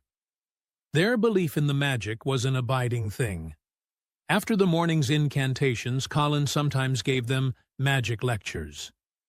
"I like to do it," he explained, "because when I grow up and make great scientific discoveries, I shall be obliged to lecture about them, and so this is practice. I can only give short lectures now because I am very young. And besides, Ben Weatherstaff would feel as if he were in church, and he would go to sleep." "The best thing about lecturin'," said Ben, "is that a chap can get up and say aught he pleases, and no other chap can answer him back. I wouldn't be agin lecturin' a bit myself sometimes." But when Colin held forth under his tree, old Ben fixed devouring eyes on him, and kept them there. He looked him over with critical affection. It was not so much the lecture which interested him, as the legs which looked straighter and stronger each day, the boyish head which held itself up so well, the once sharp chin and hollow cheeks which had filled and rounded out, and the eyes which had begun to hold the light he remembered in another pair. Sometimes when Colin felt Ben's earnest gaze meant that he was much impressed, he wondered what he was reflecting on, and once, when he had seemed quite entranced, he questioned him. "What are you thinking about, Ben Weatherstaff?" he asked. "I was thinking," answered Ben, "as I'd warrant tha's gone up 3 or 4 pound this week. I was looking at tha calves and tha shoulders. I'd like to get thee on a pair of scales." "It's the magic, and Mrs. Sowerby's buns and milk and things," said Colin. "You see, the scientific experiment has succeeded." That morning Dickon was too late to hear the lecture. When he came, he was ruddy with running, and his funny face looked more twinkling than usual. As they had a good deal of weeding to do after the rains, they fell to work. They always had plenty to do after a warm, deep, sinking rain. The moisture, which was good for the flowers, was also good for the weeds, which thrust up tiny blades of grass and points of leaves which must be pulled up before their roots took too firm hold. Colin was as good at weeding as anyone in these days, and he could lecture while he was doing it. "The magic works best when you work yourself," he said this morning. "You can feel it in your bones and muscles. I am going to read books about bones and muscles, but I am going to write a book about magic. I am making it up now. I keep finding out things." It was not very long after he had said this that he laid down his trowel and stood up on his feet. He had been silent for several minutes, and they had seen that he was thinking out lectures, as he often did. When he dropped his trowel and stood upright, it seemed to Mary and Dickon as if a sudden strong thought had made him do it. He stretched himself out to his tallest height, and he threw out his arms exultantly. Color glowed in his face, and his strange eyes widened with joyfulness. All at once he had realized something to the full. "Mary! Dickon!" he cried. "Just look at me!" They stopped their weeding and looked at him. "Do you remember that first morning you brought me in here?" he demanded. Dickon was looking at him very hard. Being an animal charmer, he could see more things than most people could, and many of them were things he never talked about. He saw some of them now in this boy. "Aye, that we do," he answered. Mary looked hard, too, but she said nothing. "Just this minute," said Colin. "All at once I remembered it myself, when I looked at my hand digging with the trowel, and I had to stand up on my feet to see if it was real. And it is real. I'm well. I'm well." "Aye, that the art," said Dickon. I'm well," said Colin again, and his face went quite red all over. He had known it before in a way. He had hoped it, and felt it, and thought about it. But just at that minute, something had rushed all through him, a sort of rapturous belief and realization, and it had been so strong that he could not help calling out. "I shall live forever and ever and ever," he cried grandly. "I shall find out thousands and thousands of things. I shall find out about people and creatures and everything that grows, like Dickon, and I shall never stop making magic. I'm well. I'm well. I feel I feel as if I want to shout out something. Something thankful, joyful. Ben Weatherstaff, who had been working near a rose bush, glanced round at him. "Thou might sing the doxology," he suggested in his driest grunt. He had no opinion of the doxology, and he did not make the suggestion with any particular reverence. But Colin was of an exploring mind, and he knew nothing about the doxology. "What is that?" he inquired. "Dickon can sing it for thee, I'll warrant," replied Ben Weatherstaff. Dickon answered with his all-perceiving animal charmer's smile. "They sing it at church," he said. "Mother says she believes the skylarks sings it when they gets up i' the mornin'." "If she says that, it must be a nice song," Colin answered. "I've never been in a church myself. I was always too ill. Sing it, Dickon. I want to hear it." Dickon was quite simple and unaffected about it. He understood what Colin felt better than Colin did himself. He understood by a sort of instinct so natural that he did not know it was understanding. He pulled off his cap and looked round, still smiling. "Thou must take off that cap," he said to Colin, "and so mun that, Ben, and thou mun stand up. Thou knows." Colin took off his cap, and the sun shone on and warmed his thick hair as he watched Dickon intently. Ben Weatherstaff scrambled up from his knees and bared his head too with a sort of puzzled, half-resentful look on his old face, as if he didn't know exactly why he was doing this remarkable thing. Dickon stood out among the trees and rose bushes and began to sing in quite a simple, matter-of-fact way, and in a nice strong boy voice. "Praise God from whom all blessings flow. Praise him all creatures here below. Praise him above ye heavenly host. Praise Father, Son, and Holy Ghost. Amen." When he had finished, Ben Weatherstaff was standing quite still, with his jaws set obstinately, but with a disturbed look in his eyes fixed on Colin. Colin's face was thoughtful and appreciative. "It is a very nice song," he said. "I like it. Perhaps it means just what I mean when I want to shout out that I am thankful to the magic." He stopped and thought in a puzzled way. Perhaps they are both the same thing. How can we know the exact names of everything? Sing it again, Dickon. Let us try, Mary. I want to sing it too. It's my song. How does it begin? Praise God from whom all blessings flow. And they sang it again, and Mary and Colin lifted their voices as musically as they could, and Dickon's swelled quite loud and beautiful. And at the second line, Ben Weatherstaff raspingly cleared his throat, and at the third line he joined in with such vigor that it seemed almost savage. And when the Amen came to an end, Mary observed that the very same thing had happened to him, which had happened when he found out that Colin was not a cripple. His chin was twitching, and he was staring and winking, and his leathery old cheeks were wet.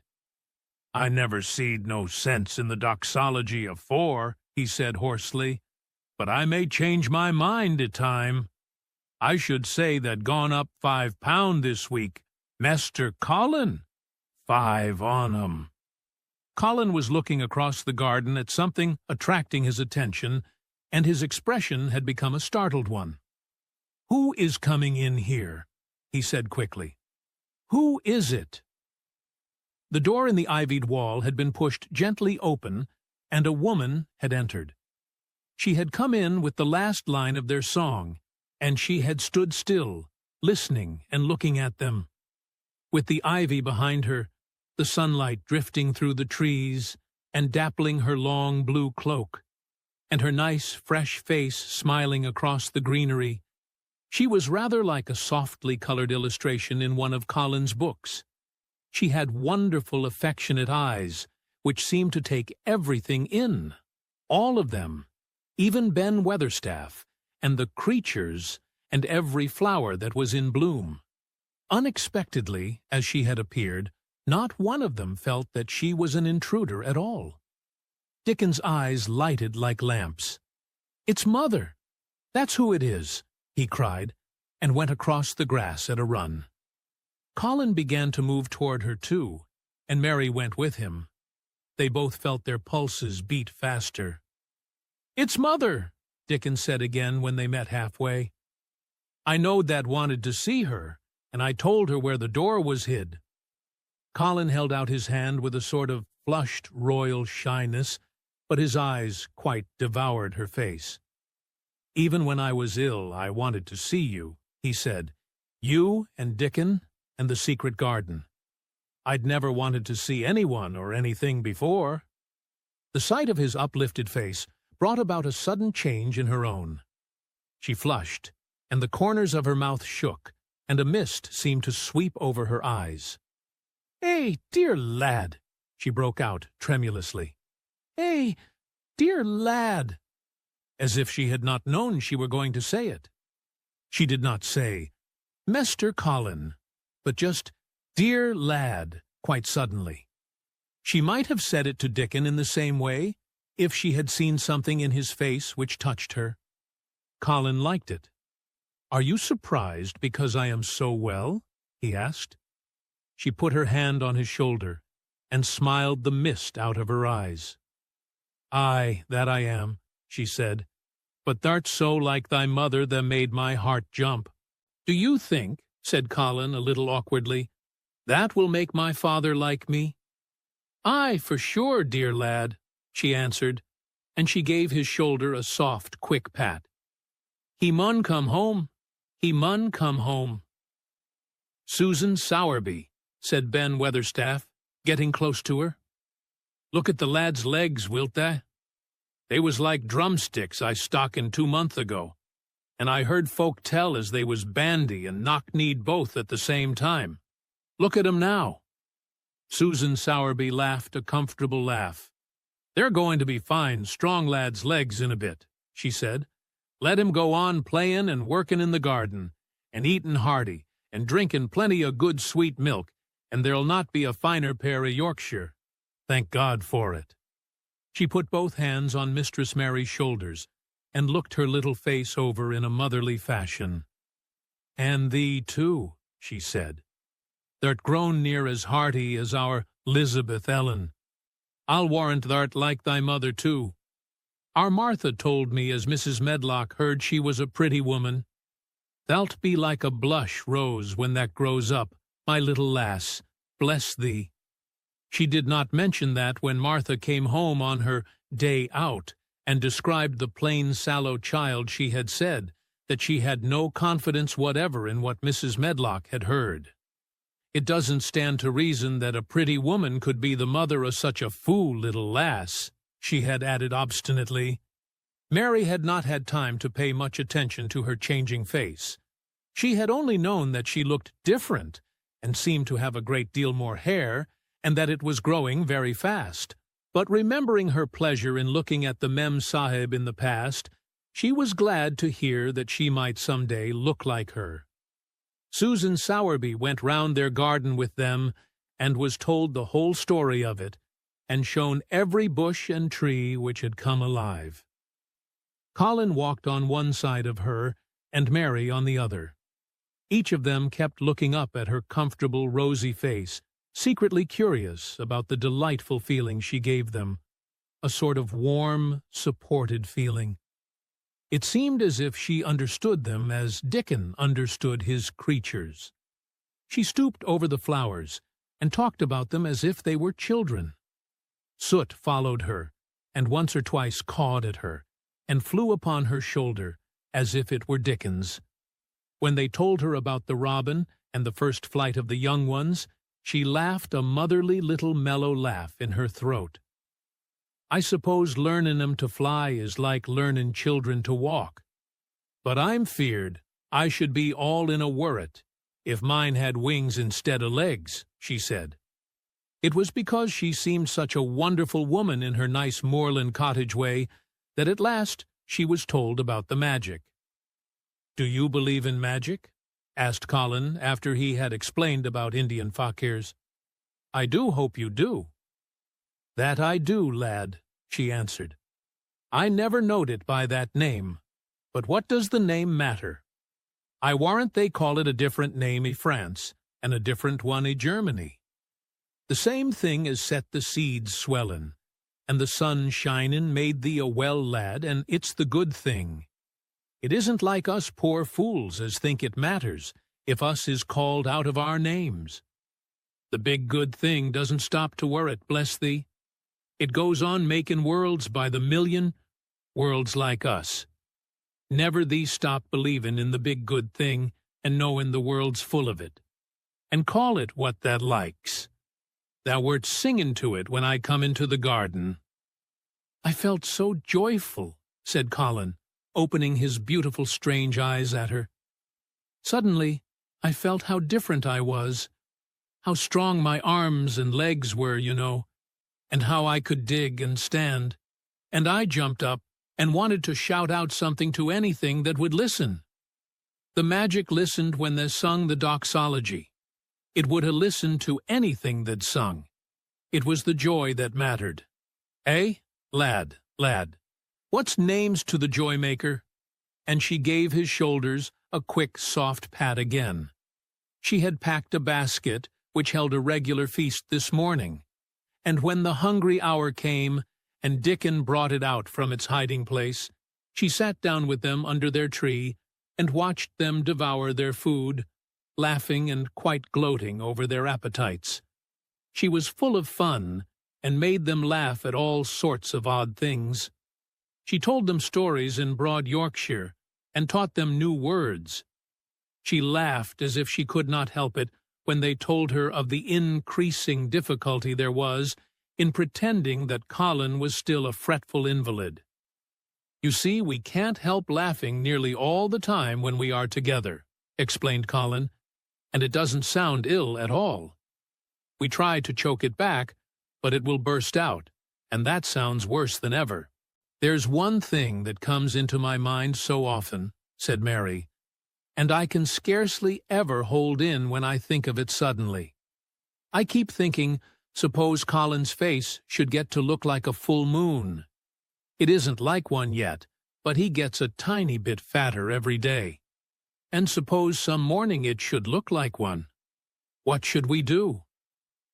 "Bless us all, I can see thou has a good bit of play-actin' to do," said Susan Sowerby.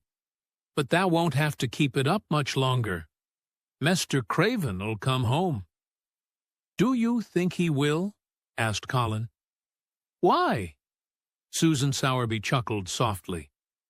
"I suppose it'd nigh break thy heart if he found out before thou told him in thy own way," she said.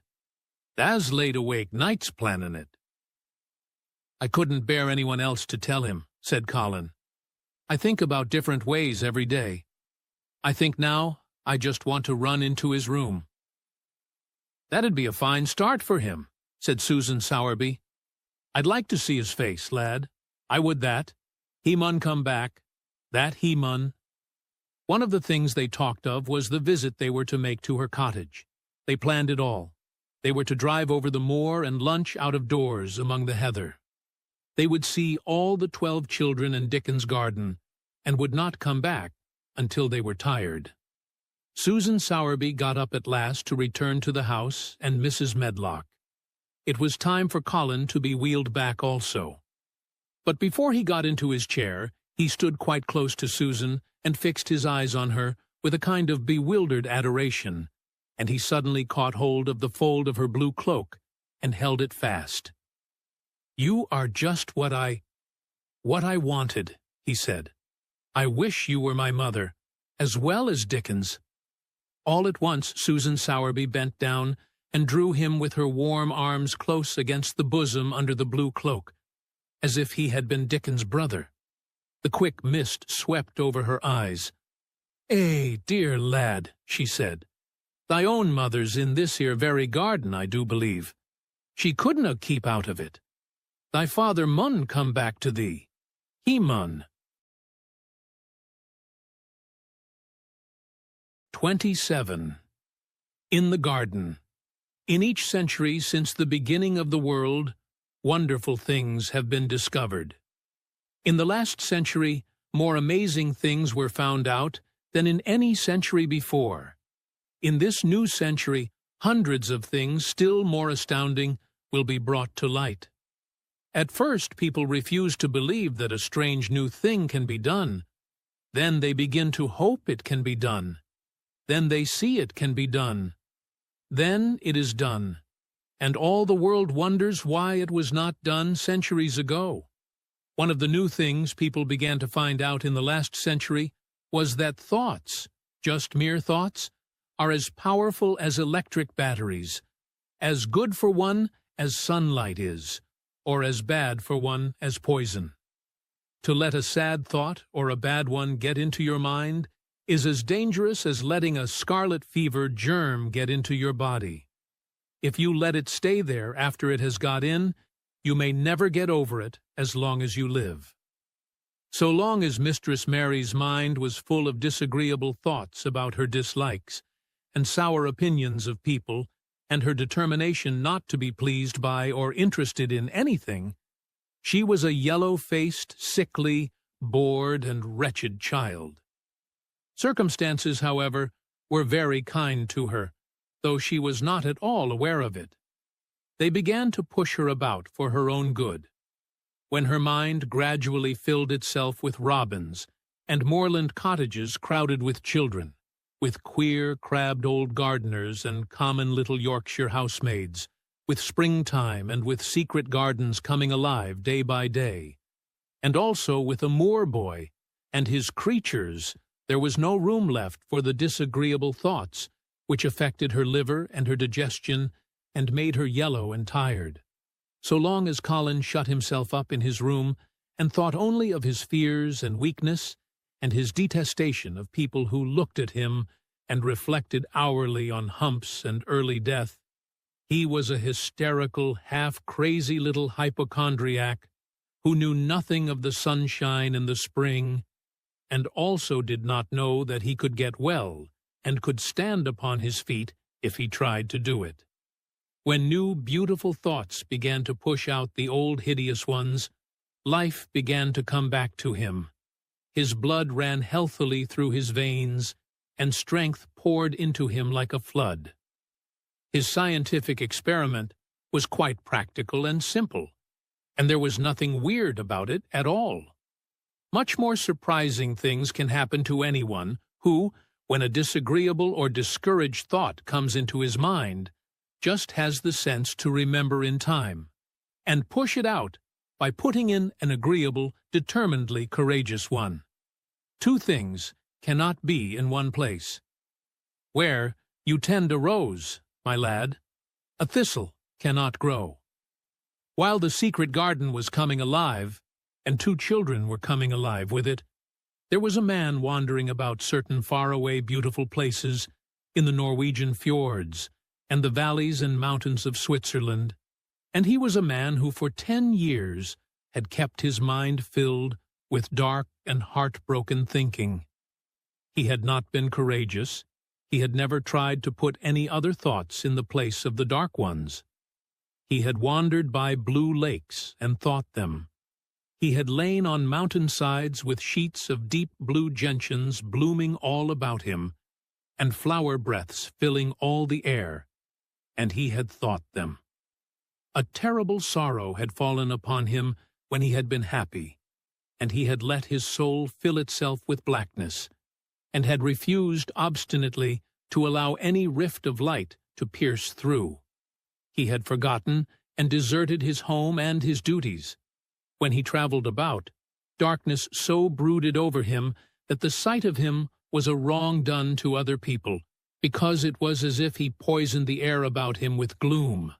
Most strangers thought he must be either half mad or a man with some hidden crime on his soul. He was a tall man with a drawn face and crooked shoulders, and the name he always entered on hotel registers was Archibald Craven, Misselthwaite Manor, Yorkshire, England. He had travelled far and wide since the day he saw Mistress Mary in his study, and told her she might have her bit of earth. He had been in the most beautiful places in Europe, though he had remained nowhere more than a few days. He had chosen the quietest and remotest spots.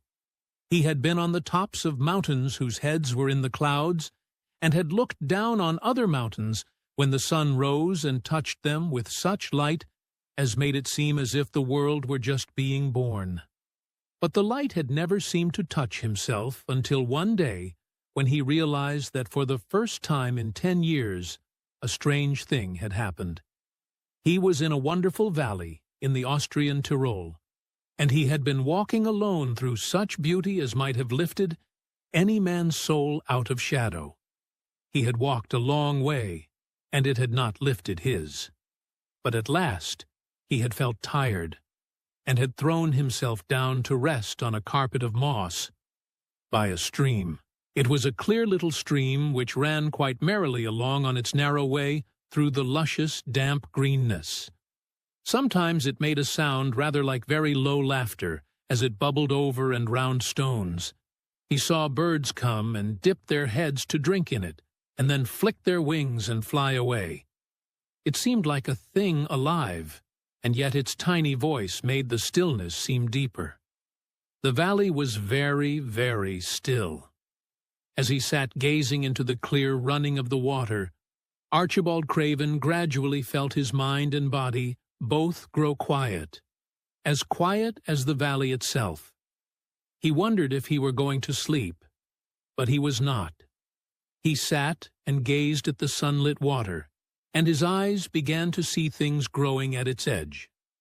There was one lovely mass of blue forget-me-nots growing so close to the stream that its leaves were wet, and at these he found himself looking as he remembered he had looked at such things years ago. He was actually thinking tenderly how lovely it was, and what wonders of blue its hundreds of little blossoms were. He did not know that just that simple thought was slowly filling his mind, filling and filling it, until other things were softly pushed aside. It was as if a sweet, clear spring had begun to rise in a stagnant pool, and had risen and risen until at last it swept the dark water away. But of course he did not think of this himself. He only knew that the valley seemed to grow quieter and quieter as he sat and stared at the bright, delicate blueness. He did not know how long he sat there or what was happening to him, but at last he moved as if he were awakening, and he got up slowly and stood on the moss carpet, drawing a long, deep, soft breath, and wondering at himself. Something seemed to have been unbound and released in him, very quietly. "What is it?" he said, almost in a whisper, and he passed his hand over his forehead. "I almost feel as if I were alive." I do not know enough about the wonderfulness of undiscovered things to be able to explain how this had happened to him. Neither does anyone else yet. He did not understand it all himself, but he remembered this strange hour months afterward when he was at Misselthwaite again, and he found out quite by accident that on this very day Colin had cried out, as he went into the secret garden, "I am going to live forever and ever and ever." The singular calmness remained with him the rest of the evening, and he slept a new reposeful sleep. But it was not with him very long. He did not know that it could be kept. By the next night he had opened the doors wide to his dark thoughts, and they had come trooping and rushing back. He left the valley and went on his wandering way again. But, strange as it seemed to him, there were minutes, sometimes half-hours, when, without his knowing why, the black burden seemed to lift itself again, and he knew he was a living man, and not a dead one. Slowly, slowly, for no reason that he knew of, he was coming alive with the garden. As the golden summer changed into the deep golden autumn, he went to the lake of Como. There he found the loveliness of a dream. He spent his days upon the crystal blueness of the lake, or he walked back into the soft, thick verdure of the hills and tramped until he was tired, so that he might sleep. But by this time He had begun to sleep better, he knew, and his dreams had ceased to be a terror to him. Perhaps, he thought, my body is growing stronger. It was growing stronger, but, because of the rare peaceful hours when his thoughts were changed, his soul was slowly growing stronger too. He began to think of Misselthwaite and wonder if he should not go home. Now and then he wondered vaguely about his boy, and asked himself what he should feel when he went and stood by the carved four-posted bed again, and looked down at the sharply chiseled ivory-white face while it slept, and the black lashes rimmed so startlingly the close-shut eyes. He shrank from it. One marvel of a day he had walked so far that when he returned the moon was high and full, and all the world was purple shadow and silver. The stillness of lake and shore and wood was so wonderful that he did not go into the villa he lived in. He walked down to a little bowered terrace at the water's edge, and sat upon a seat, and breathed in all the heavenly scents of the night. He felt the strange calmness stealing over him, and it grew deeper and deeper, until he fell asleep. He did not know when he fell asleep, and when he began to dream. His dream was so real that he did not feel as if he were dreaming. He remembered afterward how intensely wide awake and alert he had thought he was. He thought that as he sat and breathed in the scent of the late roses and listened to the lapping of the water at his feet, he heard a voice calling. It was sweet and clear and happy and far away. It seemed very far, but he heard it as distinctly as if it had been at his very side. "Archie, Archie, Archie," it said, and then again, sweeter and clearer than before. "Archie, Archie." He thought he sprang to his feet, not even startled. It was such a real voice, and it seemed so natural that he should hear it. "Lilias! Lilias!" he answered. "Lilias, where are you?" "In the garden," it came back like a sound from a golden flute. "In the garden." And then the dream ended. But he did not awaken.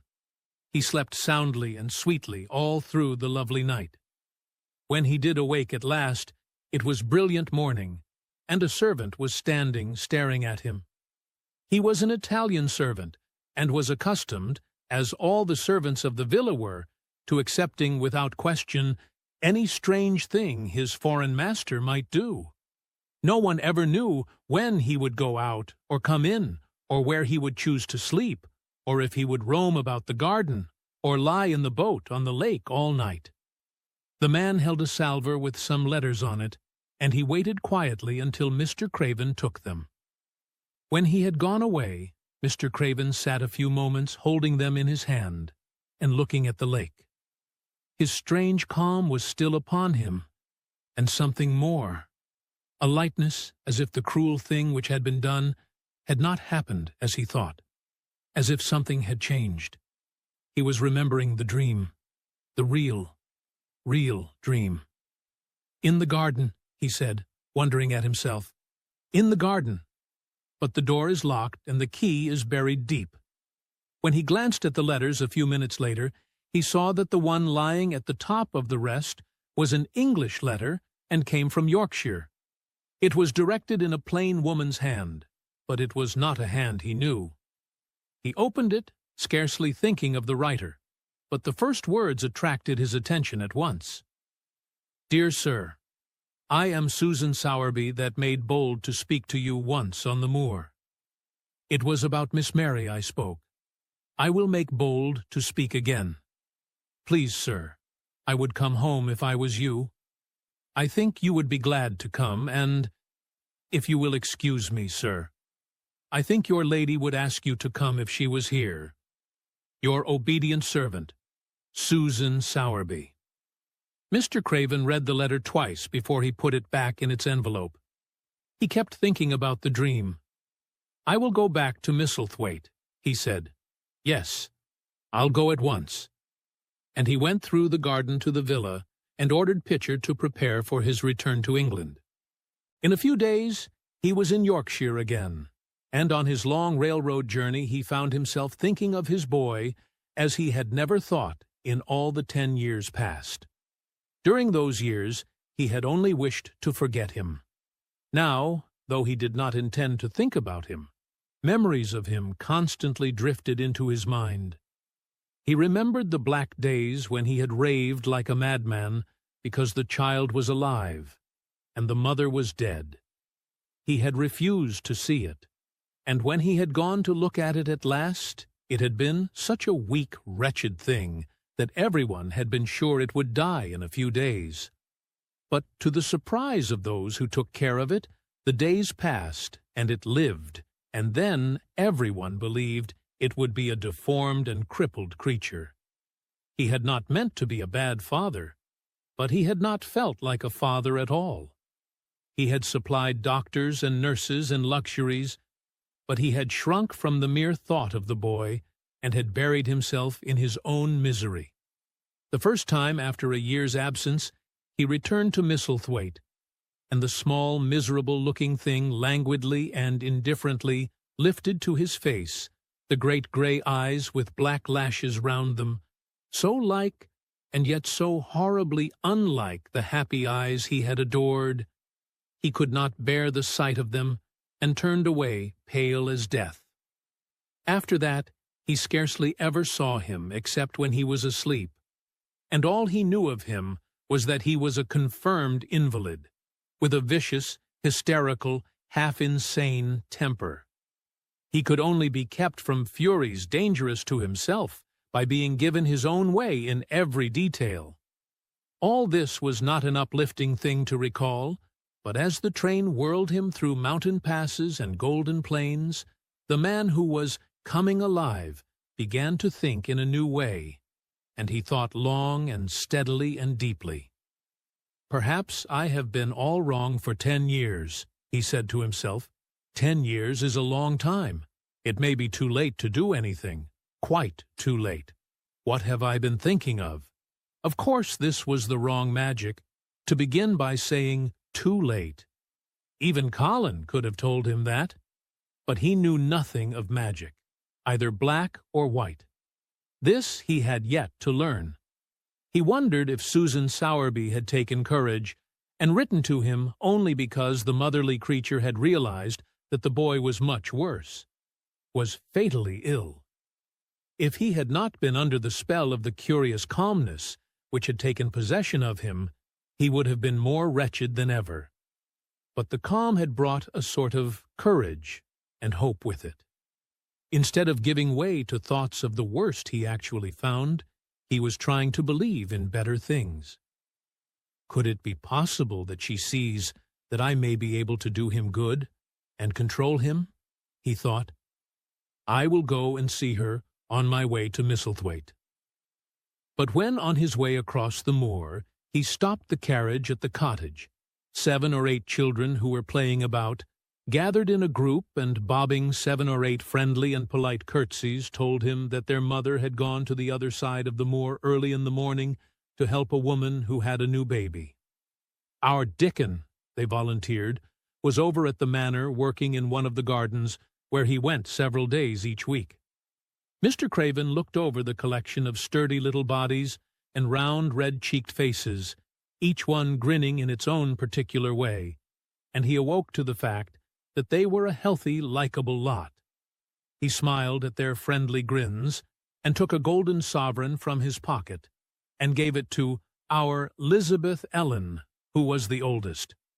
If you divide that into 8 parts, there will be half a crown for each of you, he said. Then, amid grins and chuckles and bobbing of curtsies, he drove away, leaving ecstasy and nudging elbows and little jumps of joy behind. The drive across the wonderfulness of the moor was a soothing thing. Why did it seem to give him a sense of homecoming which he had been sure he could never feel again? That sense of the beauty of land and sky, and purple bloom of distance, and a warming of the heart at drawing, nearer to the great old house which had held those of his blood for 600 years? How he had driven away from it the last time, shuddering to think of its closed rooms and the boy lying in the four-posted bed with the brocaded hangings. Was it possible that perhaps he might find him changed a little for the better, and that he might overcome his shrinking from him? How real that dream had been! How wonderful and clear the voice which called back to him, "In the garden, in the garden." "I will try to find the key," he said. "I will try to open the door. I must, though I don't know why." When he arrived at the manor, the servants who received him with the usual ceremony noticed that he looked better, and that he did not go to the remote rooms where he usually lived, attended by Pitcher. He went into the library and sent for Mrs. Medlock. She came to him somewhat excited and curious and flustered. "How is Master Colin, Medlock?" he inquired. "Well, sir," Mrs. Medlock answered, he's different, in a manner of speaking." "Worse," he suggested. Mrs. Medlock really was flushed. "Well, you see, sir," she tried to explain, "neither Dr. Craven, nor the nurse, nor me can exactly make him out." "Why is that?" "To tell the truth, sir, Master Colin might be better, and he might be changing for the worse. His appetite, sir, is past understanding, and his ways—" "Has he become more peculiar?" her master asked, knitting his brows anxiously. "That's it, sir. He's growing very peculiar, when you compare him with what he used to be. He used to eat nothing, and then suddenly he began to eat something enormous, and then he stopped again all at once, and the meals were sent back just as they used to be. You never knew, sir, perhaps, that out of doors he never would let himself be taken. The things we've gone through to get him to go out in his chair would leave a body trembling like a leaf. He'd throw himself into such a state that Dr. Craven said he couldn't be responsible for forcing him. Well, sir, just without warning, not long after one of his worst tantrums, he suddenly insisted on being taken out every day by Miss Mary and Susan Sowerby's boy Dickon, that could push his chair. He took a fancy to both Miss Mary and Dickon brought his tame animals, and, if you'll credit it, sir, out of doors he will stay from morning until night." "How does he look?" was the next question. "If he took his food natural, sir, you'd think he was putting on flesh, but we're afraid it may be a sort of bloat. He laughs sometimes in a queer way when he's alone with Miss Mary.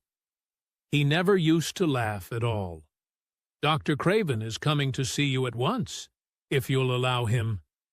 He never was as puzzled in his life." "Where is Master Colin now?" Mr. Craven asked. "In the garden, sir. He's always in the garden, though not a human creature is allowed to go near for fear they'll look at him." Mr. Craven scarcely heard her last words. "In the garden," he said, and after he had sent Mrs. Medlock away, he stood and repeated it again and again. In the garden. He had to make an effort to bring himself back to the place he was standing in, and when he felt he was on earth again, he turned and went out of the room. He took his way, as Mary had done, through the door in the shrubbery and among the laurels and the fountain beds. The fountain was playing now, and was encircled by beds of brilliant autumn flowers. He crossed the lawn and turned into the long walk by the ivied walls. He did not walk quickly, but slowly, and his eyes were on the path. He felt as if he were being drawn back to the place he had so long forsaken, and he did not know why. As he drew near to it, his step became still more slow. He knew where the door was, even though the ivy hung thick over it, but he did not know exactly where it lay. That buried key. So he stopped and stood still, looking about him. And almost the moment after he had paused, he started and listened, asking himself if he were walking in a dream. The ivy hung thick over the door. The key was buried under the shrubs. No human being had passed that portal for 10 lonely years. And yet, inside the garden, there were sounds. They were the sounds of running, scuffling feet, seeming to chase round and round under the trees. They were strange sounds of lowered, suppressed voices, exclamations and smothered, joyous cries. It seemed actually like the laughter of young things, the uncontrollable laughter of children who were trying not to be heard, but who, in a moment or so, as their excitement mounted, would burst forth. What, in heaven's name, was he dreaming of? What, in heaven's name, did he hear? Was he losing his reason, and thinking he heard things which were not for human ears? Was it that the far, clear voice had meant? And then the moment came, the uncontrollable moment, when the sounds forgot to hush themselves. The feet ran faster and faster. They were nearing the garden door. There was quick, strong young breathing, and a wild outbreak of laughing shows which could not be contained. And the door in the wall was flung wide open, the sheet of ivy swinging back. And a boy burst through it at full speed, and, without seeing the outsider, dashed almost into his arms. Mr. Craven had extended them just in time to save him from falling as a result of his unseeing dash against him, and when he held him away to look at him in amazement at his being there, he truly gasped for breath. He was a tall boy, and a handsome one. He was glowing with life, and his running had sent splendid color leaping to his face. He threw the thick hair back from his forehead and lifted a pair of strange gray eyes full of boyish laughter and rimmed with black lashes like a fringe. It was the eyes which made Mr. Craven gasp for breath. "Who? What? Who?" he stammered. This was not what Colin had expected. This was not what he had planned. He had never thought of such a meeting, and yet to come dashing out, winning a race, perhaps it was even better. He drew himself up to his very tallest. Mary, who had been running with him and had dashed through the door too, believed that he managed to make himself look taller than he had ever looked before. Inches taller. "Father," he said, "I'm Colin. You can't believe it. I scarcely can myself. I'm Colin." Like Mrs. Medlock, he did not understand what his father meant when he said hurriedly, "In the garden. In the garden." "Yes," hurried on Colin, "it was the garden that did it, and Mary and Dickon and the creatures, and the magic. No one knows. We kept it to tell you when you came. I'm well. I can beat Mary in a race. I'm going to be an athlete." He said it all so like a healthy boy. His face flushed, his words tumbling over each other in his eagerness, that Mr. Craven's soul shook with unbelieving joy. Colin put out his hand and laid it on his father's arm. "Aren't you glad, Father?" he ended. "Aren't you glad? I'm going to live forever and ever and ever." Mr. Craven put his hands on both the boy's shoulders and held him still. He knew he dared not even try to speak for a moment. "Take me into the garden, my boy," he said at last, "and tell me all about it." And so they led him in. The place was a wilderness of autumn gold and purple, and violet blue, and flaming scarlet, and on every side were sheaves of late lilies standing together. Lilies which were white and ruby. He remembered well when the first of them had been planted that just at this season of the year their late glories should reveal themselves. Late roses climbed and hung and clustered, and the sunshine deepening the hue of the yellowing trees made one feel that one stood in an embowered temple of gold. The newcomer stood silent just as the children had done when they came into its grayness. He looked round and round. "I thought it would be dead," he said. "Mary thought so at first," said Colin, "but it came alive." Then they sat down under their tree, all but Colin, who wanted to stand while he told the story. It was the strangest thing he had ever heard, Archibald Craven thought, as it was poured forth in headlong boy fashion. Mystery and magic and wild creatures, the weird midnight meeting, the coming of the spring, the passion of insulted pride which had dragged the young Rajah to his feet to defy old Ben Weatherstaff to his face, the odd companionship, the play acting, the great secret so carefully kept. The listener laughed until tears came into his eyes, and sometimes tears came into his eyes when he was not laughing. The athlete, the lecturer, the scientific discoverer was a laughable, lovable, healthy young human thing. "Now," he said at the end of the story, "it need not be a secret any more. I dare say it will frighten them nearly into fits when they see me. But I am never going to get into the chair again.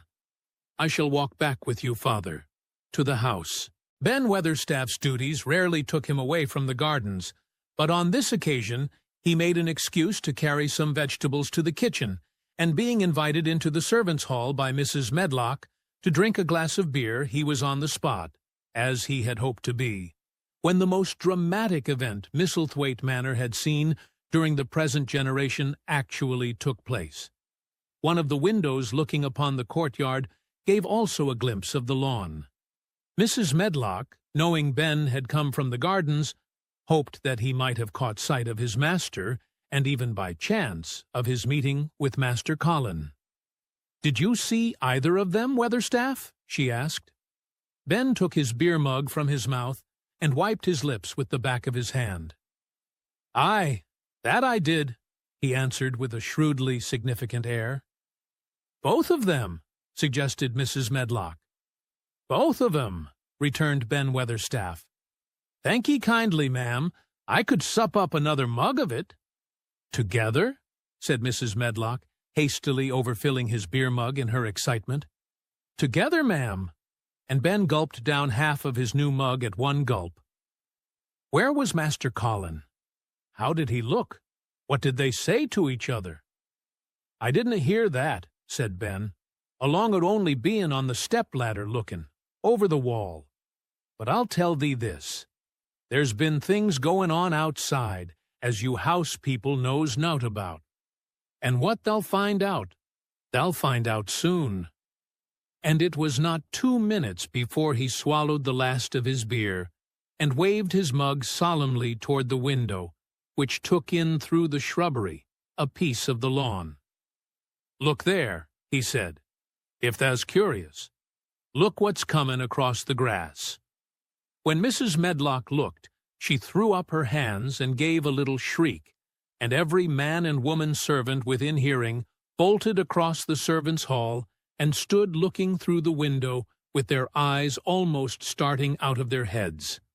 Across the lawn came the master of Misselthwaite, and he looked as many of them had never seen him, and by his side, with his head up in the air and his eyes full of laughter, walked as strongly and steadily as any boy in Yorkshire, Master Colin.